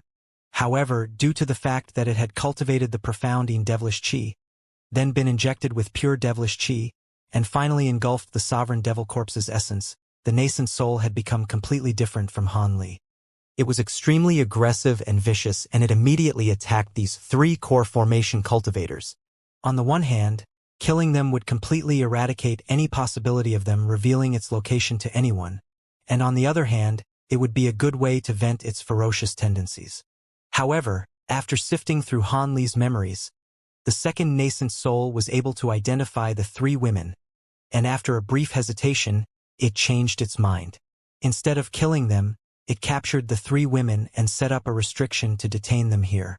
Mupiling was lamenting over her misfortune, but she still mustered up her courage and asked, "How long do you plan on holding us captive?" The reason why she was able to immediately recognize this second nascent soul was because when Silvermoon had been delivering pills to her, she had also given Mupiling a nameless jade pendant which she had always carried with her since. At the time, Silvermoon had hidden a wisp of the second nascent soul's aura in that jade pendant, thereby allowing the carrier of the pendant to detect the second nascent soul's presence at close quarters. Mupiling had always been quite perplexed about why Silvermoon had done that, but she suddenly understood the reason behind this now. She had most likely anticipated that there was a possibility that the second nascent soul would escape from Han Li's control, and she had given her this jade pendant to avoid any potential mishaps. As such, she was able to use this treasure to immediately identify who their captor was. Upon hearing Mupiling's question, the black-robed figure glared coldly at her and replied, "Of course it's when there's only one Han Li left in this world." After making sense of the situation, Song Yu had also recomposed herself, and she asked in a calm voice, "With Martial Uncle's abilities and rate of cultivation, do you really think you have a chance? The current me is indeed no match for him, but I have a good chance of being able to escape with my life. Besides, with the three of you held captive, he's going to be a lot more wary, so that gives me even better chances. As for how I'm going to be able to bring him down, that's not something for you three to worry about." The black-robed figure chuckled yet didn't reveal anything. Then, Luyu was just about to say something, but the black-robed figure suddenly cut her off. "Alright, I know what you three are plotting, but don't even think about it. The only scenarios in which you three will be able to escape from here will be when I engulf that man's soul, or he wipes away my sentient will and reduces me to his second nascent soul again. For now, all three of you should just take a long nap." The black-robed figure suddenly made a hand seal and began to chant something. Spiritual light of all colors suddenly began to shimmer on the ground around the three women as large swaths of black chi emerged. Only then did the three of them discover that they were situated at the center of a massive formation. The trio was inundated by black chi and fell unconscious again. Only then did the black-robed figure sitting in the corner stop his chanting and undid his hand seal. However, there was a complex and indecisive light shimmering in its eyes as it looked at the Black G. A month later, within the Xianwu Hall of the Great Truth Sect, which is the self-proclaimed #1 righteous sect in the Heavenly South region, there stood an elderly Taoist priest with a set of infantile facial features, yet hair and beard that were completely white. He was staring at the white jade slip in his hand with furrowed brows, and there was an indecisive look shimmering in his eyes. A short while later, he heaved a long sigh and called out, "Come!" As soon as his voice fell, 2 middle-aged Taoist priests walked in from outside the hall. The 2 Foundation Establishment Taoists priests bowed and asked, "What can we do for you, Sect Master?" The Taoist priest handed over the jade slip with a grave expression and instructed, "Send this invitation to the Golden Iridescent Valley.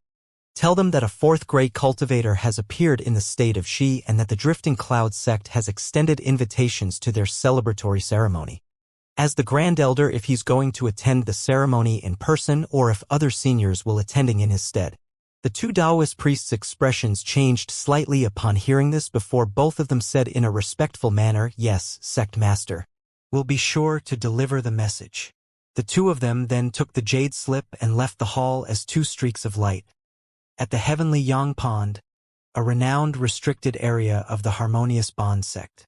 This was not a very large pond, only several thousand feet in size. However, the pond was enshrouded under dense mist all year round, and no one was allowed to enter the mist without permission, even the nascent soul stage elders of the sect. Normally, there would be barely any people around in a radius of 10 kilometers around the Heavenly Yang Pond. However, at this moment, there were 5 or 6 cultivators standing side by side over 100 feet away from the mist. All of them wore different attire, and there were both men and women among them, but the one thing they had in common was that all of them were looking at the mist before them in silence. The 4th-grade cultivator, eh? That Han Brat sure is progressing quite fast in his cultivation. I knew that he would get to this point sooner or later, but I didn't think that he would ascend to the heights in just a century. Seeing as this is the case, it looks like I'll have to attend this celebratory ceremony in person. A faint sigh sounded from within the mist. The cultivators outside the mist continued to stand rooted to the spot, and none of them dared to say anything in response. On a certain island among the 7 spirit islands, there was an azure-robed elderly man with a set of plain features standing at the edge of a cliff. His hands were clasped behind his back, and he had cast his gaze out calmly across the boundless ocean. However, in one of his hands was a white jade slip that was shimmering with faint spiritual light. Within a pavilion on the state of Bailiang's gem-cut mountains, there was a man with a set of refined features sitting across from a portly elderly man, both of whom were seated in wooden chairs. The elderly man wore a careful expression as he asked, "Senior Wu, will you be attending the Drifting Cloud sect's celebratory ceremony in person?" That man has reached the late nascent soul stage at such a young age, and with his remaining lifespan, he'll be able to stand at the pinnacle of the Heavenly South region for 7 to 8 more centuries. If we re-establish good relations with him, then our 6 sects have nothing to worry about. What do you suggest, Marshal Nisle? You've taken over the sect, so you want to invite that man back to your valley? The man asked in an indifferent voice. You're misunderstanding me, Senior. With his current lofty status, Hao would be willing to return to our measly Yellow Maple Valley. However, he does have some ties with our valley, and if we can strengthen those bonds, it would undoubtedly be beneficial to our 6 sections. The man was silent for a moment before saying expressionlessly, "Don't expect me to be able to contribute to this matter. I was once rather close with Junior Marshal Sister Nangong, but I've never contacted her again ever since she left with that man. However, I'll be representing the Masked Moon sect to attend this ceremony. It would be great if you'd be willing to make the trip in person, Senior Wu." The elderly man was ecstatic to hear this. Humph, it's no wonder that your Yellow Maple Valley is so nervous about this man. Ever since fellow Taoist Linghu passed away, no other nascent soul cultivator had appeared in your valley. If it weren't for the fact that fellow Taoist Linghu once made an agreement with this man and notified our 5 sects about it, your Yellow Maple Valley would have most likely been banished from the stage of Bailiang already, the man chuckled. I apologize for our incompetence, Senior. An awkward look appeared on the elderly man's face upon hearing this. Within a span of 2 months, the entire Heavenly South region had erupted into a frenzy. All of the cultivation sects of decent scale in the entirety of the Heavenly South region had received the invitations sent out by the Drifting Cloud sect. They were claiming that one of their elders had reached the late nascent soul stage, and they were holding a grand ceremony to celebrate this event, which was why these invitations had been sent out.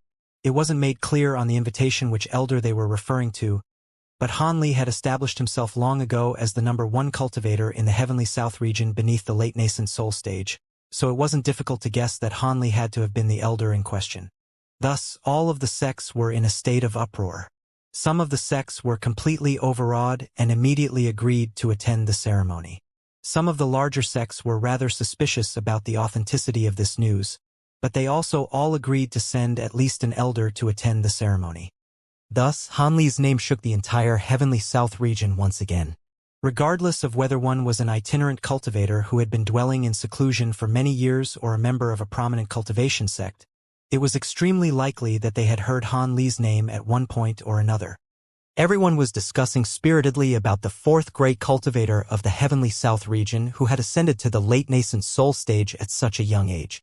Thus, 3 months passed and the Drifting Cloud sect's ceremony was held. There were over 100 nascent soul cultivators in attendance, and several times that number in core formation cultivators who had also arrived at the Dreamcloud Mountains. The star of the show, Han Li, only appeared for a short while on the first day of the ceremony and delivered a simple address before inviting the dozen or so elders from all of the sects, who were at the mid-nascent soul stage or above, to a smaller gathering in an obscure hall within the Drifting Cloud sect. Among them, there were 2 late-nascent soul great cultivators, namely Old Devil Concord of the Harmonious Bond sect, and Wei Wuya of the Flowing Mind sect. After 3 days and 3 nights, all of these nascent soul cultivators finally re-emerged from the hall, all of them with horrified expressions on their pale faces.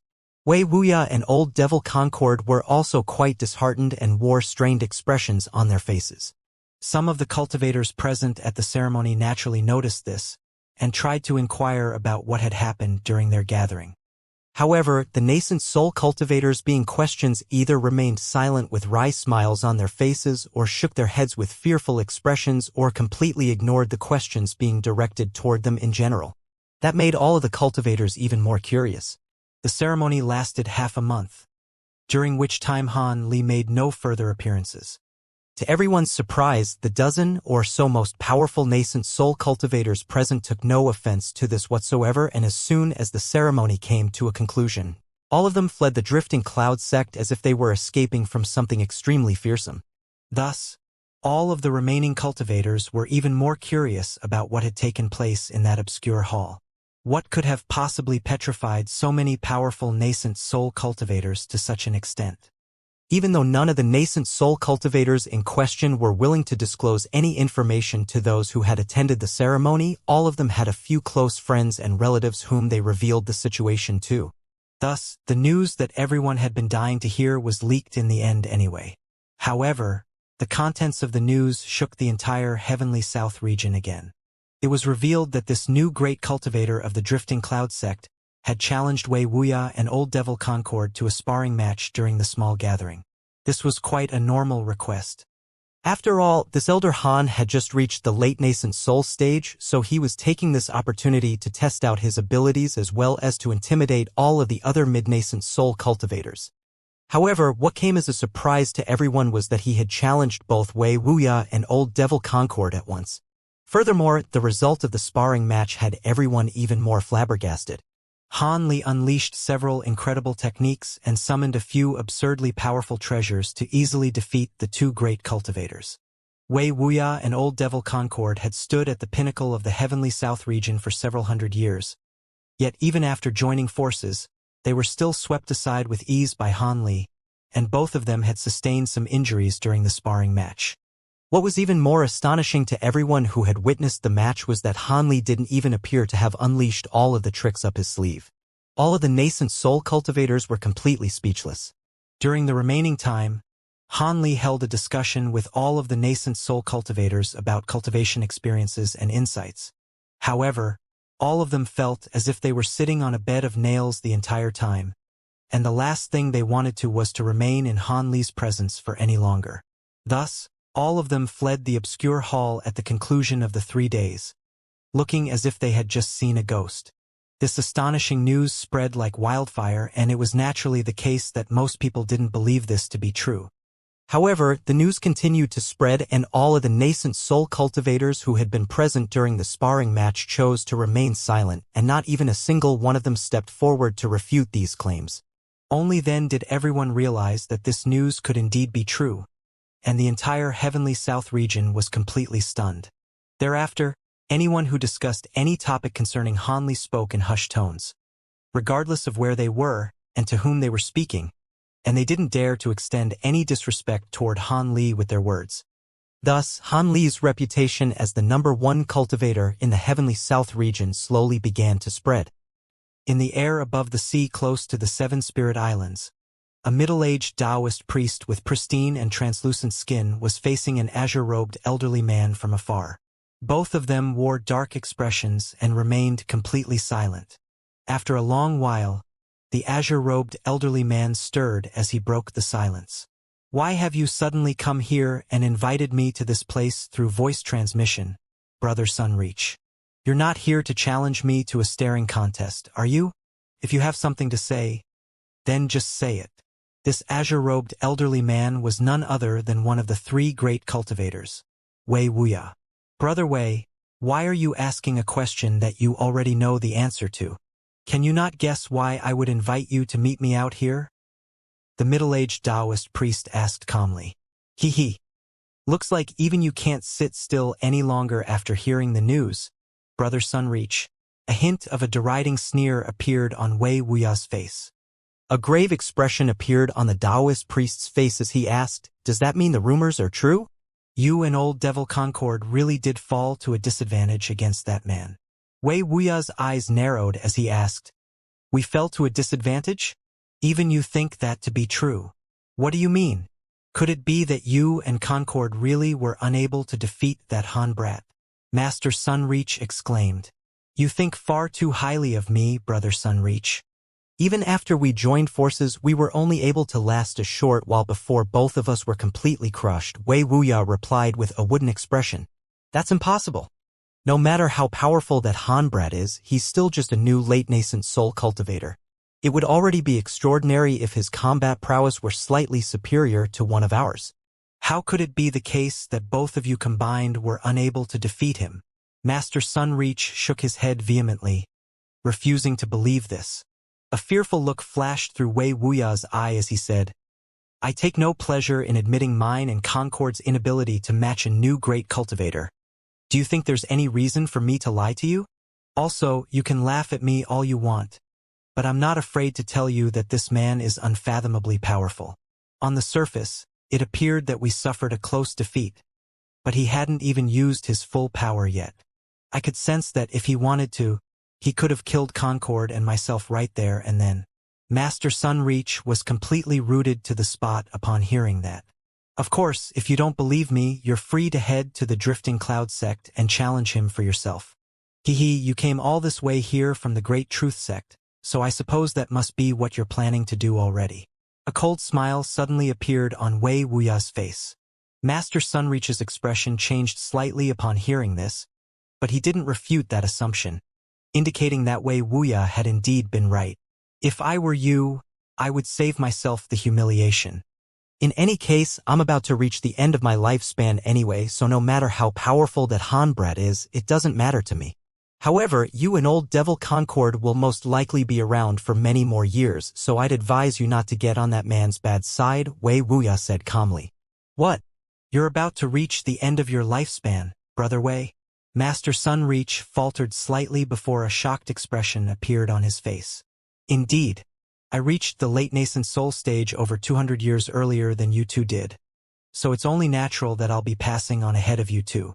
It'll probably happen sometime during the next few years. You and Concord still have some time, and perhaps there's a chance for you two to reach the deity transformation stage." A slightly dejected look appeared on Wuxia's face. "Brother Wei, you..." Master Sunreach wanted to say something, but he didn't know what to say, and a complex expression appeared on his face. "Regardless of how powerful we become, Everything will come to an end as long as we haven't attained the great Tao. Brother Sunreach, you and I have known each other for many years, and I'd advise you to listen to me one last time. Do not get involved in the affairs in the Heavenly South region. Just focus on your own cultivation and think about nothing else. Don't become like me, a silly old man who can only await the embrace of death. After I pass away, even if you were to join forces with old Devil Concord, you still wouldn't be a match for that Han brat. In that case, you may as well relinquish the title of the #1 sect in the Heavenly South region and completely bury the hatchet. In any case, it's only normal for a sect to have periods of prosperity punctuated by less glamorous stretches. If you do that, I'm sure that Han brat won't insist on hunting down you and old Devil Concord. You'll be able to then focus wholeheartedly on reaching the deity transformation stage. Wei Wuya urged. Thank you for your advice, Brother Wei. I'll be sure to consider it carefully. Wei Wuya's words were extremely genuine and heartfelt, and even Master Sunreach was slightly tempted to take his advice. All right, I've said everything there is to be said. It's up to you whether you want to heed my advice or not. I'm returning to the island now. This will most likely be our final meeting. Wei Wuya cupped his fist in a salute, and before Master Sunreach could say anything further, he was already flying back toward the Seven Spirit Islands. As for Master Sunreach, he remained rooted to the spot with a contemplative look on his face. After a long while, he finally heaved a faint sigh and also flew into the distance as a streak of white light. However, he was flying directly toward the state of Xi.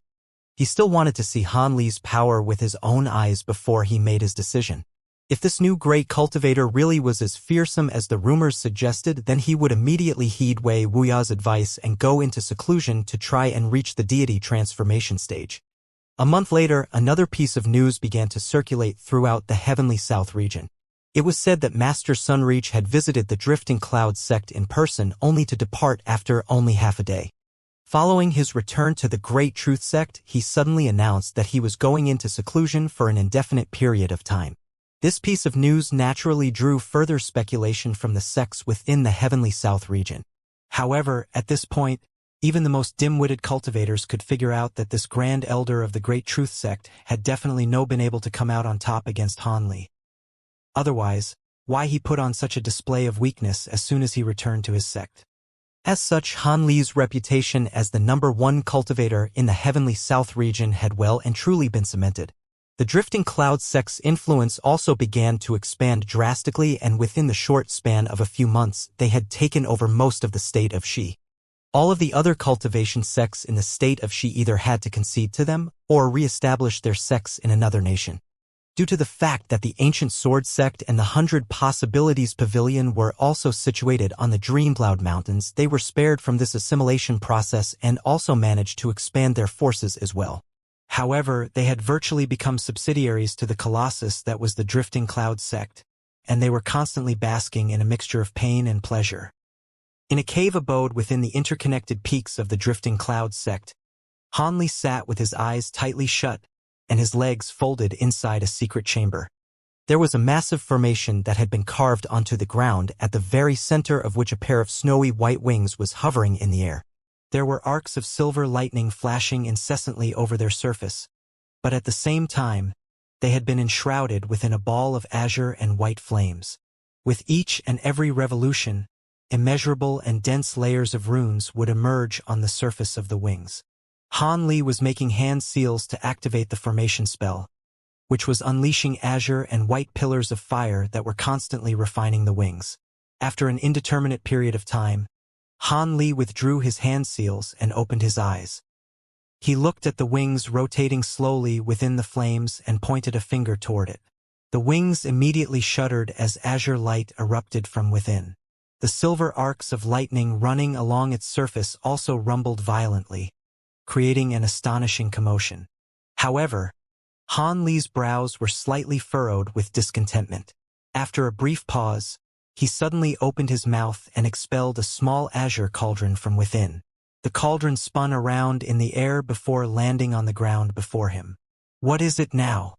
I've already elaborated on the refinement method for you on more than one occasion. A faint sigh sounded from within the cauldron. The voice was clearly very tender, yet the tone being used was very mature and jaded, creating quite an amusing contrast. However, Han Li was not amused at all as he said in a cold voice, I've already infused the Kuan Peng feather into the thunderstorm wings in accordance to your refinement method. It's able to use wind attribute spiritual power now, but it's only about as powerful as a spirit treasure replica like the Triflame fan. It's nowhere near as powerful as you had proclaimed it would be. Were you intentionally lying to me? Han Li's expression was extremely dark. That's impossible. The Kuan Peng feather is an extraordinary treasure. How could it have only resulted in such a minimal enhancement effect? Let me see the thunderstorm wings you're refining first. Spiritual light shimmered on the lid of the cauldron and a faint humanoid figure emerged. It was none other than the projection materialized by the endless sky beast. Han Li didn't say anything as he waved a hand toward the wings. The thunderstorm wings shot forth as a streak of azure and white light before hovering above the small child's head. The small child looked up at the wings with an intense, unblinking gaze. His expression changed from time to time as he made certain observations, and only after a long while did he close his eyes in deep thought. The small child opened his eyes again and remarked, I know what happened. This Kuan Peng feather is far more difficult to refine than I'd anticipated. We've infused it into the wings, but the power of the wind-related heavenly laws of the world within haven't been completely captured. As such, it only possesses the power of a spirit treasure replica and isn't even close to a divine spirit treasure. Then how do I capture that power? Han Li asked in a cold voice. If you want to activate the power, you'll have to either switch to a wind attribute cultivation art, which you should be able to do at your current cultivation base, or find a top-grade wind attribute spirit stone, the small child replied. Switching to a wind attribute cultivation art or finding a wind attribute top-grade spirit stone. I can do neither of those, Han Li immediately replied. Then there's nothing I can do. Perhaps there are other ways, but there's no way that those methods would be viable here in the human world, so it would only be a waste of time for me to elaborate on them, the small child said in a resigned manner. Humph, so what you're saying is my refinement method was correct, yet your predictions were wrong, Han Li accused. That does appear to be the case. An awkward expression finally appeared on the small child's face. A light flashed through Han Li's eyes, and his expression suddenly eased as he said, So be it. I'm already satisfied with the thunderstorm wing's ability to activate the powers of wind and lightning at the same time. If it really did become as powerful as you proclaimed it would, I wouldn't be able to handle it with my current power level anyway. The small child faltered upon hearing this before a suspicious look appeared in his eyes. In terms of cultivation base, this human cultivator was nothing to him. However, he knew that this man was not the kind of person to so graciously accept the under-delivery of a promise to him. The small child stared at Han Li for a short while before deciding to take the initiative. If you have some conditions, then state them. I can consider doing you a favor or two to make up for this error in judgment. Seeing as you've already made the offer, I have no choice but to accept, Han Li replied with a smile. The small child rolled his eyes upon hearing this. Han Li patted his storage pouch and a burst of azure light erupted from within. After the light receded, a few strange objects had appeared before Han Li.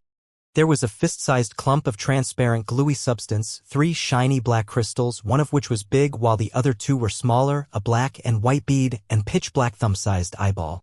Han Li pointed at these items and said, These materials are all items that I've obtained my chance, but I'm unable to identify how they can be applied in practical usage. You're from a higher realm, so you must be more knowledgeable and experienced than I am. I was hoping that you could provide me with some guidance. Huh? Where did you get these materials? The other ones aren't really all that noteworthy, but these 2 are quite rare even in the spirit realm. A hint of surprise appeared on the small child's face as he feigned a grabbing motion upon which 2 objects immediately flew toward him. Han Li turned to discover that the endless sky beast's attention had been drawn to the transparent substance and that inky black eyeball.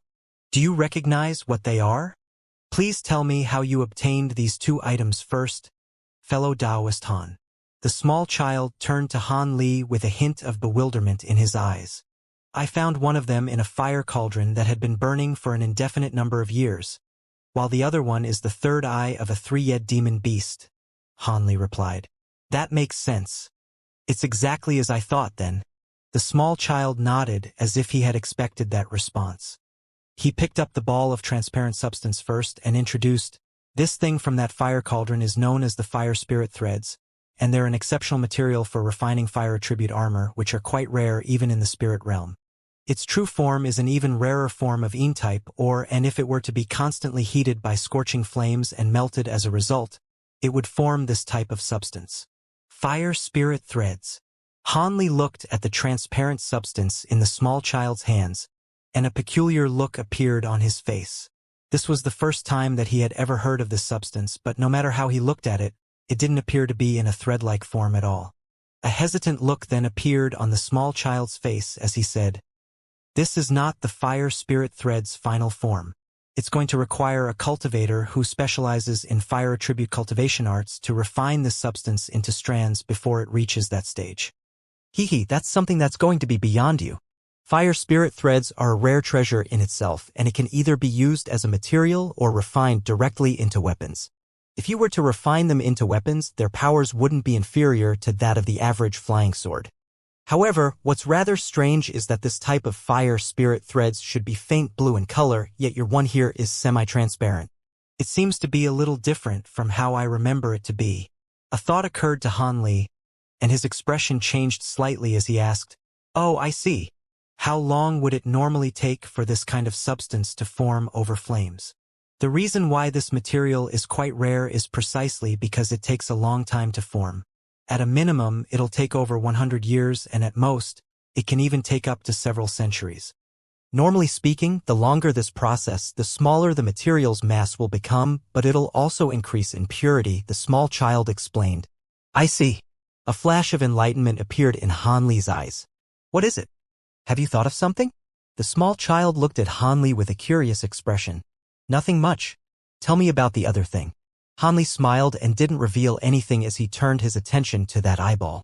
The small child's expression darkened slightly, but he decided not to pry any further into the matter in the end. Instead, he cast his gaze toward the black eyeball and said, "This eyeball is an extraordinary treasure, and even I'm quite drawn to it. It's a pity that only my avatar had descended into this world, and this treasure's attributes aren't right for me either. If I were to cultivate it, the benefits I would derive would be limited, yet it could damage my spiritual sense. Is this eyeball really such a big deal?" Hanli faltered upon hearing the small child's words, and a skeptical look appeared on his face. Back when he had slain that three-eyed demon beast, he had felt that this eyeball was indeed rather special. However, he didn't think that it was anywhere near as important a treasure as the endless sky beast was proclaiming it to be. You don't know anything. You've heard about heavenly true spirits like dragons and Xianxia, right? Of course I've heard of them. Those heavenly spirit beasts have long ceased to exist in our human world, but there have been many stories passed down about them. Does this eyeball have something to do with them? Hanli was very surprised to hear this. The small child explained with a serious expression, "No, but it's close enough.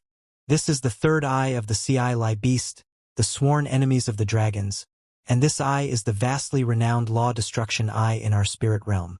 This beast has 3 heads and 5 tails, and there's only one eye on its central head, which is the law destruction eye.